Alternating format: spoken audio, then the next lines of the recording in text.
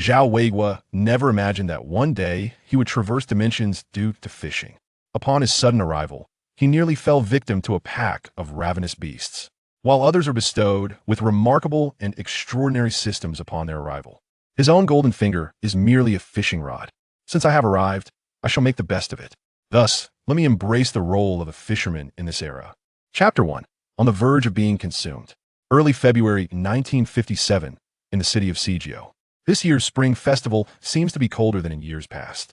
After several days of continuous snowfall, it is a rare delight to see the skies clear today. The children, long confined and now restless, have all rushed outside to revel and play. Everywhere in the streets and alleys, one can observe children engaging in snowball fights and building snowmen. Occasionally, the sound of firecrackers echoes from the reveling children. At this moment, within the courtyard of number 95 Nanlo Guxiang, Zhao Weiguo, who has been lying in a state of unconsciousness for an indeterminate duration, is finally roused by the cacophony of firecrackers outside. Groggily opening his eyes, he gazes at the unfamiliar surroundings with a sense of bewilderment. Just as he attempts to sit up, an abrupt wave of dizziness overwhelms him. Immediately thereafter, a flood of memories rushes into his mind like a revolving lantern. The memories that do not belong to his original self surge forth, causing a sharp pain in his head. It feels as though needles are piercing his skull. He grits his teeth and endures until the pain subsides significantly. The sudden influx of memories leads him to realize he has traversed dimensions, or perhaps it is more akin to a reincarnation. His consciousness is primarily rooted in the memories of his past life. The memories of this life merely flicker through his mind like a revolving lantern. In his previous existence, he was also named Zhao Weiguo. His parents, for reasons unknown, chose to bestow upon him such an antiquated name. His brief life in the past can only be described as unremarkable. He had an average appearance and mediocre academic performance. After graduation, he became an ordinary office worker, one among the countless drudges of society. He had not even been in a romantic relationship as he approached 30. Each night, he was accompanied solely by those virtuous and talented female teachers. His only hobby, it seems, was fishing. Zhao Weiguo's ability to traverse dimensions is intimately connected to this passion. On weekends, he would often indulge in fishing. On the day of his transcendence, he attempted sea fishing for the first time with friends by renting a boat. As fate would have it, whether due to his fortunate or unfortunate luck, his first cast resulted in a nearly 100-pound fish taking the bait. Just as he celebrated this momentous catch, he was suddenly engulfed in despair as the massive fish dragged him into the depths of the sea. Unable to swim, Zhao Weiguo ultimately drowned. In his final moments, he caught a fleeting glimpse of a golden silhouette flashing past him. However, by that time, his consciousness had begun to dissipate, leaving him uncertain of the fish's species. As for the Zhao Weiguo of this world, his cause of death is similarly linked to fishing. From the memories he has accessed, the life of the original self was quite tragic. He lost his mother at the tender age of 3 and his father at 10. Not only was he left without support, but he also struggled to obtain even a morsel of food. The inhabitants of the courtyard appeared to regard him with disdain. Even when he was on the verge of starvation, not a soul offered him sustenance. In fact, there were times when he resorted to begging on the streets in his hunger. On the very day of the original owner's demise, it was due to an insatiable hunger that he ventured to Shikahai with a makeshift fishing rod, intending to break the ice and fish. Unfortunately, his luck was woeful, for the very spot he chose to stand upon was precariously thin ice. Unable to bear his weight, the fragile layer shattered, and the original owner plunged directly into the depths of Shikahai. Had it not been for the timely intervention of nearby individuals who discovered his fall and rescued him, this unfortunate soul might have remained submerged until the spring thaw. After reclaiming his life, he was returned to his abode by a group of benevolent strangers. However, it was unfortunate that his dwelling was occupied by a pack of brutes. Upon receiving him from those kind-hearted individuals, they uttered sweet reassurances of care. Yet in reality, they callously tossed him, drenched, onto his bed and paid him no further heed. They left him to languish in his own plight, allowing nature to take its course. Had the original owner not mustered the strength to crawl into the covers and envelop himself, he might very well have succumbed that very night. However, the original owner could not sustain his endurance for long. That night, he succumbed to a chill and developed a fever, rambling incoherently throughout the day. He held on until this morning, when he finally succumbed, his body collapsing, only to be occupied by the current Zhao Weiguo. Reflecting upon the myriad experiences of both his past and present, Zhao Weiguo felt an overwhelming sense of dislocation. In this moment, whether he wished it or not, he was compelled to accept the reality of his transmigration. Just as Zhao Weiguo was about to struggle to rise, an unexpected series of knocks echoed from outside. Zhao Weiguo! Zhao Weiguo, are you awake? A stir of anticipation coursed through Zhao Weiguo. He refrained from responding, instead straining to listen to the commotion outside. Perhaps due to the silence emanating from within, the voices of those outside grew somewhat louder. Old Yin, Zhao Weiguo must be dead, right? How would I know? He hasn't emerged since you all left that day. Aren't you going to check on him? Third uncle? You go in if you dare. I certainly won't. If he has died in there, it would be utterly terrifying. I will go in. But let me tell you, third uncle, if I do, Zhao Weiguo's house will no longer concern you. That cannot be. Foolish Zhu. Zhao Weiguo belongs to us in the front courtyard. Naturally, this house belongs to the front courtyard. Nonsense. His passageway lies between the front and back courtyards. Who says it belongs solely to your front courtyard? Regardless, Zhao Weiguo is one of ours from the front courtyard, and hence his house belongs to us. Moreover, Zhu, do you not already have 4 rooms? Why are you coveting this house? Enough, old Yin. Do we not agree that we would discuss the house only after handling Zhao Weiguo's affairs? And you too, Zhu, should temper your tongue. Indeed, all of you should speak less. Let's first deal with Zhao Weiguo's remains. Zhu, go in and ascertain whether Zhao Weiguo is truly dead. We cannot afford to wait until the body begins to decay before we realize it. Dongshu, you will accompany Zhu inside. If Zhao Weiguo has indeed passed, wrap him in a straw mat and take him outside the city to be cremated. I, along with second uncle and third uncle, will stand guard at the courtyard. Listening to the conversation outside, Zhao Weiguo felt a chill creep through him. He recalled the most bitter part of his predecessor's memories. While the former occupant lay on the bed, struggling in his final moments, there were persistent knocks at his door, inquiries into his consciousness. This was not concern for his well-being. It was a clear attempt to confirm whether he still breathed. This group sought to feast upon his demise. As for the identities of these individuals, both his former self and the original owner were well aware. Yizhonghai, Zhu, Yin Bugue, Lu Haizhong. This was the world of a love-filled Sihiyuan. How could he have possibly transmigrated into a den of beasts? Realizing his precarious situation, Zhao Weiguo felt a surge of panic. These individuals appeared intent on allowing him to perish from his illness, subsequently consuming the remnants of his life. Yet, this frail body afforded him no means of resistance should they choose to act against him. Zhao Weiguo dared not place his life in the hands of these individuals' morality, as one could hardly expect compassion from beasts. In light of this dire predicament, he resolved to devise a means of self-preservation. With that thought, Zhao Weiguo decided to feign sleep. If they were to discover that he had eavesdropped on their conversation, it was likely they would resort to silencing him permanently. Chapter 2. The malicious intent of Jia Dongshu. Zhao Weiguo swiftly closed his eyes, adjusting his breathing to feign slumber. Before long, the front door of his home was swung open from the outside. A chilling gust of wind swept in, causing Zhao Weiguo to shudder involuntarily. At this moment, his heart raced furiously. He pinched his thigh to redirect the pain and stave off any noise that might alert the intruders outside.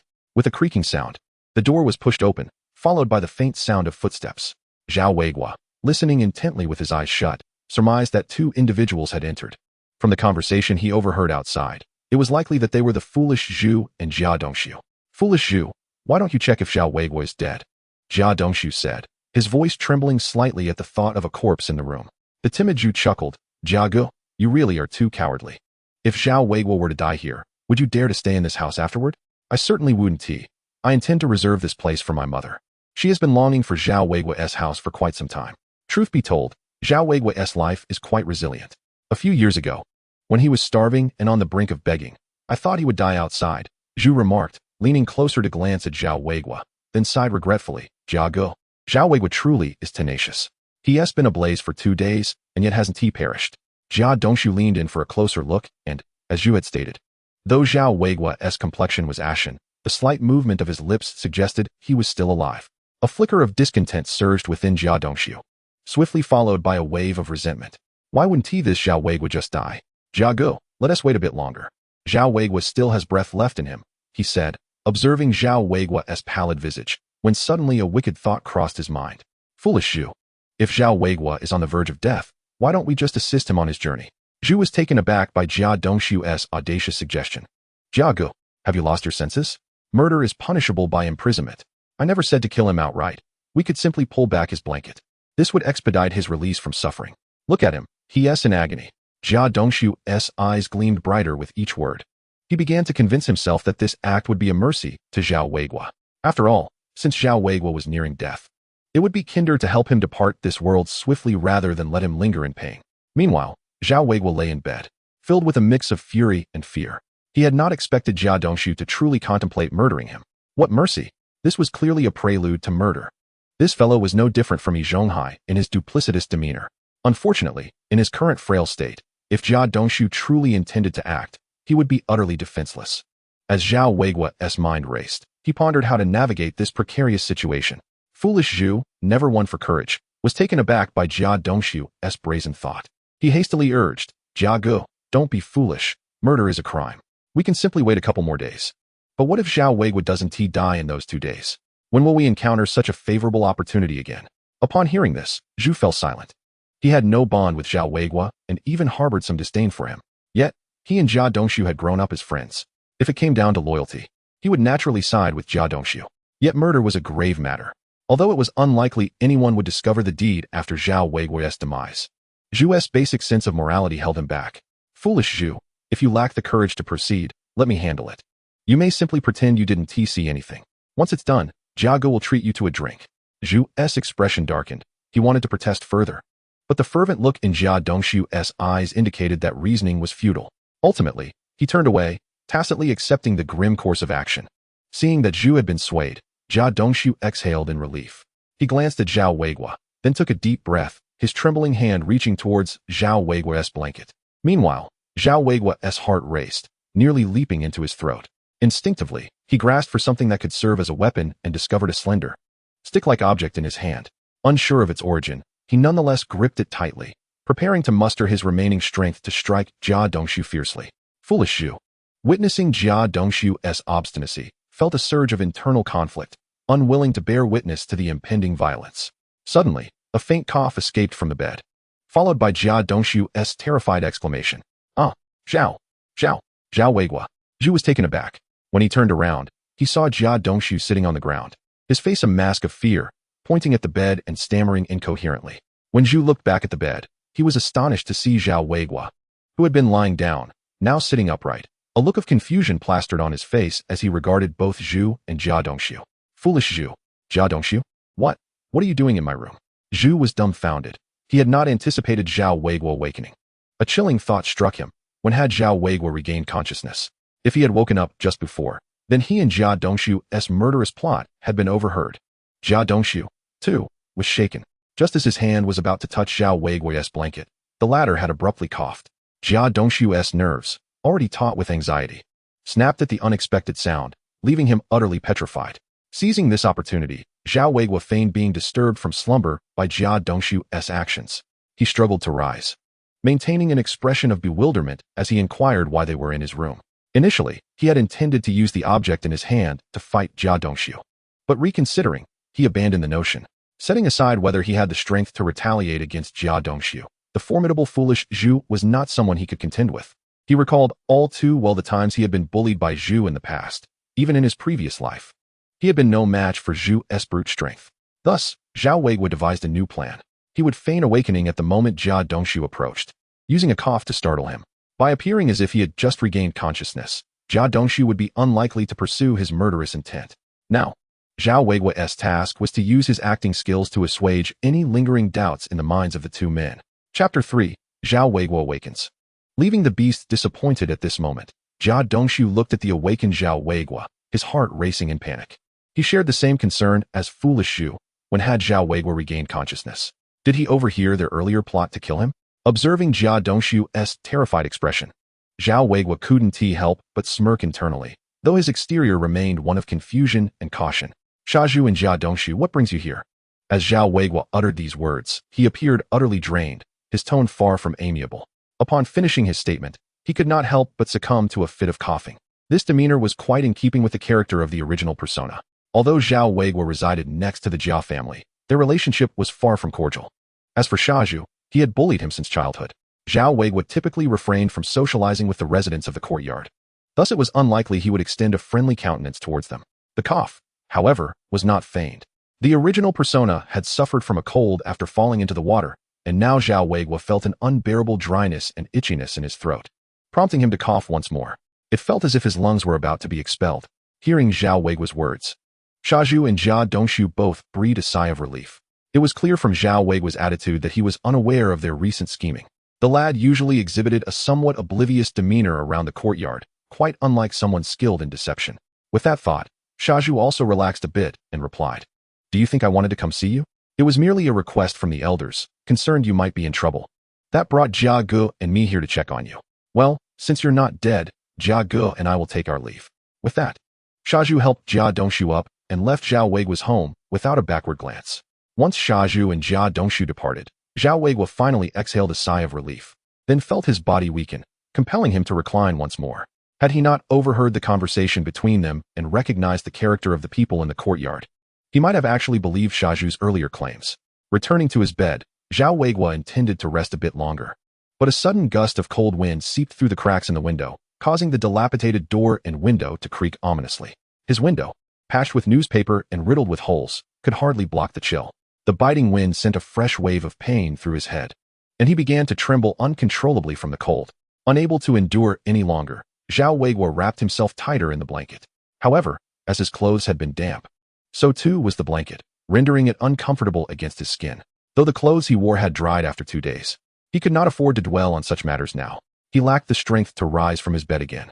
Ultimately, he could only cover his head with the dry section of the blanket, leaving only his mouth and nose exposed for breathing. This position was undoubtedly uncomfortable, but at least it spared his head from the cold draft.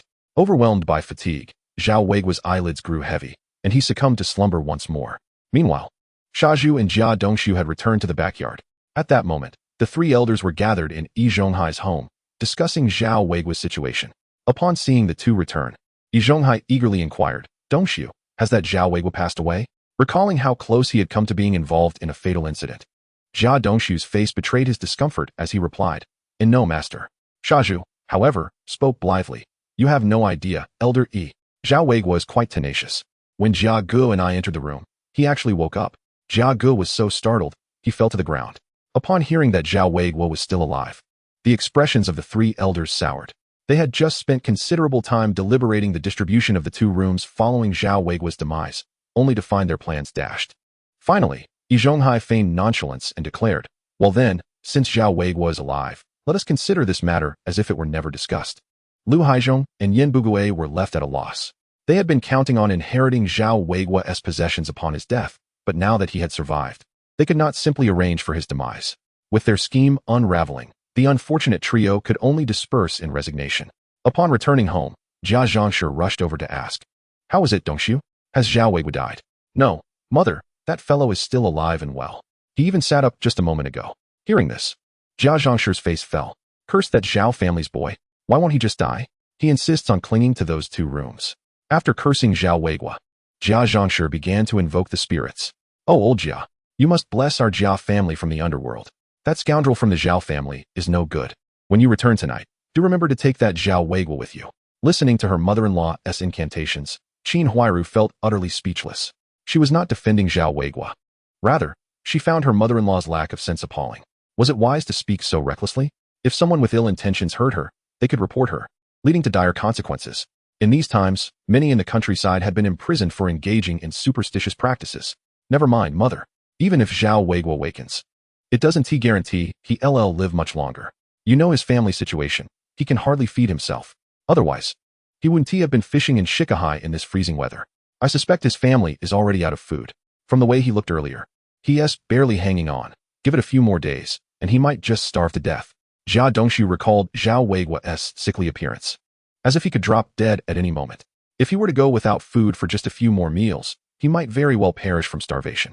Upon hearing this, Jia Zhongshu immediately became animated. She hurried to the cupboard to retrieve old Jia's photograph, setting it upon the table. She then took out incense, candles, and other items for worship from beneath the bed, constructing a makeshift altar on the dining table. Jia Zhongshu then clasped her hands together in prayer before the portrait of her late husband, reciting fervently, "Old Jia. Whether our family can secure a room this time depends entirely on you. If you can hear my plea, please ensure Zhao Weiguo is taken away tonight. Rest assured, I will burn some money for you to spend in the afterlife." Witnessing her mother-in-law establishing a shrine in their home left Qin Huairu utterly astounded. She quickly urged, "Mother, you must put all this away. If anyone reports this, it will be disastrous."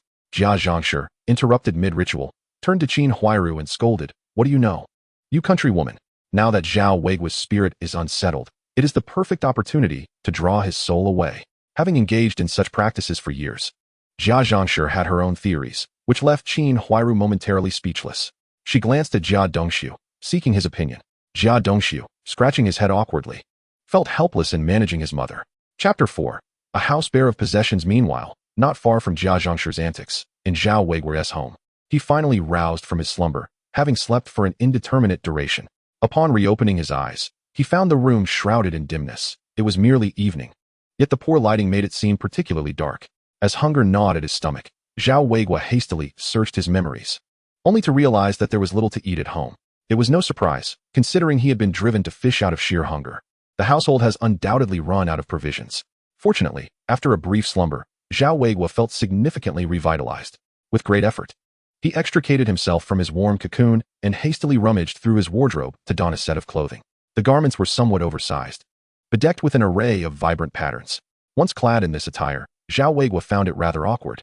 It then struck him that it bore a striking resemblance to the custom-made beggar's outfit from Balenciaga he had glimpsed online in his previous life. These clothes were a legacy from his father, naturally ill-fitting. After years of mending, they had transformed into a semblance of luxury.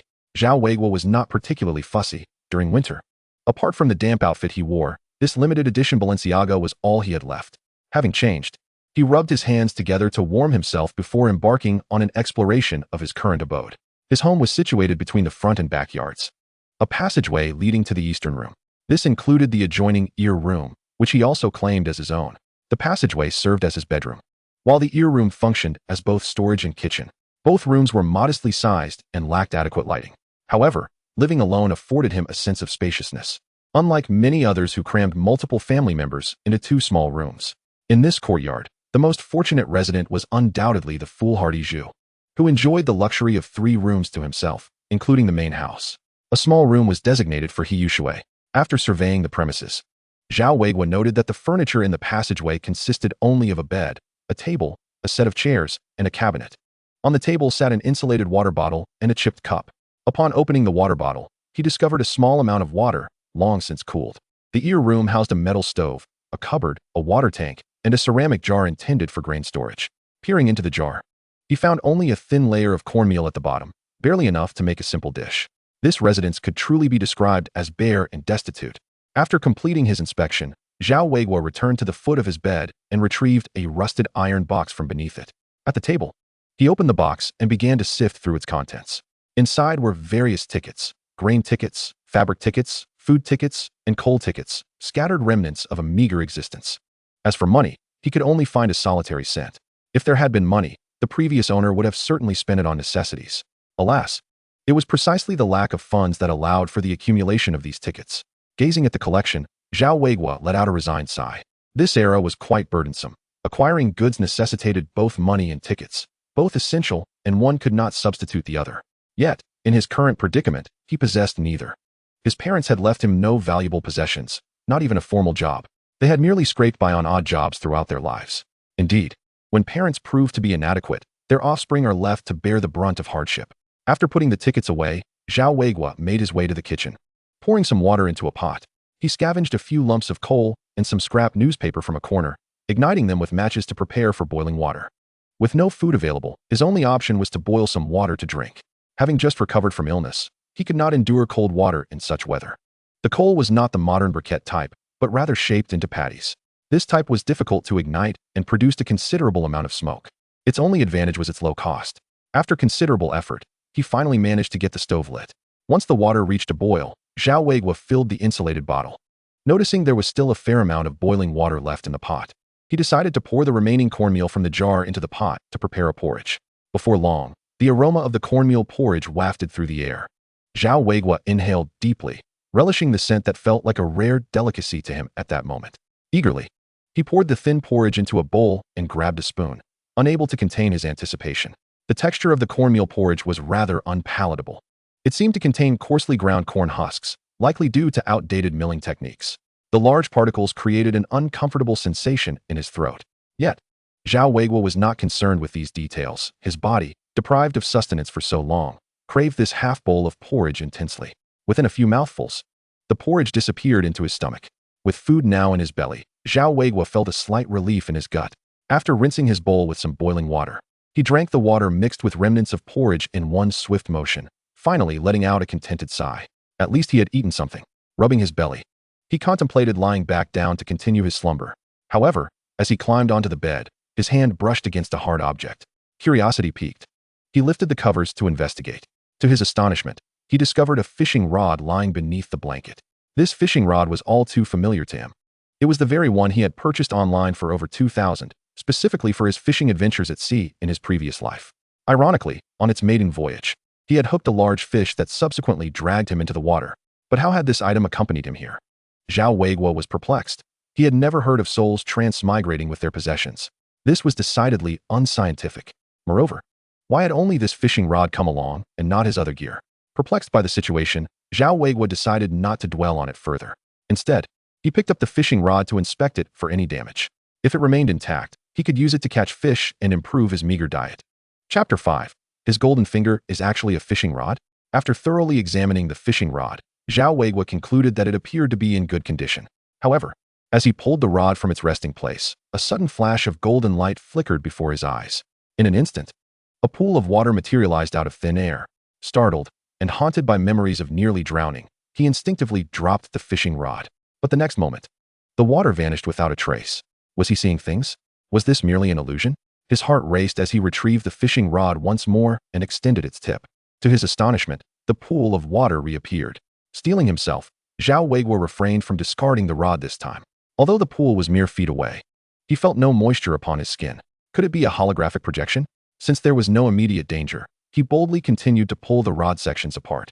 As the fishing rod lengthened, the pool expanded alongside it, eventually reaching the size of a basketball court before halting. Upon fully extending the rod, the golden light flashed again, shooting toward his forehead. Instinctively, he raised his hand to shield himself, but the light penetrated through his fingers and entered his mind. In the next instant, a torrent of dreamlike information surged through his consciousness, as though he had just traversed through the fabric of time and space. When he next opened his eyes, he found himself standing in the very center of a pool, or rather, he was standing upon the water's surface. Zhao Weiguo had also come to comprehend the origins of this pool. It turned out that everything was intricately linked to the golden light he had seen during his past life's near drowning. The fish he had caught in his previous existence was not a grand creature, but rather a mere projection of a golden behemoth from his world. Zhao Weiguo had stumbled upon a stroke of luck. Out of curiosity, he had been drawn into the sea by that entity, resulting in his demise.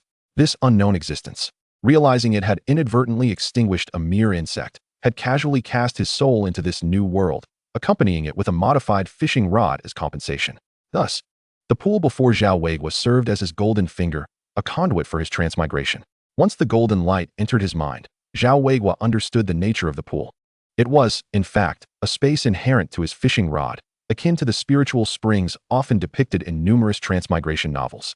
However, his version appeared to be a severely limited edition, lacking the mystical energies capable of refining one's essence, and the space itself was rather confined. He could only observe but not enter, and it was a realm visible only to him. Nevertheless, this space could harbor flora and fauna, with the passage of time mirroring that of the outside world. Everything within was governed by his will. Although this space currently resembled a holographic projection, it indeed existed in reality. With a mere thought, a handful of water manifested in his palm, cascading through his fingers. The warmth and tangible sensation of the water filled Zhao Weiguo with wonder. While this golden finger boasted no extraordinary powers, there was indeed one remarkable capability. He recalled the information left in his consciousness, that entity had projections across various worlds, and thus, this space theoretically connected to temporal rifts of those worlds, with the key to accessing them being the fishing rod in his hand. In other words, by wielding this rod, he could fish for treasures from different realms. Though the likelihood of success was slim, contingent upon his fortune, the thought of this ability quickened his breath. It was a low-tier version of fishing across the heavens. Zhao Weiguo, not being greedy, merely hoped to someday reel in an artifact from a world of cultivation, which would suffice to fulfill him.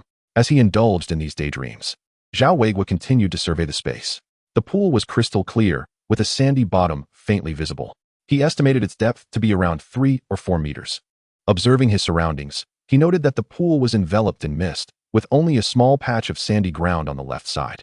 A glimmer of excitement sparked within him as he spotted a black bundle on the sand. Wasn't that the backpack he had taken fishing? He could hardly believe it had followed him here. With a mere thought, the bundle floated over to rest in his hand. In the next moment, he exited the space, now holding a backpack.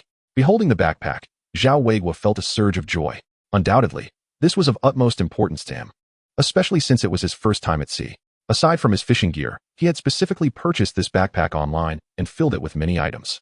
He had a habit of preparing extensively for any journey, often packing far more than necessary, fearing he might need something only to find it absent.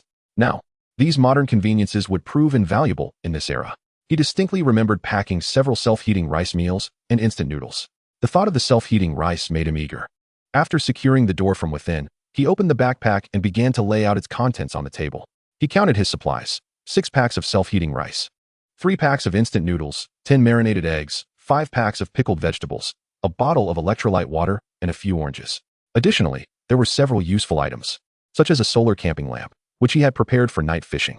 Testing the lamp, he found it still functional. It seemed the merchant's claim of its waterproof nature was indeed true. His investment of several hundred yuan appeared worthwhile, as it should last for years. As for the other items, like tissues, they had become damp, and the power bank had also taken on water. Even if the power bank worked, his phone had long since vanished, and this era lacked any internet connectivity. Upon further rummaging, he unearthed a pack of chewing gum, a bottle of sunscreen, a sunshade umbrella, a set of nail clippers, and a camping knife. Lastly, he discovered a box of amoxicillin. At present, the most critical items in his possession were undeniably the self-heating rice and the camping lamp. Since his backpack was spacious, his companions on the boat had entrusted their food to him, which now benefited him. Zhao Weiguo hastily retrieved a pack of self-heating rice, eager to supplement his meager diet. His new body was far too frail and in need of nourishment. That small bowl of cornmeal porridge had barely sufficed. He opened a pack of self-heating rice with braised beef flavor, adding water and the seasoning packet, then placing the heating bag at the bottom with water. While waiting for the rice to steam, Zhao Weiguo picked up the fishing rod and began to play with it. This rod was now bound to him.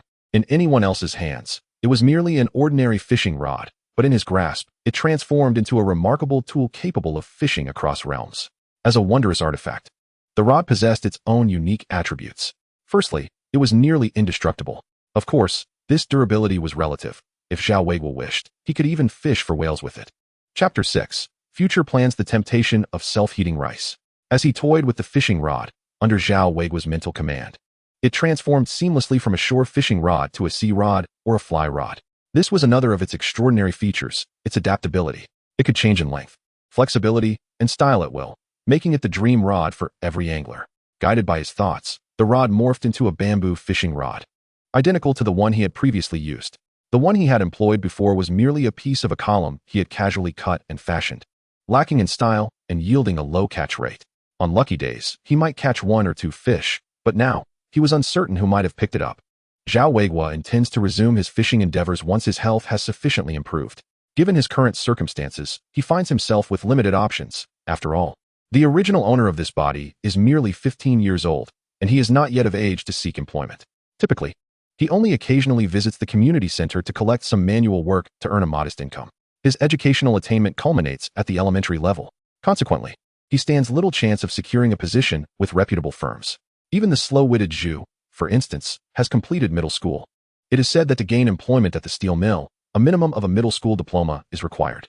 Moreover, his unique talent, akin to a golden finger, is best suited for fishing. To fully exploit this talent, he must embrace the identity of a fisherman. Nevertheless, Zhao Weiguo harbors aspirations of obtaining a higher educational qualification. Holding a diploma would undoubtedly enhance his prospects for the future. The academic challenges of this era are far less daunting than those faced in the later years. In his previous life, Zhao Weiguo was at least a university student, albeit not from a prestigious institution, and many years have passed since he last engaged with his studies. Yet, he believes that acquiring a high school diploma in this era should not be insurmountable. However, he must inquire further about this matter. He remains uncertain whether, after so many years away from formal education, he still has the opportunity to participate in the high school entrance examination.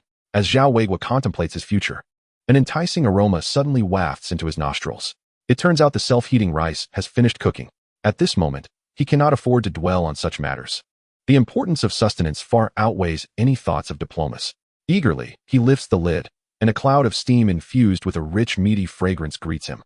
Zhao Weiguo inhales deeply. How delightful! What was initially intended as a mere convenience food now appears to him as a culinary delicacy. He takes up his chopsticks and stirs the beef rice sauce. The self-heating rice he purchased is on the pricier side, but the cost is justified. His bowl contains several pieces of beef, complemented by a layer of red oil on the surface. This meal will adequately replenish his protein and fat reserves. After mixing the sauce thoroughly, Zhao Weiguo scoops a portion of rice along with beef into his mouth. As he chews, the unique flavor of the sauce instantly envelopes his palate. Although this dish involves considerable technological finesse, Zhao Weiguo is presently unconcerned with such complexities. At this juncture, filling his belly is of utmost importance. In a short while, he has consumed nearly half a bowl of self-heating rice. The remaining portion, however, is carefully stored in his space. It is not that he cannot eat more, but his body has endured several days of hunger. Consuming such greasy food at this time would only exacerbate his gastrointestinal burden, potentially leading to diarrhea. Furthermore, he currently lacks a stable food source, necessitating a measure of prudence in his consumption. Pouring himself a cup of hot water, he takes an amoxicillin capsule, hoping it will alleviate the lingering cold he has yet to shake off. The warm water settles in his stomach, dispelling some of the chill. Coupled with the food now in his belly, Zhao Weiguo feels significantly revitalized, no longer as listless as before. Rubbing his hands together, he prepares to lie back down for a nap. However, upon touching the blanket, he discovers it is damp. How can he sleep under such conditions? As he grapples with this predicament, a sudden thought occurs to him regarding his space. He promptly stores the blanket within it. The items in his space can be manipulated at will, though the extent of this manipulation remains a subject for exploration. Zhao Weiguo attempts to draw the moisture out of the blanket using his mind, only to find this method ineffective. It appears that the capabilities of his space are not as formidable as he had hoped. Undeterred by this realization, he acknowledges that his understanding of the space is still somewhat nebulous and much remains to be discovered. He retrieves the blanket, flips it over, and wraps it around himself. Finding it less damp than before, he resolves to hang it out to dry tomorrow. Lying back down, he stretches comfortably, surveying his surroundings, which evoke a sense of both strangeness and familiarity. He must now adopt a new identity and live alone in this courtyard. He wonders how his parents from his previous life would react upon learning of his misfortune. Fortunately, he still has an elder brother and sister. And considering he had previously purchased insurance, his parents need not be left without support. As Zhao Weiguo reflects on his family, a wave of melancholy washes over him. Regrettably, he can no longer return to them. Meanwhile, next door, the Yin family is engaged in the allocation of their dinner. Yin Buguei meticulously divides the meal at the table, having ingrained a sense of fairness into the very fabric of their household. To ensure equitable distribution, it is always Yin Buguei who portions the food during family meals. Each person receives a bowl of cornmeal porridge, 2 steamed buns, and pickled vegetables apportioned by the piece, with each bun and bowl of porridge consistently sized. Over the years, Yin Buguei has honed his skills in food distribution, ensuring fairness to the point where no one can contest his methods. Yet, upon gazing at the thin porridge and buns, the expressions of Yan's siblings reveal their discontent. The eldest, Yin Jieqing, cannot contain his frustration. "Dad, why do we have to eat this again? I'm getting sick of it. What is the matter? Don't you want to eat? If you don't, I'll gladly take yours. I'm far from tired of it." Yin Jieqing quickly defends his portion. "I never said I wouldn't eat. I just wish we could improve our meals a little. I haven't had meat in months." Yin Jieqing's complaint earns the support of his younger siblings, who look at Yin Buguei with hopeful eyes. "What do you mean you haven't had meat in months? Didn't we have fish just a few days ago for the New Year?" He retorts. "That hardly counts as meat. Just a few dried fish, and we each got one. I didn't even taste it before it was gone." Yin Buguei's expression turns stern. "Look at your attitudes. All you think about is meat. If it weren't for my careful planning, how could I possibly provide for all of you?" As the children realize that meat is not in their immediate future, they can only sigh in resignation and continue with their meal. Just then, a faint yet tantalizing aroma wafts in from outside. Yin Jieqing sniffs the air and exclaims, "What is that delightful smell?" The others, Yin Jiefeng and the rest, also catch a whiff. Is it the scent of braised meat? The last time I smelled something like this was when the Silly Zhu family prepared braised pork. Not quite. This doesn't smell like braised meat, Yin Buguei muses, intrigued by the subtle yet fragrant aroma. Could it be that the Silly Zhu family is cooking again? Only he could produce such a tantalizing scent. One of the ants nearby speculates. Yin Bugue shakes his head in response. It was not him. He had not ventured out today. The only one in the courtyard who had bought meat was the family of Su Demao from the backyard. If it had emanated from there, the scent would never have reached us. Thus, it must have been someone residing nearby. As the guardian of the gate, Yin Bugue was well acquainted with the comings and goings of most residents in the courtyard. It was nearly impossible for anyone to make a trip to the market without his notice. This was a skill he had honed for his own advantage. Speaking of neighboring households, the only contender was Zhao Weiguo. The Zhou family across the way was still away visiting relatives. Yin Jiqing pondered briefly before asserting. It cannot possibly be Zhao Weiguo. We are well aware of his circumstances, and he is bedridden, close to death. At the mention of Zhao Weiguo, Yin Bugue could not help but shake his head, internally lamenting, wondering why Zhao Weiguo had not yet passed. At this moment, Yin Jiqing quietly inquired, Father, do we have a chance at Zhao Weiguo's house? Yin Bugue sighed and replied, It poses quite a challenge. I suspect Zhao Weiguo may not last much longer. However, both Old Yi and Old Lu are vying for that property. Besides them, many in the courtyard have their eyes set on Zhao Weiguo's house. But that house belongs to our front yard, Yin Jiqing exclaimed, frustrated by the fierce competition. To him, Zhao Weiguo's property was rightfully part of the front yard. It made no sense for those from the middle and backyards to meddle. If it's ours, the Jia family claims it belongs to the backyard, he added. In the end, it seems it will come down to who has the stronger influence. As the discussion continued, Yin Bugue grew increasingly irritable. His family of 6 was cramped into these 2 small rooms. With Yin Jiqing now 18, it would not be long before he would marry, making it inappropriate for him to continue living with his parents. Hence, Yin Bugue had set his sights on acquiring Zhao Weiguo's 2 rooms. Although Zhao Weiguo's property was privately owned and would be confiscated upon his death, he believed that if the 3 elder men arranged for someone to move in immediately after Zhao Weiguo's passing and kept it under wraps, the property would eventually become theirs. However, many were also eyeing Zhao Weiguo's home. Among them was a formidable competitor from the middle yard, the Jia family, with Yi Zhonghai backing them and Shizas. The strongest enforcer of the courtyard, they presented a significant challenge, further complicated by the presence of the insufferable Jia Zhongshi. The Yin family's pursuit of Zhao Weiguo's house would not be a simple endeavor. Enough of this. Let us eat, Yin Bugue said, shaking his head and inviting his family to the table. Yet, as they gazed at the evening meal before them, memories of the enticing aroma wafting through the air moments earlier dampened their appetites. That night, many in the courtyard hoped that Zhao Weiguo would not survive until dawn. Especially the Jia family from the middle yard. Jia Zhongshi spent the night summoning spirits in her home. In the dead of night, when Qin Huairu awoke, she was so startled by the sight of the spirit altar Jia Zhongshi had arranged that it nearly induced a heart attack. Early the next morning, after a sleepless night of summoning, Jia Zhongshi rushed out the door toward Zhao Weiguo's house. During her incantations the night before, she had a hazy vision of her long-deceased husband. Jia Zhongshi believed she had successfully summoned him back. If old Jia had heard her call, then surely he had taken Zhao Weiguo with him the previous night. Thus, she hurried to confirm Zhao Weiguo's fate. Upon reaching the entrance, she cautiously leaned against the door, straining to hear any sounds from within. The next moment, the door creaked open unexpectedly, startling her. When she looked up, she was met with the pale face of Zhao Weiguo, gazing intently at her. His expression, coupled with that gaze, sent Jia Zhongshi into a panic, causing her to flee home in terror, convinced that Zhao Weiguo had risen from the dead. Zhao Weiguo, bewildered, looked on at the scene unfolding with a mix of amusement and confusion. He instinctively glanced toward Jia Zhongshi's house and noticed the spirit altar she had set up on her table. A laugh almost escaped him. It seemed likely that last night, she had sought assistance from her deceased husband in trying to hasten her own departure from this world. He chuckled inwardly at the absurdity of it all. Perhaps due to the meal he had the previous night or the effects of the medication, Zhao Weiguo felt significantly improved. Stepping outside, he was greeted by fair weather, perfect for airing out his blankets. With that thought in mind, he returned inside, gathered his bedding, and hung it on the shared clothesline in the front yard to dry. Though he was still recovering, the simple task of hanging out a blanket left him slightly breathless. The pain in his throat had subsided considerably, with only occasional coughs remaining. It appeared that his body had not yet developed a resistance to the antibiotics. Just as he finished hanging the blanket, he heard an incredulous voice behind him exclaim, Zhao Weiguo, you're awake. Turning around, he found Yin Bugue emerging from his house, disbelief etched on his face, as if asking why he was still alive. Seeing Yin Bugue's expression, Zhao Weiguo couldn't help but smirk internally, though his face remained as stoic as ever. Indeed, I am fine, third uncle, he replied coolly. Zhao Weiguo had a poor rapport with the courtyard residents, rarely engaging in conversation and maintaining a cold demeanor. To the onlookers, his attitude appeared somewhat dull. Yin Bugue, overwhelmed with excitement, found himself at a loss for words.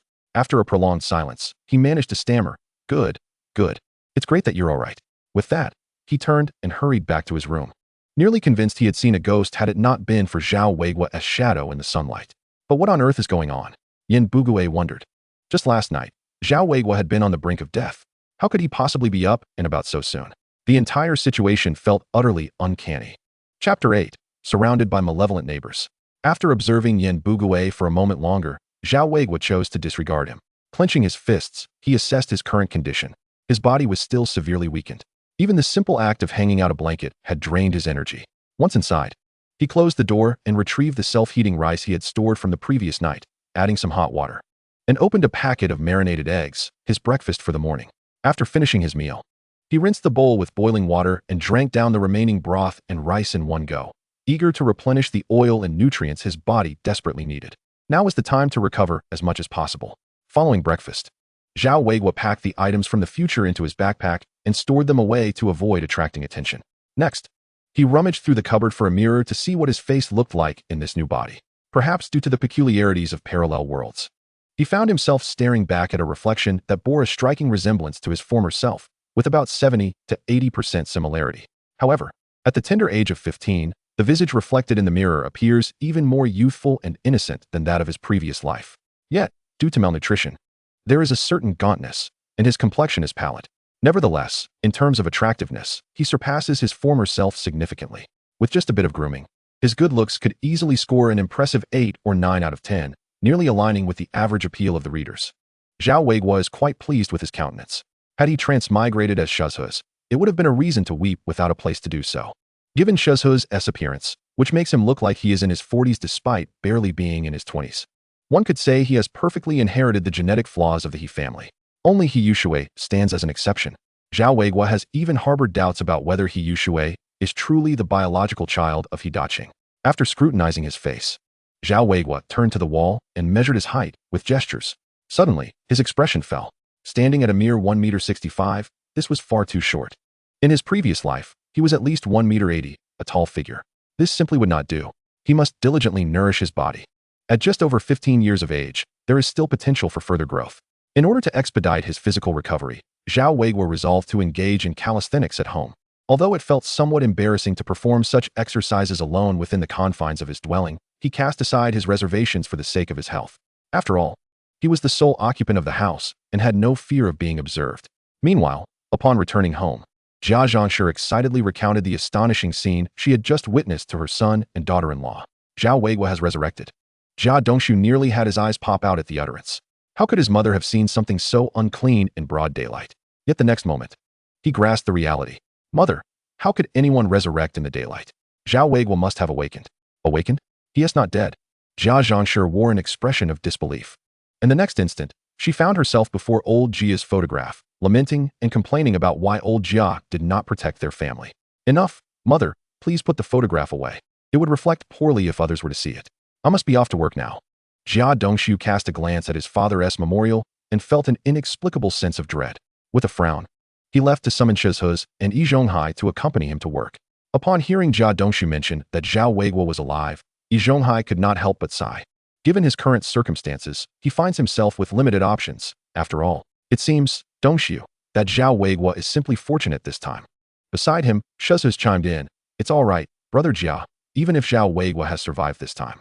What of it? He has no job or income. How long can he sustain himself? Perhaps one day, when he can no longer afford food, he will have to sell his house. Jia Dongshu, upon hearing this, could not help but internally scoff. It is easy for you to say, Shizhe, since you have a roof over your head and cannot fathom the struggles of those without. Moreover, purchasing a house is not as simple as enjoying free lodging. In the past, there were those who sought to buy a house from Zhao Weiguo, but despite his simplicity, he was not foolish. No matter what they offered, he refused to sell. Consequently, he had made quite a few enemies in the courtyard. Many residents, knowing he lived alone, would often bully or ostracize him. Not long after Shizhe and the others had left for work, the children and young women, as well as the elderly men and women of the courtyard, gradually emerged from their homes. The children, unable to contain their energy, ventured out in small groups to play, seldom returning until meal times. The elderly men either found a vacant spot to play chess or took leisurely strolls. As for the women, they congregated to engage in handicrafts while gossiping. In an era devoid of mobile phones and televisions, gossiping became one of the few pastimes available to the common folk. Given that they all resided in the same courtyard, any news would swiftly spread throughout the entire compound. Did you hear? Zhao Weiguo is alive. Third Aunt Yang Ruihua was presently sharing the morning South gossip with her close friends, having just heard the news from old Yan. Upon learning that Zhao Weiguo was safe, a curious crowd of aunties and young wives gathered around. When Zhao Weiguo was brought back, everyone had thought he would not survive a few days. Who would have anticipated hearing that he was still alive? Is that for real, third aunt? Would I deceive you? My family's old Yin saw him sunning blankets this morning, she replied. Goodness, Zhao Weiguo is truly fortunate. After all that, he is still alive.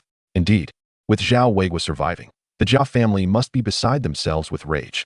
That individual has been coveting Zhao Weiguo's house for quite some time, even shamelessly proclaiming to anyone who would listen that the house would eventually belong to the Jia family. Just her? Were it not for her son being a disciple of a prominent figure, how could Zhao Weiguo's house ever come to them? Clearly, the courtyard was not a monolithic entity. With over a dozen households and 100 residents, it had long since divided into several factions. The residents of the front, middle, and back courtyards would often compare themselves to one another. Should any disputes arise, they could escalate into conflicts between the courtyards. Among them, the women of the front courtyard generally had a contentious relationship with the Jia family in the middle courtyard. At that moment, Jia Zhangshi happened to walk over, clutching a blanket. Upon seeing the main character approach, the several aunties tacitly ceased discussing the earlier matter. Everyone was well aware of Jia Zhangshi's temperament. When it came to insults, one could scarcely find anyone in the entirety of Nanluo Guxiang who could best her in a verbal altercation. This woman had once blocked the entrance of a household, berating them for an entire morning. Moreover, given her imposing stature, even in a physical confrontation, these aunties would not necessarily stand a chance against her. At that moment, Jia Zhangshi was prepared to hang the blanket out to dry. Having brought it over since the drying rack in the middle courtyard was already occupied, she decided to bring it to the front courtyard instead. Chapter 9. Seeking Trouble. Just as Jia Zhangshi was about to hang up the blanket, she noticed that the prime spot on the drying rack had already been taken. Seeing the occupied space, Jia Zhangshi shouted at the few aunties seated in the front courtyard, "Whose blanket is this? It seems to be nearly dry already. Move it aside quickly. My eldest grandson has wet the bed and is waiting for the blanket to sleep." The aunties, upon hearing Jia Zhangshi's domineering proclamation, felt a twinge of dissatisfaction. How dare someone from the middle courtyard come to the front courtyard to borrow space for drying, and with such an arrogant attitude?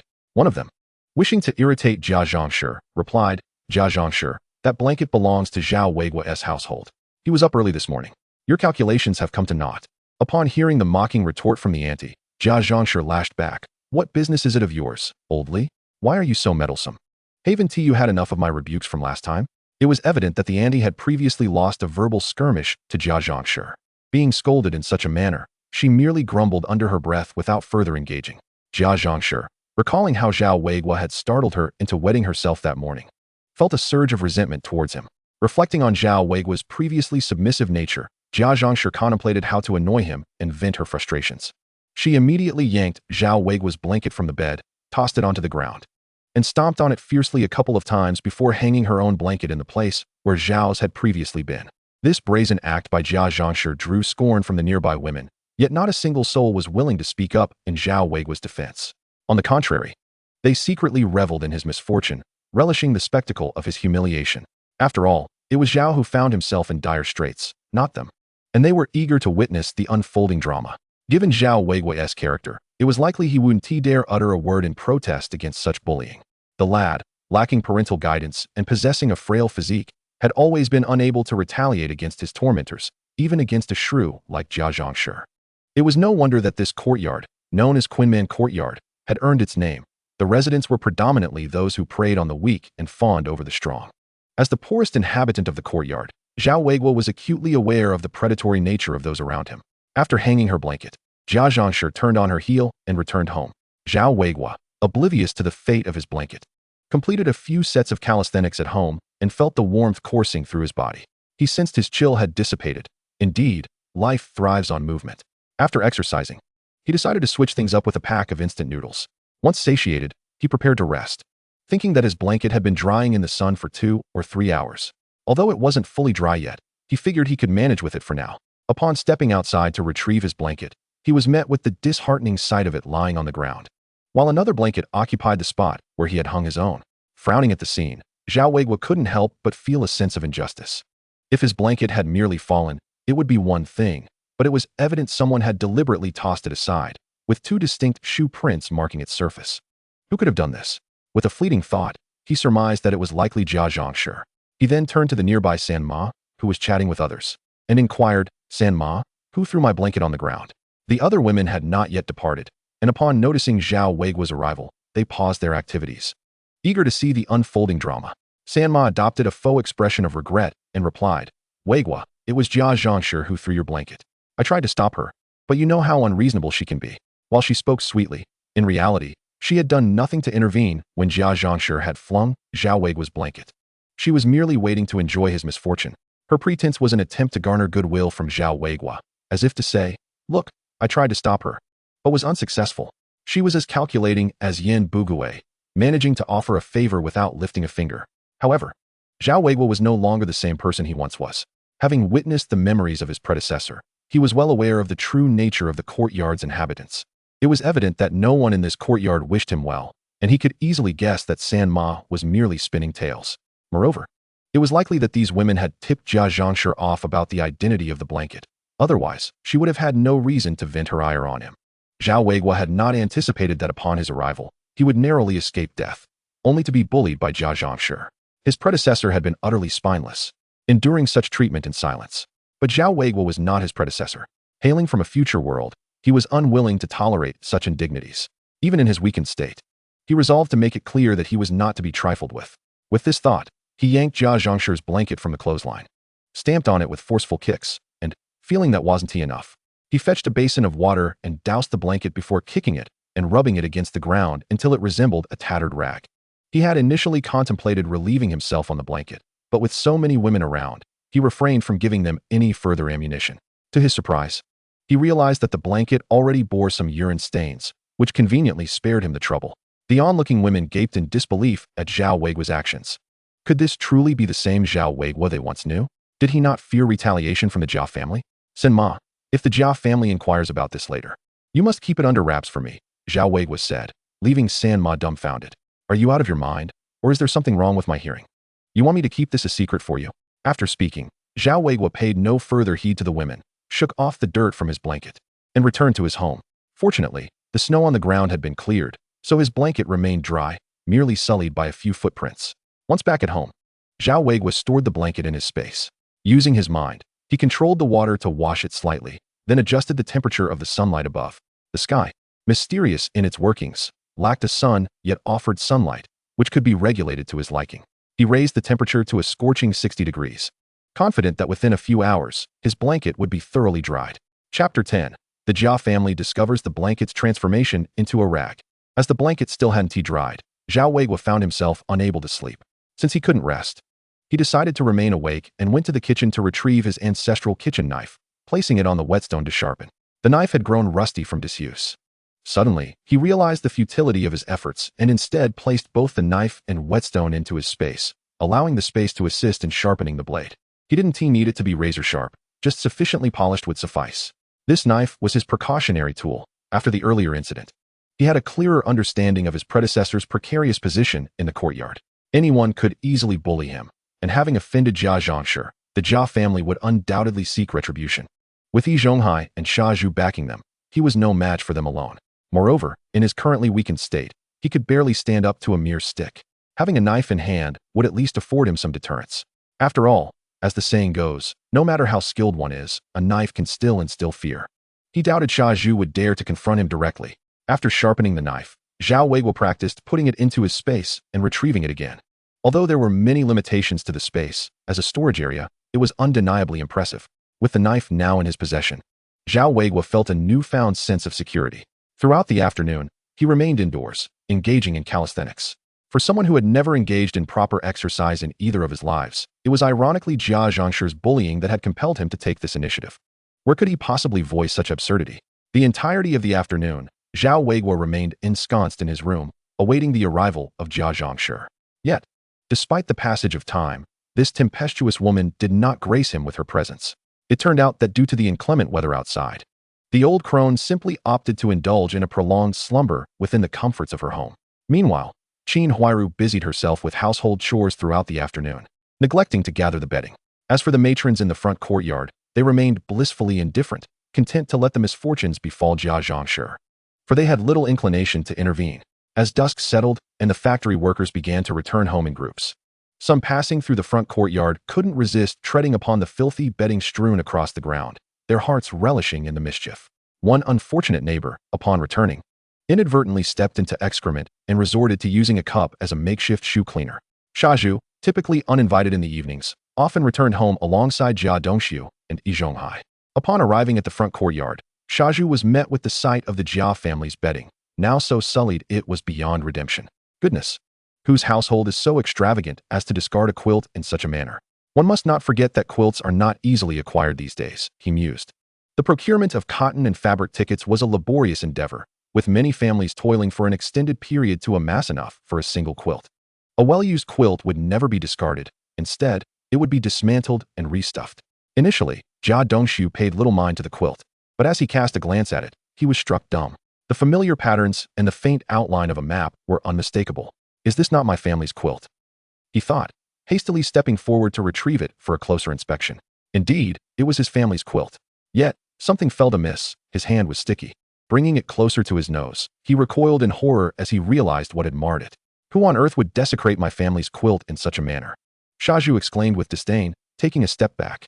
Dongxiu, why even bother picking it up when it's in such a state? This quilt belongs to my family. Jia Dongxiu protested. What? Ours? How could it end up here? Shaju queried, bewildered. I don't know. Bonging wet the bed last night. And I asked my mother to air it out this morning. Who could have foreseen it would end up like this? Jia Dongxiu lamented, tears of frustration welling up. With only 2 quilts in their possession, one shared by Bonging and Jia Zhangshi, and the other by himself and Qin Huairu, this unfortunate turn left them in dire straits. How can 4 people share one quilt? Even if they tried, it wouldn't suffice. And where would we even borrow another one? Shaju, brimming with righteous indignation, seethed. Who would stoop so low as to commit such an act? We must convene a meeting to unearth the culprit. Yi Zhonghai was equally astounded that anyone would dare to impose upon the Jia family. After all, Jia Dongxiu was not only his apprentice, but also the individual he had designated to care for him in his old age. Thus, an affront to the Jia family was an affront to Yi Zhonghai himself. However, before any meeting could occur, they needed to identify the perpetrator. Shaju, this matter need not be rushed. Dongxiu, first inquire with your mother, Yi Zhonghai suggested, not even considering Zhao Weiguo as a suspect given his meek disposition. Jia Dongxiu looked at his soiled hands with disdain, wiped them haphazardly on the ground, then grasped the edge of the quilt and dragged it homeward. He had no intention of touching it again. It was already ruined, and a little more dirt hardly mattered. Upon returning home with the ill-fated quilt, Jia Zhangshi cast a disapproving glance at it. Dongxiu, why did you bring back this wretched thing? Oh, and Huairu, go fetch our quilt from the front courtyard. It should be dry by now. Qin Huairu complied, but Jia Dongxiu interjected, Mother, what do you mean fetch? That quilt is ours. What? Ours? Jia Zhangshi was taken aback, her gaze darting to the quilt in Jia Dongxiu's grasp. Recognizing the familiar patterns, she erupted in fury. Who in the world is responsible for this? This is beyond comprehension. Jia Zhangshi, fraught with urgency and anger, stepped forward to inspect the quilt. Just as Jia Dongxiu attempted to intervene, fatefully, her hand brushed against the soiled section. The sticky sensation prompted her to rub her fingers together and bring them to her nose, resulting in her own bout of retching. Who could commit such an atrocity? If I find the culprit, I shall see to it they regret their actions. Witnessing her mother-in-law's reaction, Qin Huairu deduced the quilt must be sullied with something unspeakable, leaving her disconsolate. A perfectly good quilt rendered unusable. What would they do for warmth at night? The prospect of purchasing a new quilt was bleak, as they lacked the necessary cotton tickets. Chapter 11. Jia Zhangshi's uproar in the front courtyard. Jia Dongxiu was momentarily stunned by his mother's bellow, instinctively reaching to cover his ears. Yet, the memory of what he had touched compelled him to abandon the notion. Mother, the priority now is to unearth who did this. We must compel them to compensate us for this quilt. Indeed, they must pay. If they refuse, I shall make their lives miserable. Mother, do you have any idea who is responsible for this? Jia Zhangshi, bewildered, shook her head. After returning from airing the quilt, she had remained indoors, oblivious to the identity of the culprit. In her mind, Zhao Weiguo was still the same timid individual, bullied without the courage to retaliate. Given her frequent clashes with others in the courtyard, she suspected numerous individuals might wish to seek vengeance against her. In that moment, Jia Zhangshi identified no fewer than 5 potential suspects among the residents of the front courtyard. It must have been someone from the front courtyard. My quilt was left there to dry, she exclaimed. Qin Huairu interjected. Mother, the front courtyard is under the jurisdiction of third uncle. We should consult him about this. Jia Dongshu responded. Huairu, you and mother go to the front courtyard to find third uncle. I will seek out my master. With that, Jia Dongshu set out to locate Yi Zhonghai, while Jia Zhangshi and Qin Huairu marched toward the front courtyard. Upon their arrival, Jia Zhangshi's piercing voice rang out, targeting Yin Bugui's household. Yin the miser, come out at once. How do you manage the affairs of the front courtyard? At that moment, Yin Bugui was at home enjoying his meal. As a primary school teacher, he typically returned home early, having no classes to attend. Earlier that day, he had overheard third aunt mention Zhao Weiguo's recent transformation, which piqued his curiosity. He had advised third aunt to avoid provoking Zhao Weiguo. Though she had found his caution perplexing, the lad is likely pushed to the brink after enduring such bullying from the people in the compound. It is impossible for him not to harbor resentment. Such accumulated grievances are bound to erupt eventually. One must recognize that when a seemingly honest individual finally reaches their breaking point, they can become the most fearsome of adversaries. Who knows when someone might provoke him, and he could readily resort to violence. Is it really as exaggerated as you say? Upon hearing these words, third aunt instinctively patted her chest. While conflicts and brawls do occasionally arise among the residents, they typically remain within reasonable bounds and seldom escalate to the point of fatality. She found it hard to believe that Zhao Weiguo could ever commit such outrageous acts. Who can truly predict? For now, let us refrain from provoking him and allow the Jia family to take the brunt of the conflict. Yin Bugui, well aware of the proverb that a gentleman does not stand before a precarious wall, understood that Zhao Weiguo's drastic change in demeanor might stem from being cornered. After all, he is someone who has nearly faced death once. A significant alteration in character is not out of the realm of possibility. Perhaps this lad has resolved to confront you directly. In any case, Yin Bugui had already decided to feign ignorance regarding the situation. Should anything untoward occur, it would not involve him. Yet, he did not anticipate that at this very moment, Jia Zhangshi had stormed in. Hearing her shouts from outside, Yin Bugui could not help but frown. He had never encountered such an insufferable shrew. With a sigh, he finally opened the door and stepped out. Sister Jia, what on earth is the matter that necessitates such a ruckus? Jia Zhangshi's loud voice not only summoned Yin Bugui, but also drew out the residents from the front courtyard. Upon seeing Jia Zhangshi approach the front yard, those gathered were not surprised and came out to witness the commotion. What is going on? Do you, Yin the miser, still have the audacity to question me? Look at what your lot has done in the front yard. I had a perfectly good quilt out to dry, and it has been ruined by someone. Don't you think you should provide me with an explanation?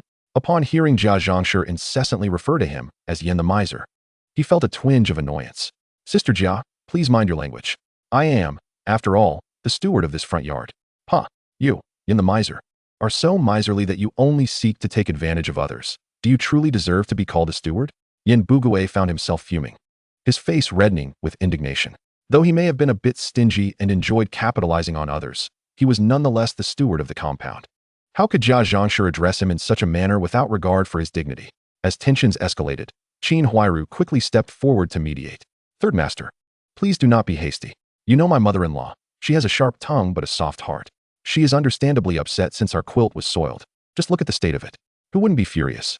We have no spare quilts, and in this frigid weather, how are we to sleep at night? Qin Huairu's words provided some solace to Yin Bugui, as she proved to be quite the articulate woman.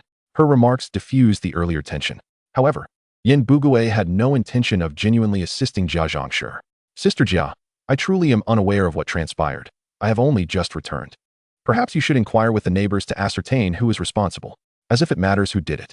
My quilt was drying in your front yard. Unless it was the people from the back courtyard who did it. Yin Bugui was already aware that Zhao Weiguo was the culprit, yet he feigned ignorance, playing the fool. Seeing his attitude, Jia Zhangshi had no desire to argue further with him and turned to the onlookers, demanding, whoever did this, step forward immediately. Do not act like cowards and refuse to take responsibility. Among the neighbors present, some knew the truth but pretended otherwise. Wary of Zhao Weiguo's recent odd behavior and not wishing to provoke him unnecessarily. As no one responded to her, Jia Zhangshi grew more incensed, pointing at the crowd and berating them. So, you all in the front yard are nothing but cowards.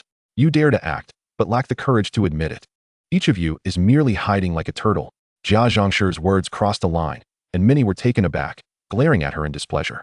Jia Zhangshi, you ought to watch your language. This matter does not concern us. One particularly bold woman from the crowd interjected, What about the Laoli family? Are they perhaps feeling guilty? Jia Zhangshi zeroed in on the outspoken woman, her ire now directed at her.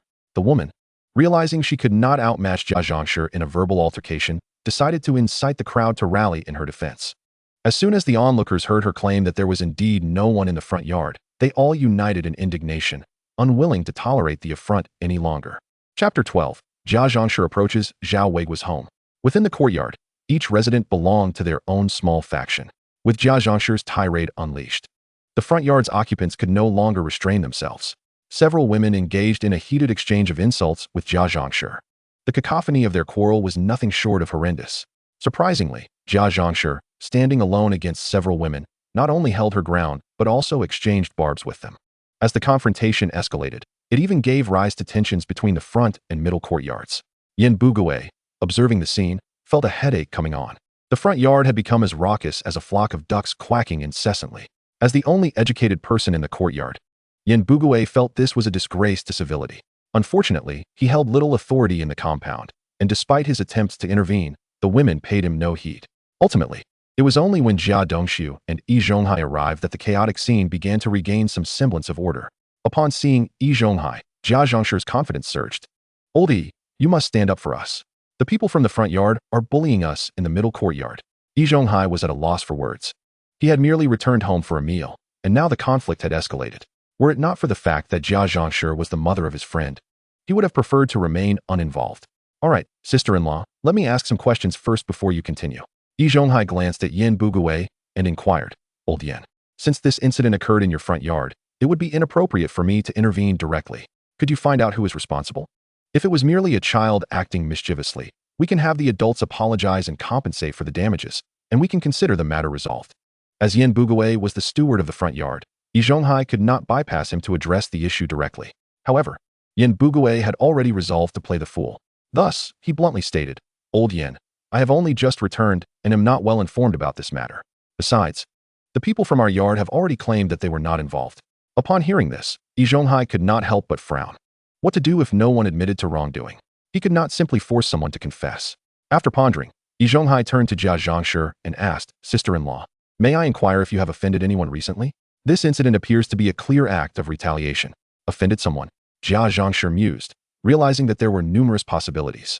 In the front courtyard, it could have been either old Zhao's family, old Wu's family, or in the back courtyard, it might have been Su Damao's mother, along with old Qin's wife and the shrew from old Wang's household. Yi Zhonghai's lips twitched. How is it that there are people you have offended in all three courtyards? Old sister, think back to today. Did you clash with anyone? Today? No. I simply brought my quilt out to dry this morning and returned home. Nothing else happened. Wait, it must be Zhao Weiguo. He is definitely behind this. Upon hearing Yi Zhonghai's question, Jia Zhangshi suddenly recalled what she had overlooked. It was indeed Zhao Weiguo. She had offended him today by throwing his quilt on the ground and stepping on it. Thus, he would retaliate against her in the same manner. If it wasn't him, then who could it be? That despicable Zhao Weiguo. She had merely tossed his quilt on the floor, and he would stoop so low as to take revenge on her. Zhao Weiguo? Yi Zhonghai regarded Jia Zhangshi with suspicion.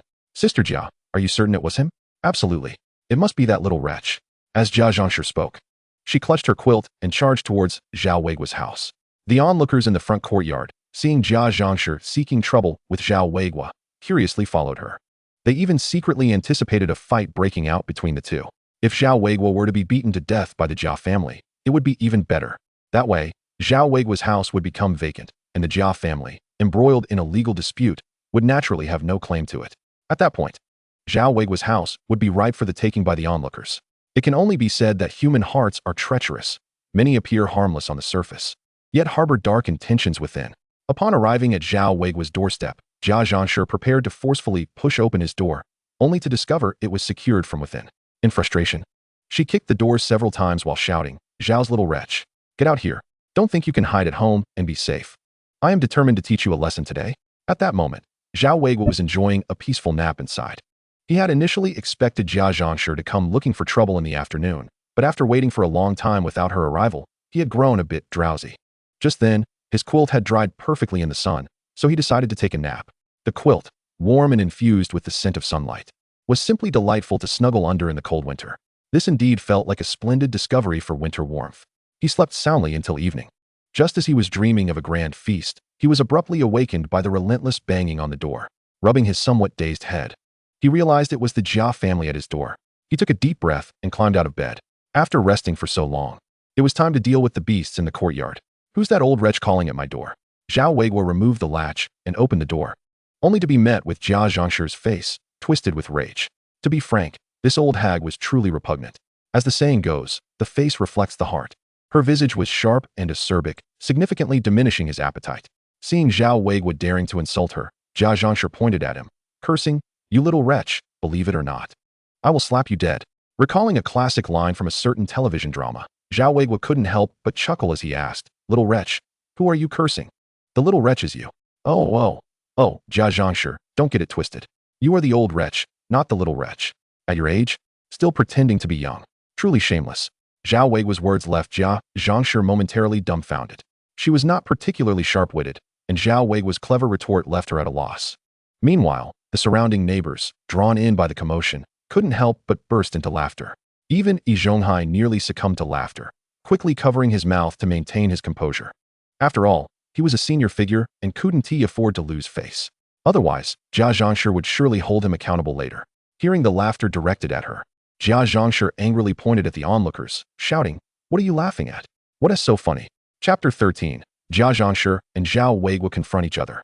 Seeing her mother-in-law ridiculed by the crowd, Qin Huairu felt her face flush with shame and quickly explained, "Mom, Zhao Weiguo is calling you a beast."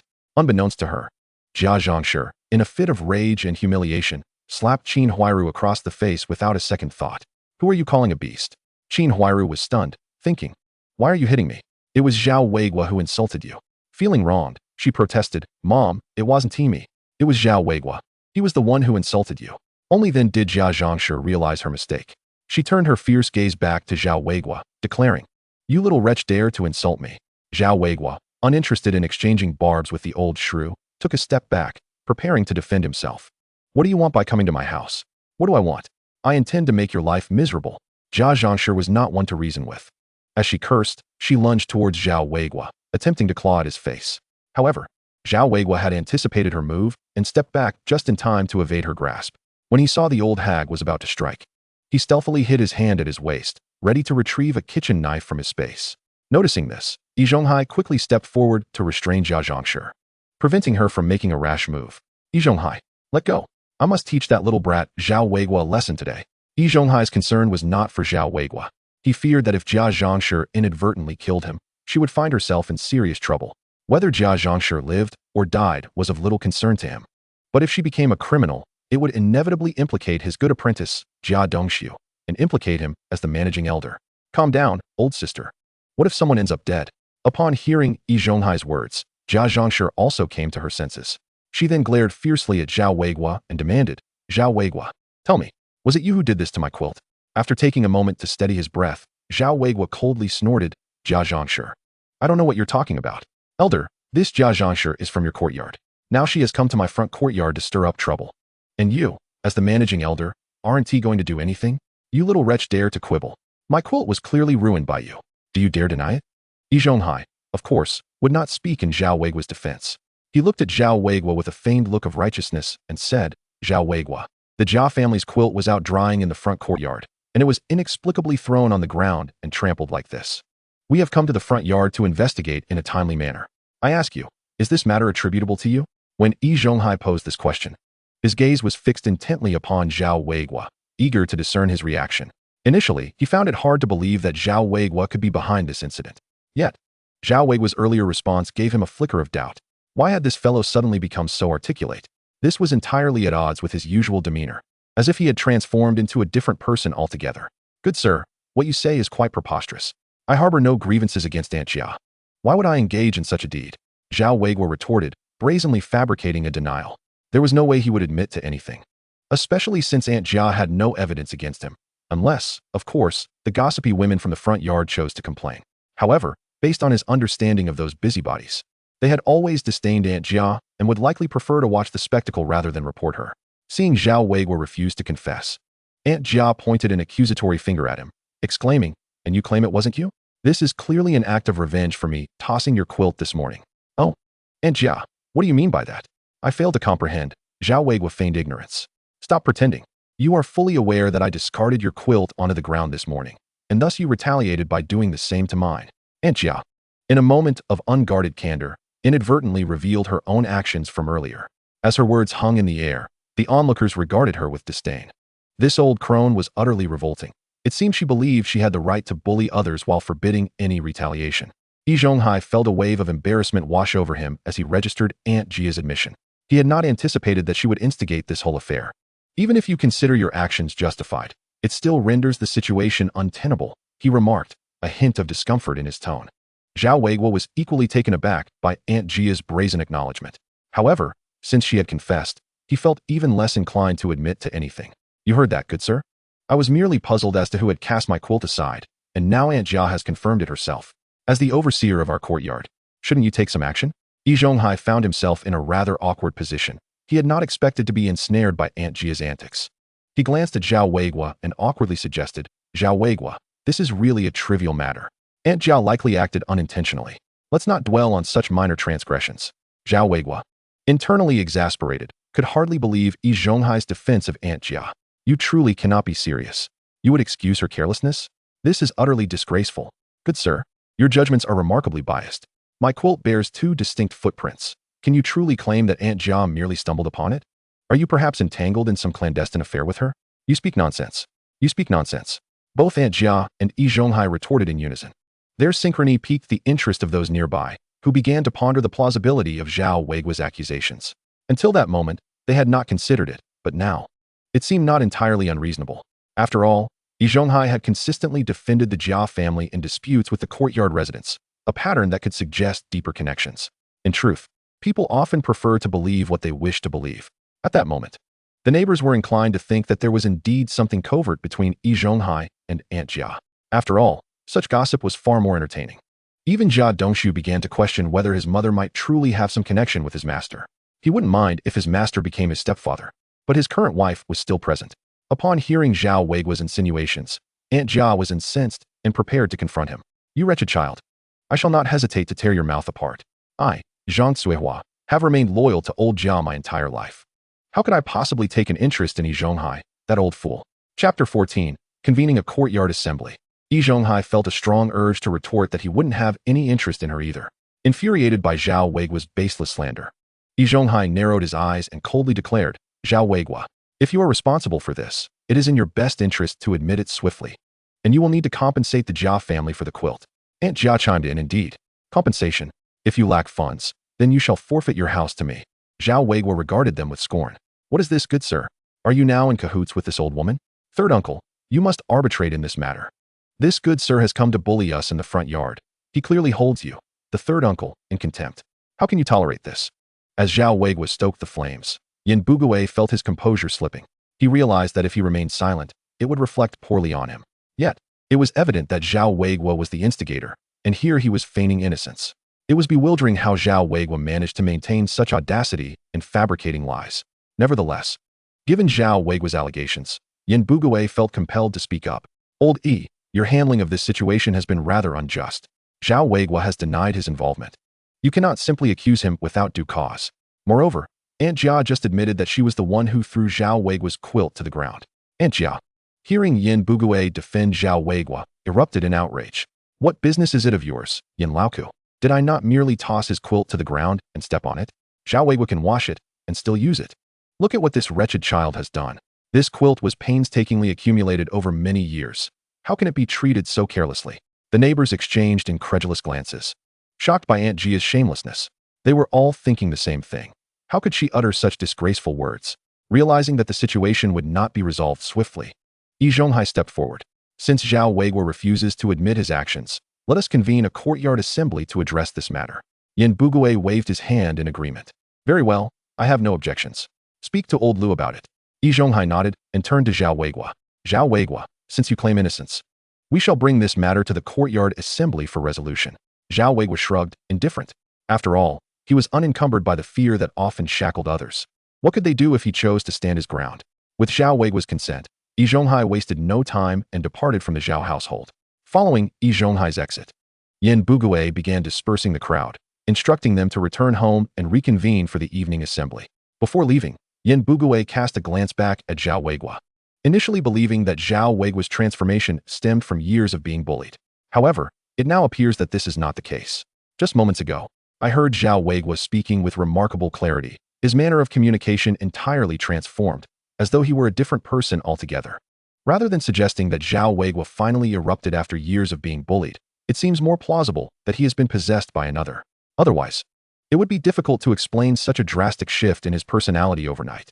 Upon returning home, Yi Zhonghai engaged Lu Haizhong in a discussion regarding the evening's assembly for the entire courtyard. Lu Haizhong, without a moment's hesitation, readily agreed.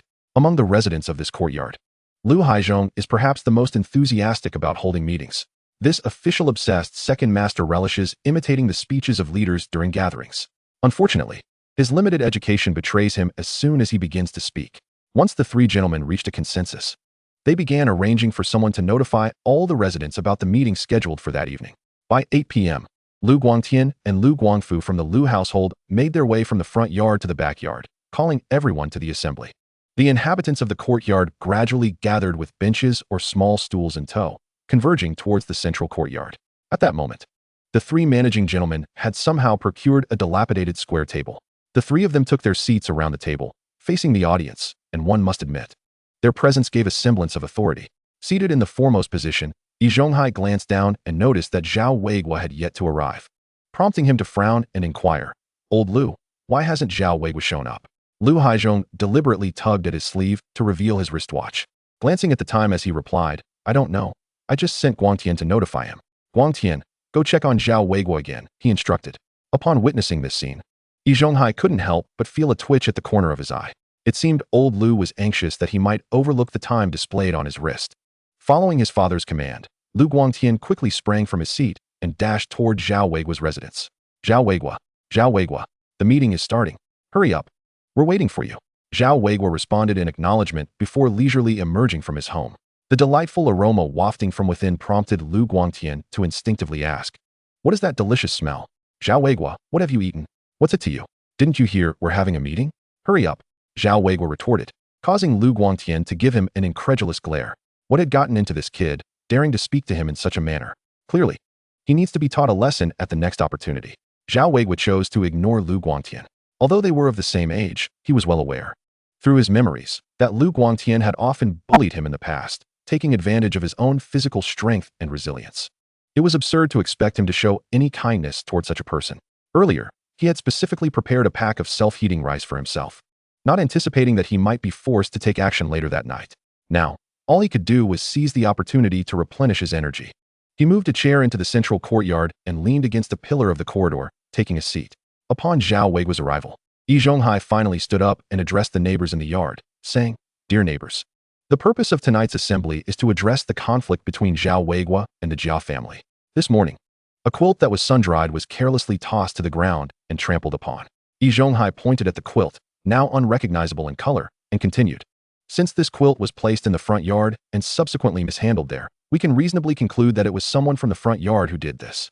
Moreover, Aunt Jia had just had a disagreement with Zhao Weiguo this morning, which has led her to suspect him of this act. The gathering of all neighbors this evening is to resolve the conflict between the two parties." Chapter 15, The Assembly of the Entire Courtyard. Listening to Yi Zhonghai's evasive remarks, Zhao Weiguo felt a deep disdain for him. This old man spoke with such grandiloquence while conveniently omitting any mention of the actions taken by Jia and Zhang. His bias was glaringly evident. After Yi Zhonghai finished speaking, Jia Zhang couldn't contain herself and jumped in, pointing at Zhao Weiguo and exclaiming, "It's all this brat's doing. I merely accidentally stepped on his quilt after it fell to the ground, and he resorts to such foul tactics. Gentlemen, you must stand up for me." Zhao Weiguo rolled his eyes in exasperation. This fat woman had the audacity to lie with such confidence. The two of them were clearly working in tandem to absolve themselves of any blame. Yi Zhonghai then stepped forward, his expression stern as he addressed Zhao Weiguo. "Zhao Weiguo, do you have anything to explain?"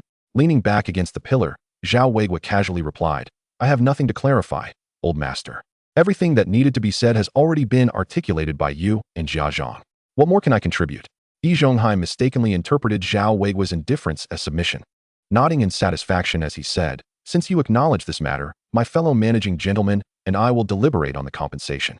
Upon hearing the mention of compensation, Jia Zhang's eyes lit up immediately. She hurriedly interjected, "Given that Zhao Weiguo's family is so impoverished, where would he find the money to compensate us? Instead, Let him forfeit a room to the Jia family. The crowd murmured in disbelief at Jia Zhang's proposal. Everyone shared the same sentiment. This woman must be out of her mind to think a quilt could be compensated with a room. Only a fool would agree to such terms. Yi Zhonghai shot a dark look at Jia Zhang. Her eagerness to claim Zhao Weiguo's property was embarrassing.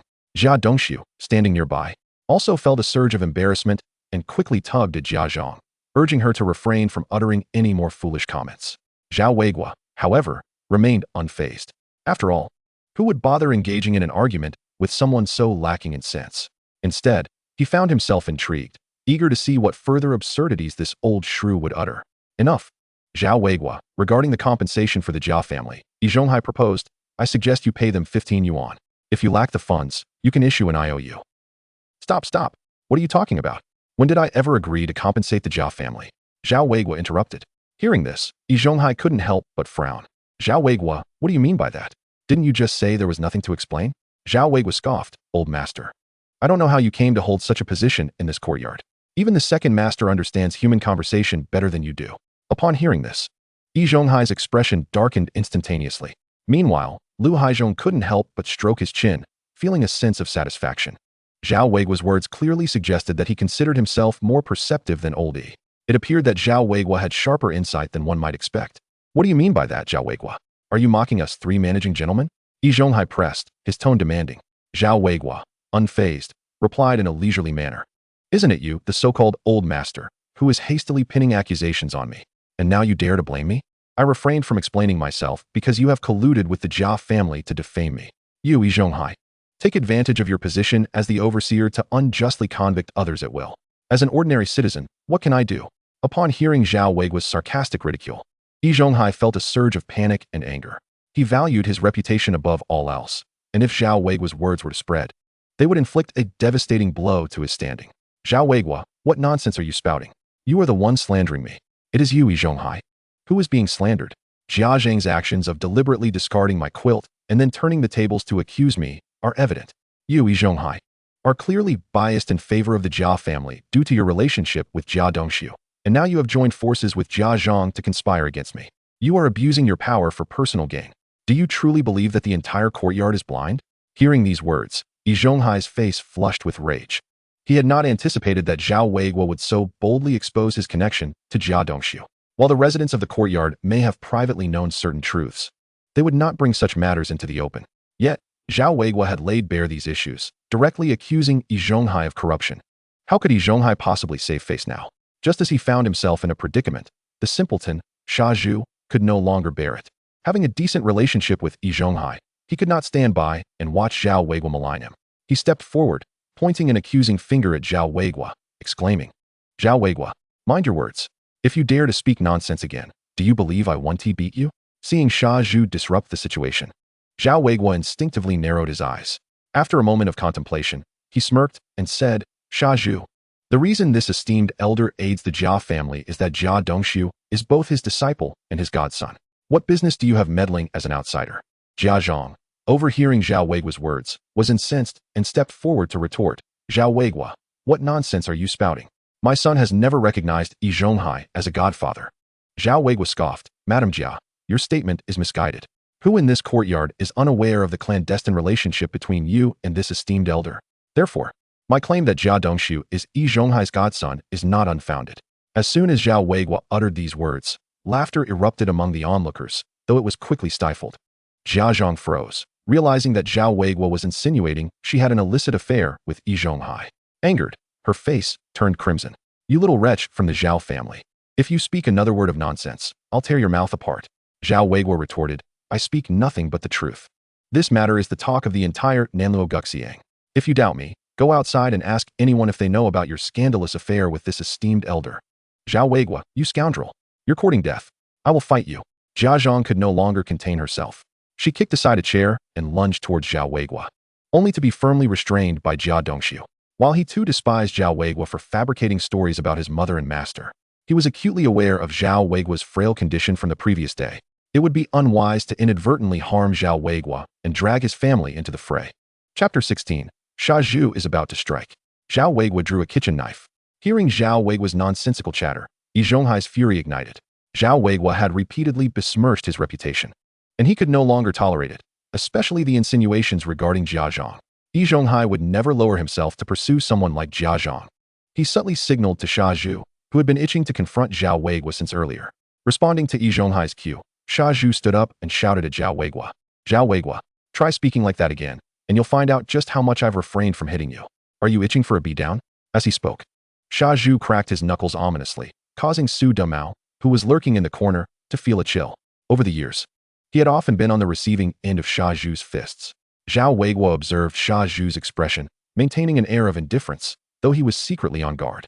Among the residents of the courtyard, Sha Zhu was the one he feared the most. He wasn't sure if he could overpower Sha Zhu with just a kitchen knife. Nevertheless, he decided to continue his taunts. He glanced at Qin Huairu, who was hiding behind Jia Dongxiu, and said to Sha Zhu, I see Jia Dongxiu hasn't moved to intervene. What is your business bouncing around like an outsider? It seems the rumors circulating outside are indeed true. You wouldn't have gotten involved with Jia Dongxiu's wife, would you? Otherwise, why would you be so eager to assist the Jia family? This is clearly an attempt to impress Jia Dongxiu's wife. As Zhao Weiguo's words hung in the air, the eyes of everyone in the courtyard widened in surprise. All gazes turned toward Sha Zhu and Qin Huairu. The most bewildered was Qin Huairu, who had no idea how she had become entwined in this mess. She had hardly exchanged a few words with Sha Zhu. Meanwhile, Sha Zhu felt a wave of anxiety wash over him. He genuinely feared his secret feelings might have been discovered, for he had occasionally fantasized about the beautiful Qin Huairu. Not only him, but any normal man in the courtyard had likely harbored similar thoughts at night. Suddenly, Jia Zhang rushed up to Qin Huairu and slapped her hard across the face. You little harlot. Speak. Have you been involved in some illicit affair with Sha Zhu? The slap was not light, leaving Qin Huairu's face swollen. However, she could not afford to be concerned about her injury as she hurried to explain, Mother, don't listen to Zhao Weiguo's nonsense. Nothing has happened between Sha Zhu and me. Jia Zhang, consumed by anger, did not believe Qin Huairu's explanation and swiftly landed another slap on her other cheek. Still trying to argue. If nothing happened, why are there rumors about you and Sha Zhu circulating outside? Jia Dongxiu was in a foul mood. Although he believed his wife would not be interested in someone as unsightly as Sha Zhu, hearing rumors of his wife having an affair with the neighbor unsettled him. Thus, he did not immediately step in to defend her, but allowed his mother to chastise his wife. The residents of the courtyard had not anticipated such juicy gossip. The pairing of Sha Zhu and Qin Huairu was akin to Beauty and the Beast, and they were astonished to learn of a possible connection between the two. Many speculated that Sha Zhu had been befriending Jia Dongxiu merely to cuckold him. The onlookers were engrossed in the unfolding drama, more inclined to believe Zhao Weiguo's words than to question their veracity. Meanwhile, Sha Zhu felt a sense of urgency as he witnessed the beautiful Qin Huairu being mistreated by Jia Zhang. Sister Qin, please don't hit her anymore. Nothing happened between us. If only Sha Zhu had remained silent, it would have been preferable. However, once he spoke, Jia Zhangshi became increasingly convinced that there existed some unspeakable connection between Sha Zhu and Qin Huairu. Even Jia Dongxiu regarded him with suspicion. Sha Zhu, you scoundrel. How dare you seduce my daughter-in-law? I'll kill you. Without a second thought, Jia Zhangshi launched an assault on her own ally. Sha Zhu, mindful of her status as Jia Dongxiu's mother, could only defend himself while incessantly attempting to explain. Meanwhile, Yi Zhonghai, witnessing the scene unfold, repeatedly slammed his hands on the table in frustration. How had this ostensibly straightforward meeting devolved into a farce due to Zhao Weiguo's antics? Dongxiu, quickly restrain your mother. It's evident Zhao Weiguo is stirring up trouble over there. Upon hearing Yi Zhonghai's admonition, Jia Dongxiu suddenly grasped the situation and rushed forward to prevent his mother from continuing her attack. At this moment, Sha Zhu found himself utterly beleaguered. Jia Zhangshi had shown no mercy in her assault. His clothing was torn, and his face and hands bore several claw marks, stinging painfully. Observing Zhao Weiguo's audacious smirk only fueled Sha Zhu's rage. Zhao Weiguo, you bastard. I will end you right now. With these words, Sha Zhu rolled up his sleeves and strode purposefully toward Zhao Weiguo. Sensing Sha Zhu's genuine fury, the neighbors instinctively moved aside, fearing that his impulsive nature might lead to unintended consequences. They were also curious, eager to witness whether a confrontation between the two would indeed unfold. However, given Zhao Weiguo's slight frame, it was unlikely he could withstand a single blow from Sha Zhu. As Sha Zhu approached, Zhao Weiguo narrowed his eyes and reached behind him. Damn it! You think I'm going to show you mercy? Today, if I don't make you call me grandfather, I won't be called Sha Zhu. Just as Sha Zhu raised his fist to strike Zhao Weiguo, he was suddenly struck with terror and retreated. Zhao Weiguo had drawn a gleaming kitchen knife from behind him, aiming it at Sha Zhu's head with a crazed intensity, clearly intent on killing him. The sight of the knife sent Sha Zhu into a near panic. Just as the blade was about to slice through the air, he instinctively leaned back, narrowly avoiding the deadly blow, but lost his balance and fell to the ground. Ignoring the painful impact, Shaju scrambled to escape, for Zhao Weiguo was already swinging the knife again. Shaju was confident that he could take on 10 Zhao Weiguos under normal circumstances, but with a knife in hand. The situation was entirely different. He had witnessed the madness and determination in Zhao Weiguo's eyes, unmistakably signaling a desire to kill. All Shaju had wanted was to deliver a beating, yet this man was intent on taking his life. Zhao Weiguo, have you lost your mind? He shouted in terror as he fled. At this point, Shaju was utterly unconcerned with his image, dashing about in search of anything to shield himself. The surrounding crowd, witnessing Zhao Weiguo wielding a knife, also believed him to be mad, scattering in fear that he might lash out and inadvertently harm them. I am indeed mad. Zhao Weiguo yelled back. Shaju, you scoundrel, you've bullied me for far too long. Today, I will ensure your demise. Chapter 17. Has Zhao Weiguo gone mad? The three elders observed Zhao Weiguo's frenzied demeanor with trepidation. Yin Bugue silently lamented, for Zhao Weiguo had indeed acted as he had anticipated. It was evident that years of being bullied by Shaju had finally culminated in an explosive reaction. If this escalated to the point of fatality, none of the three elders would retain their standing. Yi Zhonghai, filled with regret, wished he had intervened to stop Shaju earlier.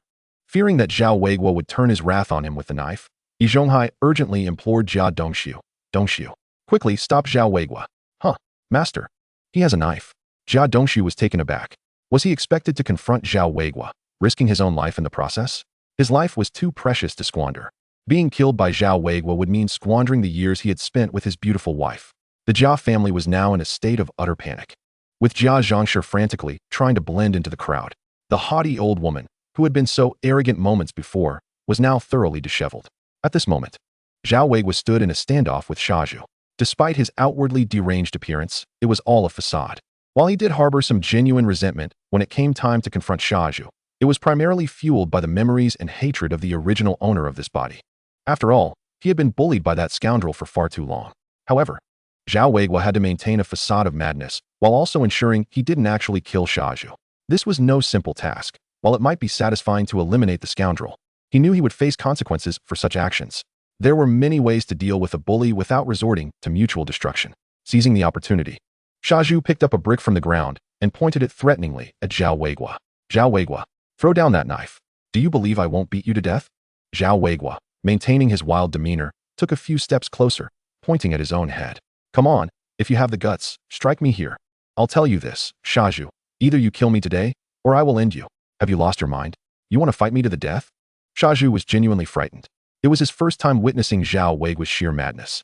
Was it true that even the most docile individuals could become so unhinged when pushed to their limits? I'm mad because of you and Yi Zhonghai.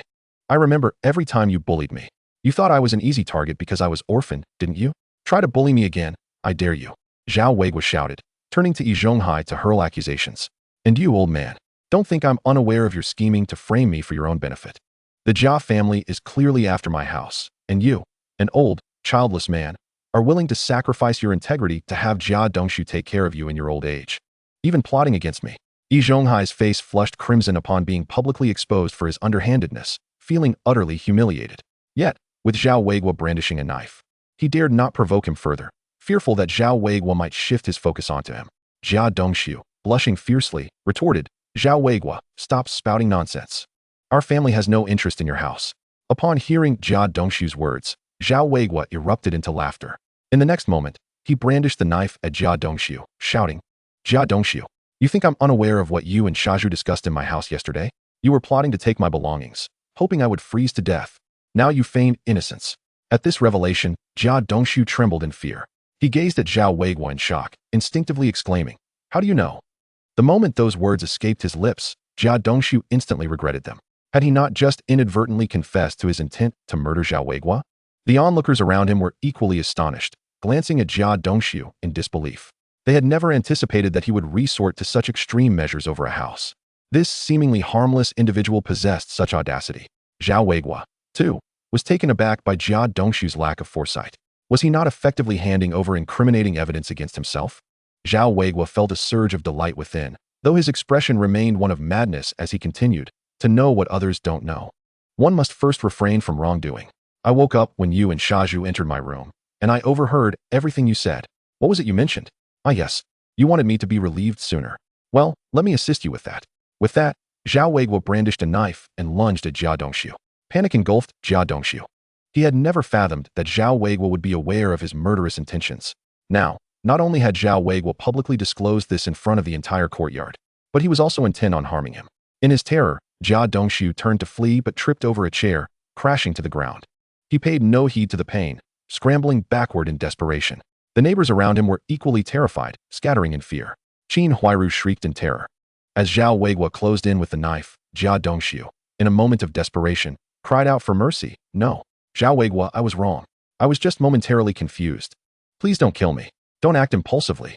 Worried that his elderly relative might be killed, Yi Zhonghai hurriedly interjected. Zhao Weiguo, still holding the knife directed at Jia Dongxiu, turned to Yi Zhonghai and retorted, rest assured, Yi Zhonghai, I am not foolish enough to sacrifice myself for someone like this. Yet, Jia Dongxiu has just confessed, and Yi Zhonghai, what do you think will happen if I report this incident to the police or the neighborhood committee? How many years do you think Jia Dongxiu deserves in prison? The mere mention of the police and the neighborhood committee sent a chill down Yi Zhonghai's spine. The thought of Jia Dongxiu being taken into custody made him realize that all his lifelong efforts could be in vain. Meanwhile, witnessing her son in peril, Jia Zhongshi clutched Yi Zhonghai's hand, crying, Yi Zhonghai, please save my son. If anything happens to him because of that scoundrel Zhao Weiguo, I swear I will make you pay. Zhao Weiguo spat at the terrified Jia Dongxiu on the ground and remarked, old beast, dare to be arrogant again. And if your son accidentally runs into my knife, it will all be your doing. Oh, by the way, I recall you have a grandson as well. Where is he? You should keep a close watch on him. After all, he is the last of the Jia family. Chapter 18, Demanding Compensation from the Jia family. Upon hearing Zhao Weiguo threaten her grandson, Jia Zhongshi was struck with fear. If Zhao Weiguo were to perish, it would merely be one life lost. But if he were to harm her son or grandson, whom could she rely upon afterward? In a fit of rage, Jia Zhongshi shouted, Zhao Weiguo, how dare you? With a nonchalant demeanor, Zhao Weiguo retorted, do you really think I care? I have nothing to lose. If I die, I will take a few down with me. He then addressed the surrounding neighbors, advising, I urge you all not to involve yourselves in this matter, for my knife does not discriminate. Should anyone fall victim, it would be a senseless death. Upon hearing this, the neighbors instinctively took a step back. They were willing to watch the drama unfold, but they were not inclined to jeopardize their own safety for the Jia family. After all, it was the Jia family that had wronged Zhao Weiguo, not them. Realizing Zhao Weiguo's audacity, Jia Zhongshi finally understood the gravity of the situation. She quickly pleaded, Zhao Weiguo, please don't act rashly. The Jia family admits our mistakes. Is that not enough? Yi Zhonghai chimed in, attempting to placate Zhao Weiguo. Zhao Weiguo, Dongxiu was momentarily misguided. Look, you are unharmed, and Sister Jia has apologized. Please forgive them this once. Upon hearing Yi Zhonghai's insincere words, Zhao Weiguo could not suppress a laugh. Yi Zhonghai, you truly lack shame. You can utter such words, and yet claim you have no intimate connection with Jia Zhongshi? Shall I then say that I, too, was merely momentarily misguided tonight? And you should forgive me? However, I do not require your forgiveness. I intend to report this to the police tomorrow. I wonder how many years for attempted murder? You, an esteemed 7th-level machinist, should be familiar with this, correct? Zhao Weiguo's casual remarks instilled increasing dread in Yi Zhonghai. He had no idea that Zhao Weiguo was merely attempting to intimidate him. In truth, Jia Dongxiu's intentions had not yet progressed beyond mere thoughts. He had not even acted upon them. Even if Zhao Weiguo did report the incident, it would likely come to nothing, or at most, a verbal reprimand. In this day and age, the police were preoccupied with apprehending spies, leaving little time to address such trivial matters. Yi Zhonghai and the others were merely acting out of concern, and with Jia Dongxiu's open admission of his murderous intentions before so many witnesses, they instinctively sought to suppress the incident. Zhao Weiguo, let us discuss this amicably. You must calm down. I will ensure you receive an explanation for this matter. At this moment, Zhao Weiguo was indeed calm. This performance was solely to secure his own interests while simultaneously venting his frustrations toward the Jia family and Yi Zhonghai. However, Yi Zhonghai's words lacked sincerity. It appeared he needed a more vigorous push. With that in mind, Zhao Weiguo shot back. I trust you as far as I can throw you, you old rascal. Don't think I'm oblivious to your attempts to deceive me. Given your sordid relationship with Jia Zhongshi, what assurance can you provide me? Zhao Weiguo then turned to Lu Haizhong and said, Second uncle, if anyone in this courtyard is truly wise and capable, it would be you. Surely you wouldn't conspire with Yi Zhonghai, would you? Lu Haizhong was momentarily bewildered. Wise and capable? Well, perhaps that was indeed the case. At that moment, he found Zhao Weiguo considerably more agreeable. Rest assured, Zhao Weiguo, I, second uncle, have no ties with the Jia family. I will not turn a blind eye to injustice. I will take charge of this matter." Upon hearing Lu Haizhong's words, Zhao Weiguo finally breathed a sigh of relief. Indeed, Lu Haizhong was the only ally he could currently find. Although Lu Haizhong was foolish and stubborn, he held one advantage. He was at odds with Yi Zhonghai. Thus, it was beneficial for Zhao Weiguo to align with him. It seemed the strategy was yielding positive results. Complimenting Lu Haizhong had swiftly garnered his support. Yi Zhonghai, however, was filled with dismay. It was clear that Lu Haizhong was unreliable. Zhao Weiguo had merely uttered a few flattering remarks, and Lu Haizhong's allegiance had shifted. This man was truly a fool. As Yi Zhonghai contemplated what to say next, Lu Haizhong interjected, "First uncle, this situation is exceedingly grave. A near-fatal incident has nearly transpired in our courtyard. As Jia Dongshu's master, you must also bear some responsibility." After receiving a reprimand from Lu Haizhong, Yi Zhonghai felt an overwhelming sense of frustration. Yet, at that moment, he could not muster a rebuttal. Regardless of the circumstances, the intent to commit murder was beyond reproach. Second uncle, Dongshu was merely momentarily confused. I, along with Dongshu, wish to extend our apologies to Zhao Weiguo. At that moment, Jia Dongshu, prostrate on the ground, hastily pleaded for mercy from Zhao Weiguo. "Zhao Weiguo, I recognize my mistake. It was a moment of folly. Please, spare me." Zhao Weiguo spat disdainfully. "If apologies were effective, why would we even need the police? Second uncle, I believe it is best to report this matter, as neither Yi Zhonghai nor the Jia family show any genuine intent." Beside them, Jia Zhongshi erupted in anger, exclaiming, "Zhao Weiguo, my Dongshu has apologized. What more do you want?" Zhao Weiguo coldly retorted, "I have never encountered such insincere apologies. You refuse to even compensate me. In that case, spare me the apologies. I shall visit the neighborhood committee and the labor security office tomorrow. I refuse to believe." "Stop. Zhao Weiguo, don't go. We will compensate you. The Jia family is willing to pay." Upon hearing Zhao Weiguo's words, Jia Dongshu had a sudden flash of inspiration and quickly interjected. Hearing what he longed to hear, Zhao Weiguo secretly sighed with relief.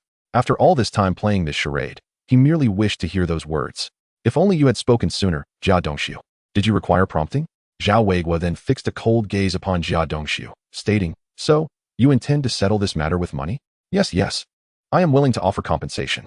Jia Dongshu affirmed eagerly. Zhao Weiguo scoffed, "You must be certain. Do not presume that a mere sum of money can dismiss me.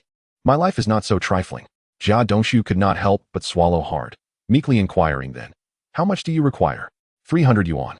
Not a single cent less. What? Why don't you go rob someone instead? You scoundrel, have you lost your mind? 300 yuan. Dream on. Before Jia Dongshu could respond, Jia Zhongshi leaped up in a frenzy. This old shrew valued money above life itself. For her to part with 300 yuan would be akin to a death sentence. The onlooking neighbors were equally taken aback at the mention of such a sum. How audacious was Zhao Weiguo to demand such an amount? This man was utterly deranged. To everyone's surprise, before Zhao Weiguo could respond, Jia Dongshu, still on the ground, lashed out, "Mother, be quiet for a moment. Do you wish to see me in prison before you are satisfied?" Chapter 19. The Jia family surrenders. After shouting, Jia Dongshu turned to Zhao Weiguo with a feeble expression, saying, "Zhao Weiguo, 300 yuan is simply too excessive. You see, I do not wish to haggle, and I must have the money tonight. Otherwise, I will visit the labor security office and neighborhood committee tomorrow." Zhao Weiguo swiftly cut off Jia Dongshu's words. If this dragged on, and Jia Dongshu and his friends regained their wits, he could forget about that money. Thus, decisive action was necessary. Observing Zhao Weiguo's attitude, Jia Dongshu awkwardly remarked, "But I do not have enough money. That is your problem, not mine. And if you lack funds, why not ask your master for a loan? Our eldest uncle is the highest paid individual in the courtyard. As his disciple, and considering his relationship with your mother, it would be trivial for him to lend you several hundred or even 1,000. If all else fails, you could always ask Shaju for help. Given his relationship with your wife, I'm sure he would be willing to lend you money." Upon hearing Zhao Weiguo's words, Yi Zhonghai's expression darkened instantly. This Zhao Weiguo was insufferable, not only tarnishing his relationship with Jia Zhongshi, but also encouraging Jia Dongshu to borrow from him. If Jia Dongshu truly approached him, would he lend him money or not? Meanwhile, Shaju, enraged by Zhao Weiguo's insinuations regarding his relationship with Qingjie, nearly charged at him. However, the sight of Zhao Weiguo brandishing a gleaming kitchen knife and his somewhat deranged demeanor made him hesitate. He had no desire to confront a madman wielding a knife. After Zhao Weiguo finished speaking, he ignored the crowd, raising the knife towards Jia Dongshu, declaring, "Jia Dongshu, I will be waiting at home for you to bring the money. Remember, if I do not see the money tonight, we shall meet at the police station tomorrow. I mean what I say." With that, Zhao Weiguo turned and left. leaving the courtyard's residents in stunned silence, exchanging bewildered glances. Once Zhao Weiguo had departed, Shaju approached Jia Dongxiu, saying, "Brother Jia, do not heed Zhao Weiguo's nonsense. There is nothing between me and Qin Jia." "Enough, Shaju, I am aware of that. There is no need for you to elaborate." At that moment, Jia Dongxiu had no desire to engage with the foolish man, although he understood that Shaju's relationship with his wife was innocent. As a man, hearing someone suggest otherwise would inevitably ignite a sense of possessiveness and hostility. Now, in front of so many onlookers, having lost face and being compelled to compensate Zhao Weiguo with 200 yuan, Jia Dongxiu felt a wave of frustration wash over him. The gazes of the neighbors felt laden with mockery, as if they were deriding the Jia family for being manipulated by a frail individual. Meanwhile, Yi Zhonghai's expression was equally grim. As the most respected elder in the courtyard, he was humiliated today by this Zhao Weiguo. This was a disgrace. To prevent the neighbors from continuing to revel in his embarrassment, Yi Zhonghai stood up, using his authority as the eldest uncle to forcibly conclude this impromptu council. Although the neighbors returned home, their minds were preoccupied with Zhao Weiguo's audacious behavior during the gathering. This fellow had dared to demand compensation from the Jia family, and a staggering sum of 200 yuan at that. It remained uncertain whether the Jia family would truly part with the money. Given Zhao Weiguo's earlier display of aggression, many in the courtyard felt a chill of apprehension. This man was a lunatic. One could never predict when he might resort to violence.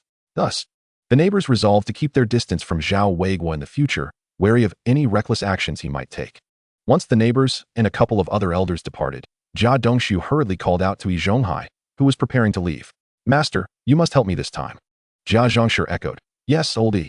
Dongxiu is your disciple. You cannot abandon him." Yi Zhonghai grimaced, sensing Jia Dongxiu's intentions.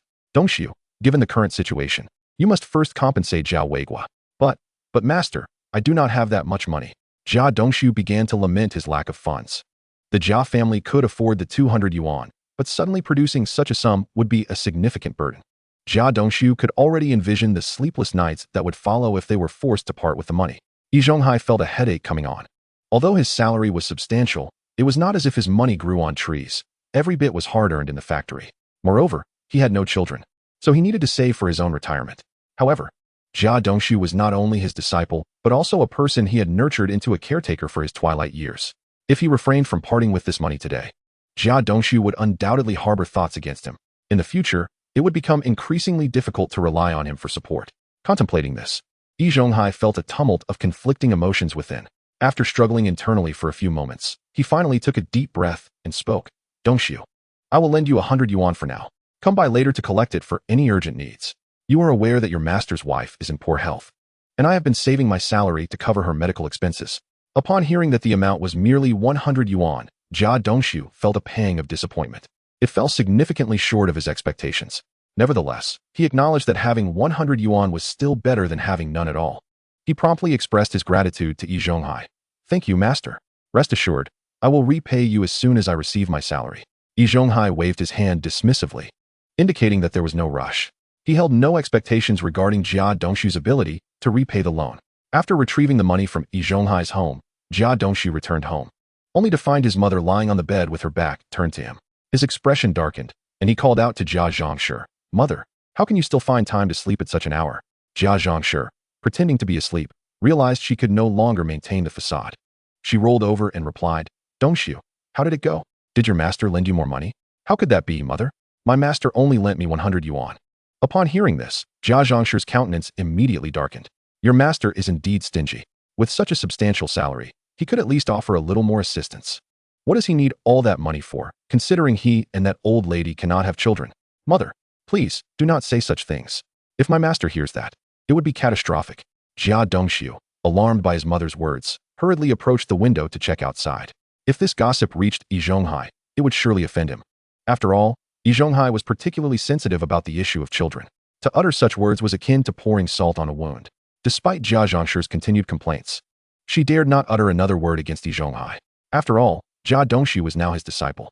As one of the few 7th-level fitters in the factory, Yi Zhonghai held the highest status in the courtyard.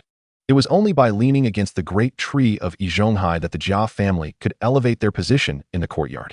Without the bond of master and disciple between Jia Dongxiu and Yi Zhonghai, the Jia family would be utterly insignificant in the compound. Given Jia Zhongshi's disdainful nature, she would have likely been dealt with long ago. "Mother, you must help me this time. I do not have enough money to compensate Zhao Weiguo. Upon hearing Jia Dongshu ask her for money, Jia Zhongshu became frantic. Dongshu, it is not that I am unwilling to help you. I simply do not have any money.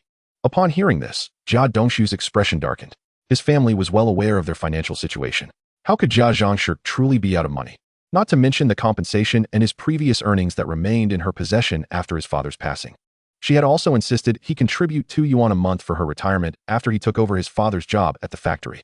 Later, when he was promoted to a second-level fitter, that amount increased to 5 yuan. Having worked for several years, Jia Zhongshu must have saved a few hundred yuan by now. Most of the family's expenses were covered by him, which is why he had been unable to save. Now, in a moment of difficulty, his mother was unwilling to lend him money. This realization left Jia Dongshu feeling a surge of frustration. Was he not her own flesh and blood? Mother, do you truly wish to see me imprisoned? Beside him, Qin Huairu also pleaded, Mother, our family cannot be without Dongshu. Hearing this, Jia Zhongshu's heart ached. On one hand, there was her beloved son, and on the other, her retirement savings. Both were precious to her, and she could not bear to part with either. Ultimately, Jia Zhongshu, clever as she was, devised a plan. Dongshu, consider this money as a loan from your mother. You must repay me later. I want to even ask for interest. Jia Dongshu felt a wave of disbelief. He truly began to question whether he was Jia Zhongshu's biological son. Qin Huairu looked equally bewildered, thinking her mother-in-law was being excessively greedy. However, Jia Dongshu had no choice but to accept the situation. At worst, he would simply delay repayment when he received his salary. They were family, after all. Surely his mother would not press him for repayment. Jia Zhongshu then instructed Jia Dongshu to take his wife and children out of the house. She wished to keep her little treasury hidden from them. In the end, she only lent Jia Dongshu 100 yuan, leaving him to cover the remaining 100 himself. Over the years, through hard work, he had managed to save just over 200 yuan. Now, in a single night, half of it was gone. As he handed over the money, Jia Dongshu felt a pang of anguish. Yet, he had no time to dwell on his heartbreak. As he set off towards Zhao Weiguo's home. At that moment, Zhao Weiguo awaited Jia Dongshu's arrival. He was uncertain whether Jia Dongshu would indeed compensate him. However, Zhao Weiguo had already resolved that if Jia Dongshu did not pay, he would report him to the Labor Security and the Neighborhood Committee the following day. After all, many in the courtyard had heard their commotion. Jia Dongshu would have no way to deny it. Whether or not he could get Jia Dongshu imprisoned remained uncertain, but at the very least, he could make life difficult for him. Just as Zhao Weiguo pondered his next move for retaliation, a sudden knock echoed from the door. A flicker of hope surged within him. It seemed Jia Dongshu had capitulated. He rose to open the door, and indeed, it was Jia Dongshu standing before him. The animosity in Jia Dongshu's eyes was unmistakable. Zhao Weiguo chuckled casually. I am pleased that you have come to compensate me, but I must admit, I do not appreciate the look in your eyes. Jia Dongshu found himself momentarily speechless. Zhao Weiguo's audacity was astonishing. Zhao Weiguo then stepped aside, saying, You brought the money, I presume. Jia Dongshu promptly retrieved a roll of cash from his pocket and handed it over. Here is the money. We are now square. Wait a moment. I need to count this, Zhao Weiguo replied, taking the money and counting it in front of Jia Dongshu. Jia Dongshu, feeling disgruntled, remarked, I agreed to 300 yuan. And that is what it should be. Zhao Weiguo, unfazed, continued counting, having never held any hope for the integrity of such individuals. Once he finished counting, Jia Dongshu, growing impatient, insisted, Is that sufficient now? Not quite. I have one more request for you, Zhao Weiguo said, pulling out a piece of paper and handing it over. Just sign your name and leave a thumbprint. Jia Dongshu eyed Zhao Weiguo with suspicion before taking the paper to read.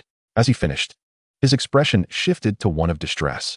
The document stated that Jia Dongshu, having failed to carry out an intent to murder Zhao Weiguo, was now willing to offer 300 yuan as compensation. Zhao Weiguo appeared intent on retaining this matter as evidence. In immediate response, Jia Dongshu vehemently objected, exclaiming, No way. I shall not sign this document. Who knows if you will use it to report me to the labor safety authorities? With an air of calm assurance, Zhao Weiguo replied, Do you truly believe that without this document, no one will know of your misdeeds?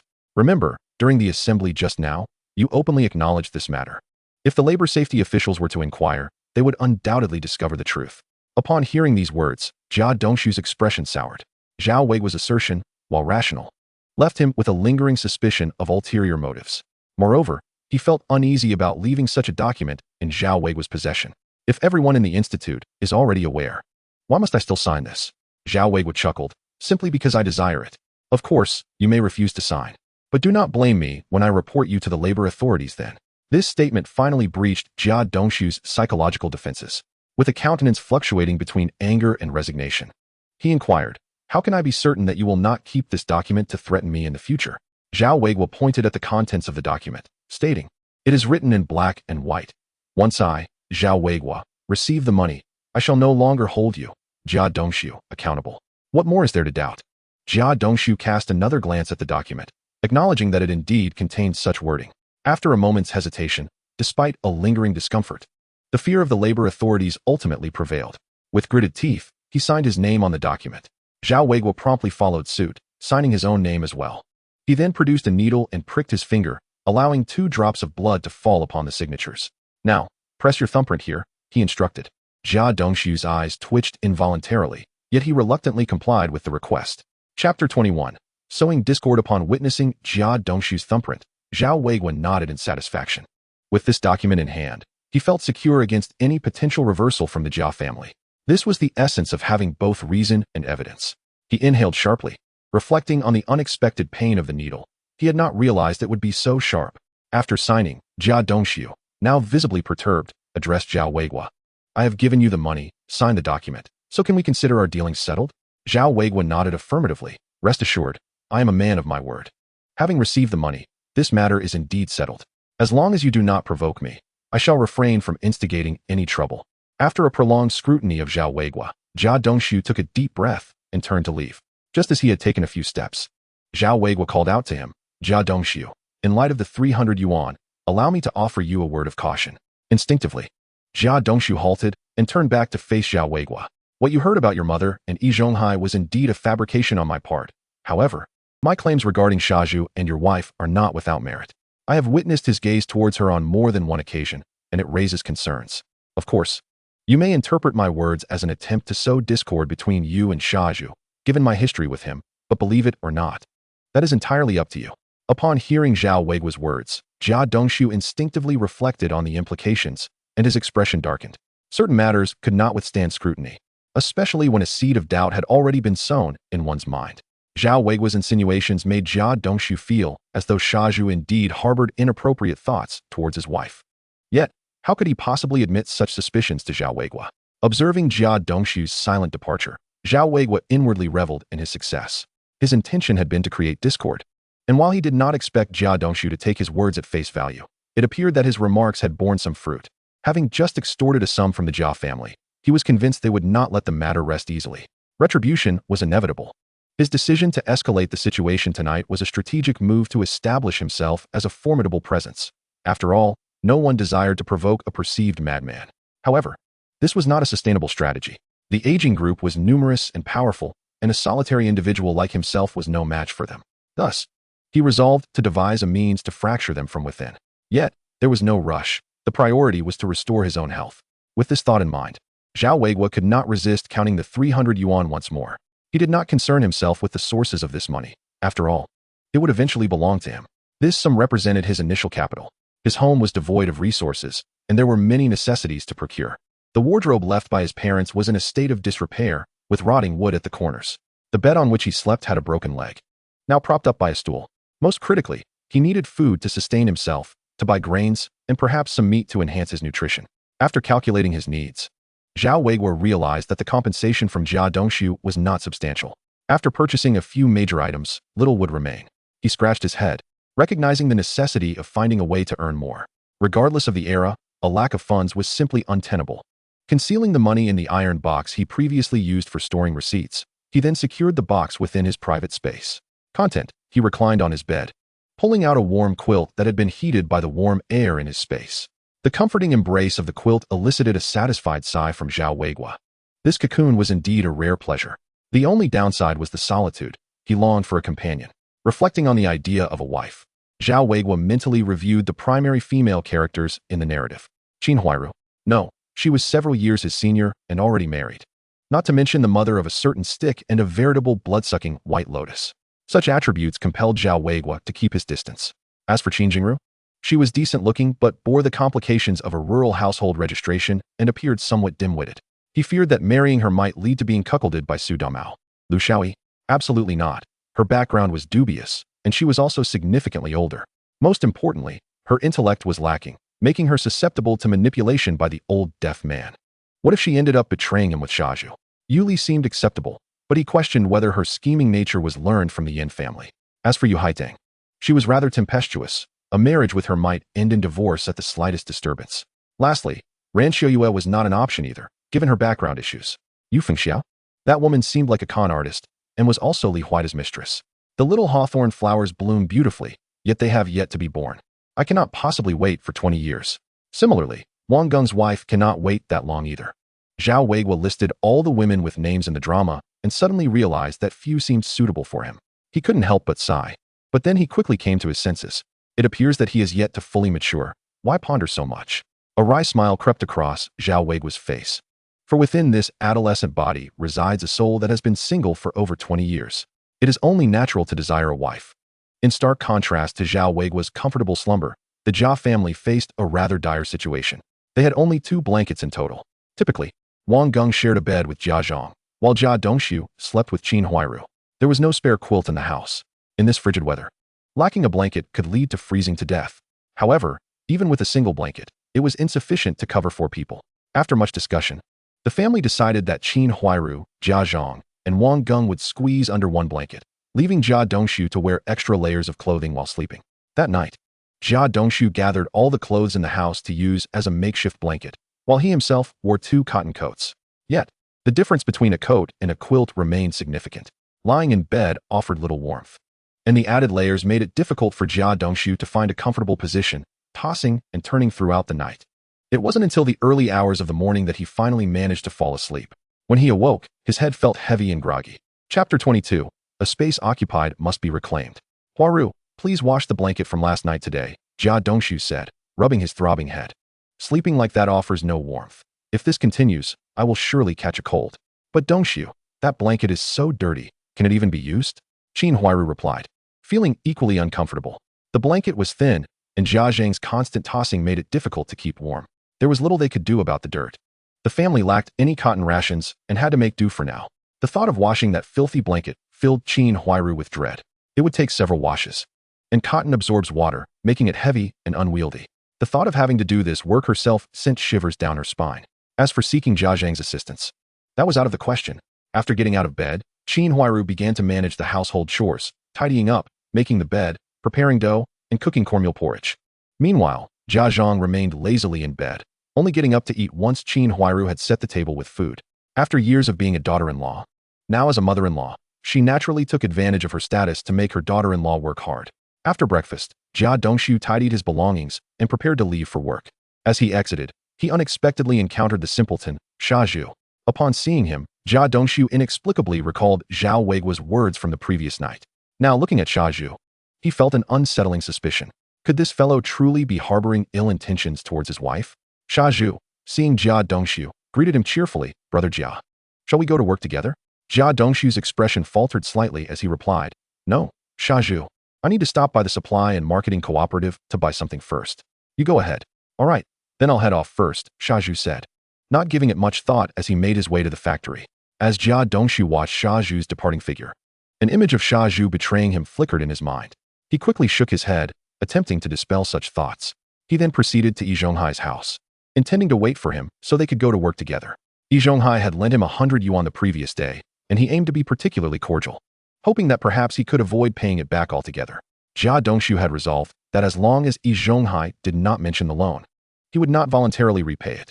When the master and disciple arrived at the front courtyard and passed through the hallway, they caught sight of Zhao Weiguo's house. Jia Dongxiu's expression darkened. Noticing his disciple's demeanor, Yi Zhonghai offered words of comfort. Dongxiu, I know you must feel resentful right now, but a gentleman takes his time for revenge. We shall concede this time. There will be plenty of opportunities for retribution in the future. I pondered last night, and Zhao Weiguo was likely just putting on a show. If push comes to shove, he may not dare to fight. Yi Zhonghai had a keen understanding of human nature. A person genuinely prepared for a fight would not be so calm while negotiating terms. Jia Dongxiu felt a flicker of hope. Yet the recollection of the assembly meeting from the previous night cast a shadow over him. But master, everyone in the courtyard now knows that I wanted to kill Zhao Weiguo. I fear he will use this to threaten me. At the mention of this, Yi Zhonghai shot Jia Dongxiu a look of disappointment. How could his disciple be so foolish as to speak such words in front of so many people? While this situation was indeed unfortunate, there was no need for excessive worry. After all, Zhao Weiguo was living just fine despite Dongshu's inaction. Given some time, the others in the courtyard would surely forget about it. After Yi Zhonghai spoke, a vague idea flickered in Jia Dongshu's mind. If he had done nothing, why should he incur any losses? As the residents of the courtyard departed for work, Zhao Weiguo, nestled in his blankets, finally awoke. The moment he opened his eyes, he instinctively reached for his phone, only to realize that he had crossed over into another world. Shaking his head, Zhao Weiguo mused about how uncomfortable life was without a phone. Since he was awake, he had no intention of lingering in bed any longer. He got up to retrieve the chamber pot from the adjacent room to dispose of its contents. Upon seeing the pot placed in the kitchen, he felt a wave of discomfort. However, having it in his own room would feel equally disconcerting. Rubbing his temples, he suddenly realized that the layout of his room was quite illogical. The kitchen, storage, and sanitation were all crammed into one space. Why not place the chamber pot outside? Searching through his memories, he discovered the reason. It turned out that the empty space in front of his ear room had been occupied by someone else. Not only that, but the corridor leading to his inner room was similarly taken up. The doors to Zhao Weiguo's 2 rooms opened in different directions. The main entrance to his corridor room faced the thoroughfare, making it inappropriate to store items there as it would obstruct foot traffic. Meanwhile, the door to the ear room opened to the south wall, directly opposite the entrance to Yan Bugui's home. Between the walls lay a patch of open space of about 4 to 5 square meters. This area should rightfully belong to Zhao Weiguo. As per the unspoken rules of the courtyard, the space in front of each home was typically for the family's own use. Many would place their winter coal stoves and preserved vegetables outside for easy access. Some even built fences to raise chickens or ducks, as the Jia family did with their rabbits. In such a confined courtyard, space was a precious commodity, either claimed by one or utilized by another. The entrance to Zhao Weiguo's corridor room, facing the thoroughfare, made it unsuitable for storing miscellaneous items. Thus, the clutter within the home may be placed in the corridor flanking both sides.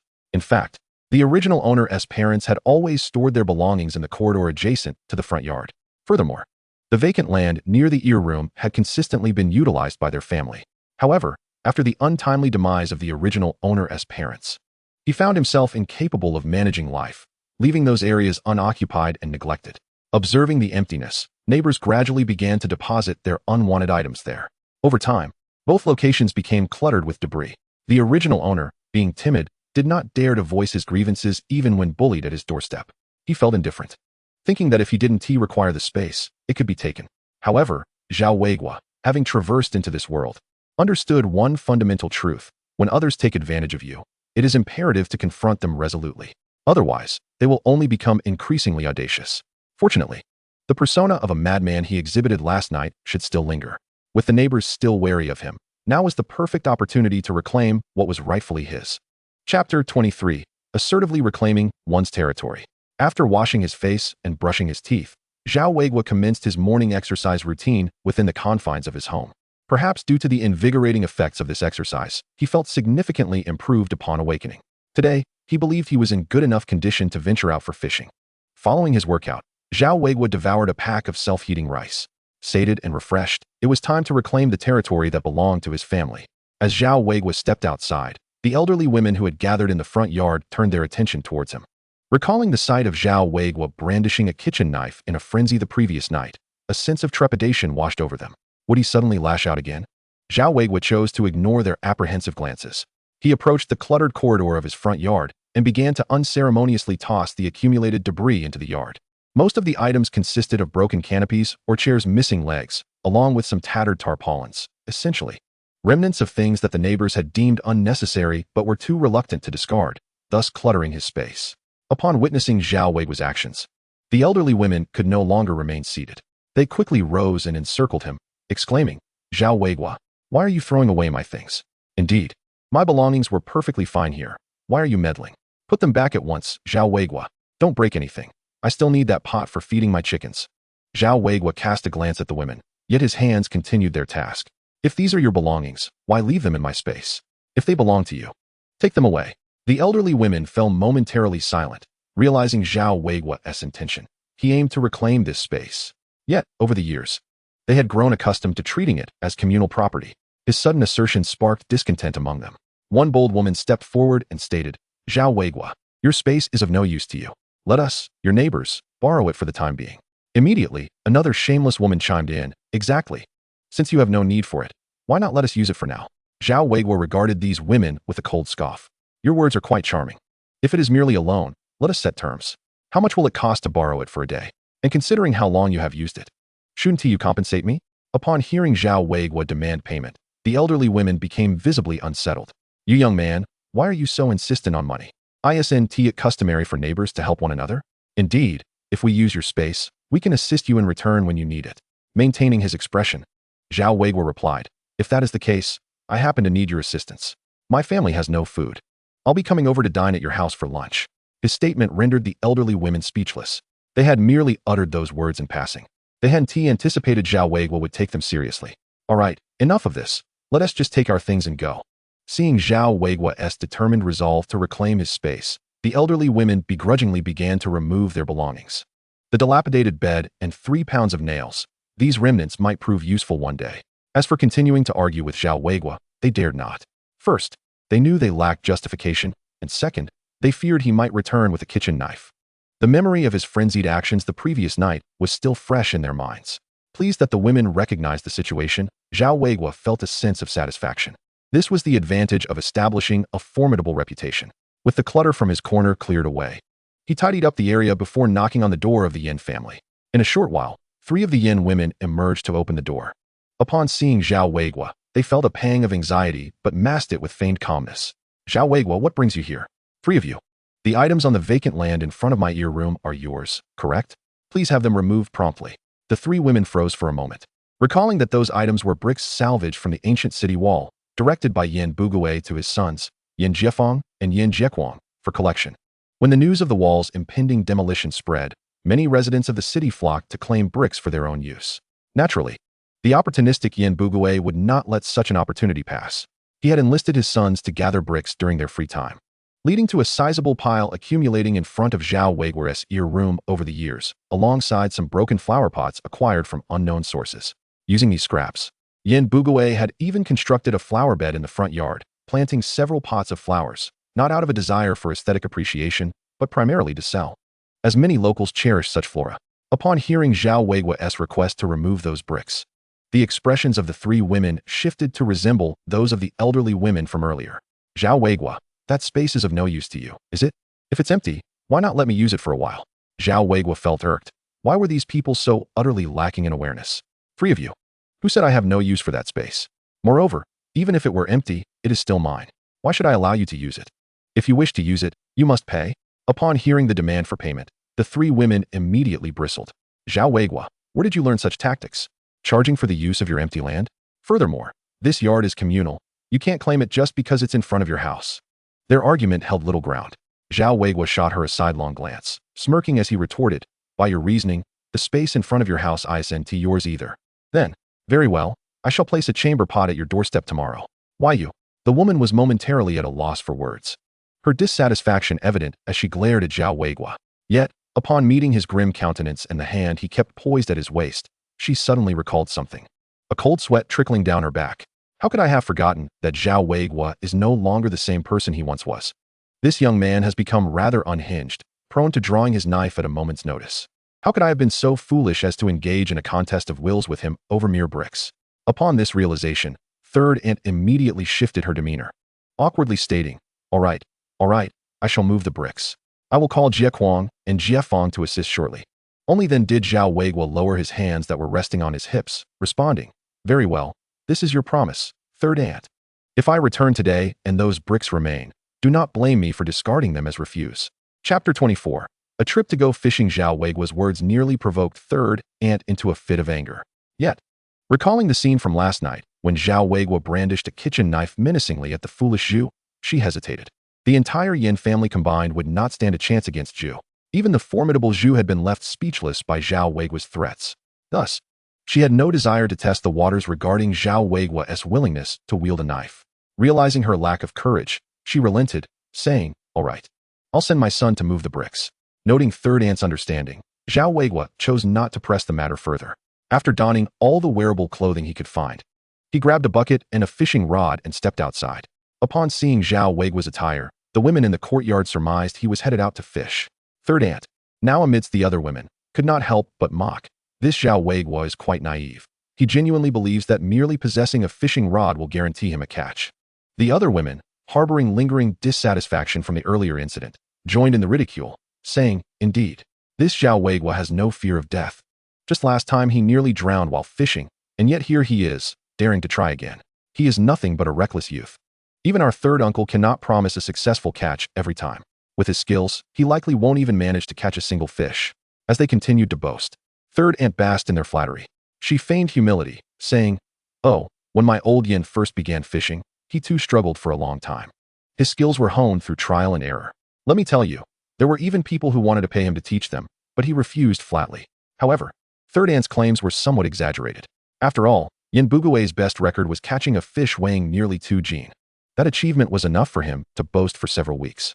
Just as third aunt was engaged in her tales, Yin Jiefeng and Yin Jikua, the brothers from the Yin family, suddenly dashed out of the house, intent on leaving the courtyard. Spotting the two, third aunt quickly called out, "Jiefeng, Jikua, remember to move those bricks in front of Zhao Weiguo's house to the south wall today." "Mom, why move so many bricks?" one protested. "We worked so hard to bring them back. Moving them again will be exhausting." Third aunt, still irked from her earlier encounter with Zhao Weiguo, snapped back, "You little rascals. You can't even do a bit of work without complaining. Be careful, or Zhao Weiguo might come over with his knife." Reluctantly, Yin Jikua and Yin Jiefeng grumbled their acknowledgement. After third aunt finished speaking, she left to buy groceries, leaving the brothers staring at the pile of bricks, feeling overwhelmed. "Brother, how long will it take to move all these bricks? I have plans to hang out with my friends," said Jiefeng, who was equally eager to escape. After a moment's consideration, he added, "I also have plans with classmates. Why don't we just deal with these bricks when we return?" Having made up their minds, the brothers dashed off. Meanwhile, after stepping out, Zhao Weiguo stored his bucket and fishing rod in a spatial compartment and followed the route etched in his memory towards a nearby breakfast shop. The lingering snow on the road had yet to melt, and occasional gusts of wind sent shivers down his spine. Tightening his coat, he found his limited edition Balenciaga jacket insufficient against the cold, especially given his background as a southerner with a lower tolerance for frigid temperatures. As he walked, he observed his surroundings. Despite the presence of the original owner's memories, seeing the city with his own eyes offered a distinctly different experience. The Beijing of the 1950s bore little resemblance to the rural landscape of his past life. Few buildings reached 2 stories high, and the walls lining the streets were adorned with various propaganda slogans. The roads were sparsely populated with vehicles, primarily bicycles. In fact, he had only seen one car pass by during his walk.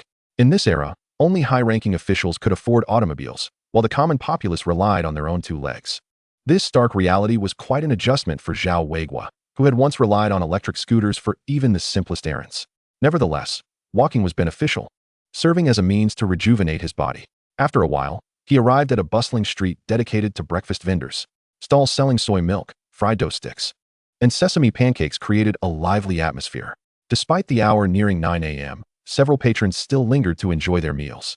Zhao Weiguo entered a shop that offered steamed buns and sesame pancakes, where a large pot was simmering with fragrant stews. Some of the longtime residents of the city were seated inside, ordering their food and chatting amiably with familiar faces. Glancing at the menu, Zhao Weiguo ordered 2 meat buns, 2 sesame pancakes, and a bowl of soy milk. He refrained from ordering the stews, finding their strong flavors too overwhelming for breakfast. The meat buns were rather expensive, priced at 5 cents each and requiring half a meat ration ticket. Without the ticket, they cost 7 cents each. The sesame pancakes were 3 cents apiece. Zhao Weiguo calculated that, given the price of flour at 16 cents per pound and meat at 80 cents per pound, it was indeed more economical to cook at home. However, one must also consider labor costs, and despite the humble appearance of the breakfast shop, it was officially recognized as a public enterprise due to recent years of public-private partnerships. Thus, when Zhao Weiguo entered, none of the staff acknowledged him, save for the polite manager, the shop's original owner. After procuring his meal, he found a spot to sit and eagerly took a bite of the bun. The 5-cent meat bun was appropriately sized for its price, yet the filling barely contained half a portion of meat, lacking in fat and flavor, leaving Zhao Weiguo feeling somewhat dissatisfied. However, he found no fault with the pancakes. The sesame flavor was delightful, and they were crisp and flaky. If he had to mention a shortcoming, it would be their small size. Having consumed 1 bun and 2 sesame pancakes, he finished the steaming bowl of soy milk in one go, feeling a warm sensation in his belly that dispelled the chill from his earlier walk. After finishing his breakfast, Zhao Weiguo purchased several steamed buns and sesame pancakes to take away. There were no restaurants near Shikahai, and he felt too lazy to run around. So he decided to pack some food for lunch and dinner. Chapter 25. The Initial Experience of Fishing. Upon exiting the breakfast shop, Zhao Weiguo directly stored the packaged food in his spatial storage. Having a personal storage space certainly proved to be immensely convenient. The only regret was that this storage space was time-sensitive. Items placed inside would lose temperature and spoil. However, Zhao Weiguo was not one to complain. Possessing such a capability was already a blessing, and he had no reason to desire more. When it came to fishing spots in the capital, Shikahai was undoubtedly one of the best. Moreover, it was fortuitously located not far from Nanluo Guxiang, just a brisk 15 to 20-minute walk away. Yanbu Gue, an elderly acquaintance, often fished there, and whenever he had a break from his classes, he would head straight to the lake with his fishing rod. Due to his frequent outings, Yanbu Gue had honed his fishing skills over time. While he might not often catch large fish, he certainly brought home plenty of smaller ones. In these times, the notion of releasing small fish was unheard of.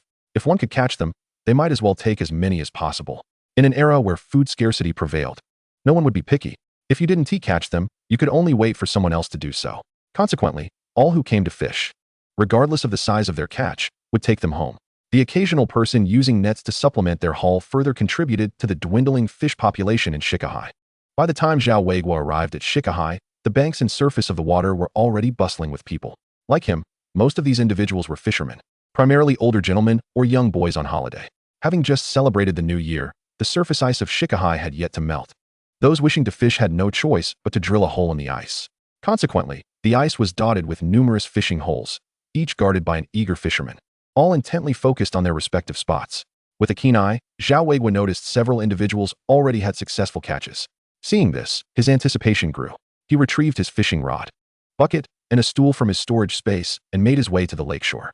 Having experienced falling into the water once before, Zhao Weiguo was much more cautious this time. He tested the ice's thickness with each step before proceeding. He avoided crowded areas, wary of the density of the ice holes and uncertain of their stability. Finding a less populated spot, he discovered an abandoned fishing hole, likely made by a fisherman the previous day. Although it had frozen over again, the ice was not thick, and he could easily reopen it. After confirming the ice's solidity by testing it, Zhao Weiguo crouched down and began to chip away at the hole with a knife. After some effort, he finally broke through, and the frigid water surged up from the hole. He shuddered at the icy splash. Goodness, that water was indeed freezing. It was a miracle he hadn't frozen to death when he fell in. Expanding the hole and placing a bucket of water nearby, he finally took out his fishing rod. After surveying the surroundings and ensuring everyone else was focused on their own holes, Zhao Weiguo willed his fishing rod, which was over 2 meters long, to transform into a 1.5 meter micro rod, a perfect length for the hole he had made. He then pulled a corn cob from his pocket, which he had purchased from a grain store on his way. In addition to corn, he had bought some flour and brown rice. Typically, using bait like worms or shrimp, which had a pungent scent, was ideal. However, in the dead of winter, he had no means of digging for worms, and shrimp were out of the question. Using corn would suffice to catch herbivorous fish like carp, grass carp, bream, and blackfish. Although Shikahai was named a sea, it was, in fact, an artificial lake, home to numerous grass carp and carp. The prerequisite was that he had to possess the skill to catch them. To enhance his chances of a successful catch, Zhao Weiguo transformed the hooks on his fishing rod into explosive hooks. The remarkable feature of this rod was that the hooks, line, and floats could be altered at will. Thus, in a fit of enthusiasm, he converted the explosive hook into a multitude of smaller hooks, using quantity to compensate for his lack of skill. After laboriously attaching corn to all the hooks, he finally cast his bait into the water. Next came the waiting game, hoping for a willing fish to present itself. Zhao Weiguo settled on his stool, curling up against the cold. Those who ventured out to fish in such weather were either truly passionate or simply impoverished. With no shelter nearby, the biting wind chilled him to the bone. Lacking a hat, he wrapped an old piece of clothing around his head. Prolonged exposure to the cold wind could lead to migraines in old age. Having traversed time, Zhao Weiguo had become quite attentive to his health. After an indeterminate amount of time, Zhao Weiguo grew a bit impatient and decided to lift his rod to check for any bites. The next moment, he felt a tug on the line, suggesting he had hooked something. The weight transmitted through the rod sent a jolt of excitement through him. A fish. In that instant, Zhao Weiguo felt as if struck by lightning. His scalp tingled, and goosebumps prickled his skin. That familiar sensation, reminiscent of his very first catch in his past life, was exhilarating. The thrill of a fish biting was an unparalleled delight for any angler. Zhao Weiguo promptly lifted the rod to bring the hook closer to the fish's mouth and pulled on the line to reel it in. Judging by the resistance, he surmised it was not a large fish. Nevertheless, he was unconcerned. Even a small catch was still a catch. As the line tugged, The fish's outline gradually became clearer. Sensing its impending fate, the fish began to thrash violently. However, no matter how it struggled, it could not break free from the line, which was more than capable of reeling in a whale. Catching a small fish was merely child's play. Soon, Zhao Weiguo brought a slender, spindle-shaped fish, with a slate-gray back and silvery sides and belly, to the surface. Startled by its emergence from the water, the fish flopped and thrashed on the bank in a desperate bid for freedom. Zhao Weiguo hastily unhooked it and tossed it back into the water. Once submerged, the fish calmed down, although the confined space of the bucket still proved somewhat disorienting. This first catch was not large, weighing just over half a kilogram. Noticing its inability to maneuver within the bucket, Zhao Weiguo, with a thought, reached into the bucket to grasp the fish, and in the next moment, it vanished from the bucket. Zhao Weiguo opened the projection of his storage space. At that moment, the silver carp was swimming leisurely in the water of his storage pool, seemingly unaffected by the change in environment. This space indeed served as an excellent fish pen. Chapter 26, The Catch. Zhao Weiguo observed the silver carp swimming contentedly in the water, showing no signs of discomfort due to its new surroundings. Unlike other anglers who can only store their catch in a cramped bucket, which often leads to a lack of oxygen and consequently, the demise of the fish, Zhao Weiguo's space is as expansive as a basketball court, offering a far more comfortable environment for his aquatic prizes. With his first catch in hand, Zhao Weiguo brimmed with confidence, feeling that he was currently under the protective grace of the fishing deity, allowing him to capitalize on this auspicious moment and reel in a few more fish. He promptly reattached corn kernels to his explosive hook, as many had fallen off during the previous catch, necessitating a replenishment of bait. Once the bait was properly secured, Zhao Weiguo cast his line back into the water. Armed with the knowledge gained from his initial experience, he settled into his seat, eyes fixated on the ice hole with unwavering patience. After 20 minutes, he felt a familiar tug on his line. Another fish on the hook? Zhao Weiguo quickly lifted his rod. The fish beneath the surface thrashed in pain, and he could feel its weight. This one was heavier than the last. It was a substantial specimen. Zhao Weiguo's heart soared. The explosive hook proved to be far more efficient than a single hook. He swiftly reeled in the line, and soon, a fish broke the surface. Upon closer inspection, he discovered it was indeed another silver carp, albeit significantly larger than the previous catch, perhaps close to a pound, though he couldn't be certain. What a delightful surprise. One could even guess that this fish was the granduncle of the earlier one, completing the family reunion. Zhao Weiguo expertly stowed the fish in his space and prepared to continue fishing. However, after casting his line again, he found himself waiting for nearly half an hour without any bites. Doubting his luck, he reeled in his line for inspection. No fish, yet the bait remained intact. Pondering this, he scratched his head, questioning if his novice protection period was perhaps a tad too brief. Unwilling to concede defeat, Zhao Weiguo seized a handful of cornmeal, mixed it with water, and fashioned small balls to toss into the hole. He surmised that baiting the area would yield better results if left overnight, but with limited options, he decided to take a gamble, determined to make the most of his fleeting novice period. Just as he was beginning to lose hope, and after casting in the cornmeal, he felt another tug on his line, this one distinctly different from the previous ones. Without hesitation, he pulled back, and as the fish neared the surface, Zhao Weiguo's heart leaped with joy. To his astonishment, not just one, but 4 fish were caught on the line. He quickly reeled them in, discovering 4 lively grass carp. Albeit small, each weighing approximately 2 taels. Zhao Weiguo welcomed them without hesitation, promptly placing the 4 grass carp into his space. After securing the 4 fish, he quickly rebaited and cast his line once more. A few minutes later, he felt another tug. This time, it was yet again more than 1 fish.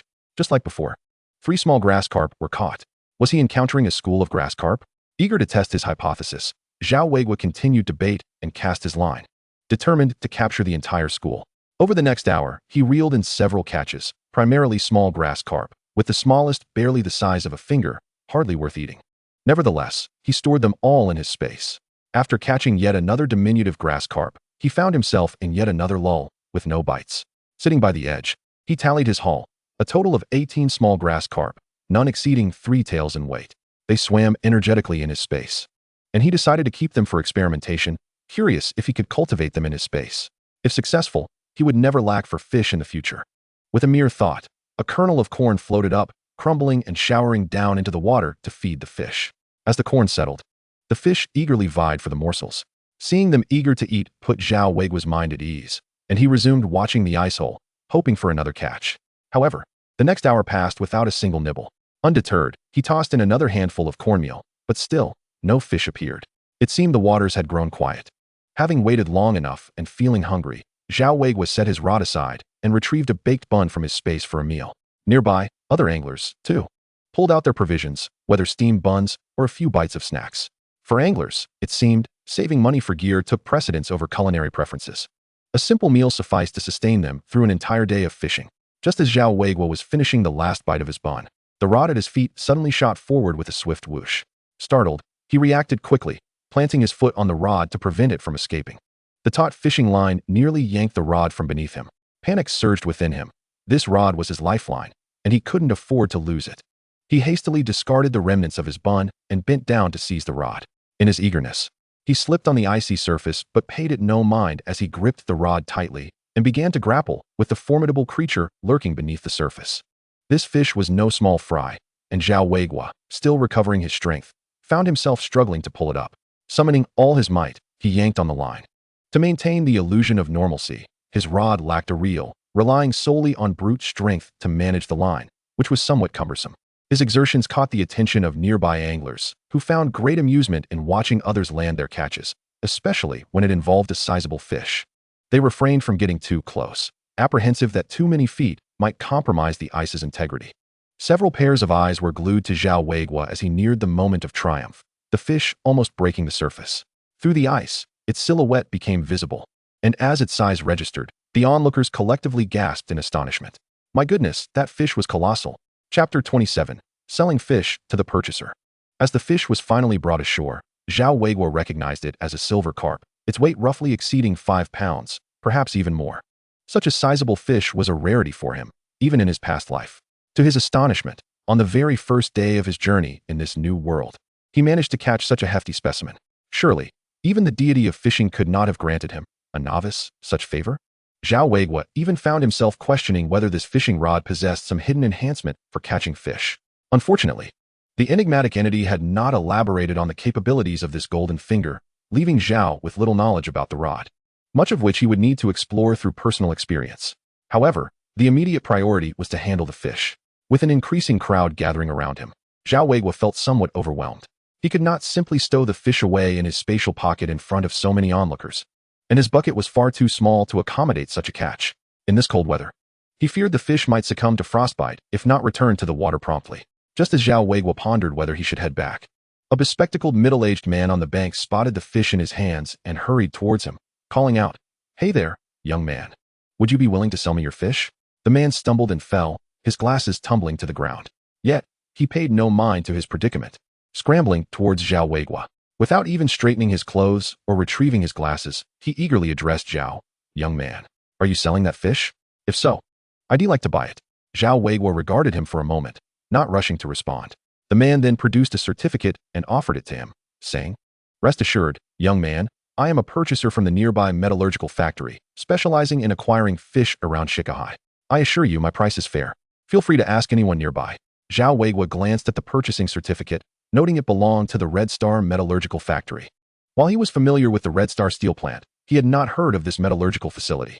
Nonetheless, he was aware that many factories had been established in the outskirts of the city in recent years, with the Red Star steel plant being one of the larger ones. The authenticity of the certificate seemed reliable, given the official seal present. Zhao Weiguo took his time to respond, surveying the surroundings. A nearby angler chimed in, "Young man, that scale is accurate, and the price is fair. If you're selling, you can sell to him." Nodding, Zhao Weiguo finally inquired, "What is your purchasing price?" The man, referred to as Zhao Xian, promptly retrieved a somewhat crumpled paper and stated, "For fish like yours, as long as it's alive. I'll pay 2 jiao per pound for fish under 1 pound, 3 jiao for those above, and for anything over 3 pounds. I'll offer 3 jiao and 5 fun. Given your fish likely exceeds 5 pounds, I'll calculate it at 4 yuan per pound." Zhao Weiguo mentally assessed the price. It seemed quite reasonable. After all, pork in the market was priced at 7 to 8 jiao per pound, and while fish meat was certainly not as popular as pork, it was still meat nonetheless. In this era, fish was less favored due to its lower fat content, and cooking it required more oil. Yet, no matter the circumstance, meat was still preferable to steamed buns and pickled vegetables. "All right, I'll accept your price, but I don't have a scale with me. I have one. Come with me to the shore. We need to get this fish back in the water quickly, or it'll die and go to waste," Zhao Xian urged, glancing anxiously at the struggling fish. In this frigid weather, the fish could not survive long out of water. Zhao Weiguo followed him to the shore, where he soon discovered that Zhao Xian had come prepared, having ridden a tricycle with a large wooden barrel in tow. A companion of his was watching the vehicle. Zhao Xian retrieved a scale from the tricycle and addressed Zhao Weiguo. "Let me weigh your fish." Zhao Weiguo handed over the fish.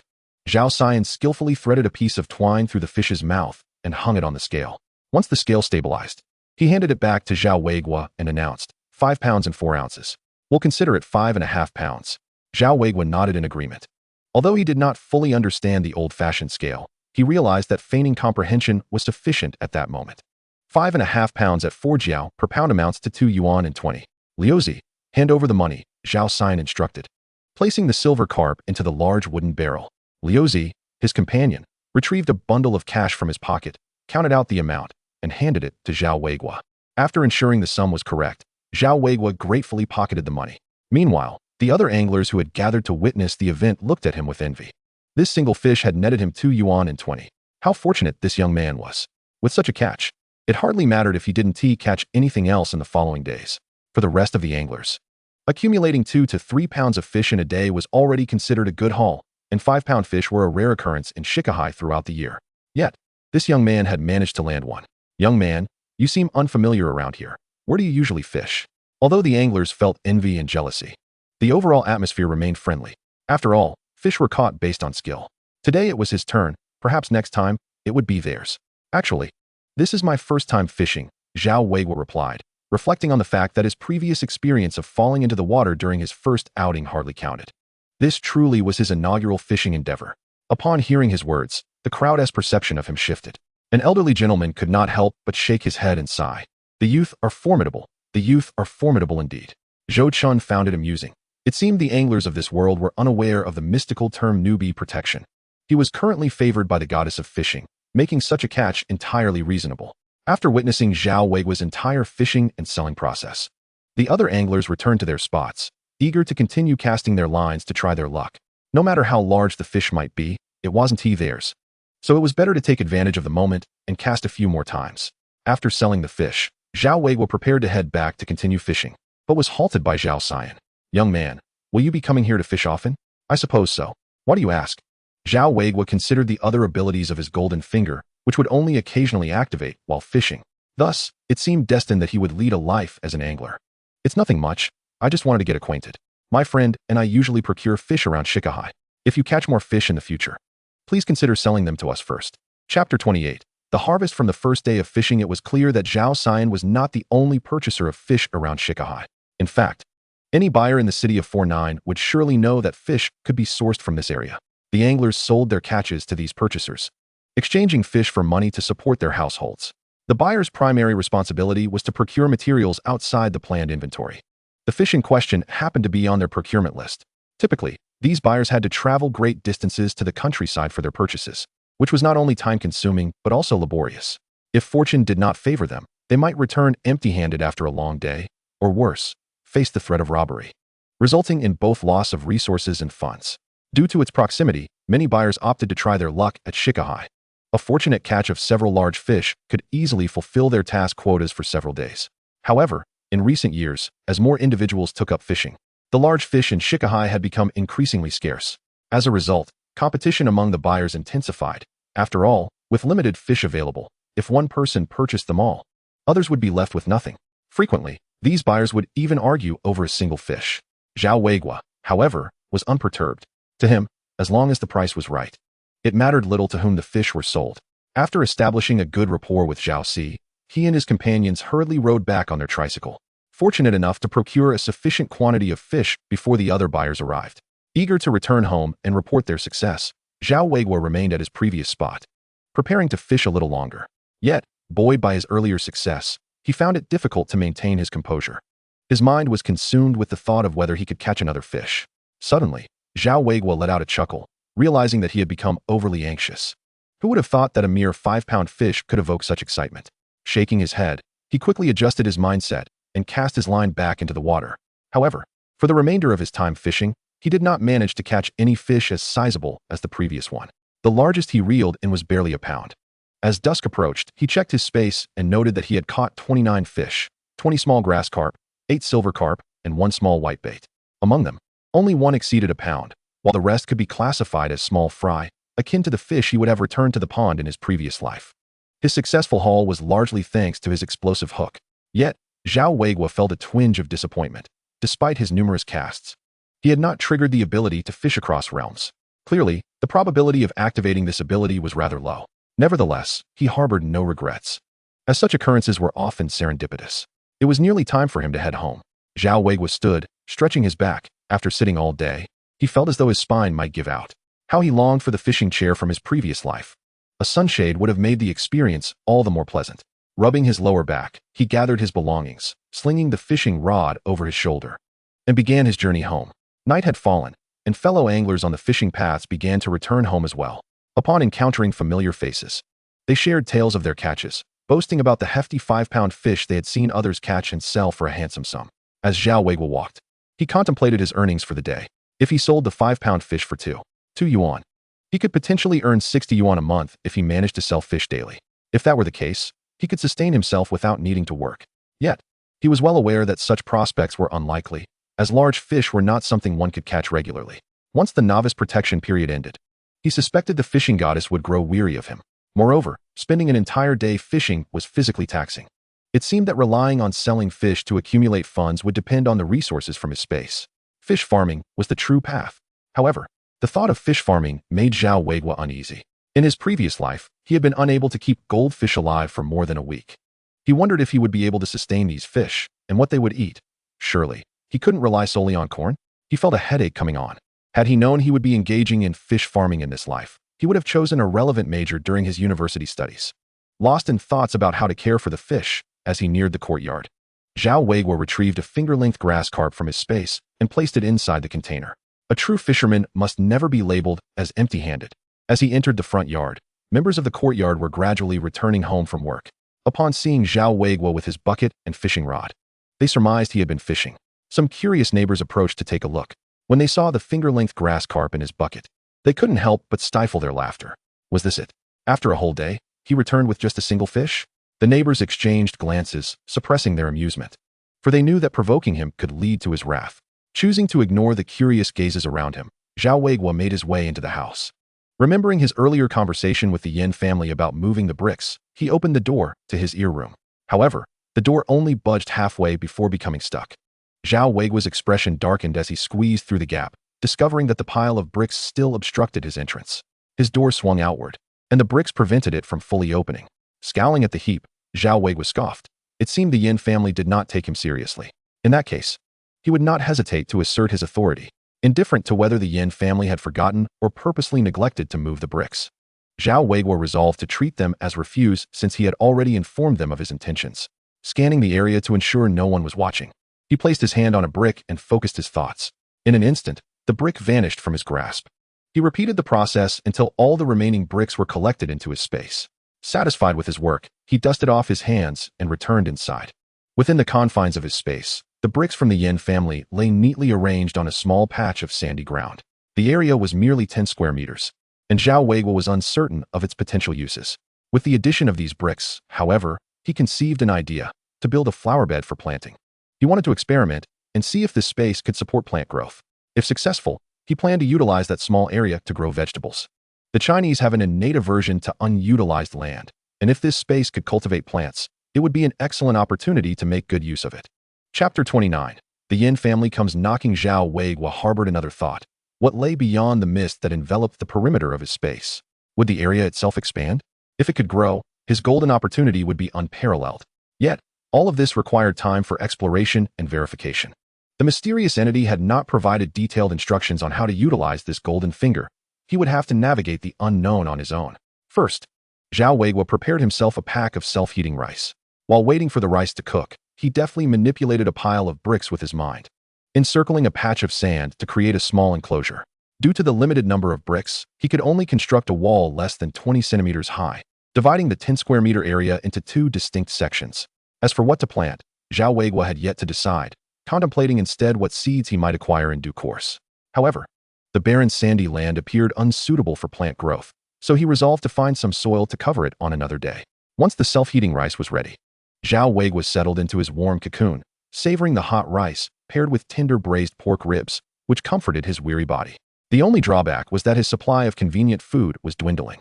Zhao Weiguo had already resolved that if he caught a large fish next time, he would not sell it, but rather keep it to nourish himself. After his meal, Zhao Weiguo reclined in the cozy warmth of his bedding. With a mere thought, the spatial realm reappeared before him. Adjusting his position to resemble someone floating on water, he summoned a corn cob that floated effortlessly towards him. Under his mental guidance, the kernels were deftly peeled off one by one and fed to the fish below. Watching the frenzy of fish competing for the food, Zhao Weiguo found it quite amusing. This space served as an entertaining diversion, indeed. Meanwhile, discussions about Zhao Weiguo continued unabated in the courtyard. Word quickly spread throughout the compound about Zhao Weiguo returning with a bucket of fish, thanks to the eagerness of certain individuals. When they learned that he had only caught a small fry, they could not suppress their laughter, mocking Zhao Weiguo for his audacity. They relished the opportunity to witness his misfortune, especially since he had just received 300 yuan in compensation from the Jia family the previous day. If he were to catch more fish today, their envy would surely intensify. For these individuals, it was unthinkable to see Zhao Weiguo continue his streak of good fortune.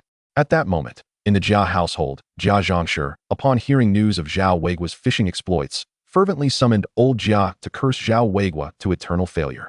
Qin Huairu, appearing utterly exhausted, prepared dinner for her family. Despite her exceptional laundry skills, she had spent the entire day wrestling with the filthy comforter, which required numerous buckets of water and copious amounts of soap to clean. The thick comforter would need days of sun exposure before it could be used again. By the time she finished washing, her back ached painfully. To make matters worse, Jia Zhangshi not only refused to assist her, but also criticized her for being slow, claiming her inefficiency would leave them without food for dinner. Meanwhile, Jia Dongshu sat at the dinner table, his brow furrowed in deep contemplation. While working at the factory that day, he was plagued by a nagging thought. Why was he obliged to compensate Zhao Weiguo? He felt severely wronged. Although he had intended to harm Zhao Weiguo, he had ultimately refrained from taking action. Now, the entire courtyard was aware of the situation. This morning, he sensed the odd stares directed at him as he left the house, which made him quite uncomfortable. Jia Dongshu knew he would have to endure those judgmental gazes for quite some time.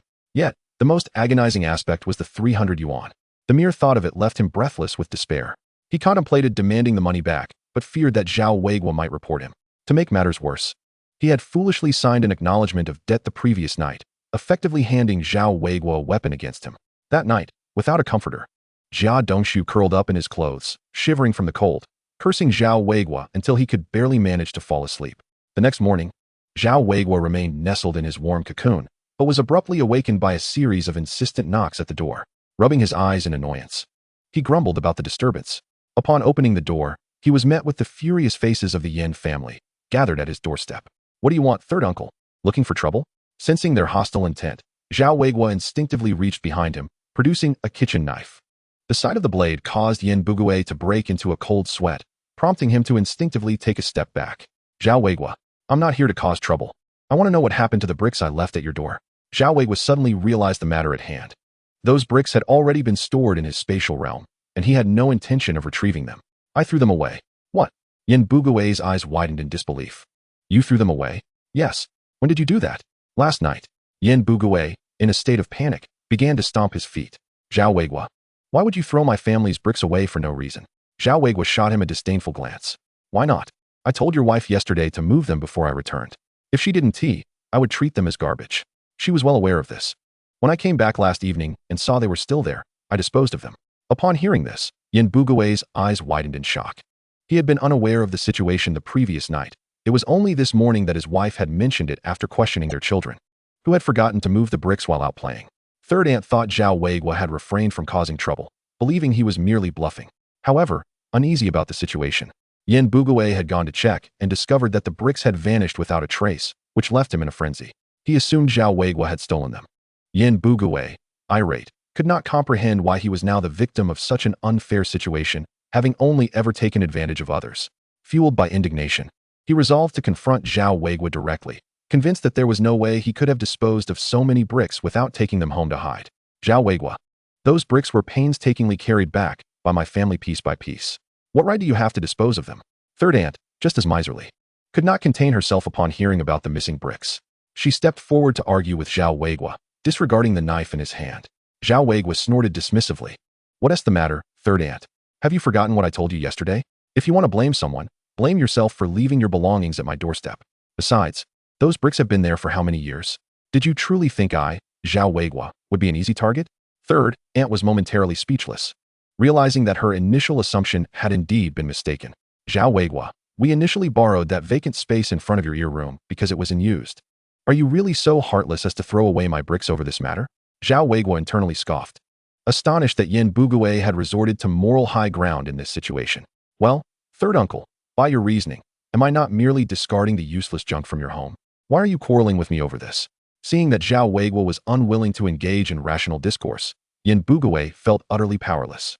The primary concern was that Zhao Weiguo was wielding a kitchen knife, and Yin Bugue dared not provoke him further. With a resigned tone, Yin Bugue remarked, "Let us not dwell on this any longer. Weiguo, just tell me where you placed the bricks from my home, and I shall take them back today." Yin Bugue was not inclined to prolong the conversation with Zhao Weiguo. His sole desire was to retrieve his bricks and thereafter sever all ties with Zhao Weiguo. Zhao Weiguo waved his hand dismissively, replying, "Third uncle, did I not inform you?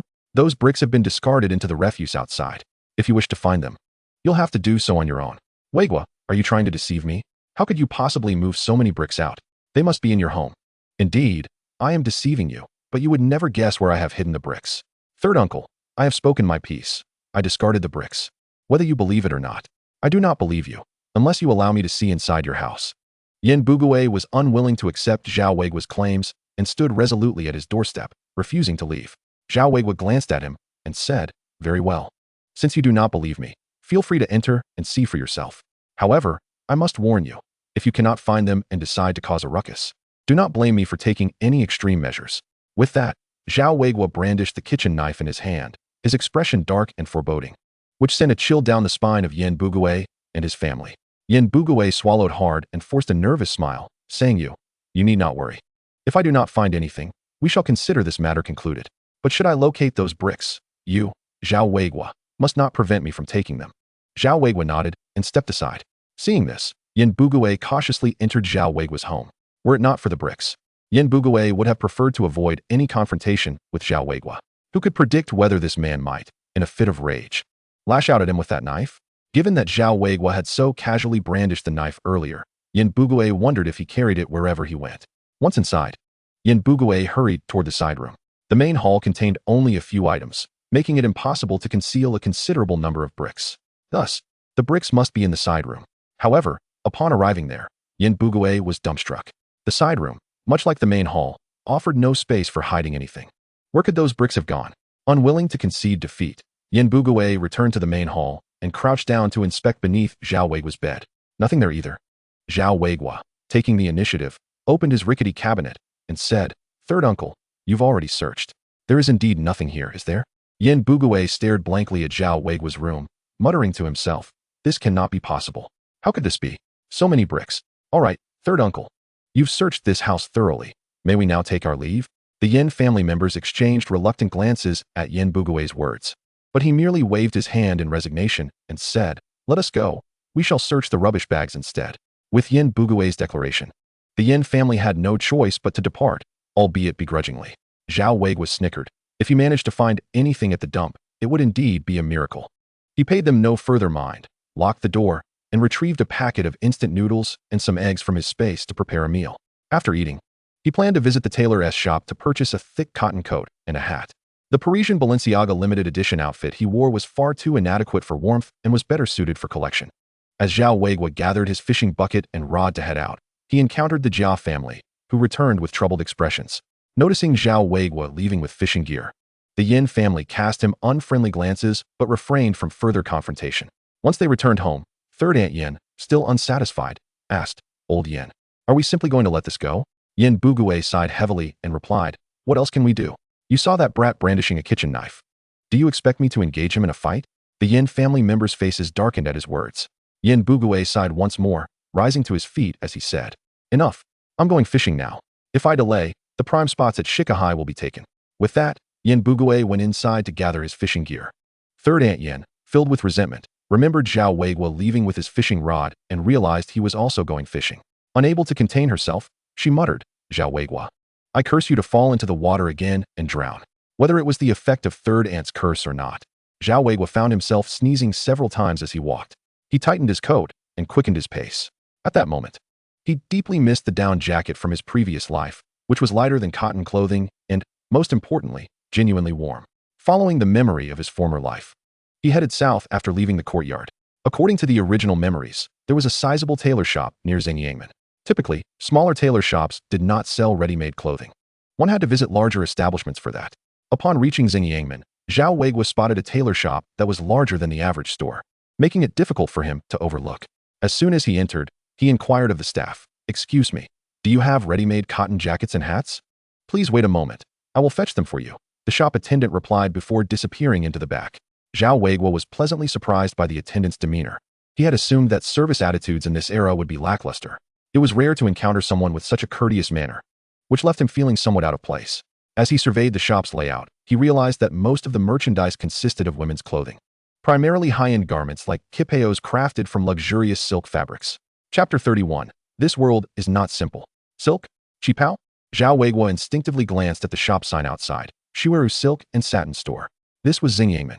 Could it be that this shop belonged to Shiweru? Zhao Weiguo immediately recalled a period drama he had watched in his previous life. If memory served, it was titled something like The Old Woman Under Xingyangmen. He had only seen snippets of the show, which revolved around two leading ladies embroiled in conflict while launching a business.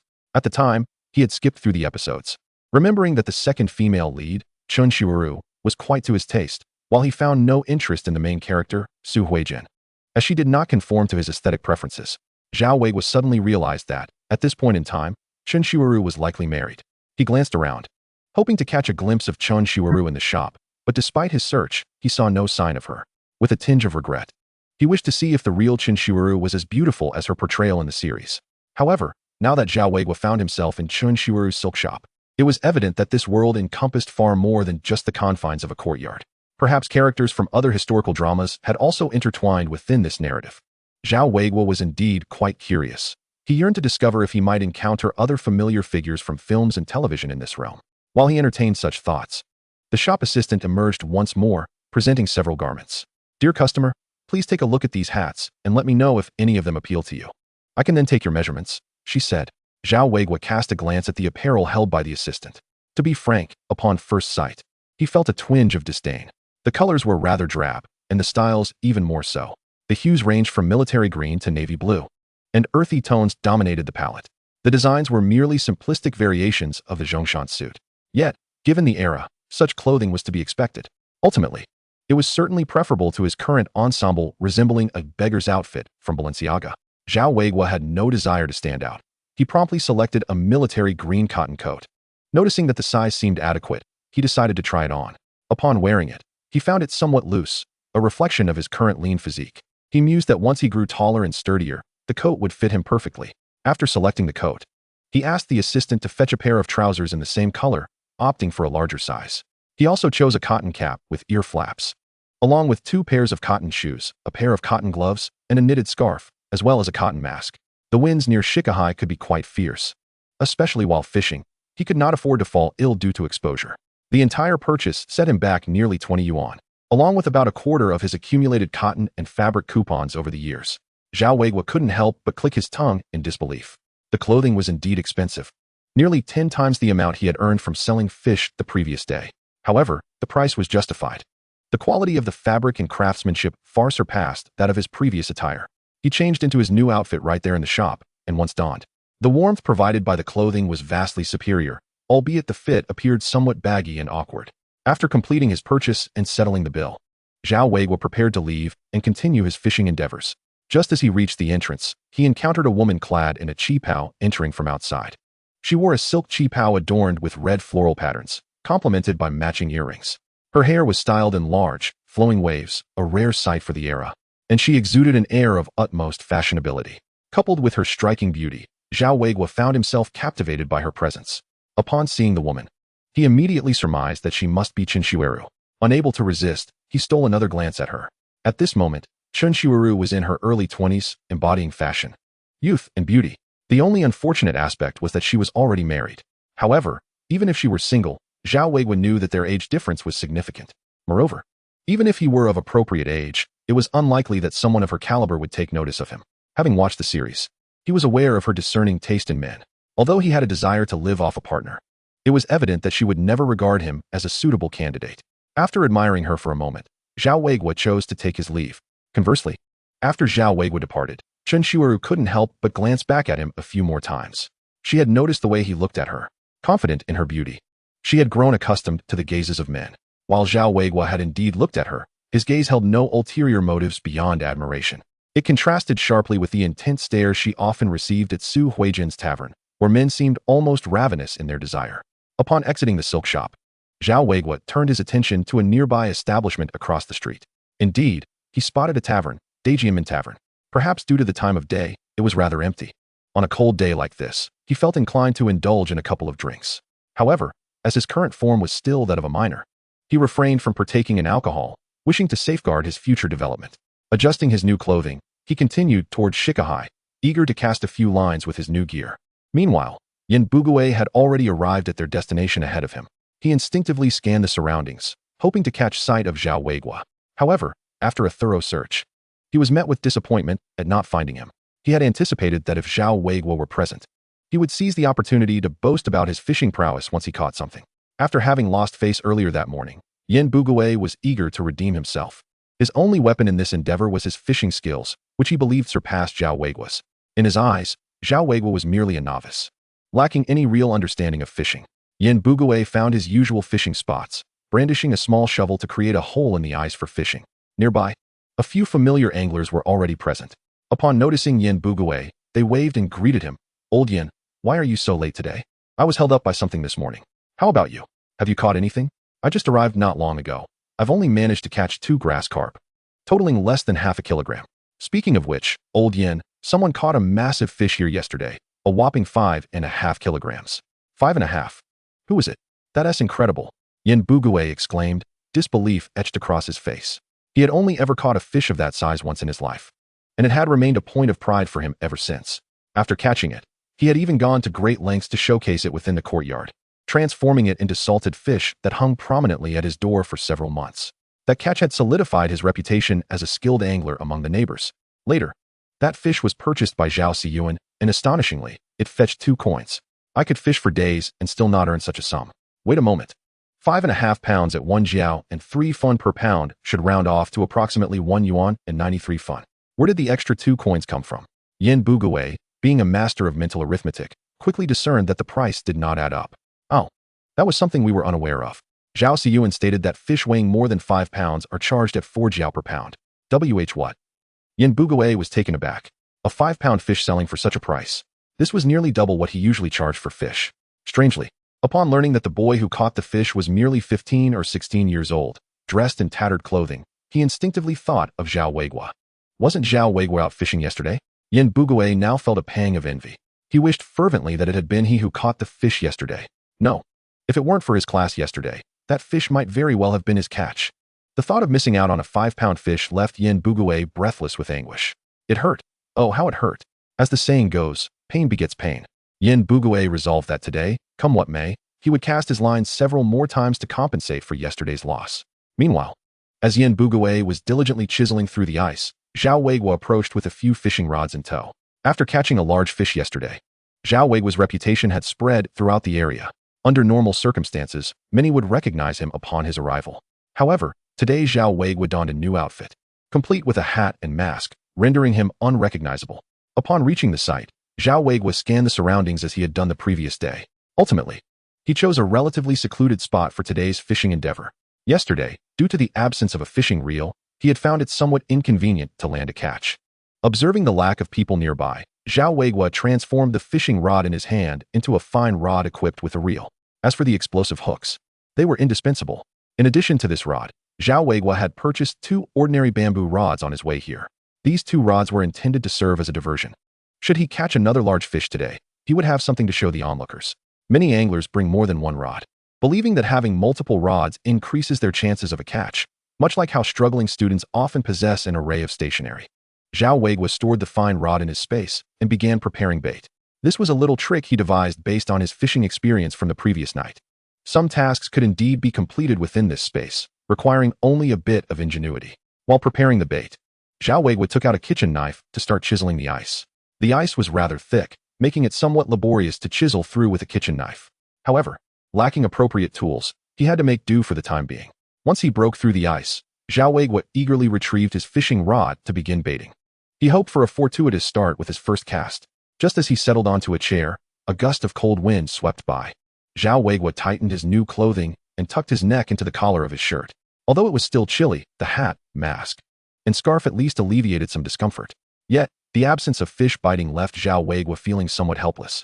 He estimated that he had been waiting for nearly half an hour. Half an hour without a catch was rather inefficient. Just as he began to feel impatient, a familiar tug gripped his hand. Zhao Weiguo's heart raced with excitement. A catch. But was the tug a bit too feeble? As he pulled the fish from the water, he discovered a tiny fish, barely the size of half a palm. Disdainfully, he placed the small fish, weighing perhaps 3 or 4 taels, into his space. Zhao Weiguo felt a twinge of frustration. His auspicious start yielded such a minuscule fish. It seemed his novice protection period had ended. The goddess of fishing had only granted him a one-day VIP pass. Determined, Zhao Weiguo rebaited the hook and cast his line once more. This time, he resolved not to rely on the goddess of fishing. After all, he couldn't afford to indulge in superstitions in this era. As the bait sank into the water, Zhao Weiguo held his breath and silently recited the 24-character mantra: prosperity, wise ruler, civilization, harmony. After what felt like reciting the mantra 10 times, the fishing rod finally signaled another tug. This tug felt similar to the last one. Indeed, as Zhao Weiguo reeled in the line, he found a small grass carp hooked on the line. He couldn't help but lament. Once the novice protection period ended, his luck had taken a nosedive. After placing the small grass carp into his space, stubbornly unfazed, Zhao Weiguo removed the gloves from his hands and plunged them into the icy hole to wash them.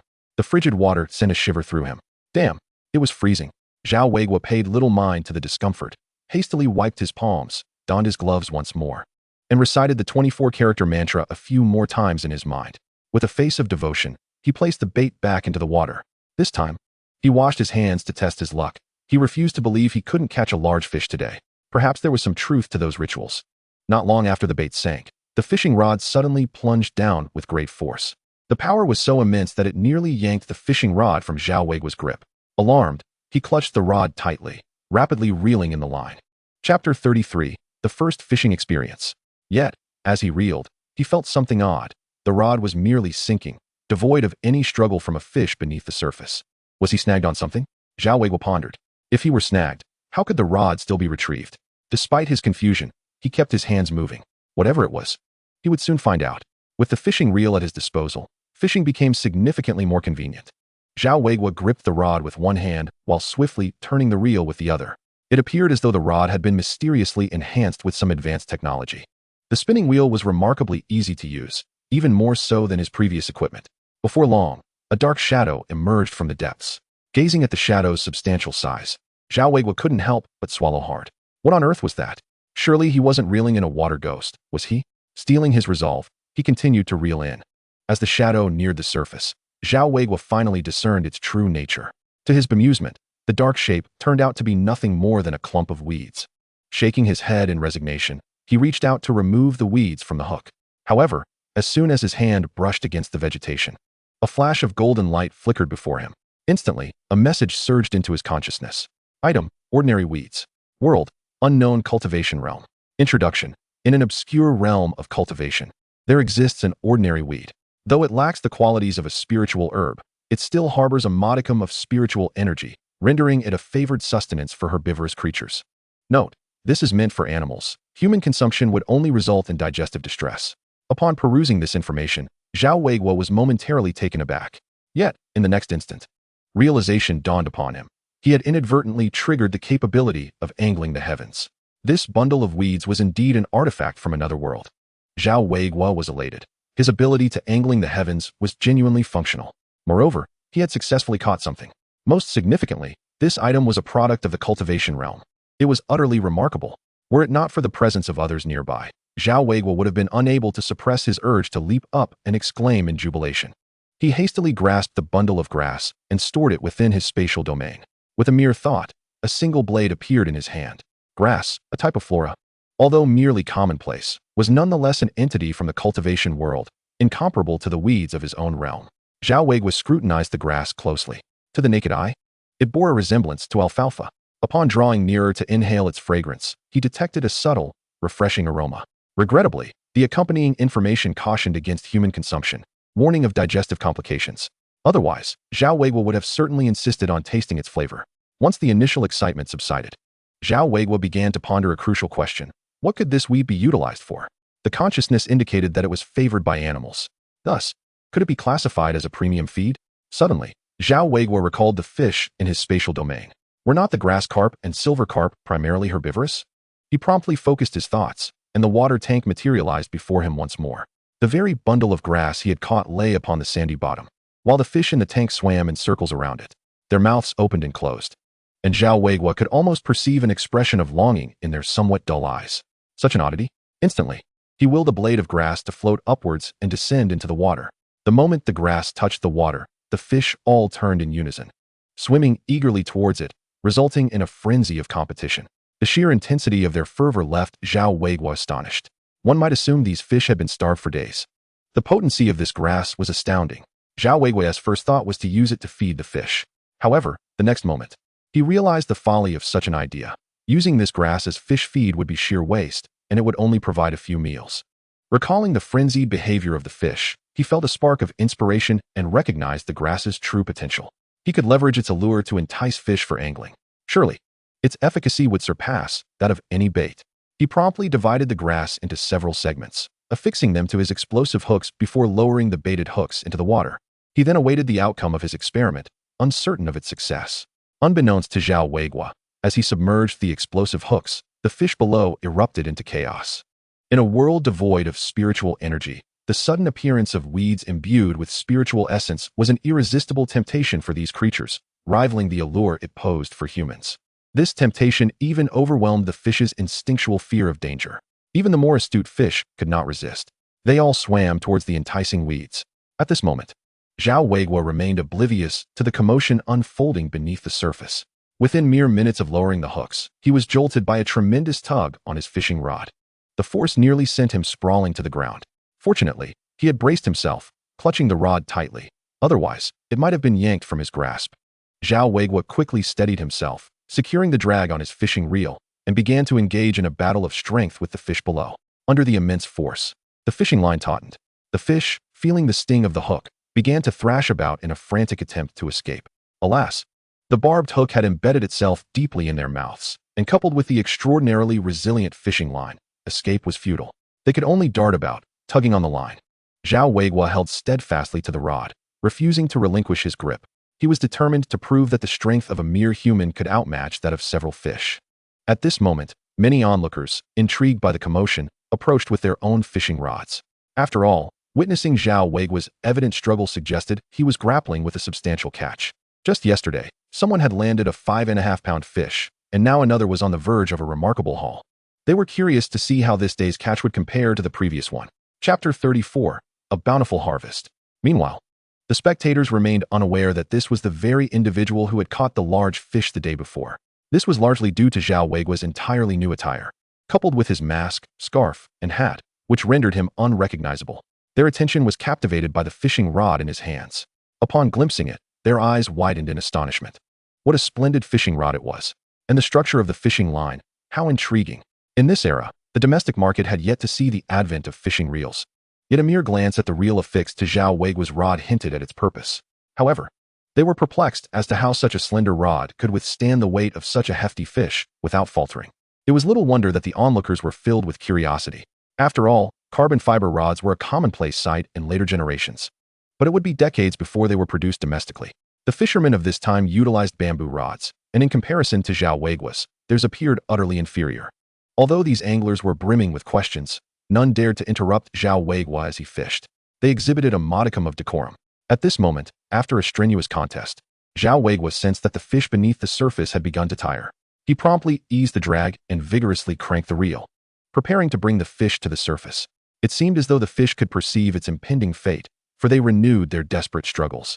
Zhao Weiguo's muscles tensed, and under the stimulation of adrenaline, his body surged with renewed vigor. Under the influence of this surge of energy, the fish were ultimately drawn up by him. As the fish gradually broke the surface of the water, the nearby anglers could not help but take a few steps closer to peer into the ice hole. Upon witnessing the underwater spectacle, these fishermen inhaled sharply. My goodness, an entire string of fish. How on earth did he manage to catch so many? Upon seeing the string of fish, Zhao Weiguo was equally astonished. He never anticipated that he would catch over a dozen fish in one go. Given the quantity of fish, It was evident that nearly all the explosive hooks had hooked a catch. Is this weed effect truly so extraordinary? However, at that moment, Zhao Weiguo could think of nothing but hauling the string of fish ashore. Once out of the water, the fish began to flounder on the ice. Preparing for a desperate struggle, Zhao Weiguo was about to reach down to pick up the fish, only to realize that his hand was somewhat weakened from gripping the fishing rod earlier. For a moment, his fingers felt stiff and unyielding. Straining to pry open his fingers, Zhao Weiguo intended to retrieve the bucket. Just then, a familiar voice called out from behind him. "Hey there, are you selling those fish?" "Oh, it's you." Zhao Weiguo turned to find that it was Zhao Xian, the individual who had purchased fish from him the previous day. He was now holding a wooden bucket, his face alight with surprise as he gazed at Zhao Weiguo. Zhao Weiguo was taken aback. He had not expected to be recognized while wearing a mask. Zhao Xian certainly had sharp eyes. Without further pleasantries, Zhao Xian, brimming with excitement, inquired about the string of fish on the ground. "Are you selling them? If so, I'll take them all." Zhao Weiguo breathed a sigh of relief upon hearing Zhao Xian. He had been pondering how to dispose of these fish. And now Zhao Xian had arrived just in time. He pointed to a 2-pound silver carp among the string of fish and said, "Leave that one for me. Sell the rest to you. My hands are a bit weak now, so you'll have to grab them yourself. Of course, just sit back and relax." "I'll take care of this," Zhao Xian replied, stepping forward to place the desired fish into his bucket before beginning to gather the ones he intended to buy. While Zhao Xian was busy with the fish, several nearby anglers approached. One cautiously asked Zhao Weiguo, "Excuse me, could we take a look at your fishing rod?" Zhao Weiguo said little. Since these individuals had already seen his rod, there was no point in hiding it. Although the rod was somewhat advanced, it remained a fishing rod. With a suitable excuse, he could easily divert their curiosity. He promptly reeled in the fishing line and handed the rod over. The angler received the rod with utmost care, as if it were a rare treasure. After receiving Zhao Weiguo's approval, several other anglers gathered around to scrutinize the rod.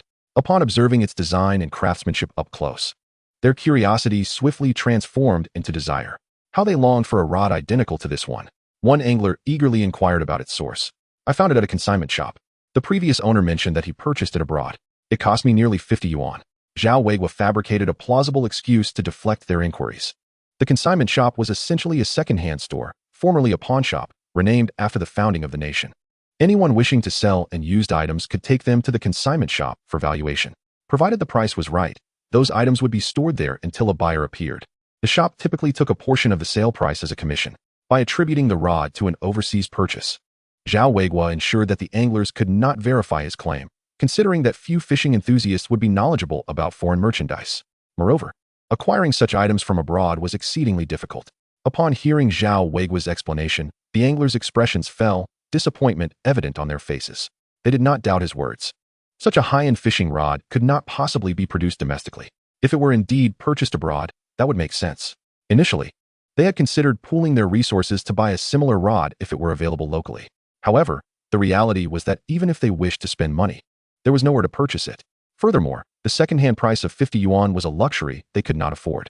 After realizing they would not have the opportunity to acquire the rod, the anglers reluctantly returned it to Zhao Weiguo after admiring it for quite some time. Though they could not procure the rod, they had not left empty-handed. While handling the rod, they had observed its structure closely. The spinning reel was not of a complex design, and replicating a simple model was within their capabilities. Additionally, the explosive hooks, a fishing method introduced to China in the 1980s, had captured their attention. Witnessing the tightly arranged hooks, several anglers had a moment of enlightenment. How could they not consider employing this method to enhance their fishing efficiency? They had genuinely learned something valuable. Exchanging glances, the anglers silently came to a mutual understanding. This technique was to be kept for their own use, and they would reveal nothing to others. Chapter 35, 20 pounds of fish. In the meantime, Zhao Xian had collected the remaining fish into his bucket. "Shall we head to the shore to weigh these fish?" Zhao Weiguo nodded in agreement and followed Zhao Xian toward the bank. The nearby anglers accompanied them, eager to join in the excitement. As they walked, Zhao Xian attempted to forge a closer connection with Zhao Weiguo. If Zhao Weiguo's catch of the large fish yesterday was a stroke of luck, then his haul today demonstrated his true skill. This young man possessed genuine prowess. As a purchaser, Zhao Xian understood the significance of connections in their line of work. With a solid network, their procurement efforts would yield greater results. Realizing they shared the same surname, Zhao Xian immediately embraced a fraternal bond with Zhao Weiguo. "Zhao Xiaoga. It turns out we are family. I'm 26 this year. My name is Zhao Sihai. And you?" "I'm 15. You can just call me Weiguo." The nearby anglers, upon hearing that Zhao Weiguo was only 15, felt a surge of respect. While they had encountered 15-year-old anglers before, It was their first time meeting one capable of catching so many fish at such a young age. Despite being a newcomer, Zhao Weiguo had already earned the status of a fishing master in their eyes. In the fishing community, age held little weight. Merit was all that mattered. As they conversed, they reached the shore. Zhao Sihai began to weigh the fish for Zhao Weiguo. After setting aside the fish Zhao Weiguo intended to keep, a total of 11 fish remained. These varied in size, with a few weighing 2 to 3 pounds and the smaller ones exceeding half a pound. In the end, the scale revealed a total catch of 18 pounds of fish. Including the one that Zhao Weiguo had kept for himself, his total haul amounted to approximately 20 pounds, which he sold for nearly 5 yuan. Upon hearing this figure, the nearby fishermen were filled with envy. After all, 5 yuan is no trifling sum. How many days would they need to fish to amass such a quantity? When Zhao Weiguo received the money, he was overwhelmed with excitement. He never anticipated that merely reeling in a bundle of weeds from the realm of immortality could earn him such a fortune. The ability to fish across the heavens truly defied the odds. Even the refuse from another world was a treasure in his eyes.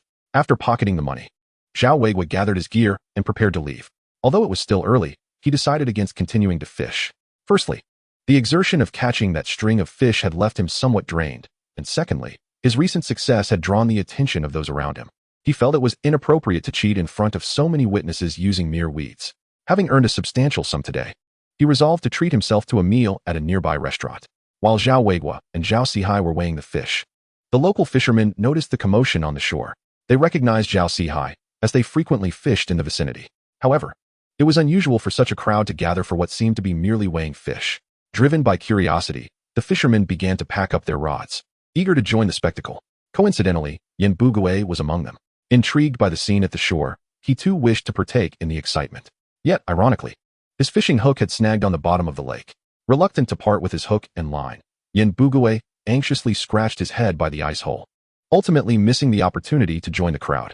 When the fisherman returned, Yan Bugue curiously inquired, "Old Zhang, what was happening over there?" "Hey, old Yan, you really missed out. Remember I mentioned that guy this morning? The one who caught that 5.5-pound silver carp? Yes, that's him. The lad hit the jackpot today, reeling in over a dozen fish for a total weight of 20 pounds. I heard he sold them to Zhao Sihai for 5 yuan. 5 yuan. Yan Bugue's eyes widened in disbelief. He could hardly fathom the weight of 20 pounds of fish, an amount that would take him 10 days to catch. What kind of prodigy could land such a catch? Surely, this young lad couldn't be a relative of some dragon king? The new generation is truly surpassing the old. Old Yan, I heard that boy is only 15 years old. To catch that much fish at such a young age is simply astonishing. Listening to the nearby fishermen's musings, Yan Bugue couldn't help but recall the youth he had seen earlier standing alongside Zhao Sihai. Was it truly that boy who had caught 20 pounds of fish? For some reason, Yan Bugue felt a peculiar resemblance between him and Zhao Weiguo. Were it not for the new clothes he wore, he might have mistaken him for Zhao Weiguo. Yet, the thought of Zhao Weiguo made him chuckle. The notion of Zhao Weiguo being skilled at fishing was preposterous. After all, on his very first attempt, he had fallen into the river and nearly drowned. It was evident that he lacked any talent for fishing. By the way, old Yan, have you managed to pull your hook up yet? At those words, Yan Bugue's expression fell. He had no clue what his line had snagged on. It was stuck at the riverbed and wouldn't budge. His luck had been dismal today. He hadn't caught a single fish and was now caught on the bottom. Yan Bugue sighed, wishing he could cut the line if he weren't so attached to the hook. Well, you take your time to sort that out. I'm off to try my luck near that prodigy's fishing spot. Quite a few people have already headed that way, the fisherman said as he packed his belongings and made his way to the spot where Zhao Weiguo had fished. The fact that Zhao Weiguo had caught fish there indicated that the waters were plentiful. Seizing the moment before the fish departed, he hoped to carve a hole and perhaps snag some fish for himself. Seeing his companion depart, Yan Bugue felt a pang of urgency. He wanted to join the excitement. But with his hook snagged, he hesitated. Hey, wait for me. Let me retrieve my hook first. No time to wait. If we delay, there won't be any space left. Even if there is, the fish will be gone. Unbeknownst to Zhao Weiguo, his former fishing hole had become a hot commodity. In fact, many fishermen were arguing over that very spot. Little did they know that Zhao Weiguo's success was solely due to his illicit tools, unrelated to the fishing location itself. After departing from Shikahai, Zhao Weiguo strolled around the vicinity, seeking a restaurant to indulge in a meal. For the past few days, he had subsisted on either steamed buns or sesame pancakes, not to mention the self-heating rice and instant noodles he had brought with him. He had yet to experience a proper meal and had longed for a decent dining experience. Chapter 36, A Reward for Oneself. After a lengthy search, Zhao Weiguo finally settled on a restaurant that met his satisfaction. The reason was simple. After visiting several establishments, This was the only one that offered steamed rice. He had endured plenty of disdainful glances from the staff. Each time he inquired about the availability of white rice, he was met with a shake of the head, and their expressions suggested that any further questions might provoke an argument. This experience deepened Zhao Weiguo's understanding of the service culture in this era. He bore no ill will towards their attitudes. However, as a southerner who had crossed over from another world, he had a clear preference for rice over steamed buns. The restaurant he chose was modest, with a limited menu. After perusing it, Zhao Weiguo finally ordered 2 bowls of white rice, a bowl of stir-fried cabbage, a bowl of braised pork, and a plate of pickled vegetables. At this time of year, the vegetables available were primarily cabbage, potatoes, and radishes. In Zhao Weiguo's recollection, during the onset of winter, the residents of the city would line up at the market to buy large quantities of cabbage to store for the coming months, consuming them gradually until the new year. As for how to avoid growing weary of it, that depended entirely on the culinary skills of each household's matriarch. If it were Zhao Weiguo, he would surely tire of it quickly. After approximately 10 minutes, the waiter finally brought out his ordered dishes. Surrounded by the familiar aroma of rice and the rich scent of braised pork, Zhao Weiguo could not help but swallow hard. He poured a bit of the braised pork gravy into his rice, stirring it together. The sauce, glistening with oil, coated the rice in a way that looked utterly delectable. Zhao Weiguo, unable to contain his eagerness, hastily placed a piece of meat into his bowl and swiftly brought a spoonful to his lips. He relished the complex aroma of soy sauce, fat, and sugar dancing upon his tongue, alongside the distinct grains of rice and the springy texture of the braised pork. The rich, savory scent of the meat filled his mouth, enveloping him in an unparalleled happiness. He never anticipated that a mere bite of braised pork with rice could evoke such excitement within him. He savored the fragrant rice in generous spoonfuls, occasionally complementing it with a bite of sweet and sour cabbage and pickled vegetables. The cabbage was prepared quite traditionally, while the pickles possessed a delightful uniqueness that paired excellently as a side dish. After 2 bowls of rice accompanied by 3 dishes, Zhao Weiguo felt utterly sated. The meal was not inexpensive. Half a pound of braised pork, alongside 2 bowls of rice and those 2 vegetarian dishes, cost him a hefty $1.50. In this era, many families of 3 subsisted on a mere $5 to $10 a month for their meals. If everyone were to indulge as Zhao Weiguo did today, even the salary of a skilled worker like Yi Zhonghai would scarcely suffice. Zhao Weiguo felt a twinge of regret as he paid the bill. After settling the payment, he continued to stroll down the street, as there was still ample time to wander and purchase some items nearby. A craftsman must first sharpen his tools. Fishermen, once they have some funds, often seek to upgrade their equipment.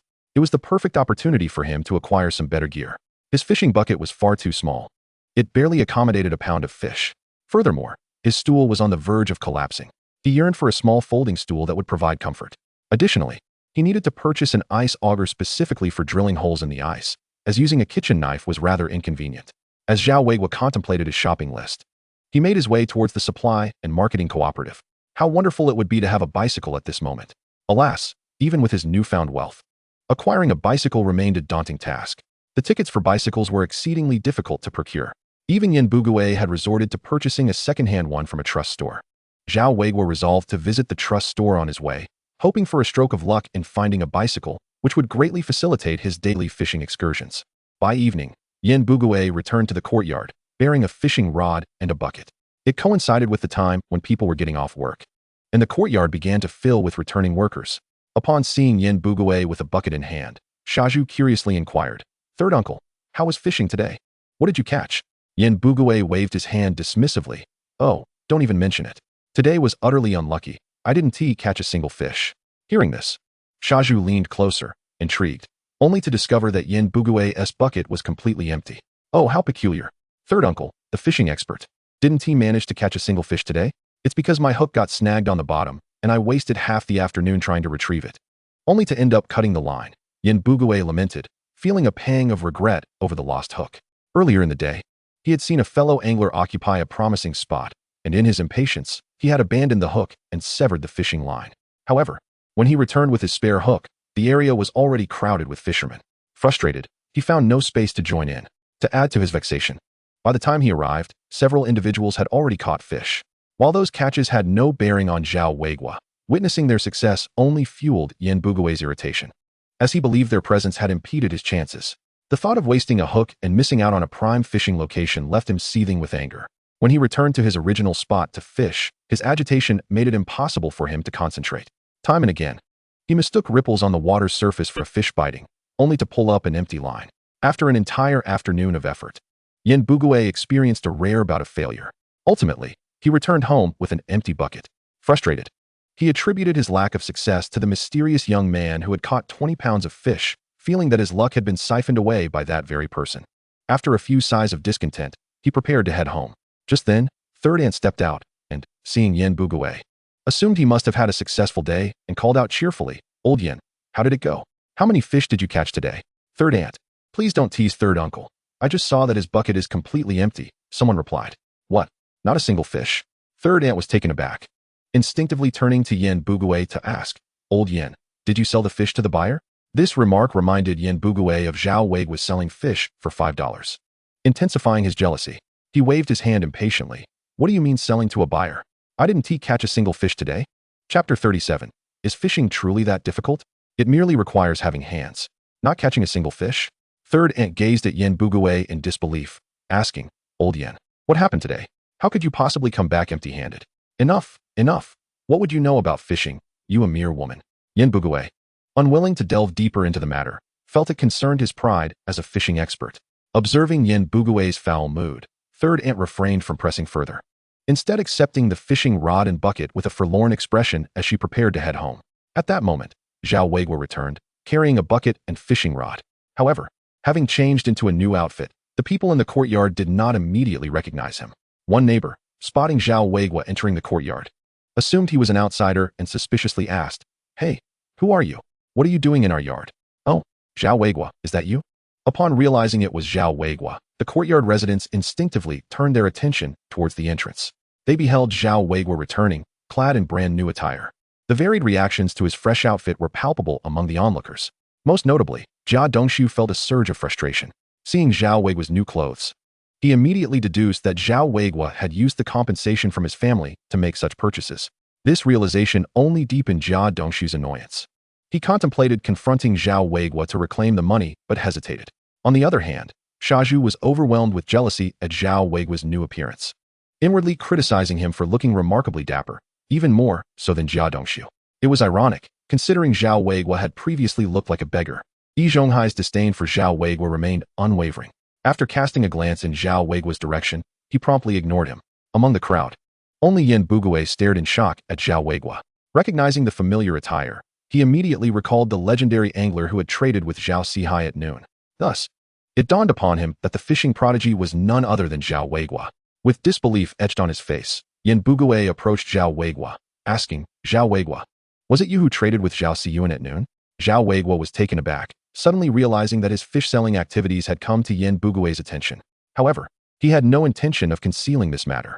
Thus, he nodded affirmatively and replied, "Indeed, it was I. Is there a problem, Third Uncle?" Yin Bugue, still wearing an incredulous expression, inquired, "So, the person who sold 20 pounds of fish was you? And the one who caught a 5.5-pound fish yesterday was also you?" Zhao Weiguo shook his head and stated, "I did not sell 20 pounds of fish." Upon hearing this, Yin Bugue instinctively breathed a sigh of relief. However, Zhao Weiguo continued, "Actually, I caught 20 pounds of fish today, but I kept 2 pounds for myself. What I sold was the remaining 18 pounds. Yin Bugue nearly choked on his disbelief at Zhao Weiguo's nonchalant declaration. He immediately glanced into Zhao Weiguo's bucket. Indeed, there was a silver carp in it, its mouth opening and closing as it bubbled. The fish weighed nearly 2 pounds, a size Yin Bugue might not catch even once in a month. Yet, Zhao Weiguo had managed to catch it the very next day. Furthermore, he claimed to have caught a fish over 5 pounds just yesterday. Could such feats truly be accomplished by a novice angler? Was this fellow perhaps a relative of the Dragon King? Yin Bugue's jealousy was reaching a breaking point. Unbeknownst to him, the conversation between the two had created quite the stir among the onlookers. They gathered around to peer into Zhao Weiguo's bucket, astonished to find a sizable silver carp within. Had Zhao Weiguo truly caught that fish? And so many at that? How was this even possible? Zhao Weiguo, how did you manage to catch so many fish? Yin Bugue's eyes glistened with envy, seemingly on the verge of tears. He fixed his gaze on Zhao Weiguo, as if trying to decipher the secret behind his fishing success. A seasoned angler like him could not possibly be outdone by a newcomer who had only fished for 2 days. Noticing Yin Bugue's agitated demeanor, Zhao Weiguo feigned curiosity and replied, "Third Uncle, is fishing truly that difficult? Isn't it simply a matter of having hands?" Having hands? Yin Bugue was dumbfounded. It was the first time he had heard fishing described as something that could be accomplished merely by having hands. If that were the case, then all his years of honing his fishing skills would indeed render him a laughingstock. At that moment, Yin Bugue felt as if his very foundation was crumbling. He quickly shook his head, dismissing the turmoil within. It was impossible. It had to be luck. Yes, it surely was just that Zhao Weiguo had been fortunate. Just as Yin Bugue was trying to reassure himself, Zhao Weiguo struck again, lightly asking, "By the way, third uncle, you went fishing today too. How was your haul?" Zhao Weiguo genuinely did not know that Yin Bugue had come back empty-handed. Otherwise, he would not have posed such a question. Since Yin Bugue was aware of Zhao Weiguo's impressive catch, not to tease him would feel unjust to the fish he had caught himself. Zhao Weiguo's inquiry left Yin Bugue feeling mortified. Admitting to his empty-handedness was a bitter pill to swallow. "Well, naturally, I didn't catch as many as you." Yin Bugue attempted to delicately mask his failure. Alas, there was one among them who relished in contradicting him. "Hey, if you didn't catch anything, just say so. Why compare your catch to others? Third uncle, you really have a thick skin." This was none other than Shaju, whose blunt remarks could leave even his allies exasperated. He directly exposed the very situation Yin Bugue wished to keep concealed. Yin Bugue's face flushed crimson, cursing Shaju internally for his loose lips. Meanwhile, Zhao Weiguo, upon hearing Shaju's words, finally realized that Yin Bugue had indeed returned without a catch. He stifled a laugh and said to Yin Bugue, "Third uncle, it's quite common to come back empty-handed when fishing. If we practice our skills a bit more, we'll surely catch fish next time." Though Zhao Weiguo's words appeared to be a consolation to Yin Bugue, they were, in reality, salt rubbed into his wound. Yet, Yin Bugue could not retort, only managing an awkward smile. He pondered how fishing and coming back empty-handed were connected. It was only when he comprehended the connotation of the term empty-handed that he realized it was far from flattering in the fishing community. "Enough, third uncle. I need to head home to deal with this fish, so I want to linger here." With that, Zhao Weiguo decided to leave the scene. Eager to dampen Yin Bugue's spirit, he picked up the fish and made his way home. Chapter 38, Experiment. As the bystanders watched Zhao Weiguo depart with his bucket, envy washed over them. This Zhao Weiguo was truly remarkable. After recovering from a serious illness, he not only survived, but also experienced a turn of fortune. He had gone out fishing and caught 20 pounds of fish. How much could that sell for? Many were mulling over his earlier remark. Fishing is merely a matter of having hands. Although Zhao Weiguo's claim seemed to border on boasting, a considerable number of people actually believed his words. After all, they knew that Zhao Weiguo had only recently taken up fishing, lacking prior experience. Those individuals considered themselves no less capable than Zhao Weiguo. There was no reason for him to catch fish while they could not. Even if they did not succeed, they reasoned that trying would surely yield some reward. Many began planning to head to Shikahai in a few days to test their luck. If fortune smiled upon them and they caught fish, even if they did not sell them for money, they could still enjoy an improved meal. News of Zhao Weiguo's 20-pound catch quickly spread throughout the courtyard.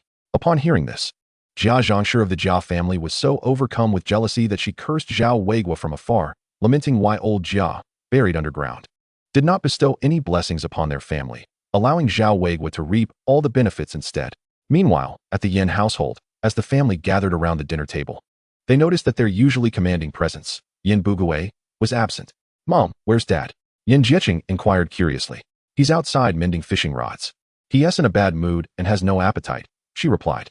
Yin Jieching was unaware of his father's empty-handed fishing expedition. Noticing his father's absence, he turned his attention to Yin Bugue's dinner portion. If his father was feeling unwell and unable to eat, he might as well help himself to the meal.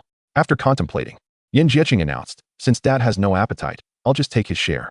He proceeded to grab Yin Bugue's porridge and steamed bun to distribute among his younger siblings and mother. Yin Jiefeng and the others eagerly looked at their older brother. Having always struggled to have enough to eat, they hoped to receive a bit more food. However, once Yin Jieching finished dividing the portions, they all erupted in discontent. "Brother, you can't divide it like that. It's not fair. Indeed, why should the three of us share a mere morsel while you and mother are entitled to a whole one?" Aunt San, too, expressed her dissatisfaction, saying, "Eldest brother, how is it that your half is larger than mine?" Yin Jieching, caught red-handed with his little antics, could only awkwardly explain, "Mother, I believe my father's method of distribution is rather unjust. You see, Jieching and the others are still young. A little less food won't harm them. But I've started working now, and the daily toil is quite arduous. Shouldn't I be entitled to eat a bit more?" This statement incited the ire of the family, leading to a heated argument over such trivial food. Ultimately, it was Aunt San who, adhering to Yin Bugue's method, redistributed the food evenly, silencing everyone's complaints. When Yin Bugue returned home, he was utterly bewildered. "Where's my meal? How has it been taken away before I even had a chance to eat?" Meanwhile, In Zhao Weiguo's abode, he lay in bed, engrossed in conducting experiments within his spatial realm. The quantity of miscellaneous herbs harvested from the realm of cultivation was limited, and he was uncertain when he might catch more. To avoid waste, he meticulously planned to utilize these herbs. Since the herbs were rooted, he decided to plant them in a stretch of sandy soil, giving them a drink of water from his spatial reservoir to prevent them from withering. Zhao Weiguo then focused his mind, controlling a patch of herbs to divide them into smaller segments. He subsequently rolled them up and inserted them into corn kernels. In this spatial domain, everything could be manipulated according to his will, an operation that would be impossible in the outside world.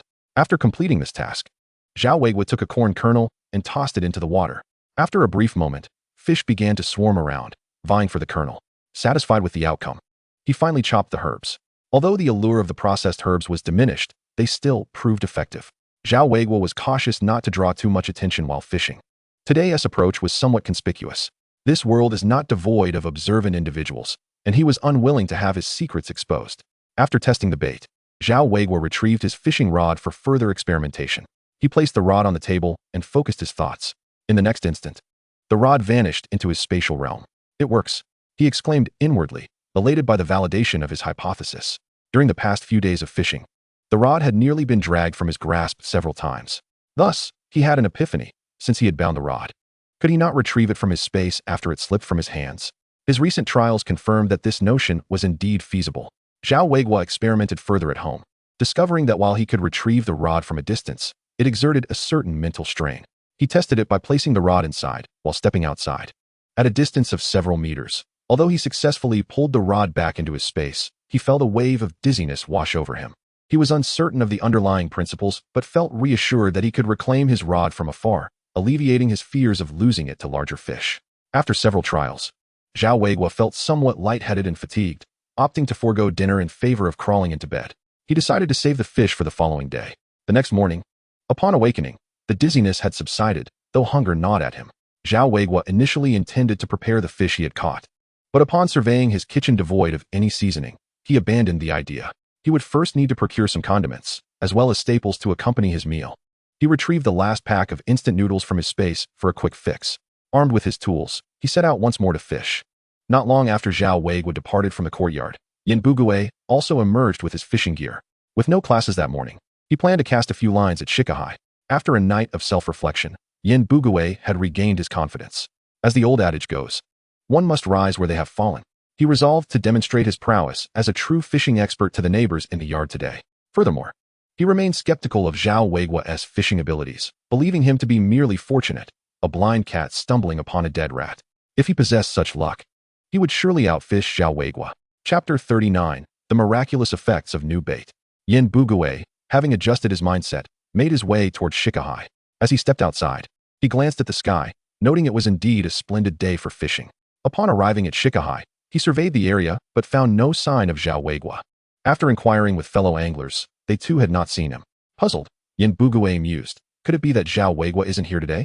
Yet, it was perhaps for the best, as his absence would not impede Yin Bugue's performance. After chiseling an ice hole, he settled down to fish, brimming with an inexplicable confidence that he would catch a big one today. Meanwhile, Zhao Weiguo finally made his way to the fishing spot, albeit belatedly. Although he had left earlier than Yin Bugue, he had first visited the nearby market and grocery store to purchase cooking essentials like oil, salt, and vinegar, along with garlic, ginger, and tofu, ingredients essential for fish soup. Unfortunately, he could not find any pickled bamboo shoots, a cherished addition from his hometown that enhanced the flavor of fish soup. Regrettably, it seemed that the custom of consuming pickled bamboo shoots was absent in this region, and he could only procure some pickled cabbage. Upon arriving at Shikahai, Zhao Weiguo immediately sensed several gazes directed at him. It was clear that after yesterday, he had gained a bit of notoriety in the vicinity. Many had begun to recognize him. Feeling somewhat uneasy under their scrutiny, he sought a less crowded area to settle. At that moment, a fellow angler beside Yin Bugue noticed Zhao Weiguo's arrival. He nudged Yin Bugue, exclaiming, "Hey, look, the fishing prodigy you mentioned has arrived." Yin Bugue, noticing Zhao Weiguo, retorted with a hint of envy. "Prodigy? He*s just a kid who hasn't even grown a full set of hair, merely lucky." The nearby angler chuckled at Yin Bugue's comments, recognizing the jealousy woven into his words. It was not just Yin Bugue. Even he felt a twinge of envy upon hearing that Zhao Weiguo had caught 20 pounds of fish. Let us see if he can catch as many today. Then I'll be convinced. Not only Yin Bugue, but also many anglers nearby are eagerly awaiting Zhao Weiguo's catch today. If Zhao Weiguo can consistently reel in such a bountiful catch, it would certainly attest to his genuine prowess. Ignoring the curious gazes of those around him, Zhao Weiguo sought out a less crowded spot and tested the thickness of the ice beneath his feet. Satisfied with the solidness of the ice, he retrieved his ice drill and began to carve a hole. With the right tools, his efficiency surged. In no time at all, a perfect ice hole was formed. Zhao Weiguo then unfolded the small stool he had purchased the previous day, settled down comfortably, and placed a half-full bucket of water beside him. Once everything was prepared, he procured some processed corn kernels from his storage space and baited his fishing rod. In an effort to remain inconspicuous, he opted not to use explosive hooks. After casting his line, he continued to silently recite a 24-character mantra in his mind. Remarkably, within less than 3 minutes of his bait touching the water, a fish was already on the line. Feeling the weight tugging at the rod, Zhao Weiguo immediately surmised that this was no lightweight. What a splendid start. He quickly began to reel in the line, and with the fish reluctantly emerging from the water, he deftly utilized his newly acquired landing net to scoop it up. This time, he had caught a sizable carp, weighing approximately 2 pounds. Zhao Weiguo nodded in satisfaction. While he was not particularly fond of eating carp, a 2-pound fish could fetch a decent price. After unhooking the fish, he released it back into the water, noting that it had swallowed the bait hastily. With the corn kernel still clinging to the hook, rather than waste it, he cast the bait back into the water, preparing to wait for the next catch. Unbeknownst to Zhao Weiguo, as he reeled in his first fish, the eyes of the surrounding anglers widened in astonishment. Just 3 minutes after casting his bait, he had already caught a fish, and given its size, it was undeniably impressive. This young man was quite extraordinary. Yet, before the other anglers could fully process this, a more shocking event unfolded. Zhao Weiguo was already preparing to reel in again. Another fish? The surrounding anglers were left in disbelief. Was he here to fish? Or was he merely stocking up? It had barely been a minute since his second line was cast. Even Zhao Weiguo was taken aback. He had not anticipated that a mere patch of aquatic weeds could yield such remarkable results. However, once a fish was hooked, there was no letting it escape. He swiftly turned the reel, pulling the fish to the surface. This time, it was a grass carp weighing around 1 pound. Given its bony nature, Zhao Weiguo had no intention of keeping it for himself, planning instead to sell it. This fish had been greedy and had swallowed the bait whole. After rebaiting with another kernel of corn, he cast his line once more. This time, the fish did not bite as quickly. 5 minutes elapsed before he felt a tug on his line again. Before he could even settle into his seat, he was on his feet to reel in once more. Fortunately, the thrill of catching fish was unparalleled. He cranked the reel with fervor, and soon, a third fish was brought to the surface, a yellow catfish weighing about half a pound.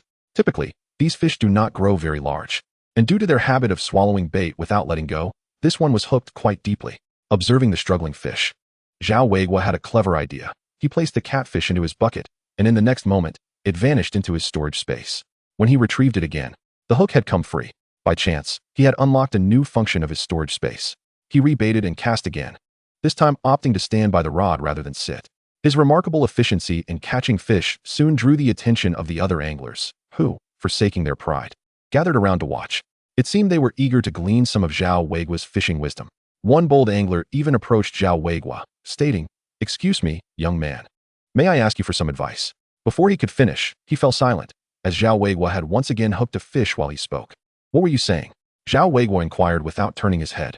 Nothing. Please continue fishing," the angler stuttered, a sheepish smile crossing his face as he decided against interrupting Zhao Weiguo's success. Zhao Weiguo swiftly reeled in the fish, and this catch was no lightweight. It was likely larger than the first. As he felt the strength of the fish beneath the water, he exerted a bit more effort and finally brought it to the surface. This time, it was a silver carp, and by its size, it was certainly more than 2 pounds, possibly nearing 3. The sight of such a substantial fish in Zhao Weiguo's grasp caused the other anglers to collectively gasp in astonishment. Goodness, how could he have caught yet another large fish? Excluding the yellow catfish, all of the fish he had caught thus far were substantial. The efficiency of his catches was simply unreasonable. Considering the years of depletion experienced by the fish population in Shikahai, most of the larger fish had become exceedingly rare. The average angler, even if fortunate, might catch 10 fish in a day, with perhaps only one exceeding 1 pound. Yet, here was Zhao Weiguo, having fished for just about 10 minutes, already boasting 3 sizable catches. How could this not leave the other anglers in awe? What they did not realize was that each time Zhao Weiguo lowered that specially formulated bait into the water, something extraordinary was occurring below the surface. The minuscule amount of spiritual energy contained within the aquatic weeds possessed an irresistible allure for the fish, causing them to forget their instincts of caution and fear, eagerly swimming towards the bait. Among them, only the larger fish had the opportunity to be hooked, as the smaller ones could not compete. Gazing at the nearly 3-pound fish in his hands, Zhao Weiguo scratched his head absent-mindedly. He had just purchased a large bucket yesterday. Yet he realized that if he placed this fish inside, it would be nearly full. Perhaps he should have opted for a bigger bucket. If only he had Zhao Sihai's enormous bucket at this moment. Coincidentally, just as Zhao Weiguo pondered Zhao Sihai, a familiar voice called out from behind him. "Weiguo, brother. I'm here." Zhao Weiguo turned around to see the familiar figure of Zhao Sihai. It was as if he had conjured him with his thoughts. He had merely considered his presence, and there he was. "Brother Weiguo, congratulations. You've had quite the haul this morning. I just arrived and was looking for you." Zhao Weiguo glanced at Zhao Sihai, noticing that he was carrying a large bucket and a scale, clearly well prepared. Since he was here, it was the perfect opportunity to sell the fish he had caught. "Brother Zhao, your timing is impeccable. Let's weigh these fish and see how much they weigh. I am still fishing here, so I appreciate your hard work. You carry on. I brought the scale over precisely to avoid disrupting your fishing." Zhao Weiguo exhibits a commendable spirit of service. He weighed several fish in front of Zhao Weiguo using the scale. Ultimately, the 4 fish fetched around $1.50.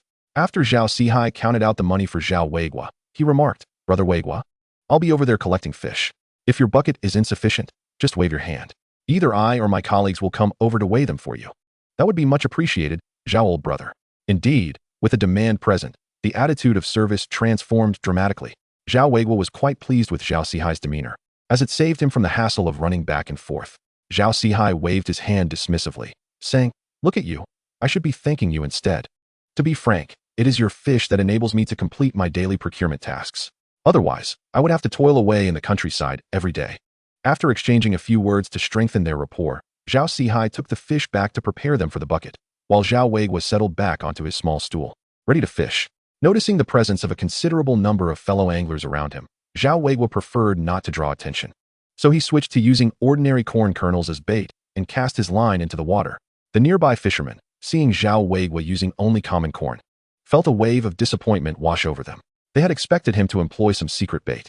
After casting, Zhao Weiguo waited for about 10 minutes without any bites. The surrounding anglers sighed in relief.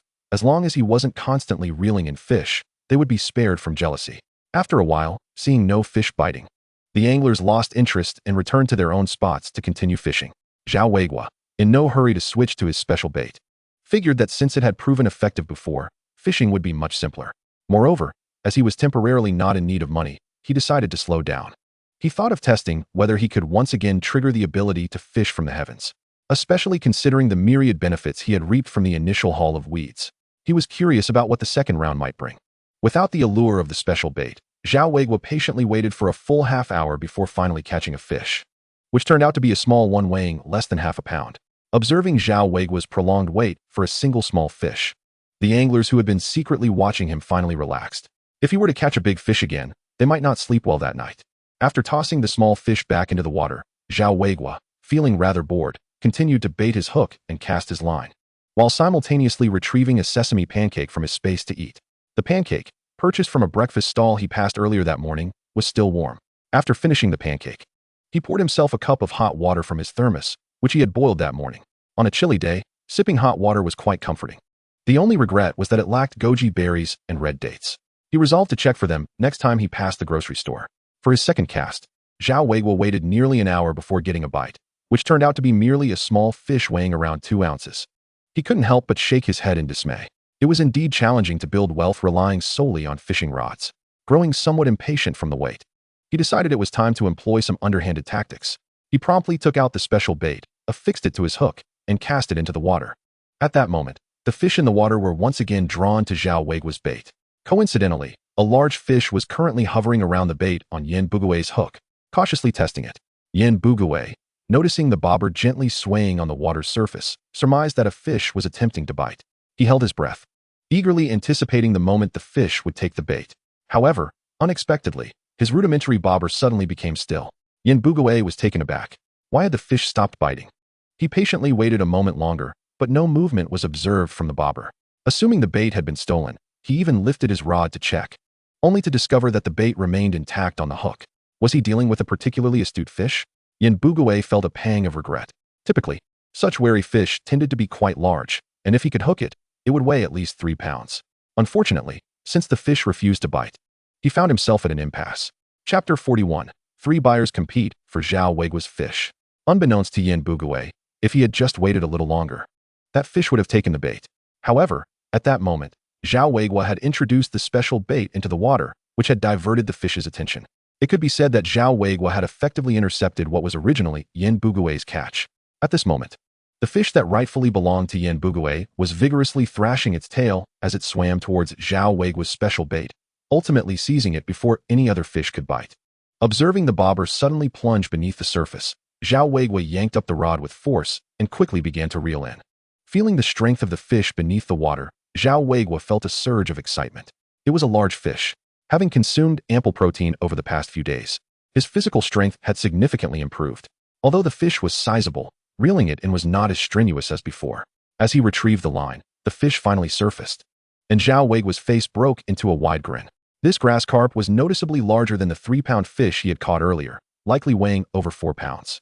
After lifting the fish and removing the hook, he tossed it into the bucket. The fish was so large that it struggled to turn around in the bucket, swimming only awkwardly against the wall. Zhao Weiguo did not pause, continuing to bait and cast his line. Remarkably, within 3 minutes, he hooked another fish. This one wasn't as large, but still weighed just over a pound. Zhao Weiguo's consecutive catches quickly attracted the attention of the surrounding anglers. They watched with envious expressions as he tossed the fish into his bucket. The master angler was on a roll once more. At that moment, Zhao Sihai, who had been observing from the shore, noticed the commotion around Zhao Weiguo. As Zhao Weiguo began to reel in more fish, Zhao Sihai could no longer remain seated. He grabbed his bucket and scale and hurried over to Zhao Weiguo. Not only Zhao Sihai, but several of his colleagues nearby also observed Zhao Weiguo's activity. Over the past 2 days, news had spread that Zhao Sihai had procured over 20 pounds of fish from a fishing master. His colleagues were filled with both jealousy and admiration. Now, seeing Zhao Sihai rushing to collect fish, they too prepared to follow, hoping to find a way to intercept. After all, whether the fish were sold to Zhao Sihai or them, the transaction would proceed just the same. Moreover, their offered price was equal to Zhao Sihai's. If they could get there first, there was a chance they might snatch Zhao Weiguo's fish. On this frigid day, it is exceedingly challenging for buyers to procure goods, even when venturing into the countryside. Thus, during this season, they are left hoping that the fish caught around Shikahai can compensate for any shortfall in their quotas. Observing that his peers share the same objective, Zhao Sihai quickly quickens his pace, exclaiming, "Old Qian, Old Lin, you two are being rather unscrupulous. That young man was discovered by me first." One of the competitors merely scoffed, continuing his stride. "Go away, Zhao Sihai. It's up to the seller to whom they wish to sell their fish. Can you force them to sell?" Frustrated, Zhao Sihai dismissed the notion of further argument and hastened towards Zhao Weiguo. At that moment, Yin Bugui had just caught a fish weighing about half a kilogram. Spotting a few familiar buyers rushing in the same direction, he called out, "Hey, Xiao Qian, don't leave just yet. I have a fish. Will you buy it?" "Wait a moment, Yin." The buyer named Xiao Qian replied, not even pausing to consider Yin Bugui's offer before continuing on his way. Confused, Yin Bugui pondered why the buyers, who usually clamored for his catch, were behaving so unusually today. He then turned to another buyer, "Xiaolin, will you take this fish?" "Wait, I'll come over shortly." With both buyers exhibiting the same disinterest, Yin Bugui became increasingly perplexed. Driven by curiosity, he tossed the fish into a bucket and followed behind them, eager to uncover their intentions. To his astonishment, he witnessed the 3 buyers engaged in a heated argument over a figure standing before them. A quick glance revealed it was Zhao Weiguo. It turned out he was fishing there. As Yin Bugui approached, he could finally discern the nature of the dispute among the buyers. Zhao Sihai stood protectively in front of Zhao Weiguo, addressing his rivals. "I say, Old Lin and Old Qian, don't go overboard. Do you not understand the principle of first come, first served?" It appeared that Zhao Sihai had arrived a moment earlier than the other 2 buyers, who, upon seeing the fish in Zhao Weiguo's bucket, shamelessly decided to compete with him for the resources. In the meantime, Zhao Weiguo had already caught 4 fish, including a particularly large one, estimated to weigh over 4 kilograms, alongside 3 others weighing more than a kilogram each. They were unwilling to relinquish such a bounty. So they outright asked Zhao Weiguo if he was willing to sell those fish right in front of Zhao Sihai. The 2 rivals were aware that their actions were rather underhanded, yet the pressure of their company's quotas loomed large, and failing to meet those targets would bring repercussions. "Old Zhao, you may have arrived first, but you haven't even discussed a price with this young man yet." One of them continued, "Indeed, young man, I am a buyer from Hongxing Steel Plant. Rest assured, the price we offer will certainly exceed that of Zhao Sihai. How about this? I will give you a penny more than what Zhao Sihai offered." Zhao Sihai, now agitated, glared at them. Old Qian, there's no need for such underhanded tactics. To which they retorted, what rules are you speaking of? We buyers operate based on merit. If you, Zhao Weiguo, truly possess the capability, then raise your offer. This commotion attracted the attention of nearby anglers, who observed with envy the sight of such fierce competition over fish. With buyers even willing to increase their offers, was a rare spectacle, one that likely only Zhao Weiguo could inspire. For the rest of them, it was typically a struggle to find buyers willing to take their catch, as many often failed to meet the purchasing standards. Establishing rapport with these buyers was essential for selling their fish. Yin Bugue watched in astonishment as the buyers circled Zhao Weiguo, engaged in their dispute.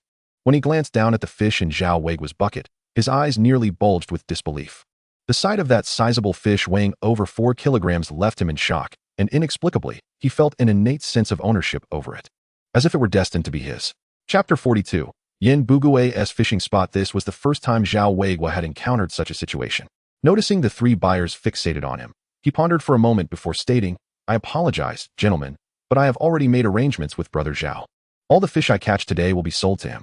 One of the buyers, upon hearing this, urged eagerly, Oh, come now, young man. I can offer you an additional penny per kilogram. Please reconsider. I'm sorry, but I've already given my word. I do not wish to be untrustworthy. Zhao Weiguo was uninterested in quibbling over a mere penny. In the grand scheme, it was negligible. Instead, he felt quite satisfied with Zhao Weiguo's recent demeanor, and thus he firmly declined the 2 buyers. Zhao Weiguo beamed with excitement upon hearing this. He cast a triumphant glance at his rivals, the challenge in his eyes unmistakable. The expressions on the faces of the 2 buyers fell, for the quantity of fish Zhao Weiguo possessed was undeniably alluring. If they could secure these fish, they would be spared from the need to procure any more in the coming days. Once the 2 competitors departed, Zhao Weiguo approached Zhao Weiguo with a smile, saying, Brother Weiguo, leave the fish to me. You can continue fishing in peace. He began weighing the fish and calculating the payment. With that hefty fish as a baseline, Zhao Weiguo made a tidy profit of 1.6 yuan. Observing Zhao Weiguo pocket the money casually, Yin Bugue felt a pang of envy. He was stung by the contrast to his own meager earnings. Having seen Yin Bugue, Zhao Weiguo greeted him. Hello, Uncle San. Yin Bugue, feeling a twinge of envy, inquired. Weiguo, did you catch these fish this morning? Before Zhao Weiguo could respond, Zhao Weiguo eagerly interjected, Not just that. Brother Weiguo caught 4 more for me this morning, each weighing about the same. Yin Bugue was left speechless. 8 fish in a single morning? That totaled around 3 yuan. It seemed as though catching fish was as effortless as acquiring money. Recalling Zhao Weiguo's previous assertion that fishing merely required the ability to hold a rod, Yin Bugue had thought him boastful, but now it appeared he was indeed telling the truth. Was this not the very embodiment of just having hands? Zhao Weiguo chose not to elaborate further. In fact, he had caught 8 fish that morning, though 2 were too small and had been temporarily housed in his storage. After Zhao Weiguo collected the fish, he prepared to depart, while Yin Bugue seized the opportunity to sell his half-kilogram fish to Zhao Weiguo. His fish, weighing only half a kilogram, fetched a mere 10 cents. Holding the scant change, he could not help but reflect on Zhao Weiguo's impressive earnings of 1.6 yuan. Suddenly, the value of his own money seemed trivial. Once Zhao Weiguo left, Zhao Weiguo resumed his position, ready to continue fishing. Suddenly, Yin Bugue had a thought, and, summoning his courage, asked Zhao Weiguo, Say, Weiguo, is it all right if I fish nearby? Yin Bugue reasoned that since Zhao Weiguo had such success, it must surely be a prime fishing spot. As long as one casts their line near Zhao Weiguo, it is likely that they will manage to catch some fish. Yin Bugue's notion is akin to the later generations who opportunistically fish at spots previously baited by others. Such behavior is often looked down upon. Even yesterday, those anglers only descended upon Zhao Weiguo's favored spot after he had departed. However, for the sake of catching fish, Yin Bugue could not afford to be overly concerned. This morning, he had only managed to reel in a mere half-kilogram fish, still far from his initial target. Zhao Weiguo glanced at Yin Bugue and casually remarked, Uncle Air, if you wish to fish, then fish. I'm not stopping you. Hearing this, Yin Bugue excitedly brandished his shovel and began to carve an ice hole not far from Zhao Weiguo. Yet, the ice in this location was rather thick, and coupled with the inadequacy of his shovel, it took him quite some time to break through. Once he finally penetrated the ice, he paid no heed to the soreness in his hands, swiftly baited his hook with corn, and cast his line. At that moment, Zhao Weiguo caught yet another fish. Observing the hefty 2-kilogram fish he held, Yin Bugue felt a rush of excitement. His gamble had paid off. There must be a school of fish nearby. Otherwise, Zhao Weiguo could not have caught one so swiftly. Yin Bugue had been discreetly watching him. Zhao Weiguo was using nothing out of the ordinary for bait. Just corn kernels like himself. Although his fishing rod appeared somewhat peculiar, it was still fundamentally just a fishing rod. Surely, it could not be that using that particular rod made fishing easier? With renewed confidence, Yin Bugue believed that it would not be long before he too would hook a fish. However, after 10 minutes of waiting, his rod remained utterly still, while Zhao Weiguo had already landed his third fish. Watching Zhao Weiguo toss a 1-kilogram whitefish into his bucket, Yin Bugue felt a pang of anxiety. A glance at his own bobber revealed no signs of activity. Subconsciously swallowing hard, he wondered, could it be? He was less than 10 meters from Zhao Weiguo. Surely the fish wouldn't all flock to him? Another 10 minutes passed, and upon witnessing Zhao Weiguo reel in a fourth fish weighing around 3 kilograms, Yin Bugue's breath quickened. He stared intently at the large grass carp in Zhao Weiguo's grasp, beads of sweat forming on his forehead. This was quite perplexing. Zhao Weiguo had caught his fourth fish, while he had yet to feel a single tug. What could possibly be the reason for this? In his frustration, Yin Bugue began to question whether his positioning while fishing was incorrect, whether his technique with the rod was flawed, or perhaps it was due to the corn being moldy that the fish were disinterested. In his growing desperation, Yin Bugue began to scratch his head, ready to inspect his bait. Just as he lifted his rod, he felt a sudden tug. A spark of hope ignited within him. He had a fish on the line. A large one, no less. In his excitement, he failed to notice that the pole felt markedly different from previous catches. He hastily stood up, preparing to reel it in. But the rod nearly bent out of shape without any movement from the fish. Panic set in. If the rod broke, it would be a great loss. After all, it had cost him 50 cents. Yin Bugue dared not apply too much force. Instead, he gradually pulled the line, inch by inch. Fortunately, he had invested in a high-quality fishing line, which held firm despite the strain. However, as he exerted more effort, his heart began to sink. Something felt amiss. A normal fish would surely be thrashing about by now. What if he had not hooked a fish at all? Chapter 43. Yin Bugue's Fortune. He finally caught a big fish. With this thought, an inexplicable sense of foreboding washed over Yin Bugue. Yet, to err on the side of caution, he resolved to bring the creature to the surface and discover what it was. As the object drew nearer to the water's surface, he finally glimpsed what he had caught. Upon seeing the mass, despair enveloped his face. It turned out he had merely snagged a clump of water plants. With a disgruntled expression, he regarded the aquatic vegetation clinging to his hook. His luck was truly dismal. Enduring the frigid water, he plunged his hand in to retrieve the tangled mass and cast it aside. He had no choice. The hook was ensnared in the plants, and he needed to clear them away to retrieve his hook. Having not brought any spare hooks today, losing his would mean he could forget about fishing altogether. As Yin Bugue struggled with the water plants, the nearby anglers could not help but chuckle knowingly. Truth be told, his luck was remarkably poor, so close to Zhao Weiguo, and he had only managed to catch a clump of vegetation. Zhao Weiguo, observing the situation, suddenly had an idea. He turned to Yin Bugue and inquired, "Uncle San, do you want this water plant? What would you do with it? It's not edible. If you don't want it, I'll take it to feed my fish." Yin Bugue was bemused by this suggestion. Feed fish with water plants? Could he possibly be considering using it to bulk up the fish in his bucket for better sale prices? This was the only rationale Yin Bugue could conceive. With this thought in mind, he contemplated claiming the plants for himself, justifying it as a legitimate reason to sell them to Zhao Weiguo. However, having already spoken, and knowing that he had already taken advantage of Zhao Weiguo by fishing nearby, he felt too embarrassed to change his mind. Reluctantly, he stated, "If you want it, take it." Zhao Weiguo promptly collected the clump of water plants and placed it in his bucket. He indeed intended to use them to nourish his fish. He had quite a few grass carp, whitefish, and carp in his space, and these plants were specifically for them. Constantly feeding them corn was too costly. Moreover, since these plants still had roots, he planned to experiment with whether they could thrive in the sandy substrate of his aquatic environment. Having wasted considerable time dealing with the water plants, Yin Bugue quickly adjusted his mindset and prepared to cast his line again. He had classes in the afternoon and needed to return to school soon. Meanwhile, upon seeing that his bucket was nearly full, Zhao Weiguo waved to Zhao Sihai, who was not far off. Seeing that there were fish to collect, Zhao Sihai hurriedly jogged over with his bucket. "Brother Weiguo, just a heads up. Once I sell this bucket of fish, I'll have to leave. I have matters to attend to this afternoon." "All right, Brother Weiguo, take care.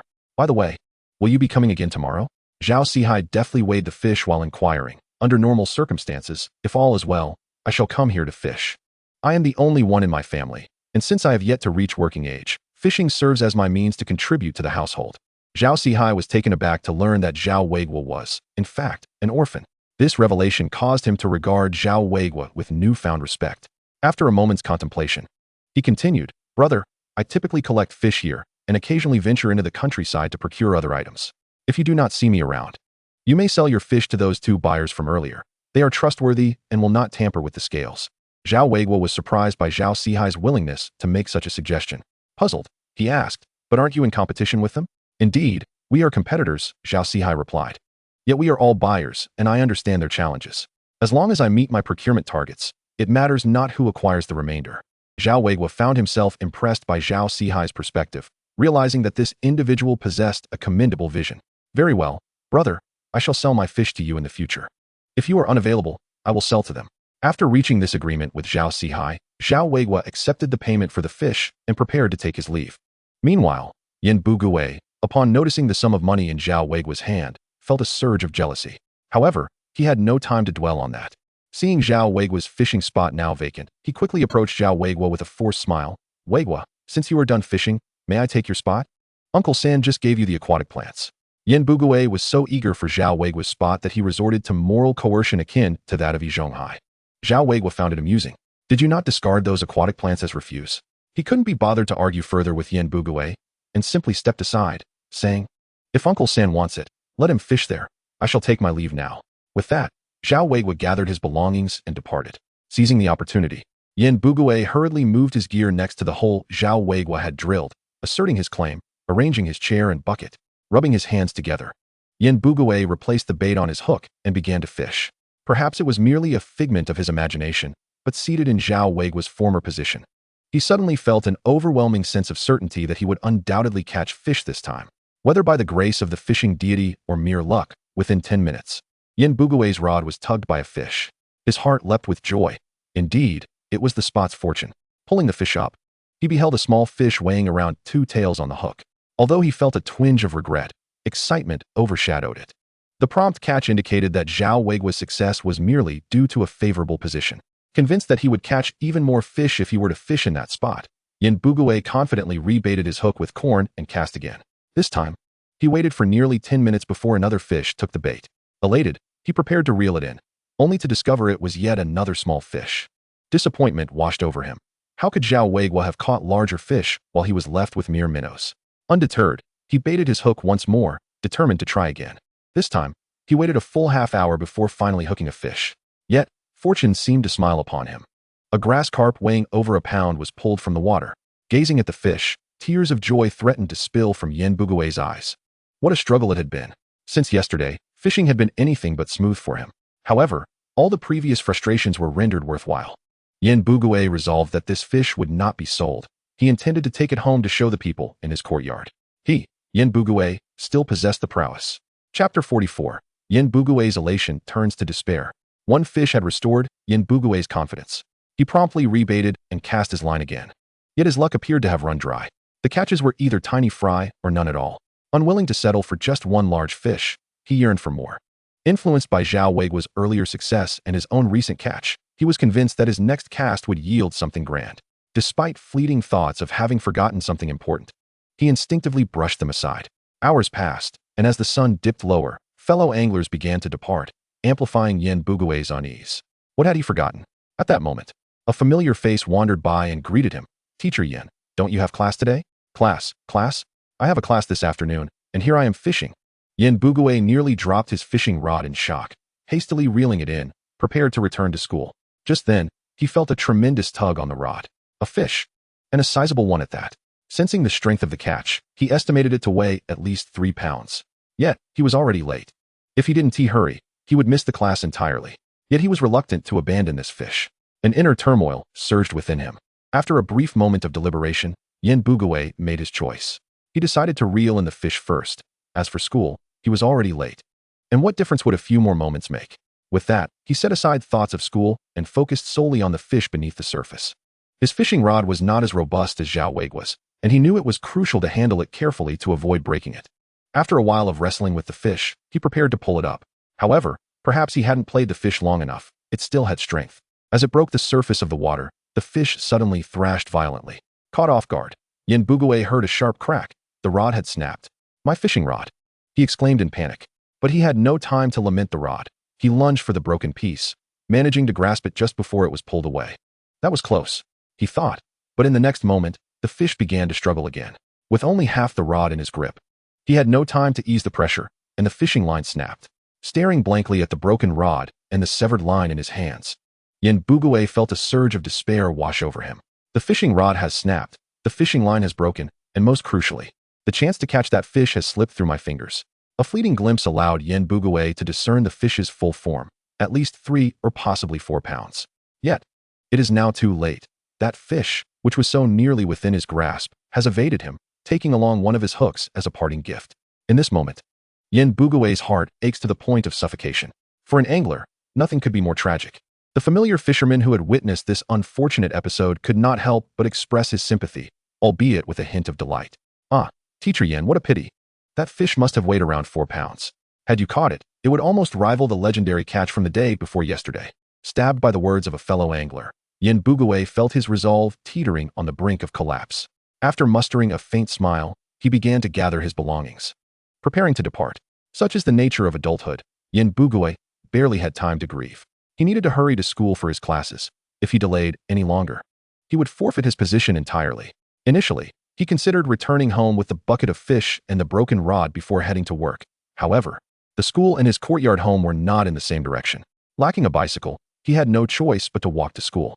Running back home would surely make him late. After a moment's hesitation, Yin Bugue decided to take the bucket of fish with him to school. Upon arriving at the school, he first stopped by the security office to deposit the bucket before hastily making his way to the classroom. Yet, when he reached the classroom, he discovered that a lesson was already in progress. Teacher Yin, why are you so late today? My apologies, Teacher Kai, I momentarily lost track of time. Yin Bugue replied with a chuckle, brushing the matter aside. As a teacher, he dared not admit that he had forgotten to attend class due to fishing. The teacher substituting for him leaned in and whispered, "Someone passed by your classroom, noticed you were absent, and informed Principal Zhang. It was Principal Zhang who sent me to cover for you. He seemed rather displeased, so be cautious." Hearing this, Yin Bugue's heart raced. His thoughts drifted to the bucket of fish left in the security office. He resolved to sneak out with it after class. If the principal caught wind of it, his fishing days would be over. As the saying goes, the more one fears something, the more it seems to occur. Unbeknownst to Yin Bugue, during the time he was teaching, Principal Zhang was making his way to the security office. Due to an increase in suspicious activities around the city, he had come to discuss the need for heightened vigilance. Upon entering the security office, he spotted the bucket of fish tucked away in the corner. Seeing the fish, Principal Zhang felt a surge of displeasure. He turned to the security guard and inquired, "Boldly, is this fish yours?" The guard, sensing the principal's ire, quickly explained, "Principal Zhang, this fish is not mine. It belongs to Teacher Yin from the 3rd grade. He asked me to keep it safe." "Teacher Yin? Yin Bugue? It's him then. He has only just joined us. That fishing rod is his as well," the guard added, gesturing toward the half-broken rod resting beside the bucket. Upon seeing the rod, Principal Zhang's expression darkened.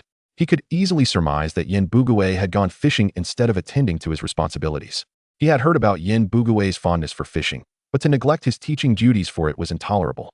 As a responsible principal, he could not let such behavior slide. Thus, Principal Zhang decided to seize this opportunity to impose a fitting consequence on Yin Bugue. At this moment, Yin Bugue was preoccupied with thoughts of how to avoid encountering the principal after class, blissfully unaware of the impending trouble he faced. Meanwhile, Zhao Weiguo, having left Shikahai, stored all the tools he had been using in his space. Instead of returning home, he headed straight for the bookstore. Upon arrival, he requested some second-hand textbooks for junior and senior high school. Since they were second-hand, the books were inexpensive, albeit somewhat worn. Yet, these were precisely the books Zhao Weiguo desired. After purchasing the textbooks, he also acquired a few comic books and novels to pass the time. Without a mobile phone while fishing, he could only rely on these small books for entertainment. Finally, he purchased some pens and paper, calculating that these items would consume a significant portion of the fish he had caught today. Indeed, knowledge is the most valuable currency. After buying the books, Zhao Weiguo began to peruse the textbooks in the shop. He was intent on obtaining a higher diploma. His original education level was merely that of a primary school graduate, akin to Lu Haizhong's literacy. In fact, he struggled to recognize certain characters. Moreover, he was not one to enjoy reading. Otherwise, he would not have abandoned his studies after primary school. Nevertheless, Zhao Weiguo, with knowledge from a future era, understood the importance of credentials in this time. Thus, he contemplated how to obtain a higher qualification. While he did not aspire to attend university, completing junior and senior high school was a minimum goal. This motivated him to buy the textbooks and assess the educational standards of this era. After a cursory review of the materials, he felt reassured. The knowledge required for junior and senior high school was significantly simpler than that of his previous life. Although he had been away from formal education for years, the familiar concepts rekindled his confidence. With diligence, he believed passing the high school entrance exam through self-study would be feasible. After all, he had accomplished similar feats before. It was merely a matter of repetition. At just over 14 years of age, his mind was still sharp. Most importantly, the educational materials of this era were more accessible than those of the future. The only concern now was whether a graduate who had been away from school for years could still return to take the exams. Zhao Weiguo was uncertain about these matters, so he decided to visit the local community office to inquire. He promptly grabbed the books and set off for the office. On his way, he found a public restroom and changed back into his original set of ragged clothes from Balenciaga. The local community office in Nanluo Guxiang was not far from his Courtyard home. A half-hour walk would suffice. Upon reaching the office, he encountered a woman in her 30s preparing to leave. Wang, what a coincidence. Zhao Weiguo greeted her promptly. The woman smiled upon seeing him. Ah, Weiguo, you look like you've been fishing. I went fishing this morning, and now I'm back to consult Director Chun about a few matters. What matters? You can share with me first, Wang said, showing genuine interest in Zhao Weiguo. After his parents' passing, she had helped manage his affairs, and as a mother herself, she felt sympathetic toward the orphaned boy, especially upon seeing Zhao Weiguo in his tattered garments. One cannot help but feel a surge of compassion. Mr. Wang, he said, I have come to inquire with Director Chun about whether it is possible for me to continue my education given my current circumstances. Education? Mr. Wang glanced curiously at Zhao Weiguo, noticing the books he clutched in his hands. Are you contemplating returning to your studies? Indeed, Zhao Weiguo affirmed. At my tender age, I am unable to work, and if I could return to school, either for middle school or high school, I might secure a respectable job upon graduation. Hearing this, Mr. Wang felt a mix of relief and sorrow. As an elder, it was heartening to see a younger generation eager to learn. Yet he couldn't help but feel pity for Zhao Weiguo's current plight, fearing he might find it challenging to return to school. After all, he was already 14 this year. Had he not dropped out, he would likely be nearing high school graduation by now, having only completed elementary school. The notion of his returning to school raised questions. Even if he were accepted into a middle school, it was uncertain whether they would accommodate him at his age, let alone high school. A child who has only completed elementary school would struggle to keep pace with high school curricula. Contemplating this, Mr. Wang gently remarked, Weiguo, your desire to pursue education is commendable. However, you have not attended school for several years. Even if a school were willing to accept you, I fear you may find it difficult to adapt. Upon hearing this, Zhao Weiguo hastily interjected, Mr. Wang, please allow me to explain. I have been studying independently these past few years. I have already covered the middle school curriculum, and I have even delved into some high school material. My purpose in visiting Director Chun is to inquire whether there is a possibility for me to enroll in a middle school and participate in this year's entrance examination. Mr. Wang looked at Zhao Weiguo in disbelief. You mean to say you have completed the middle school syllabus? Yes, aside from foreign languages, I have mastered most subjects. If I could return to school for a few months, I am confident I could qualify for high school. In this era, due to the relationship between Huagua and the Soviet Union, the foreign language taught in middle and high schools was Russian rather than English. Thus, Zhao Weiguo's only weak point was foreign languages. Nevertheless, he excelled in the sciences, and should he focus on that, he could compensate for any deficits. Mr. Wang, now somewhat convinced by Zhao Weiguo's determination, felt a deeper admiration for him. It was rare for a child of his age to possess such self-discipline and a desire for knowledge. Weiguo, since you have shown such initiative, I cannot let your efforts go to waste. Come with me. I will take you to meet Director Chun. As Mr. Wang led Zhao Weiguo to the street office, they encountered Director Chun, a woman in her early 40s with a pragmatic bob haircut. Upon hearing Mr. Wang summarize Zhao Weiguo's situation, she regarded him with a look of admiration. Director, is there any way our street office can accommodate Weiguo's unique situation? Mr. Wang inquired. This child has faced considerable hardship. Had it not been for the untimely passing of his parents, he would not have had to drop out after elementary school. Mr. Wang's appreciation for Zhao Weiguo's perseverance was evident in his choice of words. Though Zhao Weiguo's family circumstances had been dire, it was primarily his own reluctance to continue studying that led to his current predicament. This matter is somewhat complicated, Director Chun responded. Weiguo's age poses a significant challenge. Many middle schools may be hesitant to accept him. Chapter 46. A glimmer of hope for education. Zhao Weiguo's heart soared at the prospect of returning to school. Director Chun acknowledged the complications, but did not dismiss the possibility outright. This indicated there was still hope for his educational aspirations. Eagerly, he asked, Director, does this mean I can still return to school? Director Chun rose and rummaged through the file cabinet, soon retrieving a document. This is a notice issued by the Education Bureau last year. The state is currently encouraging school-age dropouts to return to education. Although you are somewhat older, you are still a minor and thus technically qualify for this policy. our street office can issue you a certificate and a letter of introduction. Additionally, you will need to obtain a letter from your former elementary school principal. With this letter, you can approach a middle school and see if they would be willing to accept you. Zhao Weiguo had not anticipated the process to be so convoluted, yet at least he now had a direction. Mr. Wang readily volunteered, "Director, given Weiguo's youth and inexperience, I can accompany him to handle these matters." "I was thinking the same," Director Chen replied. "Weiguo, which elementary school did you attend?" "I attended Hongxing Elementary School," Zhao Weiguo answered, recalling that it was the very school where Yan Bugui taught. Fortunately, his teacher had not been Yan Bugui, otherwise, he would have had to address him as teacher, which would have been quite uncomfortable.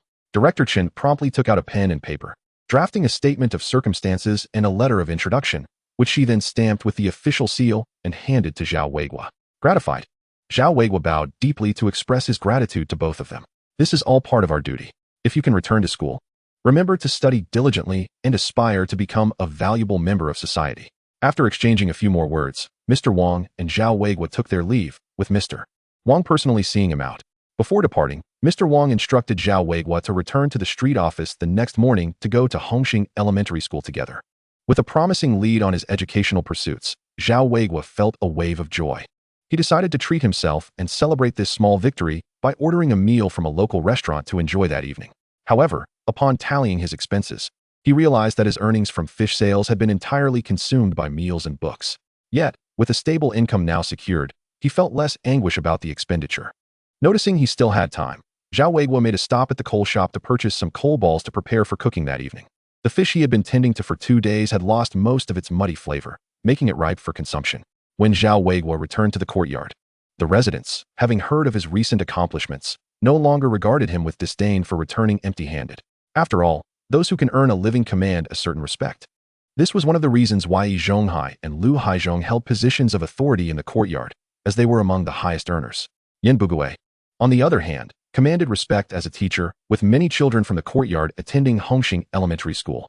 Upon returning home, Zhao Weiguo relocated the coal stove from the kitchen to the open space in front of the side room, intending to use it for cooking from now on. The smoke from lighting a fire indoors not only filled the room with a pungent odor, but also posed a risk of carbon monoxide poisoning. The only inconvenience was that without a sheltered area outside, he would have to bring the stove back inside during inclement weather. Zhao Weiguo surveyed his 2 rooms, contemplating the possibility of renovating them in the future for a more comfortable living environment. For now, however, he resolved to save up. Though the compensation from Jia Dongshu seemed substantial, he still had many expenses ahead. Zhao Weiguo, lost in thought, returned to the inner room to retrieve the fish from his spatial storage. The silver carp, having been removed from the water, flailed about energetically. With determination, Zhao Weiguo seized a kitchen knife and struck its head with force. In an instant, the fish lay still, rendered unconscious. He then proceeded to scale its body, trim its fins, and gut it.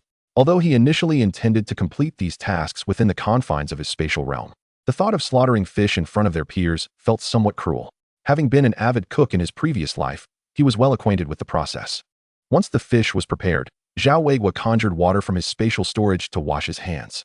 Though his home lacked running water, the convenience of this spatial resource far surpassed that of a conventional faucet. After cleaning up, he cut the tofu into cubes and diced some scallions, ginger, and garlic to mitigate the fishy odor during cooking. He ignited a few coal briquettes with newspaper, and as the flames rose, he added oil to the pan. Once the oil was hot enough, he placed the prepared silver carp into the pan alongside the aromatic ingredients. The enticing aroma of the frying fish soon wafted through the air, a delightful result of the Maillard reaction that made Zhao Weiguo's nostrils twitch with anticipation. The delectable scent drifted into the front yard and even reached the back. When the fish turned a golden brown on both sides, he added tofu and water to the pot. As the fish broth came to a boil, he adjusted the heat to allow it to simmer gently. Both fish and tofu are resilient ingredients, and the longer they simmer, the richer the flavor becomes. Meanwhile, Zhao Weiguo did not remain idle. He pulled up a stool at the doorway, retrieving the textbooks he had purchased earlier that day. Having not studied for several years, much of the middle school knowledge had slipped from his memory. With a meeting with his former principal scheduled for the next day, it was prudent to brush up on his studies, allowing the principal to see that he had been diligently engaged in his education. Initially, as he picked up the textbook, he found it difficult to concentrate. However, in an era devoid of mobile phones and other distractions, studying became a form of leisure. Before long, he was completely absorbed in the ocean of knowledge. Unbeknownst to him, the simmering fish broth was making many people salivate with longing. In this era, consuming meat was a significant affair, with an individual's monthly meat allowance limited to half a kilogram. During lean times, that amount would dwindle even further. Therefore, when a household managed to enjoy meat, it was akin to celebrating a festival. Although fish was not as esteemed as pork, it was still a prized source of protein. Especially with the mouth-watering aroma emanating from Zhao Weiguo's cooking, it was enough to tantalize the neighbors. A few aunties in the front yard, busy preparing their meals, initially assumed that the Yin family was cooking fish upon catching a whiff of the scent. However, as they continued to inhale the fragrance, it became evident that it was something different. After all, Aunt San occasionally prepared small fish, yet the smell was entirely distinct from Zhao Weiguo's dish. Curiosity piqued. The aunties ventured out to discover which household was responsible for the enticing aroma, eventually tracing it to Zhao Weiguo's abode. Chapter 47. The deaf old lady pays a visit. Upon witnessing Zhao Weiguo cooking fish, the aunties suddenly remembered that he had returned home with a fish the previous day. What puzzled them was when Zhao Weiguo had learned to cook, and moreover, to cook so deliciously.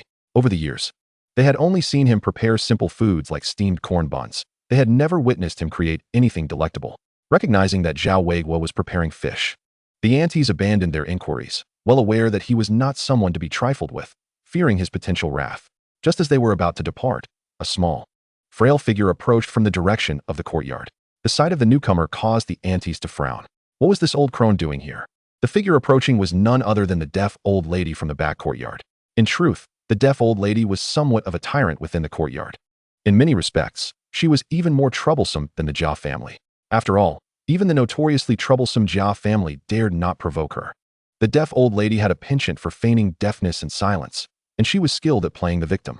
If anyone in the courtyard offended her, she would simply sit on the ground at their doorstep, claiming that they had knocked her over. While this tactic was unscrupulous, it was remarkably effective. Coupled with the backing of Yi Zhonghai, she had become a figure that no one dared to confront within the courtyard. Yet, while others feared her, she delighted in creating chaos. The deaf old lady had a voracious appetite, relishing good food above all else.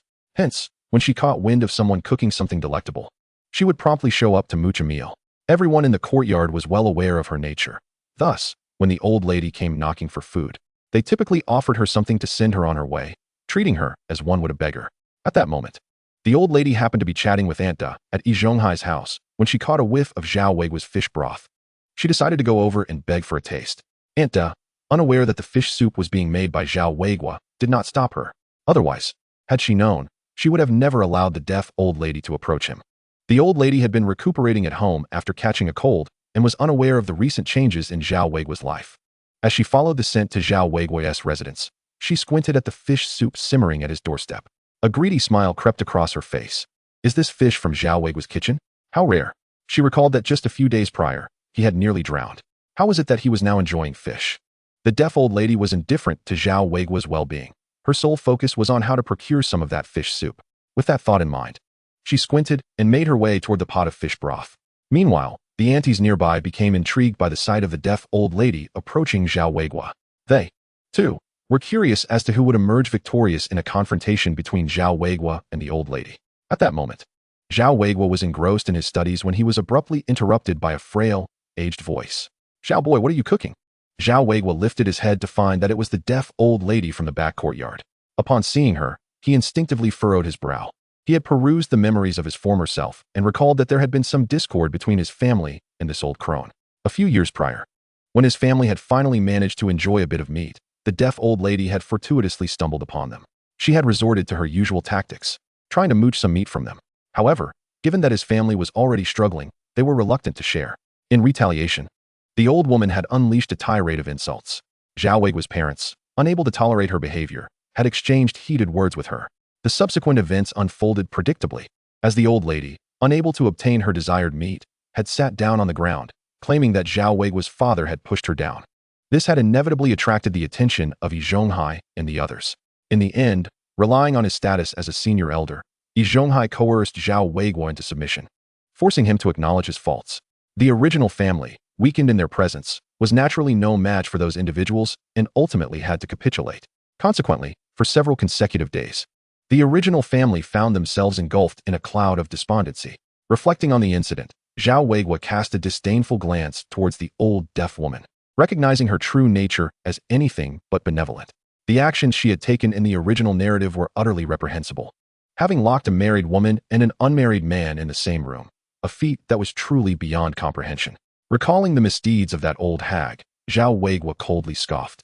What does my family's fish stew have to do with you? The old deaf woman, taken aback, could hardly believe her ears.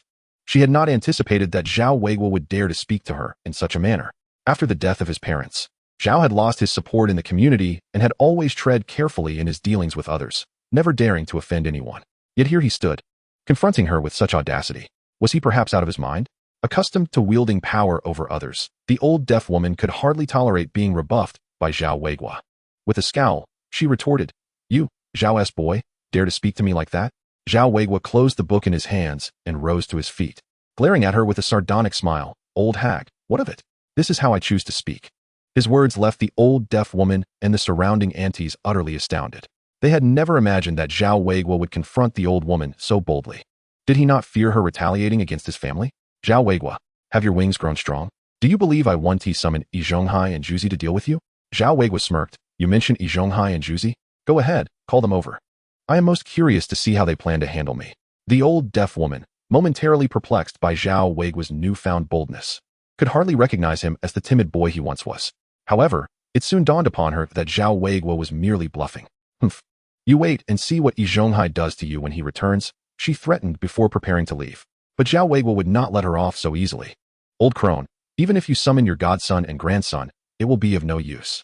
The term old crone struck a nerve, and the old deaf woman turned to glare at him, her voice sharp as she demanded, "What did you just say?" Zhao Weiguo shrugged nonchalantly. "Can you not comprehend? Old crone implies one without children, dying alone, and left to be consumed by others." The old deaf woman trembled with rage at his words, brandishing her cane and cursing. "Zhao Weiguo, you are courting death." Chapter 48. The old deaf woman flees in disgrace. The old deaf woman, like Yi Zhonghai, was profoundly sensitive about her lack of offspring. Zhao Weiguo's words were akin to pouring salt into her wounds. Yet, Zhao Weiguo responded with indifference. "Whether I live or die is uncertain, but you, old hag, seem to have few days left. Your existence contributes nothing to society. It would be better if you ceased to waste the nation's resources." He was unperturbed by her feelings, voicing whatever harsh words came to mind, unafraid of her underhanded tactics. Now emboldened, Zhao Weiguo felt fearless, believing no one would dare confront him. His words were indeed venomous, even causing the old deaf woman to falter. The saying goes that even a clay figurine has its temper, and she, with her notorious temperament, was no exception. In a fit of rage, she swung her cane towards Zhao Weiguo. However, he was not foolish enough to remain passive. He had been on guard since the onset of their confrontation. As the cane swung toward him, he deftly dodged it. The old woman, with her frail physique, was no match for a younger opponent. In her moment of distraction, the cane struck the ground, nearly throwing out her back. "You coward, dare you evade? I'll beat you to death," she shrieked, raising her cane once more. Zhao Weiguo, however, seized the opportunity, grabbing her cane and twisting it forcefully. Lacking strength, the old woman could only watch as he wrenched it from her grasp. Seizing the cane, he callously stomped it into the ground, breaking it with a resounding crack. Seeing her beloved cane shattered, the old deaf woman nearly wept. "My cane. Zhao Weiguo, I will have my revenge." Fueled by rage, she almost lunged at him, but in the next moment, she shrieked in terror, retreating hastily. For Zhao Weiguo had drawn a kitchen knife. "Come on, you old hag. If you dare, approach. Do you believe I want to slice you in two?" Faced with the glistening blade, the old deaf woman finally felt fear. In her lifetime, she had never encountered someone so reckless, ready to draw a weapon at the slightest provocation. "Zhao Weiguo, have you lost your mind?" He remained silent, brandishing the knife menacingly. Coupled with his ferocious expression, he succeeded in terrifying the old woman, who began to scream for help. "Help! Zhao Weiguo is killing someone." As she cried out, she fled toward the back courtyard, her speed belying her age. In truth, she was only in her 70s, an age where one could still work in the fields. However, having grown accustomed to a life of indulgence and idleness, she sought trouble instead. Zhao Weiguo snorted in disdain before sheathing the knife and returning indoors. This old woman was clearly afraid of death. With that understanding, he felt no fear himself. Once inside, the surrounding aunties cautiously emerged from their homes to assess the situation.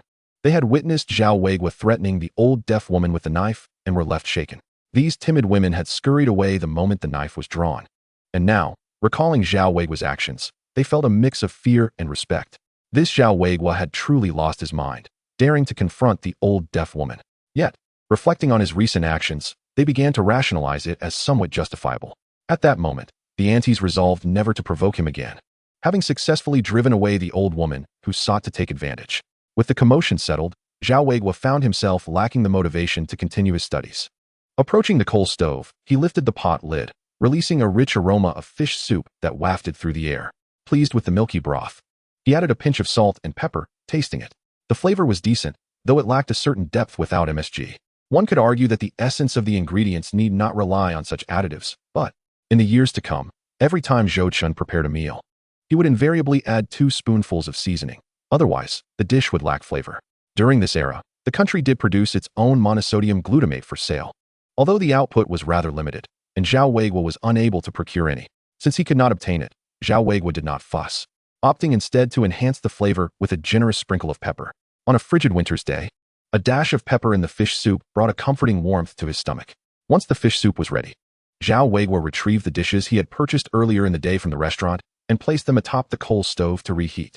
He had bought quite a substantial feast: half a roasted chicken, 5 steamed buns, a platter of braised tofu skin, and a small dish of peanuts. This evening, he intended to indulge himself, treating himself to a more luxurious meal. Meanwhile, at Hongxing Primary School, Yin Bugue had finally endured through several classes and was eagerly awaiting the bell that signaled the end of the school day. Throughout the entire afternoon, he had been preoccupied with thoughts of the fish he had caught that day, to the point where he had made several blunders during class.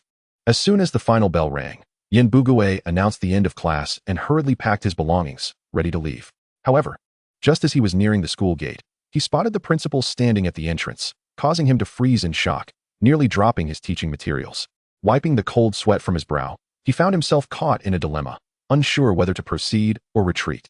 After a moment's hesitation, he steeled himself to walk forward. He figured he could leave the school first and return for the fish once the principal had departed. Yin Bugue's plan seemed sound, but just as he approached the gate, Principal Chun intercepted him.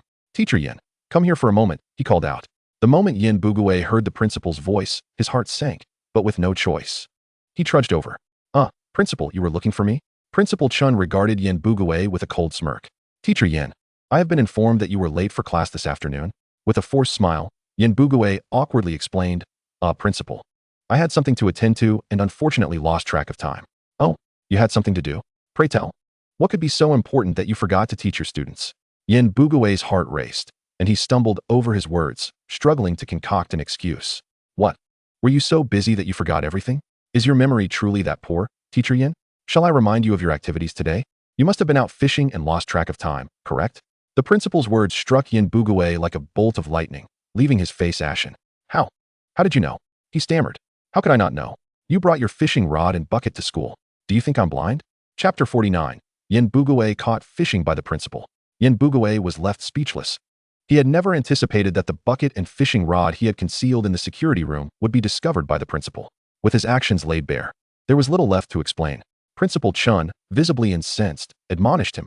"Teacher Yin, as an educator, is this how you conduct yourself? To be so engrossed in fishing that you forget your responsibilities to your students? Truly, you have outdone yourself."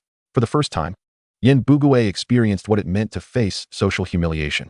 Being reprimanded by the principal in front of numerous teachers and students left him utterly mortified.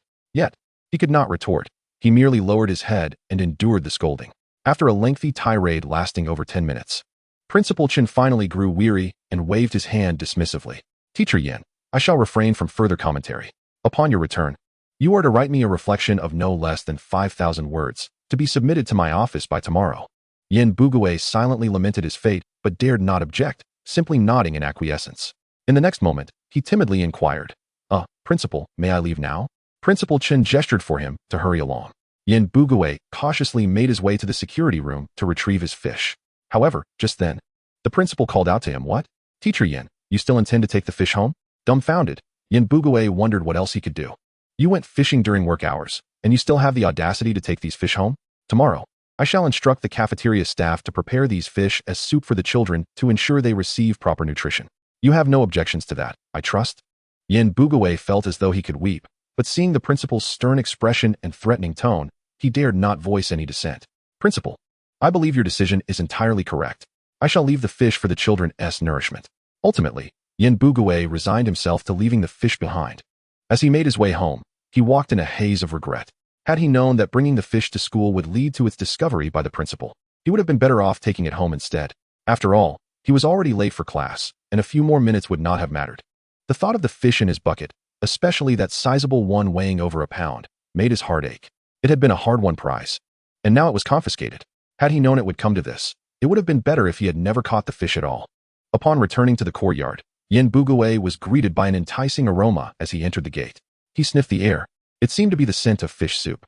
Could it be that he was imagining things due to his longing for fish? Once inside, he turned to Aunt San and asked, "Did you smell something delicious?" "It's just Zhao Weiguo. He brought back the fish yesterday and has just made fish soup," she replied. "What? Zhao Weiguo?" Hearing this, Yin Bugue instantly recalled that Zhao Weiguo had indeed brought home a fish yesterday for his own meal. He had not anticipated that Zhao Weiguo possessed such culinary skills, as he had never perceived him as particularly adept. "By the way, old man, didn't you go fishing this morning? Did you catch anything today?" Aunt San's mention of the fishing trip nearly shattered Yin Bugue's already fragile composure.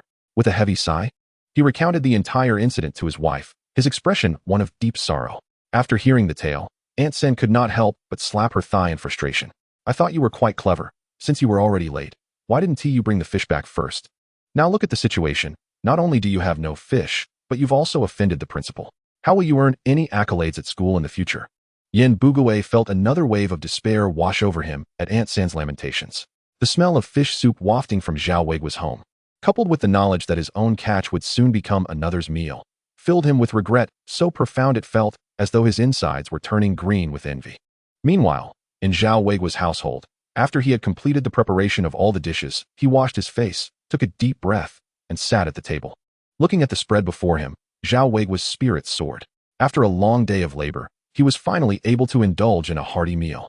Since his arrival in this new world, he had not truly savored any fine food, save for that one occasion at the restaurant.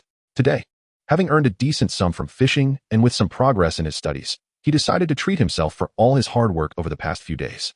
Zhao Weiguo first ladled himself a bowl of fish soup. The 2 pounds of fish provided a generous portion, combined with tofu, making a full pot of soup. At this moment, the soup was still quite hot, but it was just perfect for such a chilly day. As the warm soup entered his stomach, the spiciness of the pepper instantly warmed him from within. Indeed, sipping on hot soup in this frigid weather was most comforting. After enjoying the fish soup, he sampled a few bites of fish and tofu. The silver carp, devoid of its muddy taste, was surprisingly delicious, while the tofu was soft and well seasoned.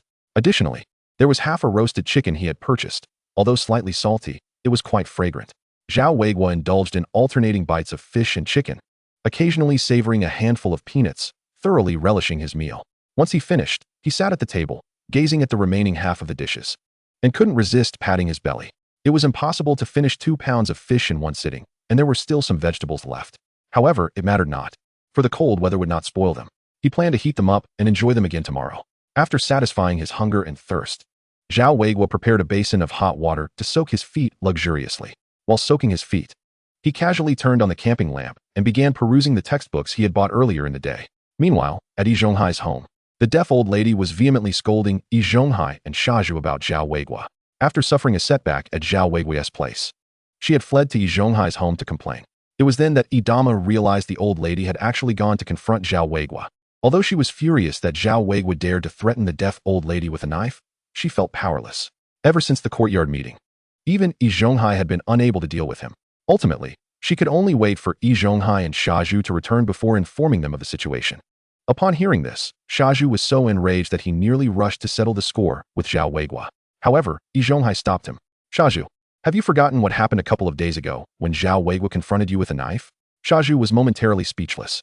It dawned on him just how unhinged Zhao Weiguo had been that day. This realization filled him with trepidation. After all, who could predict what a madman might do in a fit of rage? "Old Dama, are we simply to stand by and watch Zhao Weiguo bully us in this courtyard?" Shaju was unwilling to accept this. He was confident he could take on 10 Zhao Weiguos in a fight.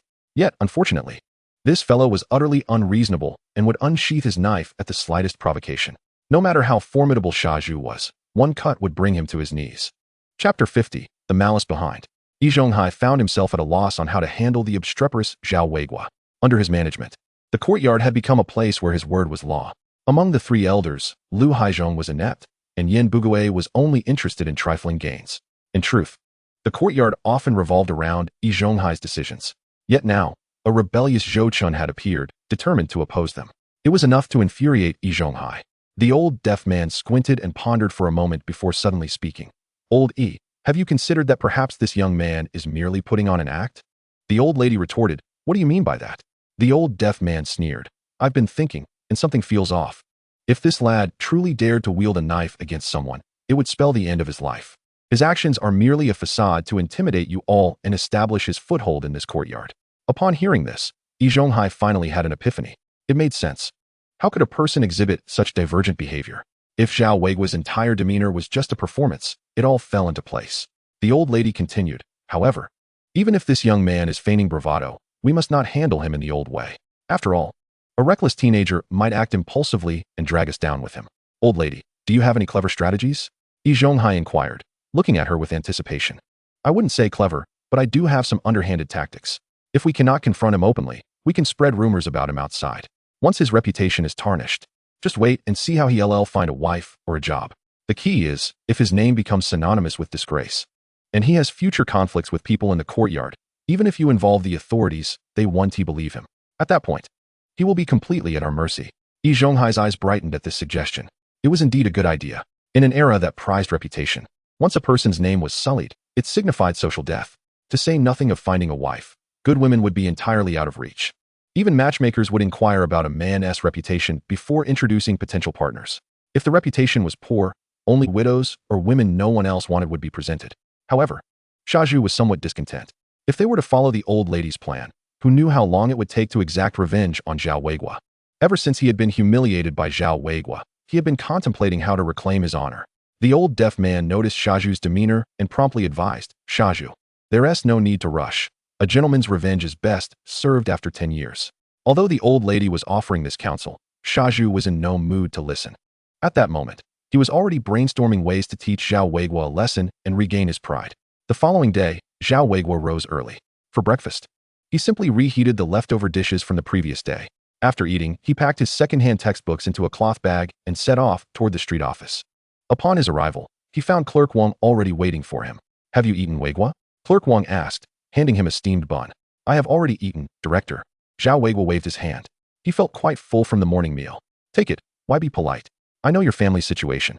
And remember, I told you to call me Aunt Wang from now on. As she spoke, Clerk Wang pressed the bun into his hands. Zhao Weiguo couldn't help but chuckle at the bun. He truly wasn't hungry. Nevertheless, he accepted her kindness. Realizing that fostering a good relationship with someone from the street office would benefit his life in the courtyard. Thank you, Aunt Wang. I'll save this bun for lunch. He replied. Clerk Wang felt a pang of sympathy. This boy had it tough. She resolved to find an opportunity to visit Zhao Weiguo's courtyard and speak to the elders there, asking them to look out for him. The two made their way to Hongxing Primary School. After presenting their introduction letter to the security guard, he instructed them to wait in the security room while he went inside to find the principal. While they waited, Yin Bugue happened to arrive at the school for classes. Upon seeing Zhao Weiguo in the security room, Yin Bugue curiously approached and asked, Weiguo, what brings you here? Zhao Weiguo turned to respond, but Clerk Wang spoke first. Hello, Teacher Yin. Only then did Yin Bugue notice Clerk Wang standing next to Zhao Weiguo. Aunt Wang, what brings you here? I'm just accompanying Weiguo to your school to handle some formalities with the principal. Yin Bugue found himself somewhat perplexed. What could Zhao Weiguo possibly want with Principal Chun? Wang, the officer, did not elaborate further, instead shifting the conversation to other matters. Teacher Yin, you are aware of Weiguo's situation. He is currently residing in your institution, and it is imperative that you and the other administrators extend your utmost care towards him, understood? Upon hearing these words, Yin Bugue's expression grew notably animated. Recollections of his previous scheming with Yi Zhonghai against Zhao Weiguo flooded his mind, inducing a wave of guilt, particularly as Zhao Weiguo regarded him with a bemused expression, which was quite discomforting. However, since Wang had made such a statement, he could only force a smile in response. Rest assured, Officer Wang. I shall ensure he is well taken care of. Fearing that Zhao Weiguo might speak ill of him to Officer Wang, Yin Bugue exchanged a few pleasantries before hastily departing. Zhao Weiguo, on his part, remained reticent. Some matters are far more persuasive when witnessed firsthand rather than spoken of behind one's back. Before long, the security personnel returned to escort the two into the principal's office. Upon meeting Principal Chun, Wang presented the introduction letter along with the document from the street office, succinctly outlining Zhao Weiguo's circumstances. After listening to Zhao Weiguo's situation, Principal Chun couldn't help but furrow his brow. There indeed existed a policy from above, but it primarily pertained to children who had dropped out for a year or two. Given Zhao Weiguo's age, would he be able to reintegrate into the academic environment? Seemingly sensing Principal Chen's hesitation, Wang quickly interjected, "Principal, Weiguo's circumstances are dire. It was precisely due to his family's financial struggles that he could not attend middle school. This child is genuinely eager to learn. He even purchases textbooks to study independently at home." Upon hearing this, Principal Chen instinctively glanced at Zhao Weiguo, only to notice the limited edition Balenciaga ensemble he wore. The ill-fitting attire clearly indicated that it had been repurposed from an adult in his household, underscoring the boy's challenging circumstances. Furthermore, Principal Chen observed the battered bag of textbooks Zhao Weiguo clutched. The wear and tear suggested he had diligently perused them. In light of Zhao Weiguo's appearance, Principal Chen found Wang's assertions to be mostly credible. This child indeed appeared to possess a commendable thirst for knowledge. As an educator, such a passion for learning typically engenders a favorable impression. Thus, Principal Chen's initial assessment of Zhao Weiguo was quite positive. Should circumstances allow, he would be inclined to assist this young man, provided he proved to be academically capable. Chapter 51. The Academic Issue Resolved. Principal Chen promptly inquired about Zhao Weiguo's academic performance. Zhao Weiguo candidly shared his insights. In terms of the sciences, following an intensive review session the previous day, he felt confident. However, regarding the humanities, he could only describe his proficiency as average, with his sole weakness lying in foreign languages. He had previously studied English, while only grasping a few phrases in Russian, which he had picked up from watching films in his past life. Principal Chen, upon understanding Zhao Weiguo's situation, felt somewhat taken aback. He had presumed Zhao Weiguo had merely acquired a basic education, but it appeared he had mastered the sciences.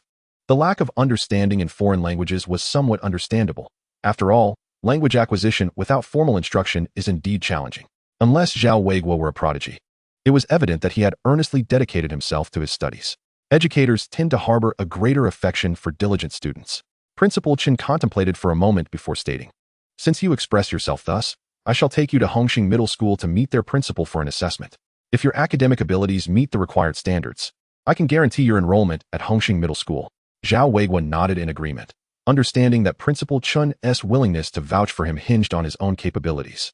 The group then set off towards Hongxing Middle School.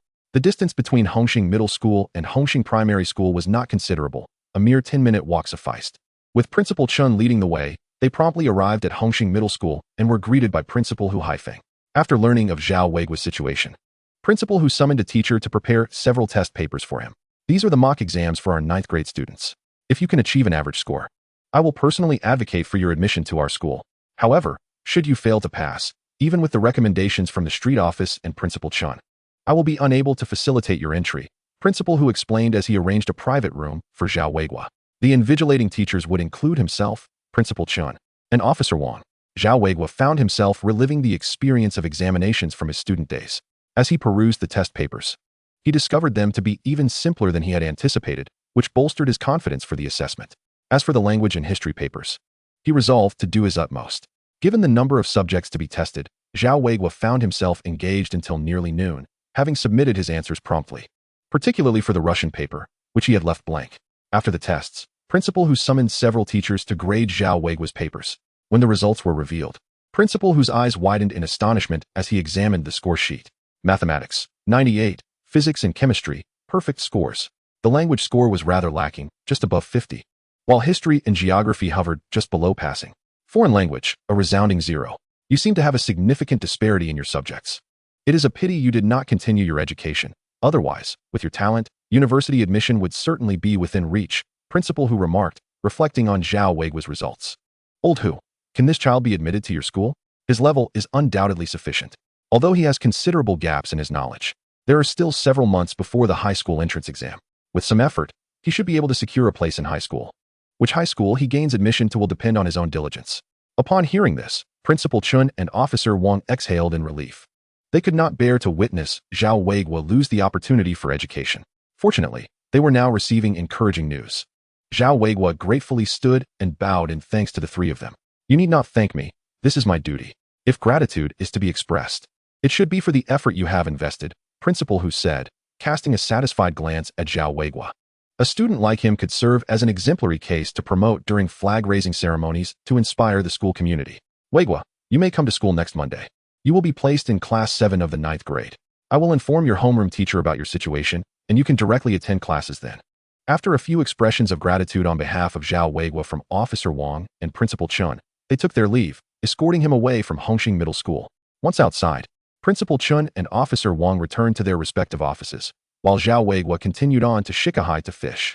He realized that opportunities to fish would likely diminish with his upcoming studies at Hongxing Middle School, so he sought to make the most of his remaining free time.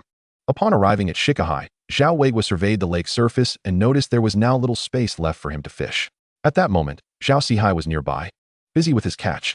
Spotting Zhao Weiguo, he set aside his tasks and approached with a greeting. "Weiguo, brother, what brings you here so late?" "I had some matters to attend to at school," Zhao Weiguo replied, briefly recounting his recent endeavors. "Brother Zhao, starting next week, I can only go fishing on weekends." Zhao Sihai waved his hand and replied, "You need not concern yourself with me. The priority now is to focus on your studies. Fishing pales in comparison to education." Zhao Weiguo contemplated that if he were unable to fish during the day, he could always come out in the evening. The sun's ultraviolet rays during the day can be quite harsh, especially as the weather warms up. One might end up tan like an African. After all, his fishing prowess did not rely heavily on technique. Day or night, it made little difference. With this thought in mind, Zhao Weiguo promptly suggested, "Brother Zhao, if you don't mind the trouble, you could swing by my courtyard in the future. I am available to fish in the evenings from Monday to Friday as well." Upon hearing this, Zhao Sihai's eyes lit up, and he readily agreed. After informing Zhao Sihai about his residence, Zhao Weiguo sought out a less crowded spot to begin ice fishing.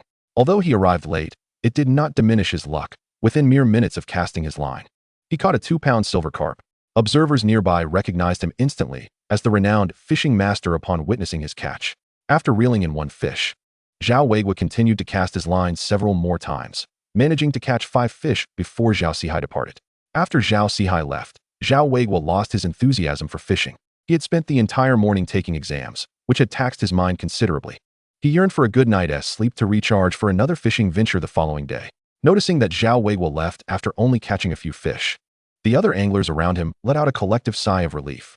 The presence of Zhao Weiguo put considerable pressure on them, as he was already acknowledged as a fishing deity. Fishing alongside such a figure inevitably caused some trepidation, especially since he consistently caught large fish. The anglers around Shikahai were well aware that large fish had become increasingly scarce, and each additional big fish caught by Zhao Weiguo reduced their chances of success. Chapter 52. Shaju provokes trouble. After departing from Shikahai, Zhao Weiguo visited a nearby shop to purchase a large water tank. In the future, he could keep the fish he caught in the tank overnight. The tank was rather cumbersome, too heavy for Zhao Weiguo to lift. Storing it in his space would also risk exposure, so he decided to spend an extra 50 cents to have the shop staff deliver it to his courtyard. He then went to the grain station to exchange all his coarse grain tickets for cornmeal to serve as fish feed. Within his space, there were already over 40 fish of varying sizes, requiring a substantial amount of feed daily. The water plants that Yin Bugue had caught earlier had already been consumed by about 1/3. To sustain these fish, he needed to address their feeding needs. Currently, Zhao Weiguo had no better solution and could only buy some coarse grains to start. Fortunately, the magical nature of his space kept the water clear and all the fish alive despite the passage of time. Zhao Weiguo understood the principle that clear water typically cannot sustain fish, yet these fish thrived. He was uncertain of the underlying reason, attributing it solely to the wonders of his space. However, if the residents of the courtyard discovered that Zhao Weiguo was feeding fish with coarse grains, they would likely berate him for being wasteful. Although they had not yet reached the dire circumstances of the 3-year period, many people still faced hunger, relying on coarse grains as their staple food. Zhao Weiguo's actions would be deemed extravagant. Yet, Zhao Weiguo remained unfazed, adhering to his previous lifestyle from another world. Unless absolutely starving, he had no intention of consuming those coarse grains. Upon returning to the courtyard after his purchases, Zhao Weiguo found the worker from the shop had just delivered the water tank. He instructed the worker to place it against the outer wall of the ear room. The neighbors in the courtyard found nothing odd about Zhao Weiguo acquiring a water tank, though they were curious about its oversized dimensions. Most households in the courtyard possessed a water tank for storing water, typically fetching water from the central courtyard to last for several days. The courtyard's water faucet was communal, with the water company collecting fees monthly. 3 elders in the courtyard were responsible for calculating each household's water bill, generally dividing the cost based on the number of residents. Families with more members paid more, while those with fewer members paid less. Zhao Weiguo's household, consisting of only himself, enjoyed a very low water bill each month. After bringing the tank home, Zhao Weiguo fetched several buckets of water from the central courtyard to fill the tank partially, then used the water from his space to fill it completely. Once he completed these tasks, the neighbors began returning home from work. Shaju, recalling Zhao Weiguo's disrespect towards the deaf old lady the previous night and his own humiliation from a few days prior, felt a surge of irritation. Additionally, after hearing the deaf old lady claim that Zhao Weiguo was merely putting on a show, he resolved to confront Zhao Weiguo. He called out to him, "Zhao Weiguo, so you were the one who broke the old lady's cane yesterday." Since it was after work, many people were present in the front yard. Observers were taken aback by Shaju's confrontation, having witnessed him recently suffer at Zhao Weiguo's hands. Curiosity compelled many to linger and watch the unfolding drama. Zhao Weiguo was cleaning when he heard Shaju's clamoring. He cast a disdainful glance and replied, "What is it to you, Shaju? Are you the old lady's illegitimate child, or something? Do you feel the need to defend her?" Shaju's temper flared at this retort. He stepped forward, pointing a finger at Zhao Weiguo and scolding, "Zhao Weiguo, you dare speak such nonsense again? Everyone knows that the old lady is the matriarch of our courtyard. How dare you show her such disrespect?" Zhao Weiguo sized up Shaju and suddenly laughed. "What is so funny, Zhao Weiguo?" Shaju asked, feeling increasingly agitated. "I find it amusing that you, Shaju, forget your roots. Your father has abandoned you, yet you rush to serve others as a grandson. You may acknowledge it if you wish, but keep me out of it. My ancestors rest in peace." The surrounding neighbors widened their eyes at Zhao Weiguo's boldness. Astonished that he dared speak to Shaju in such a manner, they knew that Shaju's Achilles' heel was his father, He Daqing. Once, Su Damao had made a careless remark regarding He Daqing, and Shaju had retaliated violently, leaving Su Damao in pain for several days. Since that incident, no one in the courtyard dared to provoke Shaju by mentioning He Daqing. Yet, Zhao Weiguo chose to stir the pot, seemingly inviting trouble. At that moment, Shaju could no longer contain his rage, and with old grievances resurfacing, he lost all reason and grabbed a nearby fire poker from Yan Bugui's home. Advancing toward Zhao Weiguo had been prepared for this fool. As he observed the opponent making a move, he was about to retrieve a kitchen knife from his space. However, upon noticing an individual approaching from the gate, he immediately reconsidered his actions. Zhao Weiguo hastily took 2 steps back, brandishing a broom and pointing it at Shaju, exclaiming, "Shaju, how dare you make a move?" Shaju retorted vehemently, "Zhao Weiguo, if I don't make you kneel and beg for mercy today, I will change my surname." Ignoring the warning, Shaju charged forward, intent on striking Zhao Weiguo. At that moment, a woman's authoritative voice rang out from behind, "Shaju, stop this instant." Overcome by rage, Shaju was oblivious to the identity of the woman behind him, raising a pair of tongs to strike Zhao Weiguo. Zhao Weiguo chose not to retaliate, merely evading his attacks. After missing his first strike, Shaju attempted to pursue Zhao Weiguo once more. Yet, he heard the woman behind him shout, "Shaju, if you lay a hand on him again, I will call the police." Startled, Shaju instinctively turned to see the stern face of Officer Wang. Panic surged through him. He had not anticipated that it was Officer Wang who had called out to him. In an instant, his anger dissipated, leaving him at a loss, holding the tongs in a frozen state of indecision. "How dare you, Shaju, openly commit violence in the courtyard? Where is the overseer of your courtyard? Go summon them immediately. Is this how they conduct their duties?" The onlookers in the courtyard instinctively recoiled at the sight of Officer Wang. None of them had expected personnel from the street office to arrive so suddenly. Immediately, someone dashed to fetch Yan Bugui from his home. Upon seeing Officer Wang, Yan Bugui felt a surge of anxiety. Observing the confrontation between Shaju and Zhao Weiguo, he quickly realized that Shaju was once again the source of trouble. In his mind, he berated Shaju vehemently, questioning why he felt the need to cause a disturbance in his front yard. Now, having drawn the attention of the street office, was he not implicating himself as well? Officer Wang, what brings you here?" Yan Bugui asked, trying to maintain his composure. Officer Wang cast a stern glance at him, stating, "Yan, you need not concern yourself with my reasons for being here. I wish to inquire why, as the overseer of the front yard, you have failed to intervene while someone is wreaking havoc." I didn't hear anything," Yan Bugui stammered, flustered under Officer Wang's scrutiny. "Didn't hear anything? This incident transpired right outside your home, and you're telling me you didn't hear it? Surely, you're not yet deaf at your age." Officer Wang was irate, her words lacking any semblance of politeness. Yan Bugui's face flushed red from the reprimand. He had indeed heard Shaju causing a ruckus outside, but knowing Shaju's volatile nature, he believed that even if he intervened, he would be ignored. Thus, he had opted to wait for Yi Zhonghai to handle the situation. Little did he expect that instead of Yi Zhonghai, the street office personnel would arrive. At that moment, Yi Zhonghai and Lu Haizhong, having heard the commotion, emerged as well. Upon entering the front yard and seeing Shaju with his head hung low and tongs in hand, Yi Zhonghai realized all too well that Shaju had once again caused trouble. Steeling himself, he approached Officer Wang and inquired, "Officer Wang, what has transpired here?" Officer Wang regarded Yi Zhonghai, replying, Master Yi. This He Yuzhu is one of your Courtyard-S residents, correct? I happened to arrive just in time to witness him wielding tongs against Zhao Weiguo. Despite my attempts to intervene, he continued his aggression. I wish to know who has emboldened He Yuzhu to behave so recklessly. Hearing Officer Wang's words, Yi Zhonghai internally lamented his predicament. Lu Haizhong, alarmed, quickly distanced himself from the incident, stating, Officer Wang, this matter has nothing to do with me. I am usually responsible for the backyard, and Shaju only listens to the elder, never to me. Lu Haizhong's words shifted the burden squarely onto Yi Zhonghai. Now faced with significant pressure, Yi Zhonghai felt cornered. Nevertheless, he couldn't ignore Shaju, his troublesome subordinate.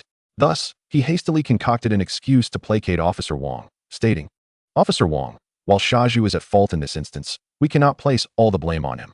There has been an ongoing conflict between him and Zhao Weiguo. A conflict? Officer Wang's brow furrowed at this revelation. She turned to Shaju, asking, He Yuzhu, pray tell, why did you resort to violence just now? Caught off guard. Shaju stammered, struggling to articulate his thoughts. After a lengthy pause, he muttered sullenly, because Zhao Weiguo bullies the deaf old lady from the backyard. I couldn't stand idly by, so I intended to teach him a lesson. Officer Wang was taken aback that the situation involved the deaf old lady. Wasn't she a recipient of government assistance? How did she become entangled with Zhao Weiguo? She then turned her gaze to Zhao Weiguo and queried, Weiguo, would you kindly clarify this matter? Zhao Weiguo had been eagerly awaiting this opportunity. When Shaju had acted out, he had noticed Officer Wang's arrival. While uncertain of her intentions, he understood that with her presence, it was best to let her advocate on his behalf. He stepped forward, casting a fierce look at Shaju, and explained, Officer Wang, the situation is as follows. I was fortunate enough to catch a fish and intended to make fish soup. The deaf old lady from the backyard approached me, demanding that I share my soup with her. I was hungry and refused, and in retaliation, she berated me and attempted to strike me with her cane.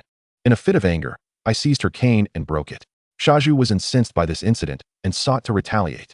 Several elderly women in the front yard had witnessed the event and could corroborate Zhao Weiguo's account. Officer Wang, upon hearing his explanation, felt her temper rising. She had come to respect Zhao Weiguo's character over the past few days, and thus, she was more inclined to believe his version of events. To her astonishment, the deaf old lady in their courtyard turned out to be a troublemaker. Zhao Weiguo, already impoverished, had finally caught a fish to nourish himself. Yet she had the audacity to demand a share and resort to violence when refused. Did such a person deserve to receive government benefits? Officer Wang resolved that upon her return, she would initiate the process to revoke the deaf old lady's assistance. Meanwhile, Yi Zhonghai was sweating profusely, feeling the urgency of the situation. Although Zhao Weiguo's account was largely accurate, it sounded rather dubious. He opened his mouth to offer an explanation, but found himself at a loss for words. Officer Wang then addressed the individuals present in the front yard, asking, Zhao Weiguo claims that several of you witnessed this incident. I now ask if anyone can test Zhao Weiguo's account. You may step forward. The residents exchanged glances, but none chose to refute his claims. Instead, two elderly women spoke up, saying, Officer Wang, I can attest to this matter. The deaf old lady approached Zhao Weiguo for fish soup and resorted to violence when refused. Indeed, I can also corroborate this statement. I report, Officer Wang, that the deaf old lady frequently takes advantage of her age to scrounge food from others. If someone denies her, she deliberately sits on the ground and claims she was bumped into. That's right, she caused a ruckus at my home too. With the first individual stepping forward to expose the deaf old woman, it was not long before a second and third person followed suit. It could be said that there was not a single person in this courtyard who harbored any fondness for her. Now, witnessing Zhao Weiguo unveil the misdeeds of the deaf old woman, those present took the opportunity to kick her while she was down. After all, if the old woman sought revenge later, it would be directed at Zhao Weiguo. Upon hearing so many voices in the front yard discussing the deaf old woman, Wang Gongshir's face darkened with anger. She shot a fierce glare at Lu Haizhong and declared, Master Lu, is this deaf old woman from your backyard? Have you truly allowed her to behave so recklessly? At that moment, Lu Haizhong was genuinely flustered. Recalling the unscrupulous acts committed by the deaf old woman, he realized that if he did not clarify this matter, his reputation as the second elder would be irrevocably tarnished. Thus, he made the decisive choice to betray his ally once more. Wang Gongshi, the primary issue lies with the first elder. This old woman has always been on the best of terms with him, and every time she caused a ruckus, it was the first elder who suppressed it. With him backing her, I could not intervene even if I wanted to. Yi Zhonghai, hearing this, hurriedly denied, Second elder, you're talking nonsense. Nonsense. Who in this courtyard does not know that the deaf old woman is part of your family? Isn't your wife the one who brings her meals every day? Chapter 54. Wang Ganshi stands up for Zhao Weiguo. At this point, Yazanghai found himself at a loss for words. His relationship with the deaf old woman was one of mutual benefit. He needed her transcendent status to solidify the first elder's position, while she relied on his wife to assist her in her old age, as she could hardly manage on her own. In the eyes of the entire courtyard, Yazanghai's family and the deaf old woman had long been intertwined, each helping the other while simultaneously leveraging their respective advantages. Therefore, it was impossible for Yazanghai to disassociate himself from the old woman. Internally, Yazanghai cursed Lu Haizhong's lineage repeatedly. This incompetent Lu Haizhong had truly brought him to ruin.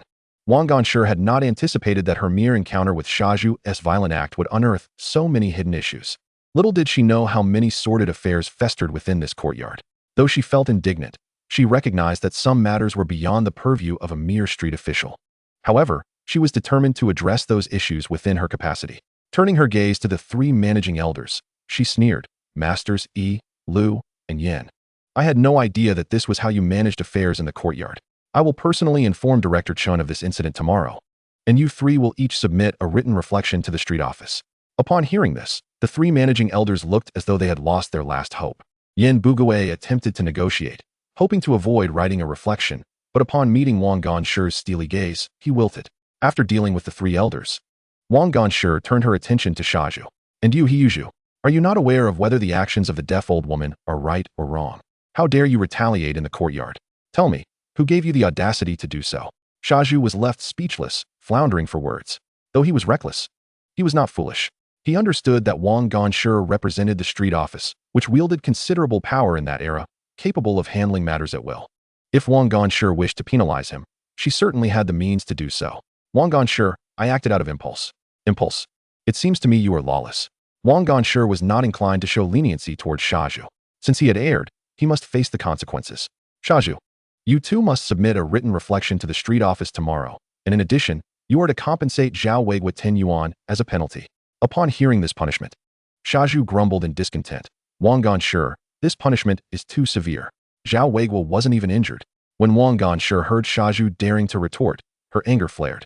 She glared at him and sternly said, "Shaju, how dare you speak? Had you injured someone, the penalty would have been far greater. I could report you to the police and have you arrested. Do you believe that?" Realizing the gravity of the situation, Shaju quickly surrendered. "Wang Ganshi, I accept the punishment. I accept the punishment." Wang Ganshi intended to impart a memorable lesson, and added, "Furthermore, since this incident was instigated by you, you will be responsible for cleaning the sanitation of the road outside your courtyard for the next month, under the supervision of the three managing elders.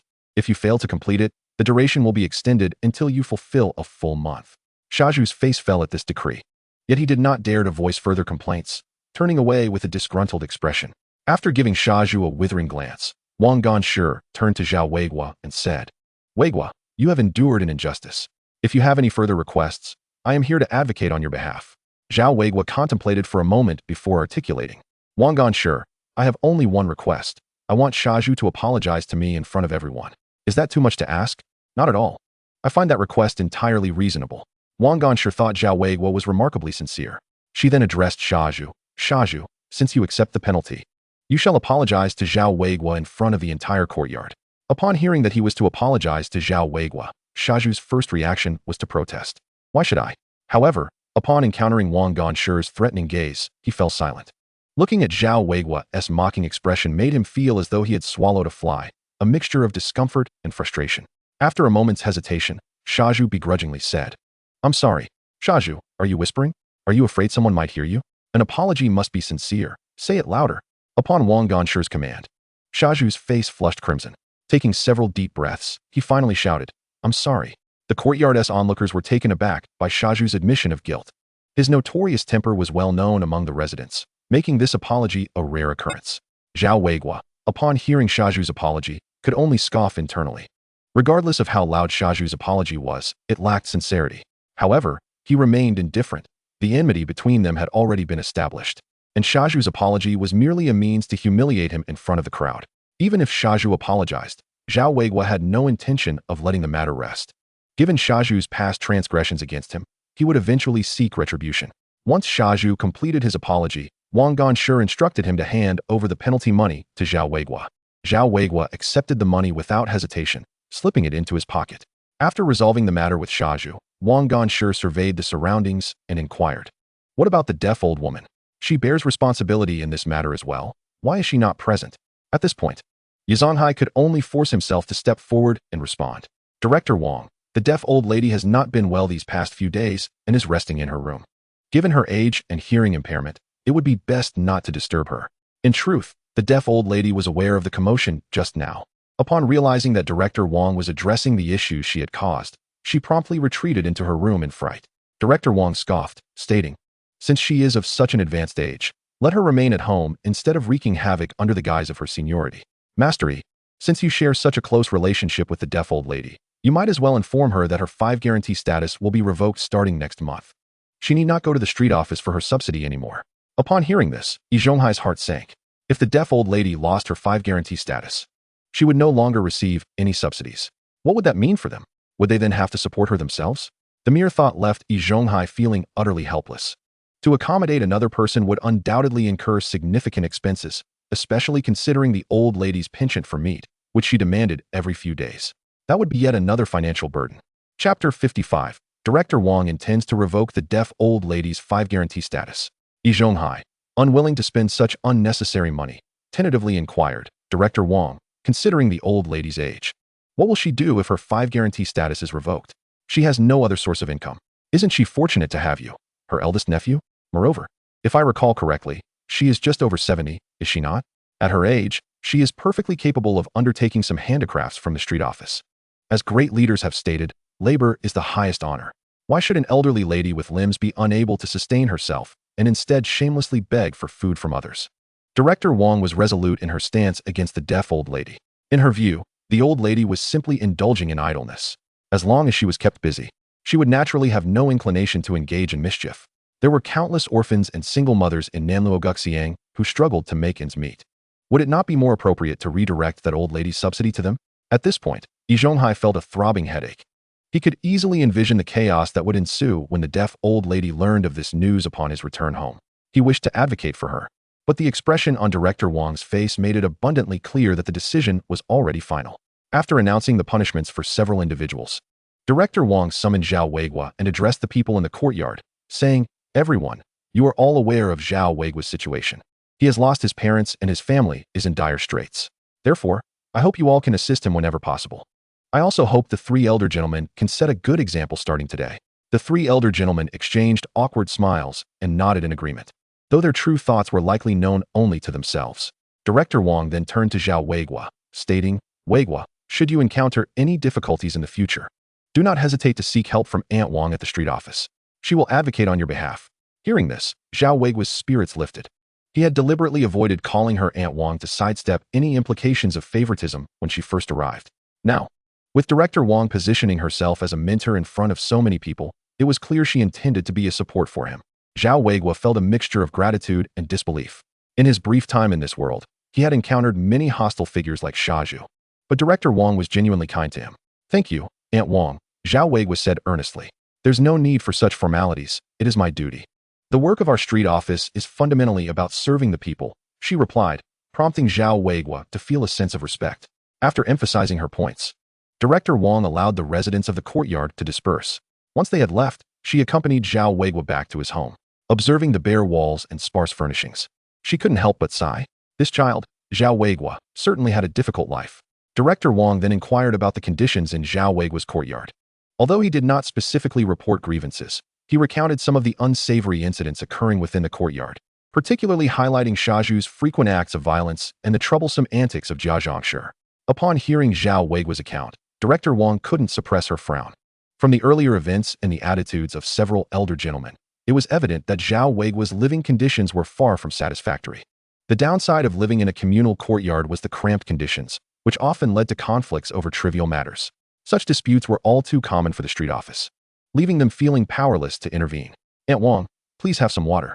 I apologize for the lack of hospitality," Zhao Weiguo said, pouring a cup for her with a hint of embarrassment. Taking the cup with a smile, Director Wang replied, "Let us set aside those troubling matters for now. I have come to deliver your subsidy." She then produced 10 yuan from her pocket and handed it to him. The government provides subsidies for those who drop out and return to school. It's 10 yuan a year, though not much. It is a small token of goodwill from the street office. Zhao Weiguo was taken aback. He had just received 10 yuan from Shaju earlier that day, and now the street office was also providing him with 10 yuan. It truly was an unexpected windfall. Weiguo, strive to persevere. Once you graduate from high school, finding employment will become significantly easier, and life will improve considerably. In this era, job placements are predominantly reserved for college and vocational graduates. However, high school graduates are already regarded as educated individuals, making it relatively easy for them to secure formal employment with better starting points than those who only completed middle school. Zhao Weiguo had not given much thought to his future job prospects. With his unique abilities, he envisioned a future based on developing those gifts. If he could one day acquire extraordinary tools through his talents, it would allow him to soar to new heights. After exchanging a few more words with Zhao Weiguo, Director Wang took her leave. He personally escorted her out of the courtyard, unaware that during his brief absence, many residents were covertly peering through the cracks of the windows to observe him. Yin Bugue observed Zhao Weiguo's departure and return, unable to suppress his astonishment. This Zhao Weiguo is truly fortunate to have formed a connection with Director Wang. Curious, Aunt Sen inquired, "Old man, why would Director Wang come looking for Zhao Weiguo?" "I'm not sure. I encountered Director Wang at school today, and she was with Zhao Weiguo. I don't know what business they had at the school, but Director Wang specifically asked me to look after him," Aunt Sen replied, somewhat displeased. "Who cares if he lives or dies? If it weren't for him, you wouldn't have faced a reprimand today. Isn't she just a clerk at the street office? She's not even the director. Why act as though she wields authority?" Yin Bugue shot his wife a disapproving look, saying, "You really lack insight. Do not underestimate Director Wang just because she currently holds a clerk position. Her background is quite significant. I have heard she is likely to succeed Director Chun as the street office director." "What? Is that true?" Aunt Sen exclaimed, astonished. If Director Wang were to ascend to the position of street office director, then Zhao Weiguo's fortunes would undoubtedly rise alongside hers. After all, she had just heard him refer to Director Wang as Aunt Wang. This relationship is rather extraordinary. I have only heard whispers of this matter. As for the actual circumstances, I cannot say. However, we must be vigilant and refrain from provoking Zhao Weiguo in the future. Just look at that deaf old lady who had her minimum living allowance revoked, an amount that may seem paltry, but, when combined with various food subsidies and annual elder benefits, amounts to a significant sum. Yin Bugue is quite the shrewd individual. He had long calculated the total of the deaf old lady's entitlements. Now, with those benefits stripped away, one can only imagine the extent of her fury. Chapter 56. Physical exercise as Yin Bugue had anticipated, within the confines of the deaf old lady's home. Upon hearing Yi Zhonghai declare that her minimum living allowance had been rescinded, she was rendered utterly speechless. After a prolonged moment of shock, she erupted into a wail of despair. "This is outrageous. I, an old woman, have committed no heinous acts. Why must you revoke my status as a minimum living allowance recipient? Zhao Weiguo, you wretched scoundrel, why do you not meet your end? I shall not let this matter rest." In her agitated state, the newly purchased cane slipped from her grasp and clattered to the ground. Shaju stood awkwardly to the side, at a loss for what to do. Technically, the day's turmoil was instigated by him. Had he not sought trouble with Zhao Weiguo, a cascade of events would not have ensued. Yet dwelling on such matters now serves little purpose. Shaju certainly did not perceive this as his fault. In his view, Zhao Weiguo was to blame. Even he had suffered a loss of 10 yuan, a sum that weighed heavily on his conscience. With a monthly salary barely exceeding 37 yuan, losing 10 yuan meant he might not even afford a drink this month. After cursing Zhao Weiguo, the deaf old lady turned to Yi Zhonghai, her voice tinged with sorrow. "Little Yi, you must help me devise a solution. I depend on that meager allowance to survive. Without it, how am I to live?" The deaf old lady was a veritable mirror of Jia Zhangshi, accustomed to a life of idleness. The prospect of engaging in manual labor at her age was utterly unappealing to her. "Old lady, I am barely managing my own affairs. Tomorrow I must attend a meeting with Uncle Air and Uncle San at the street office for some instruction," Yi Zhonghai replied, somewhat awkwardly. Despite his position as a senior figure in the courtyard, it amounted to little more than a liaison role established by the street committee. His responsibilities primarily involved relaying documents and mediating neighborhood disputes. Yet this minor role was exploited by Yi Zhonghai and his peers for personal gain, allowing them to exert unwarranted influence within the courtyard. However, in the presence of someone like Clerk Wang, a formally appointed staff member, Yi Zhonghai and his associates were but jesters. Yi Zhonghai himself had not yet attained an 8th-level worker status and held no special standing in the factory. Thus, he was powerless to assist the deaf old lady with her revoked benefits. Upon hearing this, the deaf old lady could not help but dissolve into tears once more. While the old woman lamented her plight, on the other side of the neighborhood, Lu Haizhong was furrowing his brow, pen in hand, dictionary open before him. staring at a blank sheet of paper.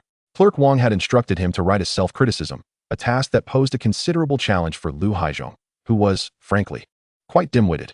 His education ended at primary school, and any knowledge he possessed was gleaned from a literacy class. He had little to no intellectual substance to draw upon.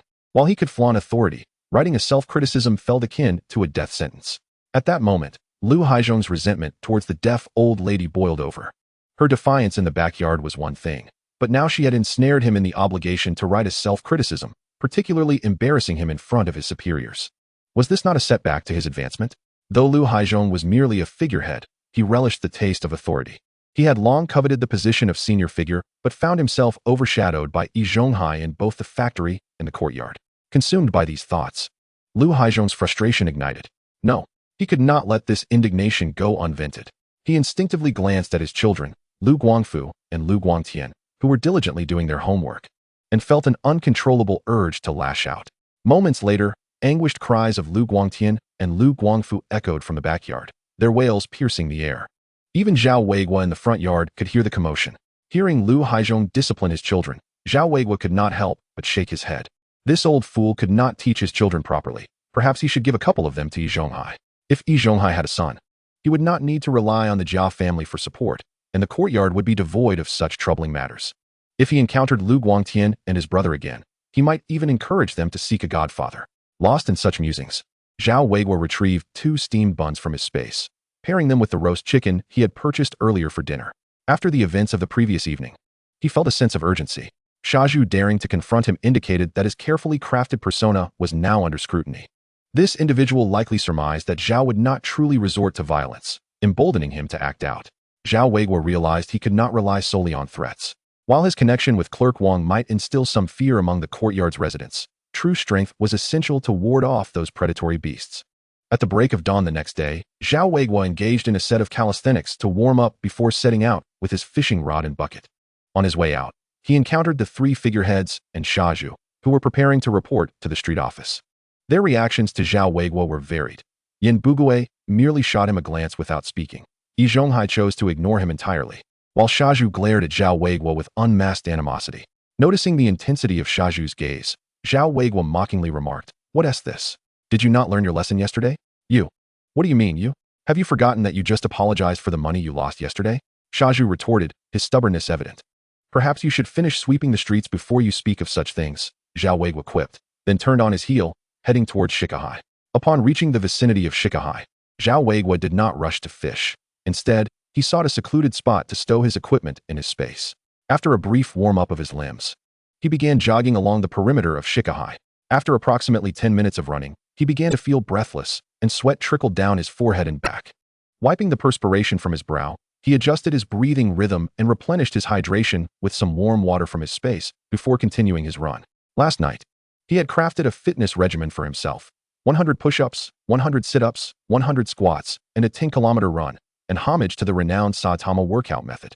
In his previous life, Zhao Weiguo had come across a video blogger who employed a particular method for exercising.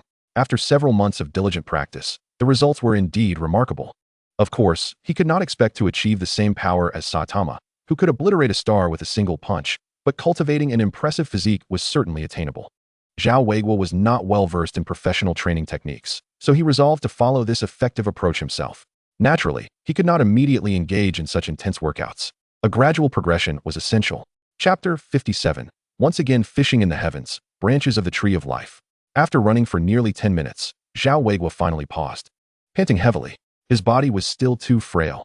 After only 20 minutes of running, his legs began to tremble. He took a moment to rest by the Shikahai, and once he felt his legs steady, he hobbled toward the lake with his fishing gear in hand. Although running was exhausting, the invigorating effect afterwards left him feeling far more energetic than before, dispelling the lethargy that had once plagued him. Truly, life thrives on movement. Zhao Weiguo soon found a secluded spot and used an ice pick to carve a hole in the ice. After setting up his fishing rod with bait, he cast his line for the first time. After approximately 7 or 8 minutes, he felt a familiar tug on the rod. His heart leaped with joy, and he quickly began to reel in the line. Before long, a dark shape emerged beneath the water, becoming increasingly distinct. Upon closer inspection, however, he realized it was not a fish. Was he pulling up garbage? He tugged on the line, drawing the object to the surface, only to discover it was a branch. Was he indeed fishing for refuse? Zhao Weiguo felt somewhat exasperated as he prepared to hoist the branch out of the water. However, the moment he touched it, a flash of golden light flickered in his eyes, followed by a surge of information entering his consciousness.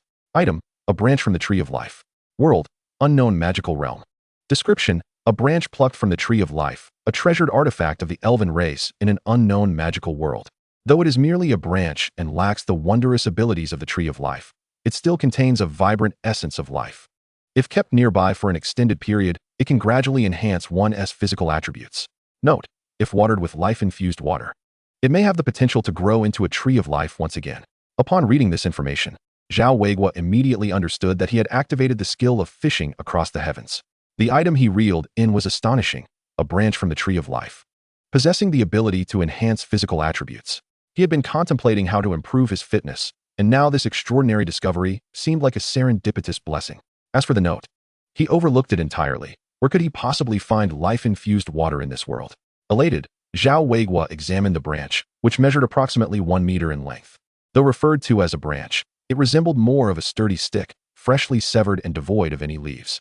He tested its strength and found it remarkably resilient, perfectly suited to serve as a weapon.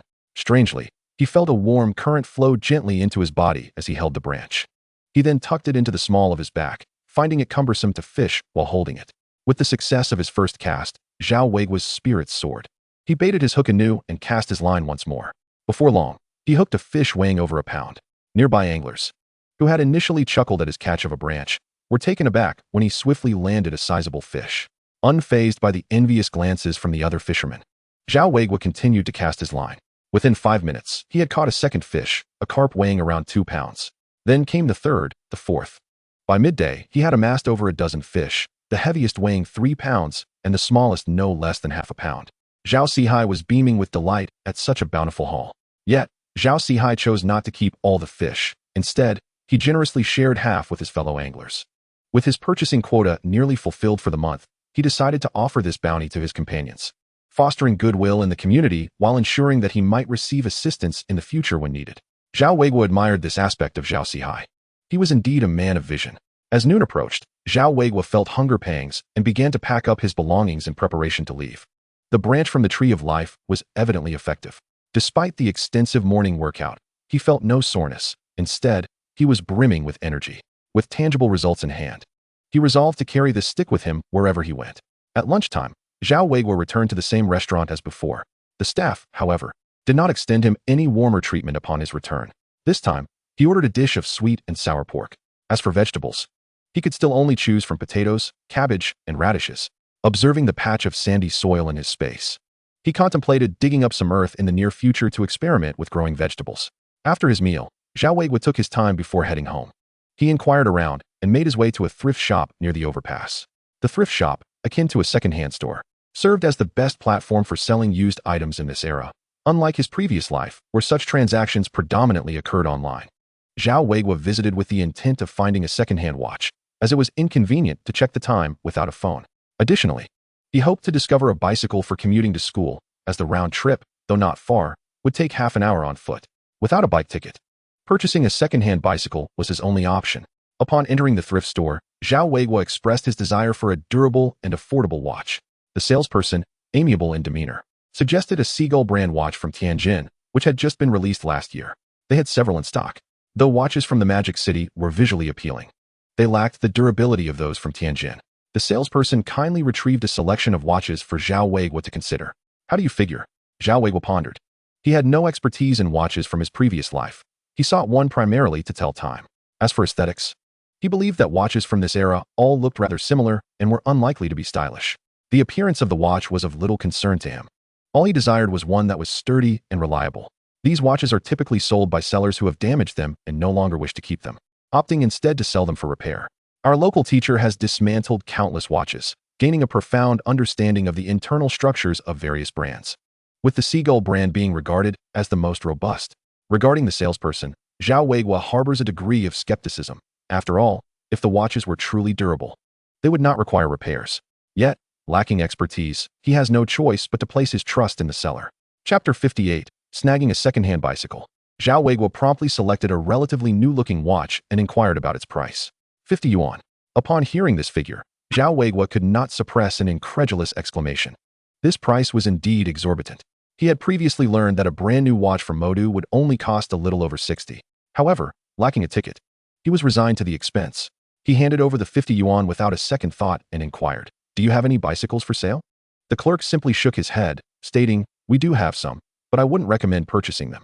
"Oh, why not?" Zhao Weiguo asked. "They are only 30% new yet priced over 100. Most who have seen them have walked away shaking their heads." Hearing this price, Zhao Weiguo could not help but click his tongue. The seller truly regarded others as fools. After some contemplation, he requested the clerk to show him the bicycles. The clerk, without further thought, led him to the warehouse. Upon seeing the bicycle, Zhao Weiguo was sorely disappointed. The claim of it being 30% new was utterly misleading. The handlebars were loose, and one pedal was reduced to a mere axle. The front and rear wheels were evidently mismatched, with the front wheel visibly deformed from an impact. This bicycle must be a salvaged wreck. It should have been written off after such damage. Even if he were to repair it, the cost would be substantial. "See, I told you there was no need to inspect the bicycle. It has been here for over a year without selling. We are preparing to have the owner take it back," the clerk remarked. Zhao Weiguo sighed in resignation. It seemed that acquiring a bicycle was not in the cards for him. With no bicycle to purchase, he did not linger any longer. Taking the receipt and the watch from the clerk as he prepared to venture to the next thrift store in search of better fortune. Just as Zhao Weiguo stepped outside, he spotted a girl, around 16 or 17, pushing a bicycle towards him. Observing the rusted condition of the bicycle in her hands, he surmised she was likely there to sell it. A thought crossed his mind, prompting him to ask, "Hello, are you planning to sell that bicycle here?" The girl, wary of the unfamiliar voice, initially felt a sense of caution. However, upon realizing Zhao Weiguo appeared younger than herself, she relaxed and replied, "Yes. This bicycle was stored in a warehouse, but I don't know when it developed a hole. After being exposed to the rain several times, it has rusted. Since I don't ride it, I thought I would sell it." Zhao Weiguo felt a flicker of interest as he examined the bicycle. He then asked, "If you are selling it, may I take a look? If the price is reasonable, I would like to buy it." The girl graciously stepped aside, saying, "Go ahead." Zhao Weiguo approached the bicycle, inspecting it closely. After a few glances, he found himself quite satisfied. Although the frame was covered in rust, it was merely superficial. A bit of sanding would suffice. The other components appeared intact, with even the brake pads showing minimal wear. It was evident that the bicycle had not been ridden much since its purchase. If he were to buy it and perform a little refurbishment, it could easily be restored to 80 or 90% new condition. With this in mind, Zhao Weiguo felt a surge of excitement. He instinctively turned to the girl and asked, "How much do you want for this bicycle?" "How much?" The girl appeared somewhat perplexed. She had merely wanted to sell the bicycle without considering a price. "How much can you offer?" Zhao Weiguo was taken aback by the question. If she wanted him to name a price, he would undoubtedly start low. After a moment of contemplation, he tentatively suggested, "Would 60 be acceptable?" The girl seemed hesitant upon hearing this price. Zhao Weiguo realized he had perhaps offered too little and was about to revise his offer when the girl suddenly remarked, 60 seems a bit high, considering how rusty it is." Zhao Weiguo was momentarily flabbergasted. Was this girl truly a wealthy heiress experiencing life outside her privileged bubble? He scrutinized her attire, noting its luxurious fabric and style, indicating she was likely from a well-to-do family. After all, only someone from affluence could so easily part with a bicycle. Perhaps she was even the daughter of a capitalist. With this realization, Zhao Weiguo's guilt diminished somewhat, and he averted his gaze, saying, 60 isn't too much. I can fix it up and ride it." Upon hearing this, the girl seemed to relent. "All right, if you can use it, then I will sell it to you. My dad bought it, but my brothers hardly rode it. I have another women's bicycle that I prefer." Zhao Weiguo marveled at her nonchalance. Indeed, a girl from a wealthy background could so casually sell a bicycle she found uncomfortable. To prevent any change of heart on her part, Zhao Weiguo quickly produced the money, counting out 60 yuan and handing it over. "Please check and see if the amount is correct." The girl accepted the money, counted it, and confirmed it was accurate before relinquishing the bicycle to Zhao Weiguo. With the transaction complete, Zhao Weiguo could hear his heart racing as he took possession of the bicycle. It wasn't until the girl left with her money that he gazed incredulously at his new acquisition. He had truly stumbled upon a gem. The next moment, a grin broke across his face. Indeed, a time traveler is destined to be the protagonist. Even while merely seeking to buy a watch, he had managed to snag a remarkable deal. He glanced down at the rusted bicycle, noting that it was neither a Phoenix, a Forever, nor a White Dove brand, but rather an unfamiliar name. After searching the frame, he finally spotted the brand. Schwinn? An English name? An imported model. It seemed this girl hailed from an impressive background. Yet, that was of little consequence. The bicycle was now his. Zhao Weiguo decided to test the bicycle further. soon discovering it merely needed air in the tires and had slightly faulty brakes. Apart from that, it was in decent condition. He surmised that the previous girl had simply found it too dirty to ride and had brought it along. Zhao Weiguo then pushed the bicycle to a nearby repair shop to inflate the tires and spent an additional 5 yuan on a set of tools and a pump. While he was inflating the tires, the shop owner eyed the bicycle with envy, asking, "Hey, young man, where did you acquire this bicycle?" "Earlier, I encountered an individual outside a trust shop who was selling a bicycle, and I impulsively made a purchase." "Oh, how much did you spend on it?" "Not much. Do you recognize the brand of this bicycle?" "I'm not well versed in it, but I know it's an American brand. Given its condition, this bicycle could fetch 400 to 500 at a trust shop." Chapter 59, The First Bicycle in the Courtyard. Upon hearing this, Zhao Weiguo was momentarily taken aback. With a look of disbelief, he turned to the shop assistant and inquired, "Excuse me, how much did you just mention?" 400 to 500. "Your bicycle is in good shape. If you remove the rust and give it a fresh coat of paint, you might sell it for 600 to someone affluent. Though such luck is rare." The repair shop owner cast an envious glance at the bicycle. Judging from Zhao Weiguo's reaction, he surmised that Zhao had stumbled upon a great deal. He refrained from asking Zhao how much he had paid, fearing that such knowledge might rob him of sleep due to jealousy. Zhao Weiguo could not help but gasp in astonishment. He had only swindled Jia of 300. Now he was being told that this bicycle was worth 600? Truly, poverty had constrained his imagination. He had indeed hit the jackpot this time. With a grand gesture, he announced, "Boss, give me your most expensive paint. We only have one type of paint here. There's nothing more expensive." The owner replied with a roll of his eyes. After inflating the tires and performing basic maintenance at the repair shop, Zhao Weiguo rode this rust-laden bicycle towards the courtyard. Upon arriving at the entrance, he happened to run into Yi Zhonghai and a few others returning from work. Seeing Zhao Weiguo riding the bicycle back left them utterly astonished. It had only been a day since they last saw him, and now he was pushing a bicycle. Particularly, Yin Bugui's eyes widened when he caught sight of the bicycle. Trembling slightly, he extended his hand and asked, Weiguo, where did you get this bike?" "Just from a trust shop over by the overpass. I happened to meet someone selling it and bought it," Zhao Weiguo candidly replied, as the bicycle was clearly secondhand. Yin Bugui's heart skipped a beat. He swallowed hard and gazed at Zhao Weiguo, asking, "How much did you pay for it?" 60. Upon hearing this, Yin Bugui's hands began to tremble uncontrollably. Yi Zhonghai and the others were rendered speechless. The bicycle was indeed rusty, but aside from that, it had no significant issues, and it was sold for merely 60? Was the seller a fool? Jia Dongxiu, consumed by jealousy, suddenly realized that the money Zhao Weiguo had used to buy the bicycle came from his own family's compensation to him. Essentially, the bicycle was akin to a gift from his family. With this thought, Jia Dongxiu's envy surged once more. Yin Bugui, upon hearing that Zhao Weiguo had acquired the bicycle for just 60, felt his breath quicken. Instinctively, he looked at Zhao Weiguo and said, "Weiguo, why don't you sell it to me? I'll offer 65. Zhao Weiguo shot Yin Bugui a perplexed glance. "Uncle San, do you think I'm foolish? Why not inquire at the trust shop about the bicycle's value?" Yin Bugui, embarrassed, realized he had misspoken. Looking back at the bicycle, he felt an intense wave of envy. How fortunate Zhao Weiguo was to have purchased such a fine bicycle. If only it had been his lucky find. Sometimes, the most regrettable realization is not missing out on a bargain oneself, but witnessing someone close to you seize the opportunity. Yin Bugui took a deep breath, striving to avert his gaze from the bicycle, fearing that continued observation would destabilize his resolve. Zhao Weiguo paid no heed to them and brought the bicycle into the courtyard. As he did, the neighbors could not resist gathering to witness the spectacle. In this era, a bicycle was indeed a significant possession. Although Zhao Weiguo's bicycle was old, it was the very first in the courtyard. "Weiguo, where did you get this bike? How much did it cost? What brand is it?" The crowd surrounded Zhao Weiguo, bombarding him with questions. Nearby, Yi Zhonghai and the others felt a pang of discomfort. Shaju scoffed, displeased at Zhao Weiguo's moment in the spotlight. Lu Haizhong was also somewhat discontent, having anticipated being the first to own a bicycle. Who would have thought that Zhao Weiguo would beat him to it? After responding to a few inquiries, Zhao Weiguo took the bicycle back inside. The courtyard had its share of thieves, and many who were envious of him. The safest choice was undoubtedly to store the bicycle indoors. Once there was no longer anything to see, the onlookers dispersed. Yet, discussions about Zhao Weiguo's bicycle ensued. He had not anticipated that a mere bicycle could create such a stir in the courtyard. Back in his room, gazing at the rust on the bicycle, Zhao Weiguo felt a twinge of annoyance. Although the rust was merely superficial, it was widespread. He had no idea how long it would take to sand it down. Suddenly, he smacked his forehead, realizing he had forgotten about his special ability. He swiftly placed the bicycle and sandpaper into his space.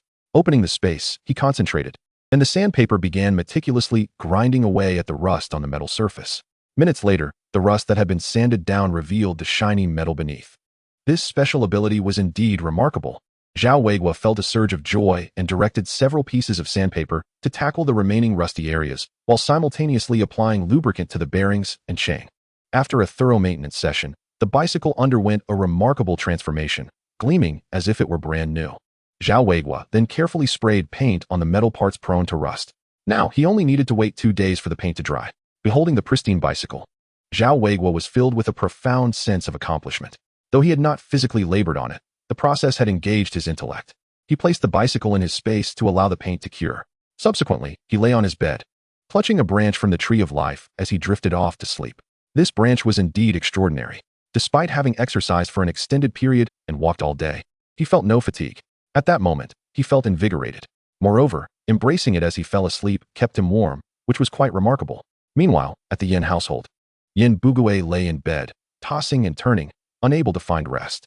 Observing his distress, third aunt could not help but ask, "Old man, what troubles you?" Yin Bugue sighed. "It's that bicycle Zhao Weiguo bought. It weighs heavily on my heart. How wonderful it would have been if I had purchased it instead." Third aunt, having been married to Yin Bugue for many years, understood his nature well, but was at a loss regarding how to console him. Yin Bugue turned over and suddenly inquired, "My dear wife, what do you think about us purchasing a vehicle?" "What? We are buying one too." Aunt Sin expressed her astonishment. Acquiring a bicycle is not as simple as purchasing groceries. It requires both funds and documentation.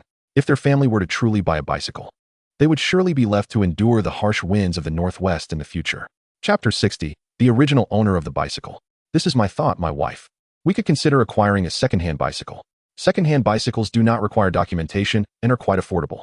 Moreover, I've contemplated that once we procure this bicycle, if anyone in the courtyard requires it, we could rent it out for a dime per use.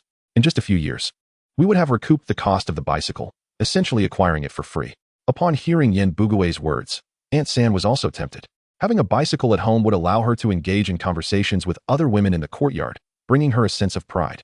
Importantly, it would also facilitate her 3 sons in their quest for brides, as a bicycle could symbolize a family's financial stability. The couple then began deliberating over which brand of bicycle to purchase and the amount of money they should invest. Although Yin Bugue's salary was not substantial, and they had many children to support, his frugality had allowed him to save a considerable sum over the years. Despite his monthly lamentations of poverty, he had managed to stash away several hundred yuan, more than enough to buy a second-hand bicycle. Meanwhile, in a luxurious residential complex in the fourth-ninth city, there stood a grand house that dwarfed its neighbors, exuding opulence. This residence belonged to the once-renowned Lu Banqing. It is essential to mention the Red Star steel plant, where the likes of Shaju worked. That plant was once Lu Banqing's private asset. The Lu family held shares in numerous industries throughout the fourth-ninth city. Otherwise, he would not have earned the esteemed title of Lu Banqing. However, following the establishment of the nation, Lu Banqing, sensing the shift in the domestic environment, adopted a more low-profile approach. In recent years, he had begun liquidating some of his assets, including the large steel plant, which he partially sold to Huagua. Now, in his 50s, Lu Banqing sat in his study, perusing a newspaper. Upon reading about the achievements of the public-private partnership reforms in Huagua, he could not help but furrow his brow. Just then, the door to the study opened, and a youthful, radiant girl entered. "Dad, Mom made you some ginseng soup," she said. Lu Banqing smiled and replied, "All right, Xiaoa, you can set it down." If Zhao Weiguo were present at that moment, he would be utterly astonished. For this girl was none other than the one he had encountered earlier while selling a vehicle, and she was the sole virtuous character in the courtyard, Lu Xiaoa. After placing the ginseng soup down, she seemed to recall something and said, "Oh, by the way, Dad, I sold the bicycle from the garage today." "Sold? Which bicycle are you referring to?" "The one you no longer ride. It had been sitting there rusting for so long, and since I had no space for my bicycle, I took it to the consignment shop and sold it." Upon hearing this, Lu Banqing finally remembered which bicycle his daughter was speaking of. However, he felt a twinge of regret upon realizing that the bicycle had been sold. Although it was not expensive, worth merely over 1,000 yuan, he had invested considerable effort in bringing it back to the country, especially since it was a limited edition. He had once cherished it, but now, with a car at his disposal, he had no need for a bicycle. He had initially thought of finding a place to store it, but with the passage of time, it had slipped his mind. He never expected his daughter would sell it. After a brief moment of sorrow, Lu Banqing shrugged it off. After all, with his wealth, that amount of money was negligible. He decided to consider it as pocket money for his daughter. "By the way, Xiaoa, how much did you sell the bicycle for?" Lu Banqing was curious about its current value after all these years. "I sold it for 60 yuan. 60 yuan? Lu Banqing was taken aback. Even if the bicycle had rusted, it should not have sold for such a meager sum. 60 could only be considered the price of the bicycle's lead, at best. Xiao, which consignment shop did you sell it to? Lu Banqing felt discomfort in his heart, not because he lamented the loss of money, but because he felt his daughter had been deceived. A bicycle worth over 1,000 yuan had ultimately sold for a mere 60. That consignment shop was clearly taking advantage of his daughter. I didn't sell it to a consignment shop. I met someone at the door of the shop who wanted to buy my bicycle. I asked for a price, and he offered 60. I thought it was a fair price, so I sold it to him. Noticing her father's peculiar expression, Lu Xiao curiously asked, Dad, did I sell it for too much or too little? Lu Banqing's lips twitched, and he could only muster a forced smile as he replied, It's about right. That bicycle is no longer worth much. Selling it for 60 is still a profit. Upon hearing this, Lu Xiao couldn't help but beam with pride. That just shows my skill. Since I made a profit, I will keep the money. Seeing his daughter so pleased, Lu Banqing couldn't bear to reveal the truth that might dampen her spirits. However, he couldn't help but worry about her naivety. If she were to marry one day, would she be easily deceived by men? At this moment, Zhao Weiguo was still unaware that he had stumbled upon Lu Banqing's belongings. The following morning, Zhao Weiguo remarkably woke up unusually early. It wasn't that he intended to rise at such an hour. Rather, he felt unusually invigorated. Glancing at the clock, he realized it was barely past 5. How could I be awake so early? He pondered in confusion. He then noticed the branch he had set aside. Surely, it must be the influence of this branch of the tree of life. He immediately connected the changes in his body with the branch. If a mere twig possessed such capabilities, what extraordinary powers might an entire tree hold? With no intention of returning to slumber, he arose, donned his clothes and shoes. And after preparing himself, he tucked the branch into his waistband and stepped outside. It was still dark at 5 in the morning, with only a few homes aglow. Some housewives were already up, preparing steamed buns, usually making enough to last several days. Zhao Weiguo, finding it tedious to cook, preferred to buy steamed buns and keep them in storage. Once outside, Zhao Weiguo retrieved the bicycle from his storage space. Despite its rusted paint, the bicycle had undergone a remarkable transformation, appearing as if it were brand new. The more he examined it, the more satisfied he became. Chapter 61. Yin Bugui's Bicycle Acquisition. With a determined push of his foot, Zhao Weiguo mounted his bicycle and set off toward Shikahai. The picturesque area was not far from his courtyard, and within just 3 to 5 minutes, he reached his destination. After securing his bicycle in a designated space, Zhao Weiguo commenced his daily exercise routine around Shikahai. Having resolved to improve his physical fitness, he was committed to unwavering perseverance. Although grasping a tree branch while running might seem peculiar, Zhao Weiguo paid it no mind. The life energy emanating from the branch continuously nourished his body, enabling him to run for an astonishing half an hour. Feeling the transformation within himself, Zhao Weiguo was filled with joy. If he continued this way, he would no longer fear the brute strength of that foolish Zhu. After completing his run, followed by a series of squats and push-ups, Zhao Weiguo retrieved the steamed buns he had purchased earlier that morning from a nearby vendor. As he munched on the buns, he strolled towards the lake, preparing to embark on his fishing expedition for the day. It was another invigorating morning, and he was determined to catch several fish today. Meanwhile, in the courtyard, Yin Bugui had risen early as well. Although it was Saturday, he was not in a rush to go fishing. After grabbing 100 yuan from home, he hurriedly exited. He had discussed with his wife the night before their plan to visit a consignment shop to see if there were any suitable bicycles for sale. However, large items like bicycles were not commonly available. Those who could afford them typically did not part with them. Even if one were to sell, it was often only when the bike had reached a state of disrepair. Finding a bargain would be a matter of sheer luck.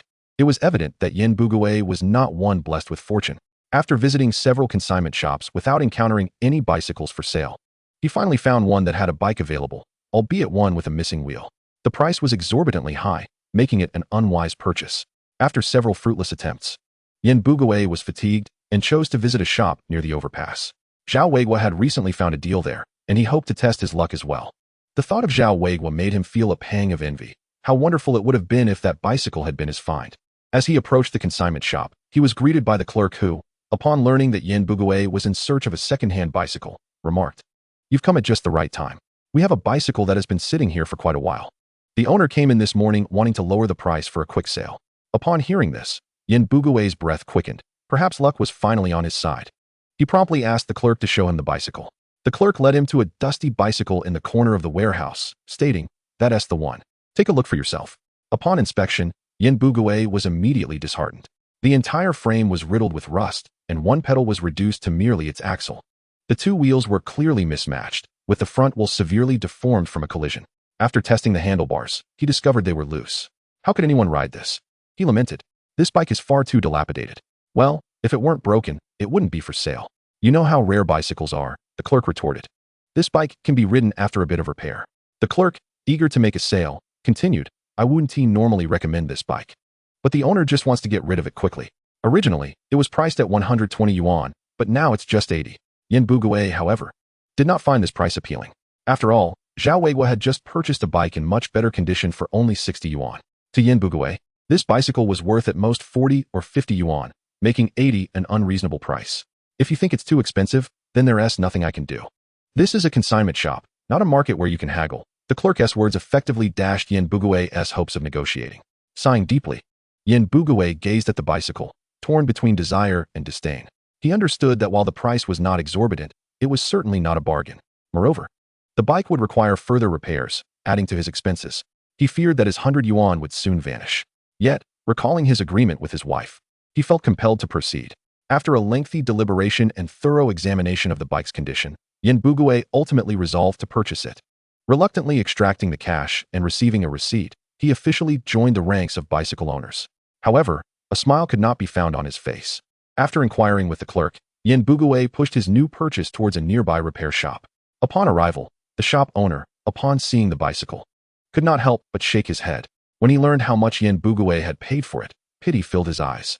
Honestly, my friend, you should have done your homework before buying. A bicycle in this condition shouldn't fetch more than 60 yuan. Stunned by this revelation, Yin Bugui exclaimed, Are you joking? How could this bike only be worth that much? The repairman, seasoned by years of experience, replied, Well, if you bought it from a consignment shop, it's no surprise. All the bikes there are sold by people looking for a sucker. Enough of this, just help me see if it can be fixed, Yin Bugui interjected. His patience wearing thin. He wanted to forget the disparaging comments. He had already paid and knew he could not return the bicycle. Now, it felt like a burden weighing him down. The repairman, sensing Yin Bugui's distress, inspected the bike and said, I can repair it, but the wheel is quite deformed. I recommend you replace it. How much for a new wheel? Yin Bugui inquired. 10 yuan for a new one. Fixing it would cost 5. But it won't work as well after the repair, just so you know. Hearing the price for a new wheel made Yin Bugui wince. After much deliberation, he opted to have the wheel repaired. The repairman, unfazed, began to dismantle the deformed wheel and set it on the anvil, ready to hammer it back into shape. Each strike of the hammer felt like a weighty blow to Yin Bugui's heart, making him tremble with each resounding thud. The chatty repairman, while working, engaged in casual conversation. Initially, Yin Bugui paid little attention, but when he heard the mention of a young man pushing a second-hand bicycle the day before, he instinctively perked up. Was that young man perhaps Zhao Weiguo? He wondered. Was the person you mentioned about 13 or 14 years old, not very tall and rather slender? Yin Bugui asked. Ah, yes. How do you know him? Yin Bugui remarked somewhat sourly. He is my neighbor in the same courtyard. Your neighbor seems rather impressive. That car he acquired yesterday must have been quite a steal. If it were maintained properly, it could fetch 4 to 500 yuan. What? 4 to 500? How can it be so expensive? A Fige or a Phoenix barely costs 100 or 200, right? Yin Bugui was taken aback, thinking that the mechanic before him was trying to deceive him. Have you even considered the brand of that bike? It's an imported bicycle from the beautiful country. Its original price was 7 or 800, and given its pristine condition, with a little refurbishment, it could easily be valued at 80 to 90% new. Who knows how much he paid for it? Upon hearing this, Yin Bugui felt a pang of jealousy. He was no longer inclined to listen to the mechanic's words. His mind was consumed with thoughts of Zhao Weiguo's bicycle worth 4 to 500. Why did such a fine bicycle end up in Zhao Weiguo's possession instead of his own? Moreover, that fellow only spent 60 yuan to acquire it, while he had squandered 80 yuan on a shabby bike. After a considerable time, the mechanic finally called out to the somewhat dazed Yin Bugui, Sir, I've repaired your bike's wheel. Yin Bugui snapped back to reality, glancing at the wheel in the mechanic's hands. The wheel was pockmarked, bearing the marks of hammer strikes, giving it an unappealing appearance. Boss, why does this wheel look so unsightly? Didn't I tell you before? This wheel can only be repaired to this extent. I suggested replacing it, but you refused. Yin Bugui grimaced, but this is just too ugly, isn't it? The mechanic shrugged helplessly, it's secondhand.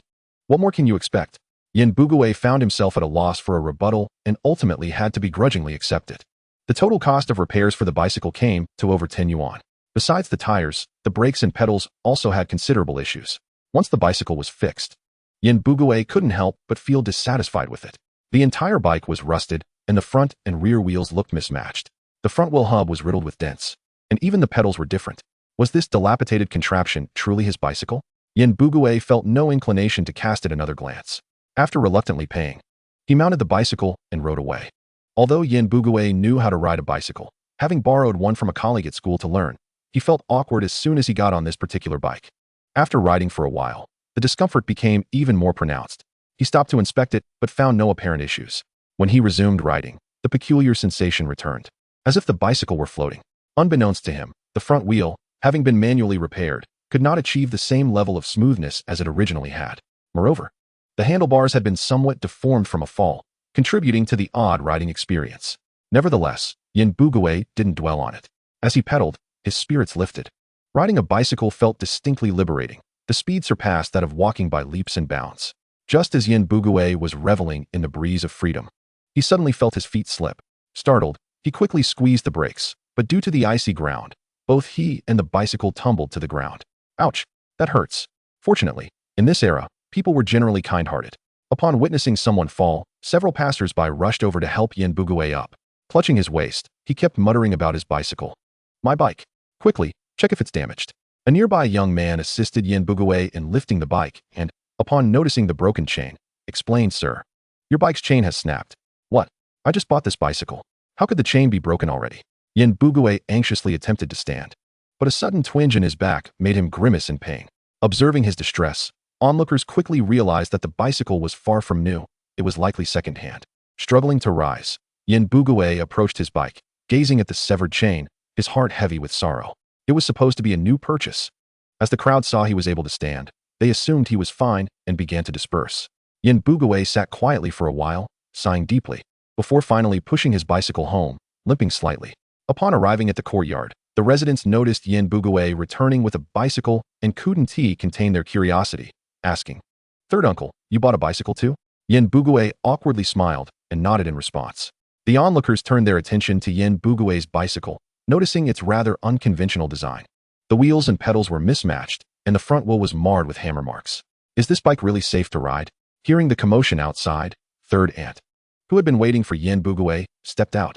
Initially surprised by the sight of her husband with a new bicycle, her expression quickly turned to one of disbelief. Why had he brought home such a peculiar bicycle? Third aunt approached with a hint of embarrassment, asking, Lao Yin, is this bike yours? Yin Bugue nodded, feeling quite disheartened.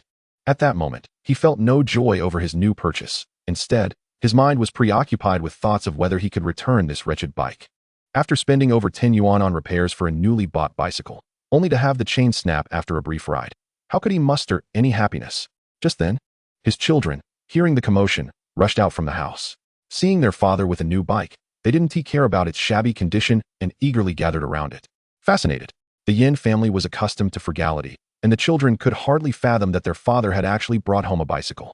Yin Jiequang, a bit impatient, asked, Dad, can I take it for a spin? Before Yin Bugue could respond, Yin Jieqing quickly seized the bicycle, climbing on it. Do you even know how to ride? Let me try first. As he spoke, Yin Jieqing placed his feet on the pedals, ready to ride, only to slip and nearly fall. Glancing down at the ground, he exclaimed, Dad, how come the chain is broken? Chapter 63, Yin Bugue's Small Business.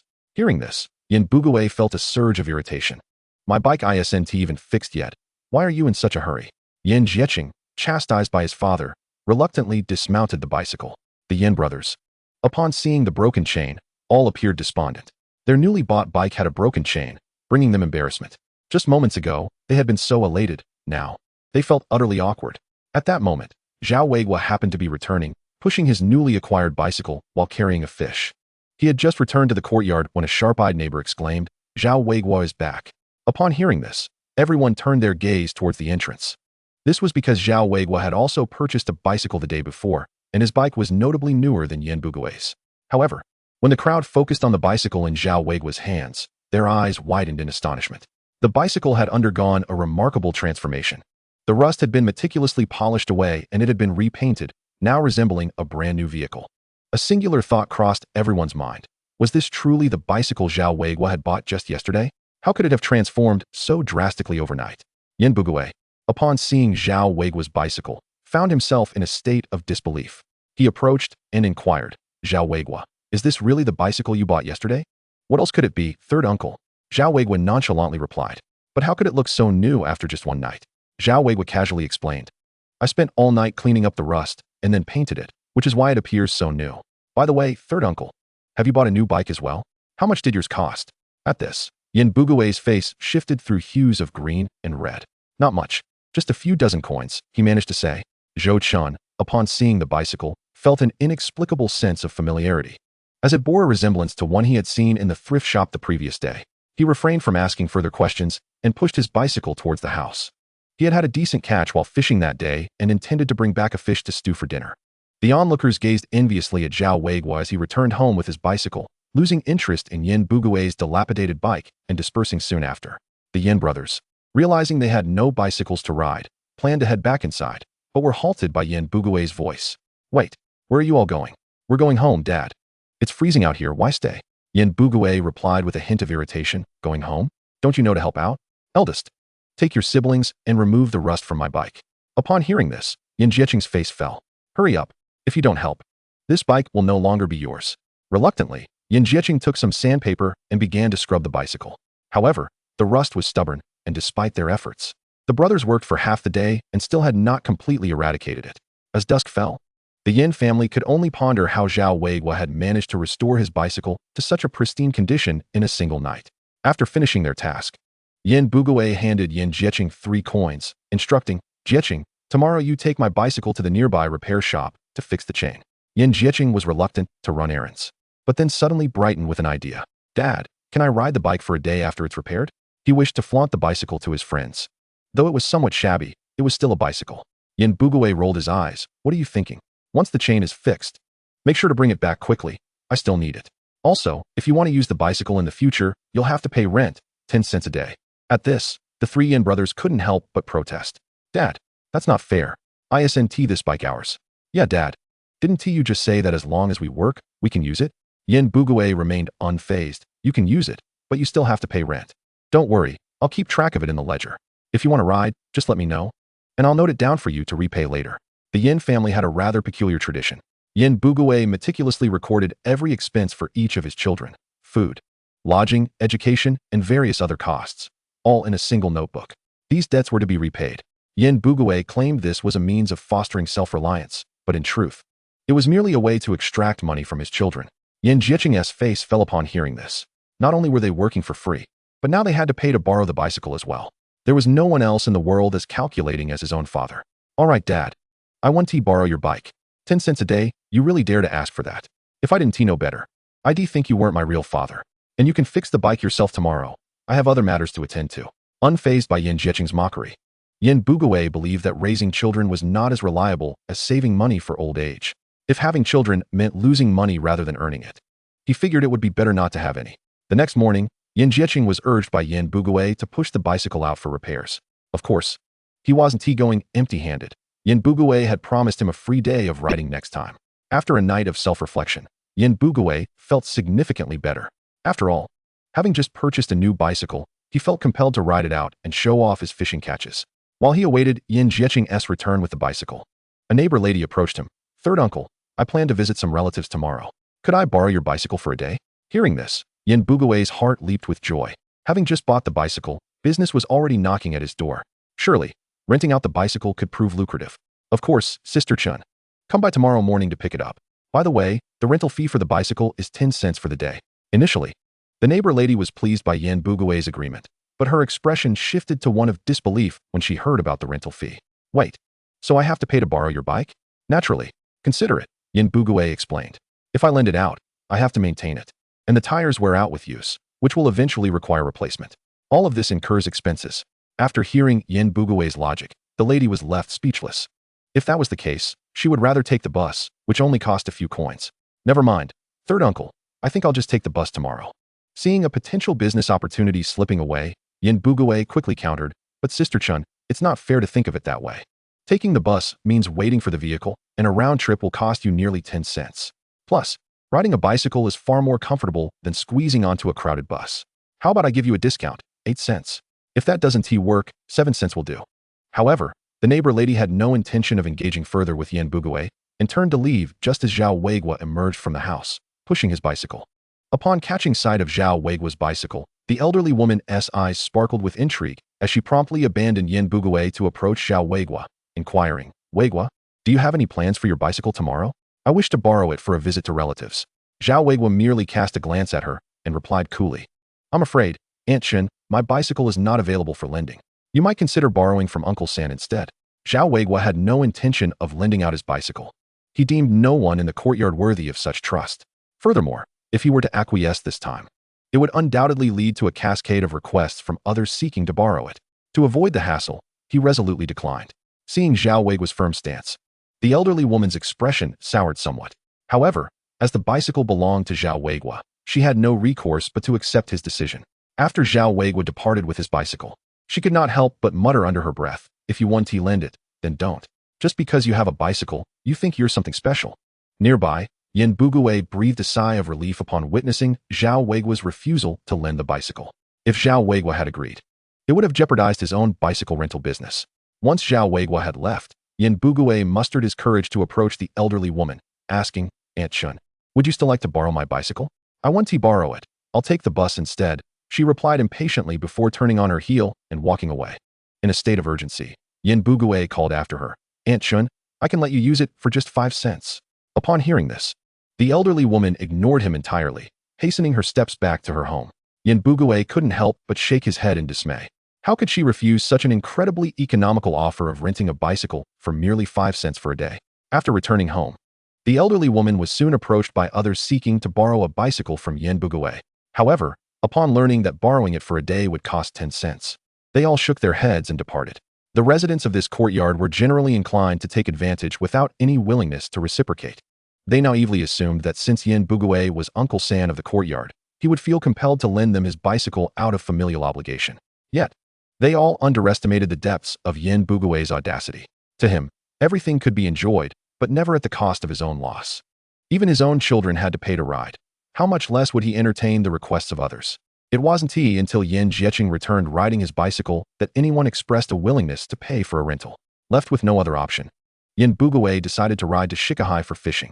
After all, having purchased a bicycle without showcasing it while fishing would be no different than strutting about in fine clothes without a purpose. Shortly after Yin Bugui left home, the middle courtyard's Jia Zhangshi emerged from her residence and made her way outside. As she passed by Zhao Weiguo's home, she deliberately cast a glance at his abode. Noticing the front door locked, she surmised he must be out. Spitting on the ground in front of Zhao Weiguo's door, she muttered curses as she exited the courtyard. After Jia Dongshu returned home the previous night, he had extolled the beauty of Zhao Weiguo's new bicycle, claiming it looked as pristine as a brand new one. The thought that the money for Zhao Weiguo's bicycle had come from her own family left Jia Zhangshi restless through the night. Thus, upon awakening the next morning, she resolved to report Zhao Weiguo to the Labor Security Bureau. If she couldn't find satisfaction, she would ensure that Zhao Weiguo wouldn't find any either. Her sole intent was to cause him discomfort. It must be said that Jia Zhangshi was utterly malicious, willing to inflict harm on others even at her own expense. Initially, she planned to report Zhao Weiguo at the neighborhood office.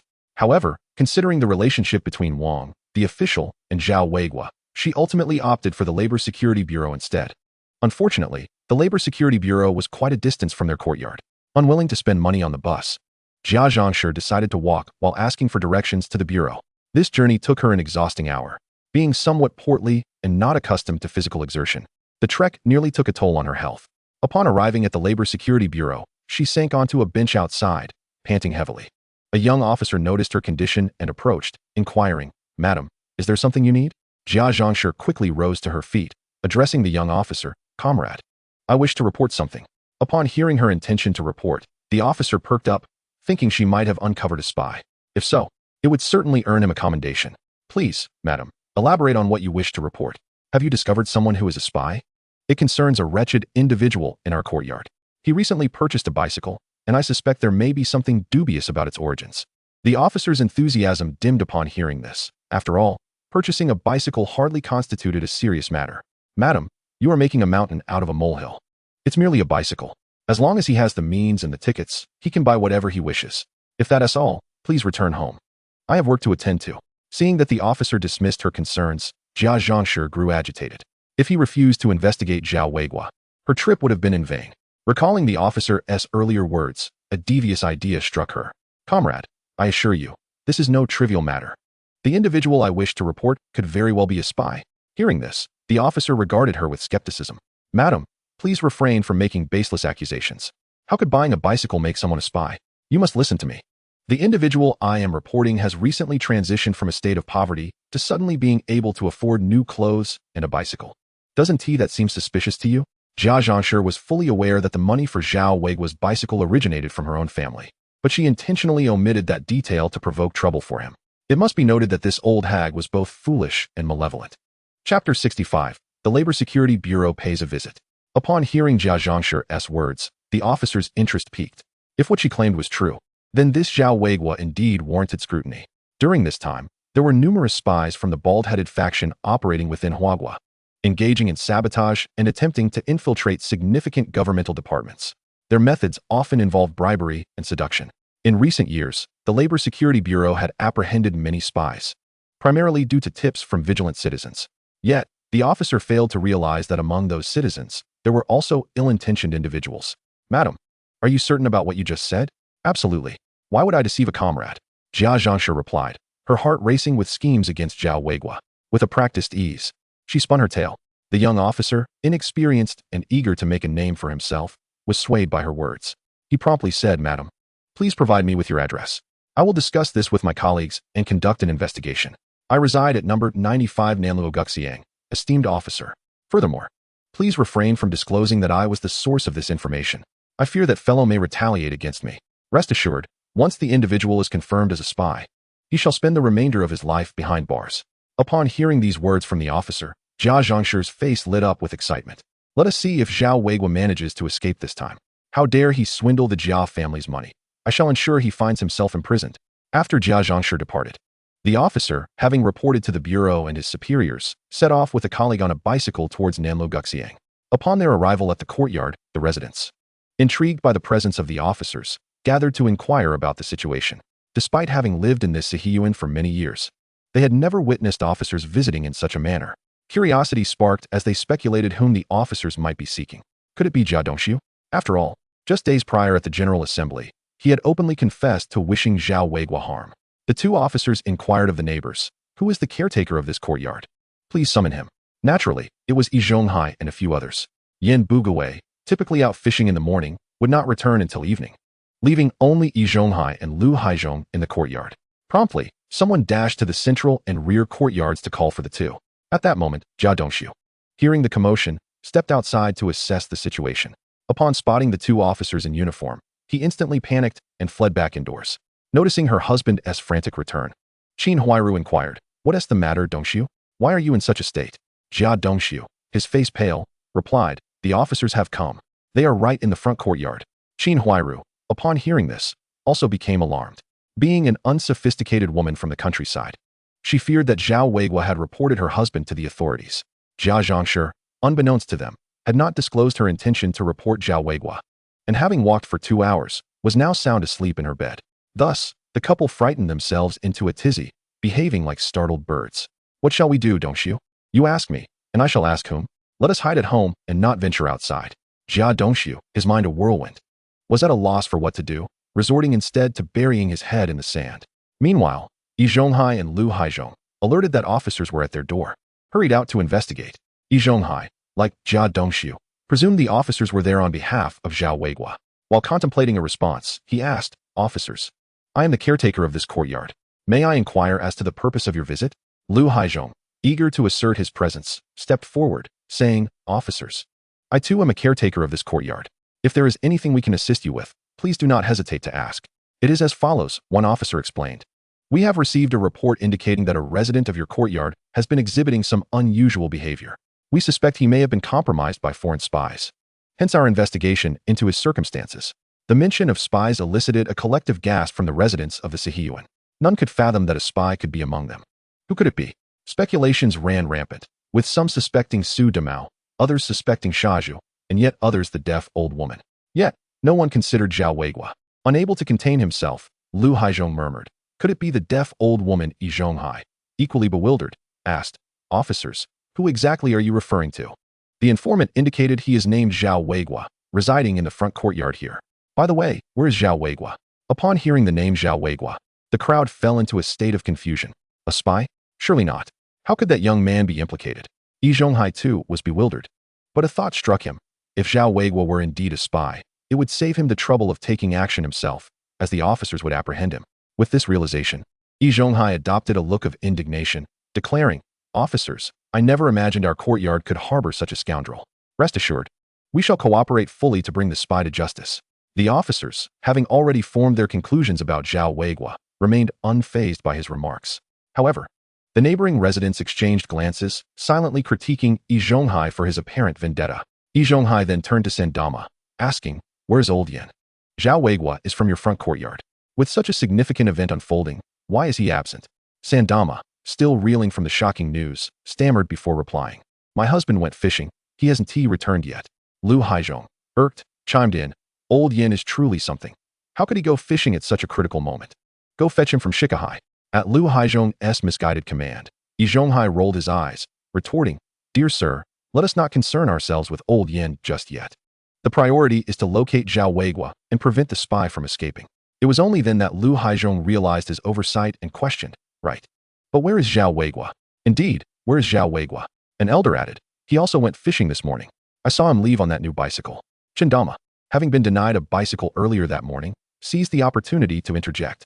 At that moment, as everyone pondered Zhao Weiguo's whereabouts, he fortuitously returned, pushing his bicycle. The crowd, noticing his arrival, turned their gazes toward him. Zhao Weiguo felt uneasy under their scrutiny. Was there something amiss on his face?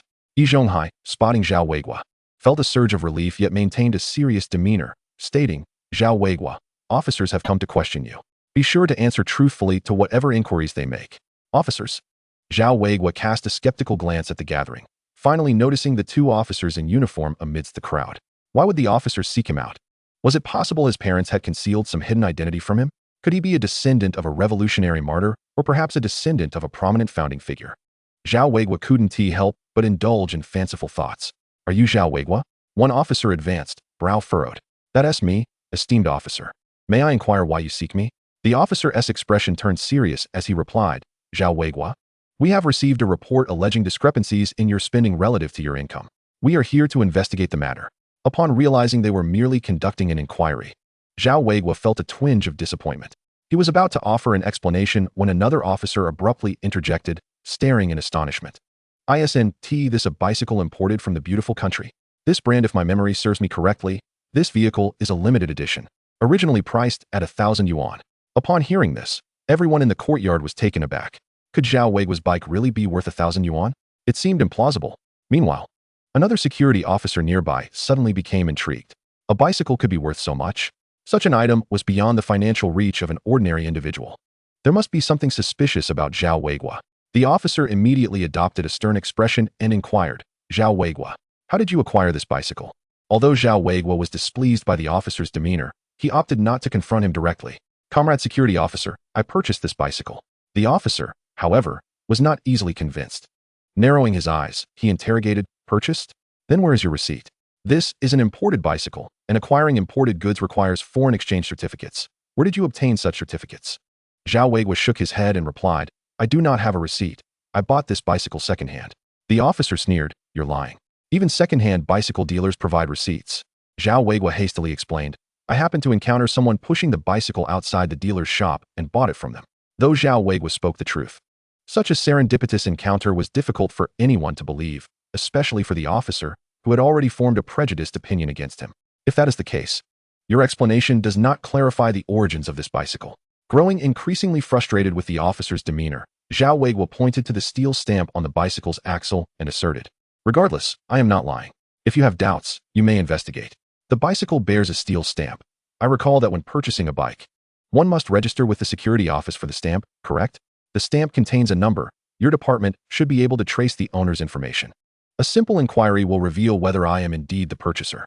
Zhao Weiguo's logical argument left the officer momentarily speechless, as he had overlooked this detail. However, he couldn't help but wonder how this boy, appearing merely 13 or 14 years of age, could respond so calmly to the officer's questioning. It was evident that he had undergone training, possibly even being recruited by spies. With this in mind, the officer coldly remarked, "This matter is one I will investigate. But first, you must explain how you acquired the funds for this bicycle. It certainly was not cheap." Upon hearing this, Zhao Weiguo instinctively glanced at Yi Zhonghai. Yi Zhonghai, caught off guard by Zhao Weiguo's look, broke into a cold sweat. He was all too aware of how Zhao Weiguo had obtained the money for the bicycle. It was compensation from his own apprentice, which included 100 yuan contributed by him. However, could he disclose this to the officer? Zhao Weiguo was reluctant to reveal this information, so he casually explained, "Comrade officer, I spent 60 yuan on this bicycle. At the time, I was unaware of its low price." The officer was incredulous upon hearing that Zhao Weiguo had only paid 60 yuan. "Zhao Weiguo, do you take us for fools? How could such a fine bicycle be sold for 60 yuan? Why have I never encountered such a fortunate opportunity?" "You haven't encountered it because you lack the fortune," Zhao Weiguo silently retorted before saying, "Comrade officer, I assure you I am telling the truth. If you do not believe me, I cannot help that. Just locate the seller, and you will know the truth. Stop trying to deceive me, Zhao Weiguo. I now have reason to suspect that you have been compromised by spies. I require you to accompany me to the bureau for an investigation." Faced with such accusations, Zhao Weiguo felt a surge of dissatisfaction. Yet, he understood that opposing the officer would lead to dire consequences. Thus, he set down the bucket tied to the back of the bicycle and stated, "Comrade officer, I am willing to cooperate with the investigation. However, I must first return this freshly caught fish and fishing rod home. Furthermore, you must vouch for me. Should I accompany you to the security bureau and my fish be stolen, it would undoubtedly be someone from this courtyard." Earlier, Zhao Weiguo had returned with a sizable 3-kilogram grass carp, intending to enjoy it for dinner that evening. Unfortunately, he had found himself in this unfortunate situation. With so many people watching, he could not simply store the fish in his spatial compartment, so he had to temporarily keep it in the water tank. The officer, noticing the fish in Zhao Weiguo's hands, couldn't help but exclaim, "What a magnificent catch. Very well, but we must accompany you inside to prevent you from concealing any evidence." Zhao Weiguo nodded and promptly placed the large fish into the large water tank at his doorstep. As for the fishing rod, he carelessly tossed it inside the house in front of the officers, only to retrieve it back into his spatial compartment moments later. The onlookers, witnessing Zhao Weiguo placing the fish in the tank, finally understood that the tank was intended for fish. How extravagant of Zhao Weiguo to use a perfectly good tank for such a purpose. After securing the fish, Zhao Weiguo turned to the two officers and asked, "Comrade officer, what about my bicycle? Your bicycle will be considered evidence. You will bring it along as we go." "Very well, let us proceed." Zhao Weiguo then pushed his bicycle alongside the officer as they departed, while the other officer remained behind to question the residents of the courtyard. If Zhao Weiguo were indeed a spy, the people in the courtyard might possess valuable insights. Perhaps one of them was even his accomplice. Chapter 67. Interrogation. Zhao Weiguo felt somewhat exasperated. "Are you playing the role of the bad cop?" "Comrade officer, I have already stated everything I needed to. What more is there to clarify?" Noticing Zhao Weiguo's calm demeanor, Sun Xian grew increasingly displeased.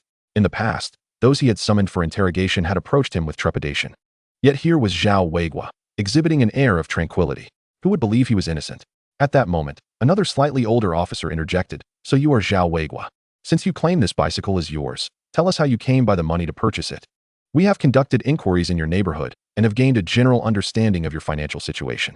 Your income is insufficient to justify the acquisition of this bicycle. After all, you are so impoverished that you resort to fishing. How could you possibly afford 60 yuan for this purchase?" After a moment's hesitation, Zhao Weiguo ultimately decided to speak the truth. "Comrade officer, the truth is that this money does not actually belong to me." Upon hearing this, Sun Xian's excitement peaked. "Zhao Weiguo, you are finally admitting it. Quickly, tell us, where did this money come from?" Zhao Weiguo sighed. "This money was, in fact, compensation from someone in my courtyard." He then recounted the conflict with the Jia family and reached into his pocket, producing the signed agreement from Jia Dongxiu. "Comrade officer, look here. This is the agreement signed by Jia Dongxiu. The funds for the bicycle were compensated to me by him." Zhao Weiguo had initially refrained from disclosing this matter, fearing that the officers might suspect him of extortion and demand the money be returned. However, given the circumstances, he felt he had no choice but to reveal it. Upon hearing Zhao Weiguo's account and examining the agreement he presented, both officers were left dumbfounded. They had not anticipated such a complex backstory. Upon hearing Zhao Weiguo mention Jia Dongxiu, Sun Xian felt an unsettling apprehension stir within him. He recalled that the woman who had come earlier to report Zhao was named Zhang Cuihua. Could this Zhang Cuihua possibly be the same as the Jia family matriarch? If so, it would indeed cast serious doubt on the allegations against Zhao Weiguo. The thought sent ripples of anxiety through Sun Xian. If this turned out to be a false alarm, the leadership at the bureau would undoubtedly question his competence. In that moment, he could only secretly hope that Zhao Weiguo had genuinely been compromised by spies. After all, he had personally requested Zhao's interrogation that very day. Beside him, Gong was equally unprepared for the turn of events. He turned to Zhao Weiguo and queried, "If that is the case, why did you not mention this earlier?" Zhao Weiguo, a bit embarrassed, replied, "I was afraid you would make me return the money. By the way, Comrade Gongan, is my claim for compensation from the Jia family legitimate?" Gongan felt a measure of sympathy for Zhao Weiguo. An orphan was already pitiable enough, and to think he was now being preyed upon for financial gain by those in the institution was appalling. It was no wonder that the investigator who had stayed behind came back saying the Jia family had exhibited some unusual behavior. Clearly, they were guilty and anxious. He looked at Zhao Weiguo and said, "You may keep the compensation, but let this be a lesson. In the future, if you encounter similar issues, you must consult with Gong Un or the local officials." The legal system of that era was still in its infancy, and frequently, the resolution of minor cases relied heavily on the subjective judgment of the investigators. This was evident when Officer Wang had directly decreed that Sha Zhu compensate Zhao Weiguo $10 for an earlier incident. Upon hearing this, Zhao Weiguo immediately expressed his gratitude. With Gong Un's endorsement, he felt justified in using the funds. At that moment, the door to the interrogation room swung open, and a fellow officer entered, stating, "Captain Wu, we have located the original owner's information for that bicycle." "Good, let us proceed," Wu replied. Noticing the officers preparing to leave, Zhao Weiguo hastily inquired, "Comrade, am I allowed to go home now?" "Not yet. You must wait until we confirm the information regarding the bicycle," came the response. Zhao Weiguo was taken aback. It was already dark. Did this mean he would have to spend the night at the bureau? And would they even provide him with food? After the two officers exited the interrogation room, they made their way to the archives. One officer retrieved a document and said, "Captain Wu, this is the information on the original owner of the bicycle. This person has quite the background." "What kind of background?" Wu asked, intrigued. "You would never guess that it's actually Liu Banqing." Liu Banqing. The officers present gasped in astonishment. How could they not know who Liu Banqing was? They were shocked to learn that Zhao Weiguo was connected to him. Wu furrowed his brow, considering the information, and then instructed, "Xiao Sun, it's getting late. Go fetch a letter of introduction from Deputy Director Yang. Tomorrow, I will accompany you to Liu Banqing to inquire further." "And what about Zhao Weiguo?" Xiao Sun asked. Wu contemplated for a moment before saying, "Find him a place to stay and prepare some food. We will discuss his situation further once the investigation is complete." Zhao Weiguo had been pondering how he would manage through the night when an officer brought him a corn cake and a cup of water, which served as his dinner. Along with it, they provided a blanket and a mat for him to sleep on in the interrogation room. As Zhao Weiguo gazed at the meager meal, he couldn't help but feel a pang of disappointment. For the past few days, corn cakes had become his staple, and now he found himself relegated to eating them once more. What Zhao Weiguo did not realize was that this treatment was a result of Wu's sympathy for his plight. Others who found themselves in such a situation would not have even received food or bedding. Their families would have to supply those essentials. Zhao Weiguo picked up the corn cake, feeling its hardness, and with a hint of disdain, tucked it away to feed the fish in his space. The next moment, he retrieved 2 steamed buns and half a roast chicken from his space and began to eat eagerly. Fortunately, there were no surveillance cameras in that era, allowing him to indulge in his solitary feast without fear of being discovered. After hastily finishing his meal and cleaning up the remnants, Zhao Weiguo wrapped himself in the somewhat chilly blanket and lay down on the mat to rest.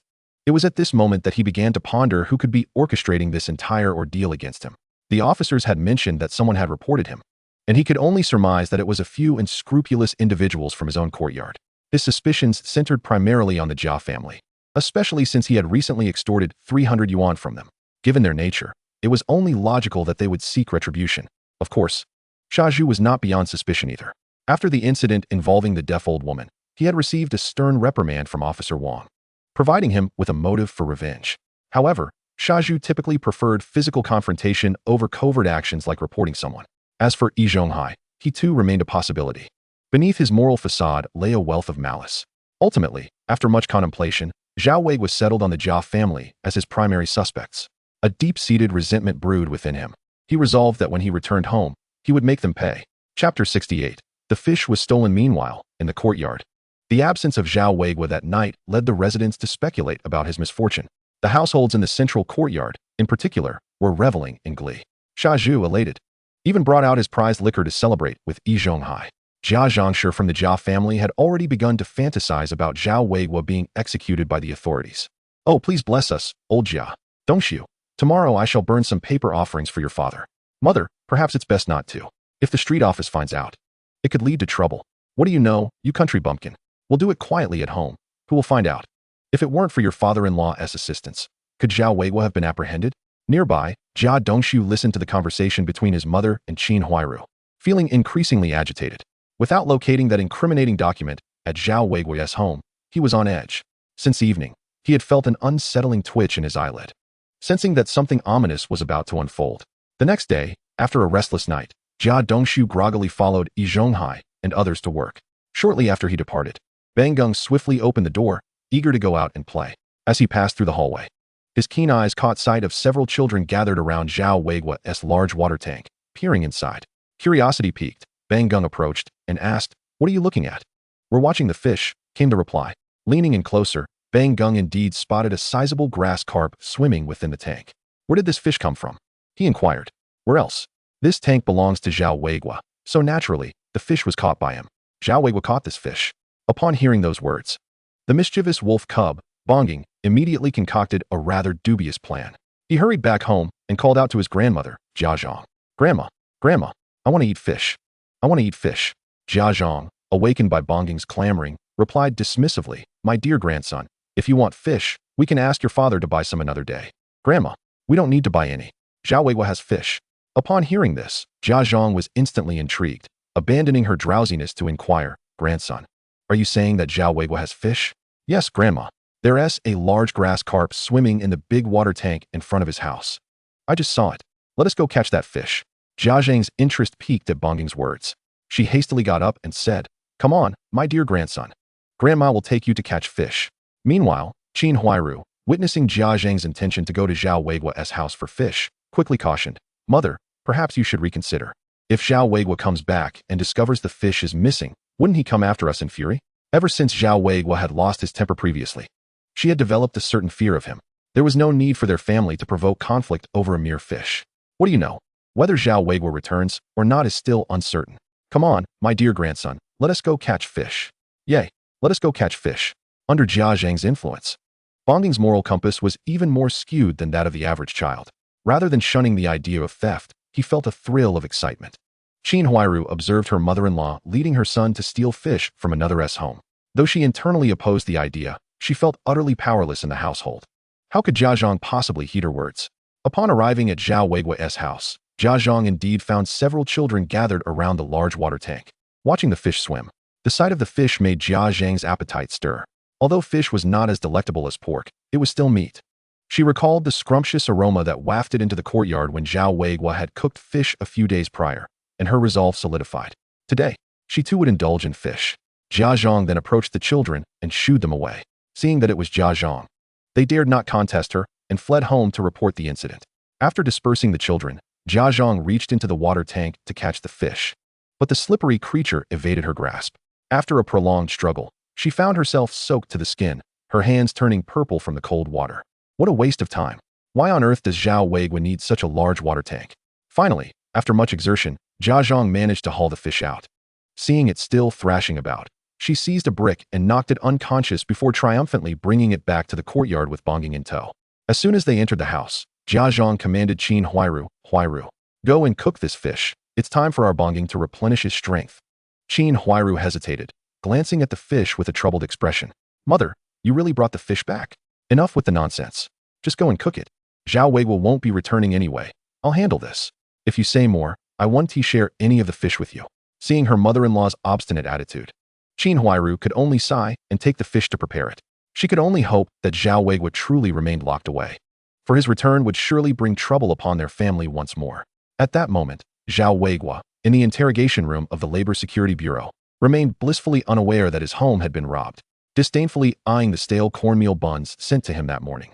Zhao Weiguo tucked them away to feed the fish and instead took out steamed buns and leftover roast chicken for breakfast.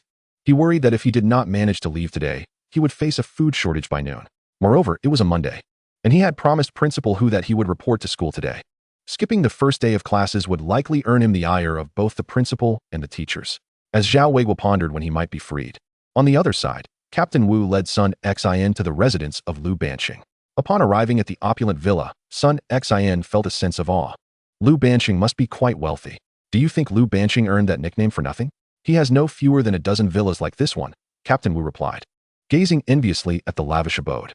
Such grandeur was beyond his reach in several lifetimes. Chapter 69, Misunderstanding Resolved, a reunion with Lu Shaoyi. After exchanging a few remarks outside Lu Banqing's home, they finally knocked on the grand door. Shortly, a butler-like figure appeared to greet them. Noticing their attire, the butler's demeanor shifted to one of caution. Why would the police be seeking them out? Captain Wu simply stated they needed to gather evidence from Lu Banqing regarding a few matters. Though the butler was puzzled, he allowed the two men entry. Going to fetch Lu Banqing. Upon hearing that police were seeking him, Lu Banqing was momentarily startled. He had maintained a low profile at home for years, and the sudden visit from the police set his mind racing.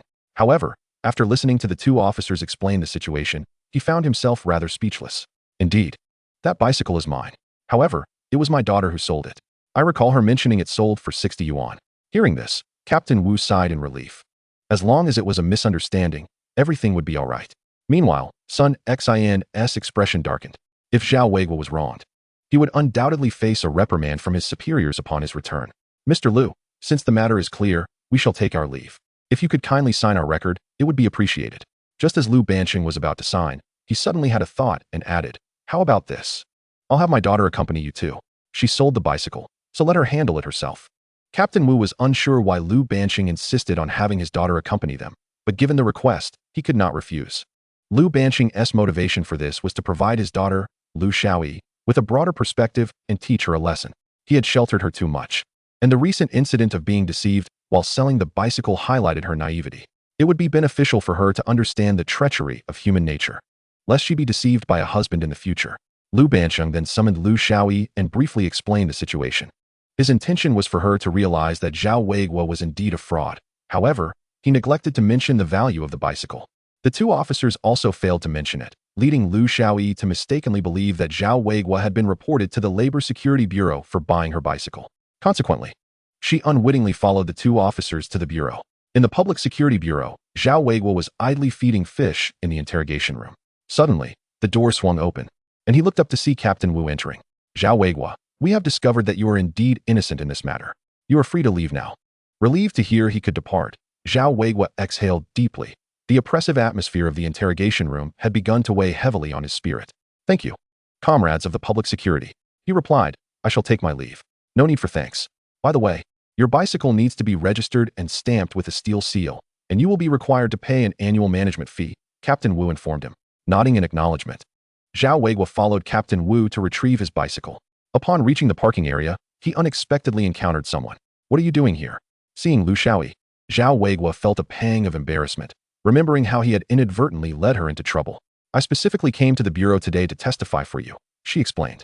Hearing Captain Wu's words filled Zhao with guilt. Deceiving an innocent girl weighed heavily on his conscience. Well, if you wish to reclaim your bicycle, you are welcome to do so, he offered. Lu Xiaoyi shook her head, saying, there's no need. It would serve no purpose for me to take it back. But how did you manage to restore it? It looked quite rusty that day, yet now it appears as if it were newly purchased. Zhao Weiguo felt a sense of relief upon hearing her refusal to reclaim the bicycle. I merely polished off the rust and applied a fresh coat of paint. It looks as good as new now. Lu Xiaoyi admired him, exclaiming, you are truly impressive. Meanwhile, Captain Wu, overhearing Lu Xiaoyi's indifference towards the bicycle, couldn't help but muse on the lavishness of a capitalist's daughter, so easily dismissing a bicycle worth over 1,000 yuan. If it were him, he would never part with it so carelessly. Miss Lu, I appreciate your efforts in coming here today, Captain Wu said. It's no trouble, Officer Wu. If there's nothing else, I shall take my leave, Lu Xiaoyi replied. Upon hearing her refer to him as Miss Lu, Zhao Weiguo felt a surge of curiosity. He instinctively raised his gaze to study her face. Is it possible that this is Lu Xiaoyi? She bears a striking resemblance. After Captain Wu departed, Zhao Weiguo cautiously inquired, by the way, I still do not know your name. I am Lu Xiaoyi. And you? She responded. Indeed, it is Lu Xiaoyi. Zhao Weiguo was astonished, yet he kept his composure. I am Zhao Weiguo. I must sincerely thank you for your assistance. It was no burden. I certainly did not anticipate that selling a bicycle would lead to such a situation for you, she replied. Zhao Weiguo lamented, it is all thanks to my neighbors. Those beasts. Curiosity piqued, Lu Xiaoyi asked, do you have conflicts with your neighbors? Zhao Weiguo's thoughts drifted to Lu Xiaoyi's tragic fate upon marrying into the courtyard, a tale of the only virtuous person in the narrative, who was not only mistreated by Su Damao, but also betrayed by the foolish Zhu. Ultimately, she became the new scapegoat for the entire courtyard, sustaining the very beasts who enjoyed their twilight years at her expense. Determined to alter her destiny, Zhao Weiguo resolved to assist her as a form of gratitude for the bicycle. It's not a matter of poor relations, it's that my neighbors are all beasts. Let me tell you, not long ago, I was nearly driven to my demise by these people. Zhao Weiguo recounted the misdeeds of his neighbors, especially the foolish Zhu, who frequently resorted to violence. I was fortunate. I merely came close to being beaten to death. What do you mean, merely close to being beaten to death? She exclaimed. Indeed, there is a neighbor named Su Damao who suffers a worse fate. He is often assaulted by Zhu and, rumor has it, has been rendered a eunuch. Lu Shaoyi blushed upon hearing Zhao Weiguo's claim about Su Damao. Yet, in the next moment, realization struck her. Su Damao, isn't he Su Shu's son? Has he truly been rendered a eunuch? Her eyes widened in disbelief, connecting the dots to her mother's prior mention of Su Damao. Could you elaborate on Su Damao's circumstances? She pressed. Do you know him? Zhao Weiguo queried. Lu Shaoyi, her gaze wavering, replied, No. I do not know him. I am merely curious. Chapter 70. Discovering the burglary at home. In truth, Lu Shaoyi was well acquainted with Su Damao. Her mother had spoken of him the previous year, suggesting a potential match, which Lu had immediately rejected due to his lack of appeal. Lately, her parents had urged her to reconsider, emphasizing the advantages of marrying into a family of better standing than theirs, particularly since Su's parents had once served theirs faithfully. This connection would supposedly safeguard her from hardships. The thought of marrying Su Damao had troubled Lu Shaoyi, and upon hearing Zhao Weiguo's revelation, she was further deterred. Noticing Lu Shaoyi's eager curiosity, Zhao Weiguo surmised that she must know Su Damao. He nonchalantly continued, The rumor about Su Damao being a eunuch originated from our courtyard. Zhu often beat him, specifically targeting his lower regions. You know what I mean, right? Lu Shaoyi hastily interrupted. I understand. You needn't elaborate so thoroughly. Just get to the point. Ah, very well. Regarding Su Damao, he has endured several severe beatings, and during one particularly bad episode, he was bedridden for days. The gossip circulating in the courtyard was that he had been rendered incapable of fathering children. If he cannot bear children, does that not imply he is a eunuch? Zhao Weiguo asserted, drawing from his memories of past events. Lu Shaoyi's face flushed crimson, for she was a young lady, and such revelations were undeniably awkward. She recalled the lessons from biology class, and Zhao Weiguo's words suggested that Su Damao might indeed be incapable of parenthood. While she felt some sympathy for Su Shu, her prevailing sentiment was one of relief. If Su Damao truly could not have children, her father would have no reason to insist on the marriage. With this thought in mind, Lu Shaoyi eagerly bid farewell to Zhao Weiguo and departed. Zhao Weiguo instinctively inquired how she would return, to which she promptly replied that her chauffeur would convey her home. In response, Zhao Weiguo could only express genuine envy and jealousy. The daughter of a capitalist was indeed worlds apart from ordinary folk like him, possessing the privilege of a private vehicle for her transportation. After Lu Shaoyi departed, Zhao Weiguo mounted his bicycle and headed home. As for reporting to school, that could wait until tomorrow. He had spent a restless night sleeping on the floor of the interrogation room, and now he felt utterly unwell. Upon returning to his courtyard, the expression on the face of Aunt San was nothing short of riveting as she beheld Zhao Weiguo's sudden appearance. She had just finished her chores and remarked to Yan Bugue that if Zhao Weiguo had come back intentionally, he would undoubtedly face dire consequences. At that point, Zhao Weiguo's house would become vacant, and perhaps her own family could seize the opportunity to claim a room. Who could have anticipated that Zhao Weiguo would be released so abruptly? What, Weiguo, how is it that you are back so soon? Aunt San exclaimed. What are you saying, Aunt San? I haven't committed any offense. The authorities proved my innocence and released me forthwith. Well, congratulations, she replied, though her smile appeared somewhat forced. Zhao Weiguo chose to ignore her and continued towards his home. As he passed by the water tank, he noticed water splattered all over the ground. Frowning, he peered into the tank and discovered, to his dismay, that the fish were gone. Who could have stolen them? Zhao Weiguo's mind raced, and he quickly suspected the Jia family. Only Jia Zhangshi could commit such a senseless act. Anger surged within him at the thought of Jia Zhangshi. First, she had reported him, and now she had the audacity to steal his fish. It seemed that the lesson he had previously imparted to her had not been sufficient. Determined to assess the situation at home, he approached the door only to find it ajar. A glance inside revealed utter chaos. Who had done this? Suppressing his rage, he called out to Aunt San, who was in the front yard gathering laundry. Aunt San, do you know who stole my fish? Aunt San glanced at Zhao Weiguo's large water tank, hesitating momentarily. Zhao Weiguo then produced a coin and said, If you tell me who did it, this coin is yours. Upon seeing the coin, Aunt San's eyes lit up. It was Jia Zhangshi. This morning, I saw her eyeing your fish, and she called for Jia Zhangshi to come steal them. I even saw Qin Huairu in the courtyard butchering fish just now. Nodding, Zhao Weiguo tossed the coin to Aunt San and continued his inquiry. And who entered my house? Aunt San, having received the coin, readily replied, It was Jia Dongxiu.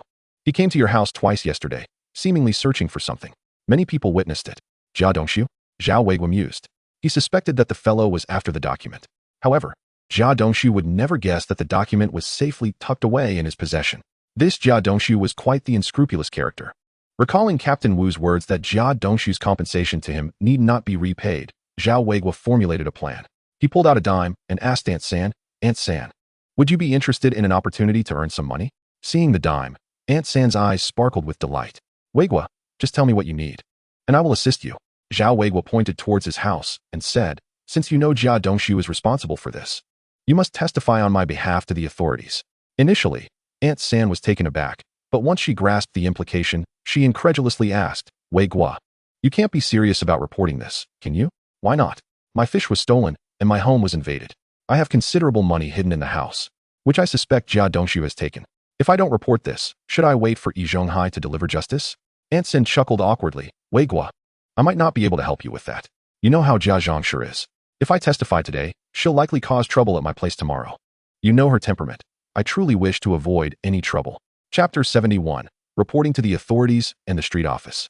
Upon hearing this, Zhao Weiguo frowned. He had not anticipated that Aunt San would be cowed by the shrewish Jia Zhongshu. After a moment's thought, he said, Aunt San, surely others must have seen Jia Dongshu at my house, right? Naturally. Jia Dongshu came by twice yesterday, and many in the front yard witnessed it. That is excellent. Zhao Weiguo replied, nodding. He then retrieved $1 from his pocket and said, Aunt San, I have a proposition for you. Seek out those witnesses for me. I will pay each of them 50 cents for their testimony, and for every person you bring, I'll give you a dime. Once it's all done, this $1 is yours. Zhao Weiguo's reasoning was straightforward. Aunt San's reluctance stemmed from two fears. 1. Insufficient payment, and 2. Fear of retaliation from the Jia family. If the payment was inadequate, he could simply increase it. If she feared retaliation, he would gather more witnesses, surely. The Jia family would not dare to retaliate against an entire courtyard.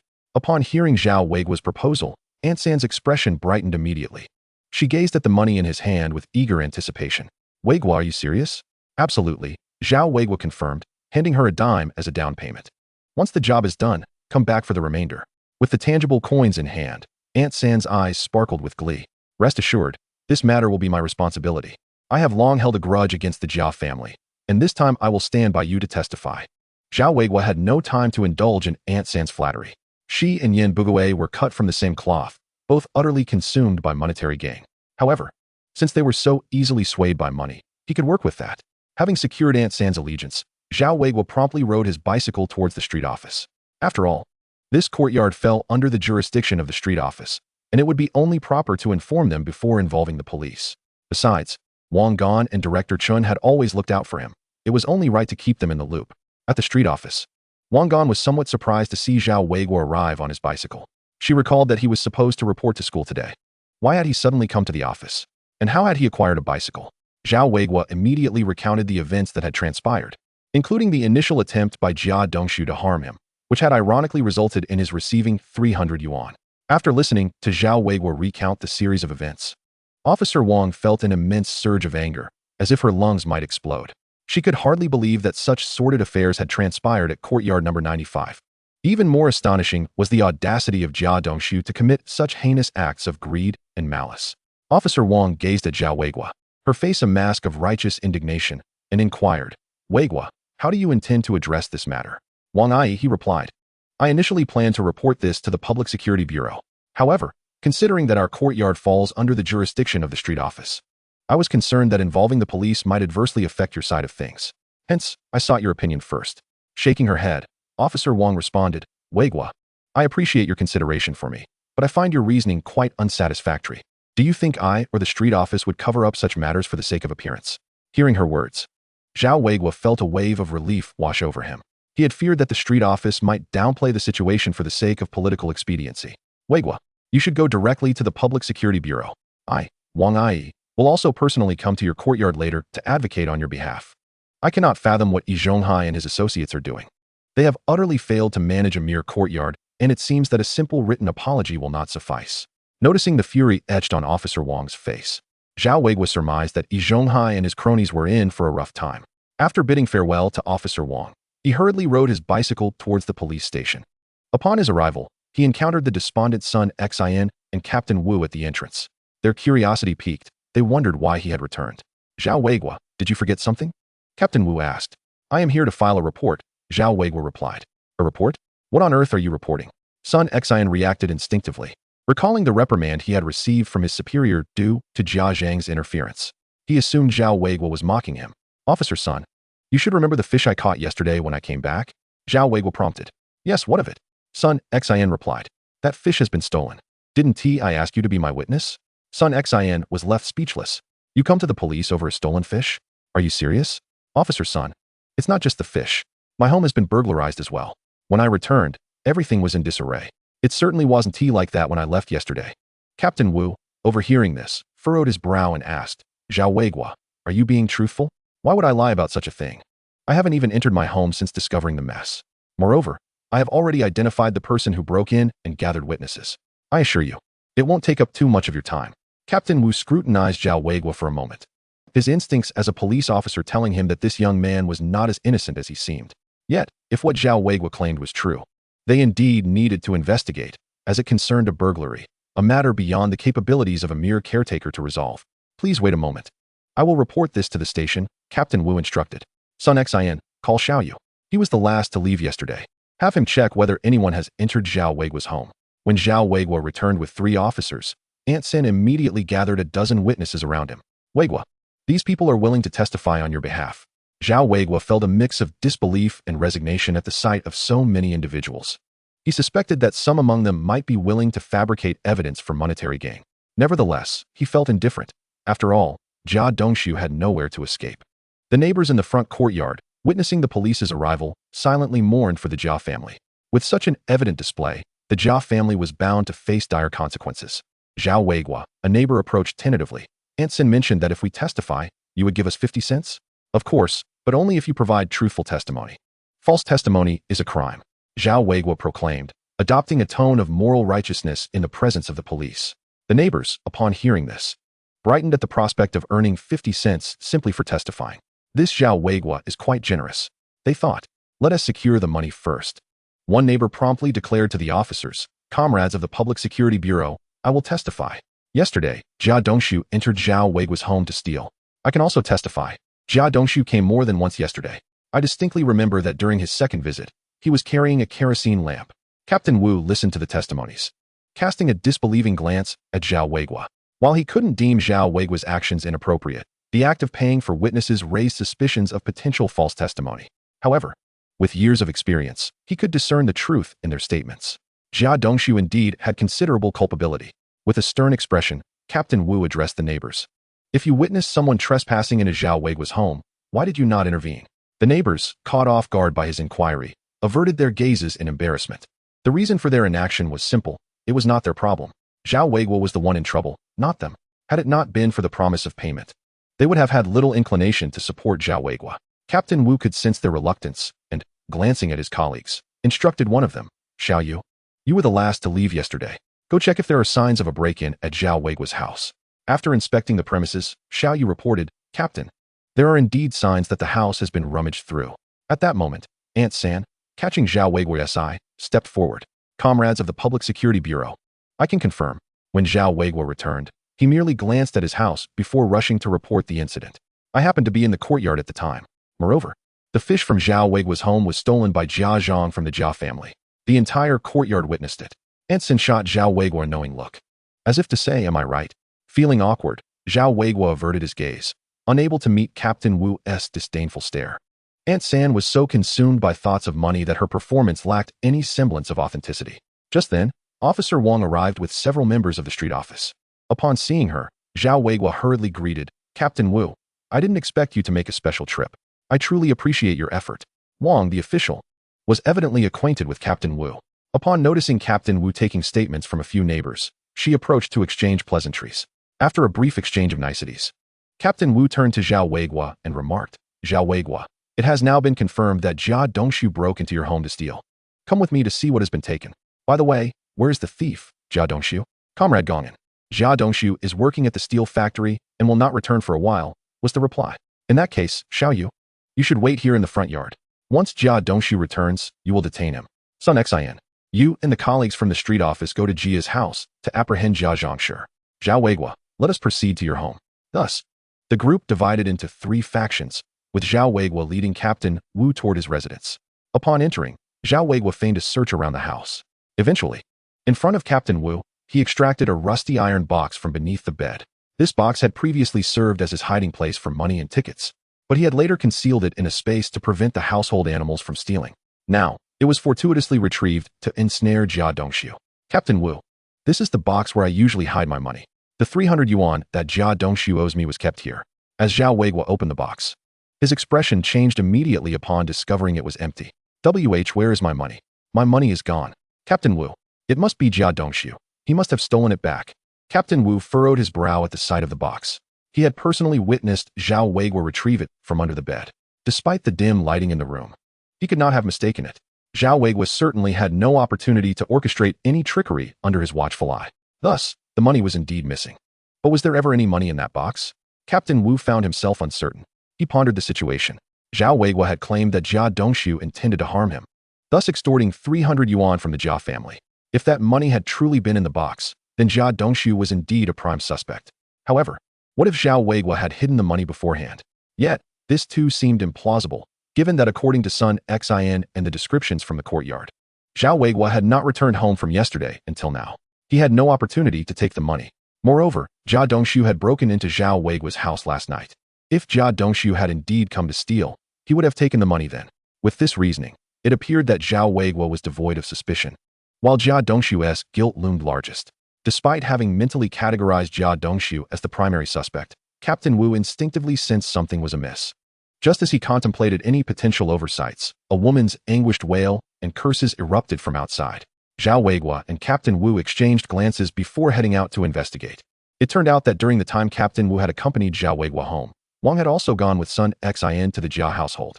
Upon pushing open the Jia family's door, Wang discovered Jia Zhangshi folding paper offerings. The table was adorned with candlesticks, incense burners, and an old photograph of Jia. Witnessing this scene, Wang was incensed, for the street office had been combating superstitious practices for years. Yet Jia Zhangshi boldly engaged in such activities right under their noses. At that moment, as Jia Zhangshi was folding paper offerings, the door was suddenly flung open, startling her. She erupted in a tirade of curses, only to find Wang and Gongan standing at the threshold. The sight rendered Jia Zhangshi nearly paralyzed with fear, causing her to drop the folded offerings, scattering them across the floor. Director Wang? Jia Zhangshi gasped, nearly losing control of herself. She could hardly fathom that the street office officials would come to her doorstep. Wang, with a stern expression, glared at her and demanded, Jia Zhangshi, who permitted you to engage in superstitious practices here? Jia Zhangshi recoiled, her voice trembling as she stammered. I was just momentarily confused. I won't do it again. Momentarily confused? It seems you have been consistently misguided. Tell me, did you steal the fish from Zhao Weiguo's home?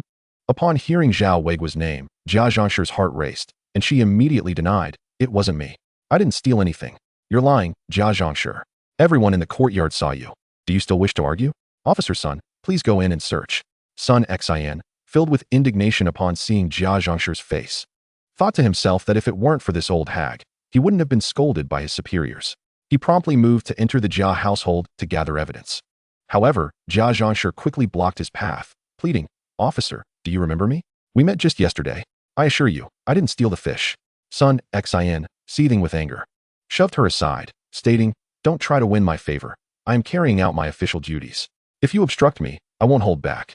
At this, Jia Zhangshi timidly stepped aside, her eyes darting toward the kitchen.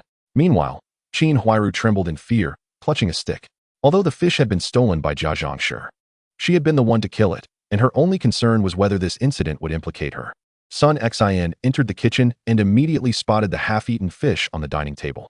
The fish's size closely resembled that of the one Zhao Weiguo had brought home the previous day.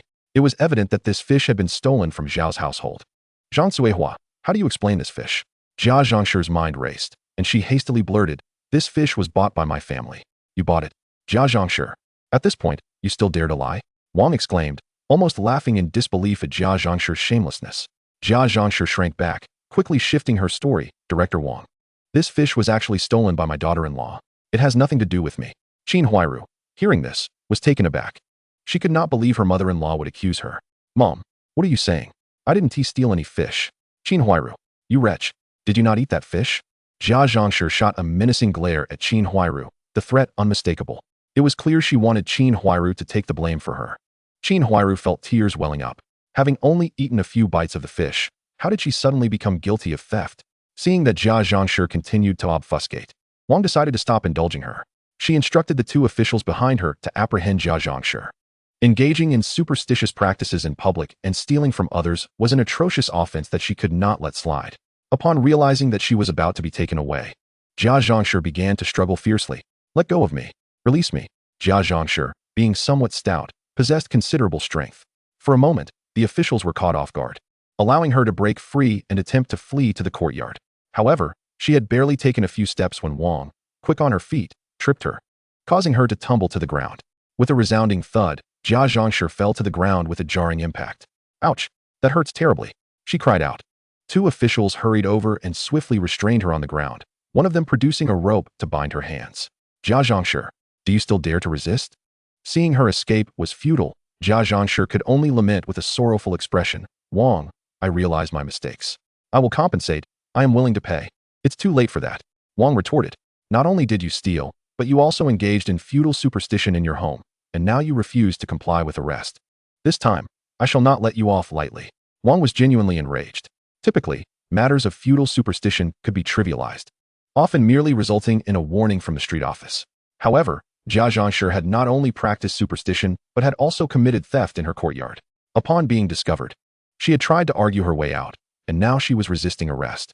Such a rebellious individual required a profound lesson. Otherwise, trouble would inevitably arise in the future. Upon hearing Wang's words, Jia Zhangshi appeared utterly devastated. At that moment, Zhao Weiguo and Captain Wu also emerged. As Jia Zhangshi looked at Zhao Weiguo, her eyes brimmed with resentment. "It's all his fault. If he hadn't brought fish back, I would never have resorted to stealing and getting caught. It's all his doing." Upon learning of Jia Zhangshi's transgressions, Captain Wu turned to Wang, stating, "Wang, you can handle Zhang Suohua's case at the street office. We cannot spare anyone from our side to deal with this matter. The police are already quite busy, and Jia Zhangshi's case does not warrant bringing her to the police station. If the street office can resolve it, then let it be settled there." "No problem. We will take Jia Zhangshi back," Wang replied. "And what about Jia Dongshu?" "Jia Dongshu is right here." Just then, another officer, who had been stationed at the entrance, ushered in a dejected Jia Dongshu, followed closely by a worried Yi Zhonghai, a bewildered Shaju, and the curious Lu Haizhong. Seeing her son in custody, Jia Zhangshi frantically shouted, "Dongshu, let him go. My son hasn't done anything wrong." Yi Zhonghai chimed in urgently, "Yes, comrade officer. Is there some misunderstanding? Dongshu hasn't he committed any illegal acts? Aside from Jia Dongshu, who has done nothing." Captain Wu scoffed. "Jia Dongshu, tell me, did you not sneak into Zhao Weiguo's home to steal yesterday?" I didn't." Jia Dongshu, hearing this, quickly denied the accusation. Seeing that Jia Zhangshi refused to acknowledge the facts, Captain Wu snorted, "You may protest, but there are plenty of witnesses who can attest to your sneaking into Zhao Weiguo's house yesterday. Do you wish to deny that as well?" Zhao Weiguo discreetly gestured to the witnesses in the front yard. Initially hesitant, they succumbed to the lure of monetary reward and began to speak up. "Indeed, I saw Jia Dongshu stealing from Zhao Weiguo's house yesterday. I saw it too. Yes, I witnessed it as well." Upon hearing the neighbors corroborate Zhao Weiguo's claims, Jia Dongshu turned pale with fear. He had been so preoccupied with finding documents yesterday that he had momentarily forgotten the onlookers in the courtyard. Was he not now in a situation where he was caught red-handed? Chapter 74. Jia Dongshu is also apprehended. Listening to the neighbors pointing fingers at her son, Jia Zhangshi was furious and shouted insults at them. "You from the old Qin family. You from the old Zhou family. You heartless wretches, how dare you slander my son? The Jia family will not let this go. Just wait, I will settle the score with you." Hearing Jia Zhangshi's threats, the women remained unfazed. Though they had accepted Zhao Weiguo's money to testify against Jia Dongshu, they reasoned that her son had brought this upon himself. Furthermore, with so many witnesses, how could Jia Zhangshi possibly retaliate against them all? "Jia Zhangshi, you are the one with dirty hands, and yet you dare to speak like this. Indeed, I saw you stealing fish from Zhao Weiguo's house this morning. The fish you slaughtered was your daughter-in-law's doing." "Officer, we can testify." "Yes, I can attest to that. The fish Zhao Weiguo had were stolen by Jia Zhangshi." Upon hearing these accusations, Jia Zhangshi exploded in rage. Qin Huairu, terrified, cowered inside, fearing the police might arrest her too. Zhao Weiguo stood by, fanning the flames. "Captain Wu, look at how Jia Zhangshi dares to threaten the witnesses. This is simply adding to her crimes." Captain Wu shot Zhao Weiguo a glare, signaling him to refrain from inciting further chaos. Listening to Jia Zhangshi's vile words, Wang took a piece of rag and stuffed it into her mouth to silence her. Yi Zhonghai, witnessing this, was as anxious as a cat on a hot tin roof. He did not care if Jia Zhangshi faced dire consequences, but his apprentice must not be implicated. After all, Jia Dongshu was the person he had meticulously trained over the years for his old age. He hastily stepped forward to speak to Captain Wu, comrade officer. Even if Dongshu went to Zhao Weiguo's house, that does not prove he went there to steal. Captain Wu, looking at Yi Zhonghai, coldly responded, then tell me. If he wasn't going to steal, what was he doing at Zhao Weiguo's? Yi Zhonghai was momentarily at a loss for words, unsure how to respond. He could hardly say Jia Dongshu had simply taken a wrong turn. Captain Wu then turned to Jia Dongshu and demanded, Jia Dongshu, you tell me, what were you doing at Zhao Weiguo's house yesterday? Jia Dongshu, inherently timid, found himself flustered and unable to articulate a coherent response in the face of such questioning. Captain Wu pressed on, speak. Were you not trying to steal money from Zhao Weiguo's home? Jia Dongshu hastily denied, I did not. You still deny it. I just visited Zhao Weiguo's house and found that the money in the iron box he usually hides was missing. Now tell me, is that money not yours? It wasn't me. I didn't steal his money. I didn't see any iron box. Still in denial. Jia Dongshu had no idea where Zhao Weiguo's money had gone. He had searched every nook and cranny of Zhao Weiguo's house last night, but found no hidden money, let alone any iron box. Captain Wu, seeing Jia Dongshu persist in his denial, retrieved the rusty iron box from Zhao Weiguo's home and stated, Jia Dongshu, this is the iron box where Zhao Weiguo keeps his money. I just checked it with him, and it is indeed empty. As Captain Wu opened the iron box, Jia Dongshu, gazing at its emptiness, thought to himself how he had failed to find it last night. Suddenly, a light bulb went off in his head as he declared, Comrade officer, Zhao Weiguo is just a pauper. How could he have any money for me to steal? Who says I'm broke? Zhao Weiguo interjected, pulling out the document Jia Dongshu had previously signed from his pocket. The entire courtyard is well aware of the incident. That day, you, Jia Dongshu, openly admitted at the assembly that you intended to murder me, but I intervened. Subsequently, in an attempt to conceal this matter, you compensated me with 300 yuan. Of that sum, aside from purchasing a bicycle, I spent some on clothing, leaving me with over 200 yuan, coupled with the earnings from my recent fishing ventures. I currently possess a total of 250 yuan, all securely stored in this iron box. Witnessing Zhao Weiguo produce that written acknowledgement before the police, Jia Dongshu could no longer withstand the pressure and collapsed to the ground. Meanwhile, Qin Huairu, who was secretly peering through the crack in the door from the courtyard, was so frightened that she nearly fainted. Jia Zhangshi struggled to rise, weeping pitifully. Zhao Weiguo turned to Jia Dongshu and inquired, Jia Dongshu, you clearly took advantage of my absence to steal that money from my home. Are you still trying to deny it? Had Jia Dongshu not been certain that he had not stolen the money the previous night, he might have begun to believe Zhao Weiguo's accusations. The crux of the matter lay in the fact that he had the motive to commit such an act. Yet he had indeed entered Zhao Weiguo's residence and had been seen. Now, when prompted to deny the theft, who would believe him? Even Yi Zhonghai regarded him with disbelief. Comrades of the police, I admit that I did visit Zhao Weiguo's home yesterday, but my intention was solely to retrieve that written acknowledgement.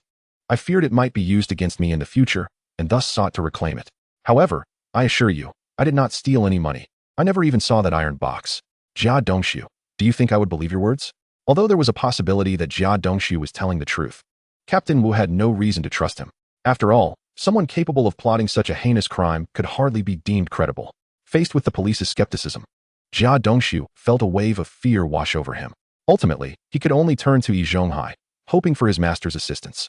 Yi Zhonghai, unwilling to abandon his apprentice so easily, pondered for a moment before stating, Comrades of the police, I must clarify the matter regarding that written acknowledgement. Dongshu was merely momentarily confused and intended to harm Zhao Weiguo, but he had no opportunity to act, as Zhao Weiguo discovered him. Under these circumstances, it shouldn't constitute a crime, right? Yi Zhonghai's reasoning was straightforward. He aimed to discredit the legitimacy of Zhao Weiguo's acknowledgement. If the act of accepting that money was deemed unlawful, then Jia Dongshu's retrieval of it could not be classified as theft. Though this logic was somewhat tenuous, Yi Zhonghai was past caring for such nuances in his desperation to save his apprentice. Yet, Captain Wu had already formed a preconceived notion that Jia Dongshu's group was not comprised of good individuals. Coupled with Zhao Weiguo's prior account of the incident, he was naturally disinclined to refute the acknowledgement's validity. Who told you that Jia Dongshu's actions do not constitute a crime? His situation qualifies as attempted murder. Even if he doesn't face imprisonment, he must face consequences. He should consider himself fortunate that no lives were lost. Otherwise, he would be facing far graver repercussions. Chapter 75. Yi Zhonghai is stripped of his position. Captain Wu's pronouncement effectively sealed Jia Dongshu's fate. Seeing Jia Dongshu persist in denying his theft, Captain Wu ordered Sun Xin and another officer to take him away for further questioning. Meanwhile, Jia Zhangshi, witnessing her precious son being taken away, was frantic to rescue him. Yet her hands were bound, rendering her efforts futile. In a fit of rage, she charged at Zhao Weiguo, only to be swiftly subdued by a street officer who kicked her down. Wang Gan, observing her audacity, signaled to the officers to escort Jia Zhangshi away. Realizing the situation was irrevocably set, Jia Zhangshi could only glare furiously at Zhao Weiguo, her voice rising in anguished cries. Zhao Weiguo surmised that she was likely cursing him, but he could not be bothered to engage. After all, it was merely impotent fury. Following Jia Zhangshi's removal, Jia Dongshu was similarly dragged away by two officers, treated like a lifeless dog. Inside, Qin Huairu witnessed her husband and mother-in-law being taken and felt as though the sky was collapsing around her. Clutching her child with one hand while covering her mouth with the other, she sobbed uncontrollably. Simultaneously, she contemplated whether, should Jia Dongshu be sentenced, she would need to remarry. Wang Gan, observing the Jia family's predicament, turned his attention to the three supervising elders, particularly focusing on Yi Zhonghai. Under Wang Gan's scrutinizing gaze, Yi Zhonghai felt a prickling unease. Cautiously, he began, Comrade Wang, regarding Dongshu's situation. Master Yi, let us set aside the Jia family's matters for now. I must address your conduct. Yi Zhonghai's heart dropped, instinctively fearing that he had been found out for some wrongdoing. Comrade Wang, please allow me to explain. Hold on, I have a question for you. Yi Zhonghai, are you aware that Jia Zhangshi has been engaging in superstitious practices around the courtyard? Yi Zhonghai was momentarily at a loss for words. After a brief hesitation, he muttered, I am aware of this. You are aware. Wang Gan's voice escalated in intensity. She fixed a piercing gaze upon Yi Zhonghai and demanded, if you knew, why did you, as a supervising elder, not intervene? Is it because you are Jia Dongshu's master, serving as a protective shield for the Jia family and willfully concealing this matter? Comrade Wang, that, Yi Zhonghai, now drenched in cold sweat, realized that he had often turned a blind eye to Jia Zhangshi's spirit-summoning antics out of favoritism. Being confronted by Wang Gan about this publicly left him feeling utterly humiliated. Wang Gan suddenly pressed on, let me ask you again, Master Yi, were you aware of Jia Dongshu's plot to harm Zhao Weiguo? When she posed this question, her eyes bore an intensity that was anything but ordinary. Having once served in the military and witnessed bloodshed, she was a resolute figure. Her fierce glare caused Yi Zhonghai to involuntarily shudder. Comrade Wang, I genuinely had no knowledge of this. I only learned about it during the assembly when it was disclosed. Dongshu even compensated Zhao Weiguo 300 yuan for this incident, of which 100 was contributed by me. Wang Gan, perceiving that Yi Zhonghai did not appear to be lying, maintained her stern demeanor. Even if you were not initially informed, why did you later allow Jia Dongshu to steal from Zhao Weiguo? And what about Jia Zhangshi? Why did she feel emboldened to steal within the courtyard? Is this not indicative of your habitual protection and indulgence? Is this how you manage the affairs of this courtyard? Wang Gan's words struck Yi Zhonghai like a thunderbolt, reddening his face with shame. He had always prided himself on his reputation, yet now, in front of the entire courtyard, he was being reprimanded like a wayward child. The humiliation was palpable. After enduring the reproach, Yi Zhonghai could only hang his head and, with a mournful expression, confess. Comrade Wang, I acknowledge that I have indeed been biased in my duties, and I accept my mistake. Yi Zhonghai, now devoid of any pretense, recognized the futility of further argument and admitted his fault. After casting a sharp glance at him, Officer Wang refrained from saying anything further. She then turned her attention to Lu Haizhong and Yen Bugui, addressing them. Master Lu, Teacher Yen, although Jia Dongshu is affiliated with the Zhongyuan, you are, after all, the esteemed overseers of this courtyard. In the face of such neighborhood oppression, why did you not report it to the street office in a timely manner? Under the scrutiny of Officer Wang's inquiry, Lu Haizhong stood awkwardly, unsure of how to respond. Yen Bugui, demonstrating keen awareness, promptly admitted fault, recognizing that acknowledging the mistake was the only right course of action in the present circumstances. After reprimanding the three overseers, Officer Wang announced their punishment. I declare that from today onward, Yi Zhonghai shall no longer be the overseer of this courtyard. Future matters concerning the Zhongyuan will henceforth be managed by the overseers of the front and back courtyards. Upon hearing this decision, Yi Zhonghai's eyes widened in disbelief. Was he no longer to hold the title of overseer? Meanwhile, Lu Haizhong, who had initially felt disheartened, found his spirits lifted as if the clouds had parted after a storm. He had long coveted Yi Zhonghai's position, and now that he had been dismissed, it seemed he could ascend to the role himself. Having been overshadowed by Yi for so long, Lu Haizhong never anticipated that he would so unexpectedly become the overseer today. The joy of this sudden turn of events nearly made him laugh aloud, but he quickly covered his mouth, aware that Officer Wang was still present. If she caught him smiling inappropriately, he would surely face another reprimand. Conversely, Yin Bugui showed little enthusiasm for becoming the second overseer. The transition from 3 individuals managing affairs to just 2 would only complicate matters for him. The onlookers in the courtyard instinctively turned their gazes toward Yi Zhonghai upon hearing Officer Wang's announcement. They were astonished to witness the downfall of someone who had often wielded his authority so brazenly. Shaju, upon learning that Yi Zhonghai had been stripped of his title, clenched his fists in anger, glaring at Zhao Weiguo. This detestable Zhao Weiguo not only harmed Brother Jia's family, but had now also caused Yi Zhonghai to lose his position as overseer. Were it not for Officer Wang's presence, Shaju would have rushed to confront Zhao. Meanwhile, Zhao Weiguo felt an overwhelming sense of delight upon discovering Yi Zhonghai's loss of authority. The title of overseer had been Yi Zhonghai's greatest leverage in controlling the courtyard, and now that he had lost this power, it would be fascinating to see how he would continue to assert himself. Just Lu Haizhong alone would be enough to give him a run for his money. Chapter 76. Yi Zhonghai's reluctance. After reprimanding the 3 overseers, Officer Wang turned to Zhao Weiguo and said, "Weiguo, in the future, should anyone dare to bully you, come directly to the street office to find me. Additionally, I will ensure that Jia Zhangshi compensates you for the fish she stole." "Thank you, Aunt Wang. I truly appreciate your assistance this time," Zhao Weiguo replied, exchanging pleasantries with Officer Wang as he personally escorted her out of the courtyard. Observing the relationship between Zhao Weiguo and Officer Wang, the others silently reminded themselves to avoid provoking him in the future. He now had a formidable ally. Once Officer Wang departed, Zhao Weiguo returned to the courtyard, where Sandama approached him with the individuals who had testified on his behalf, seeking their promised reward. "Weiguo, I've kept track of everything. There are a total of 15 people, and here is the complete list," Sandama said, presenting a sheet of paper to Zhao Weiguo. Glancing at the names on the list, Zhao Weiguo couldn't help but chuckle. Sandama was as crafty as Yin Bugui, but he had no intention of going back on his word. He addressed the group, "Rest assured, what I, Zhao Weiguo, promised will certainly be honored. Please don't crowd. I will distribute the payments according to the names on the list. Those whose names I call can come forward to collect their money." As he spoke, he pulled out a roll of cash from his pocket. The sight of the money brightened the eyes of the onlookers. Although Sandama had already assured them, it was only upon seeing the cash that they truly believed the matter was genuine. They had merely come to serve as witnesses. Yet Zhao Weiguo was genuinely willing to pay them. One might wonder if Zhao Weiguo was simply foolish with money or had wealth to spare, but the recipients were unconcerned. As long as there was money to be made, they had no qualms. Meanwhile, a few individuals nearby who had declined Sandama's earlier request for assistance now felt a pang of regret. When Sandama approached them to testify, they had not believed that Zhao Weiguo would actually pay, and so they declined. Now, witnessing others collect their rewards while they stood empty-handed, they couldn't help but feel a sense of unfairness. In stark contrast, those who received money were all smiles as they tucked the cash into their pockets. Some even cheerfully remarked to Zhao Weiguo, "Weiguo, be sure to let me know next time there's an opportunity like this. I'll be sure to stand up for you." Clearly, having received their payments had significantly altered their demeanor, and their words became much more pleasant.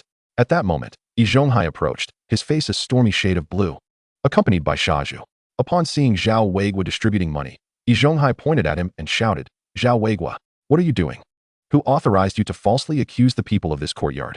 Zhao Weiguo shot Yi Zhonghai a cold glance, but chose not to engage, instead handing Sandama $2.50, stating, "Sandama, this is your promised fee for your efforts." Sandama's eyes sparkled with delight upon seeing the money.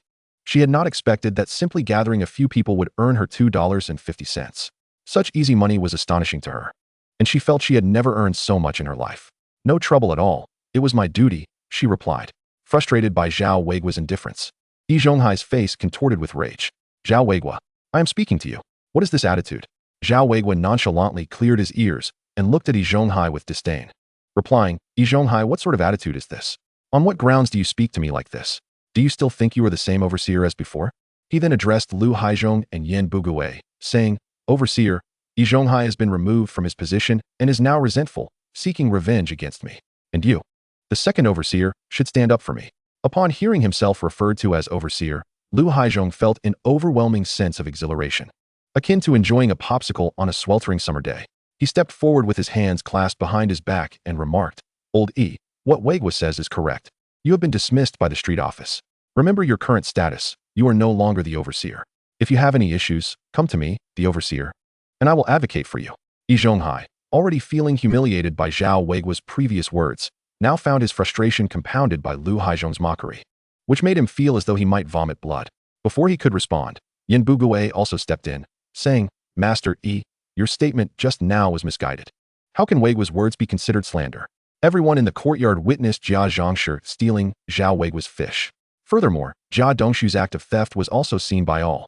You cannot turn a blind eye simply because Jia Dongshu is your disciple. Yin Bugui, known for his diplomatic nature, found himself compelled to speak up, particularly since his own wife had recently benefited from Zhao Weiguo's actions.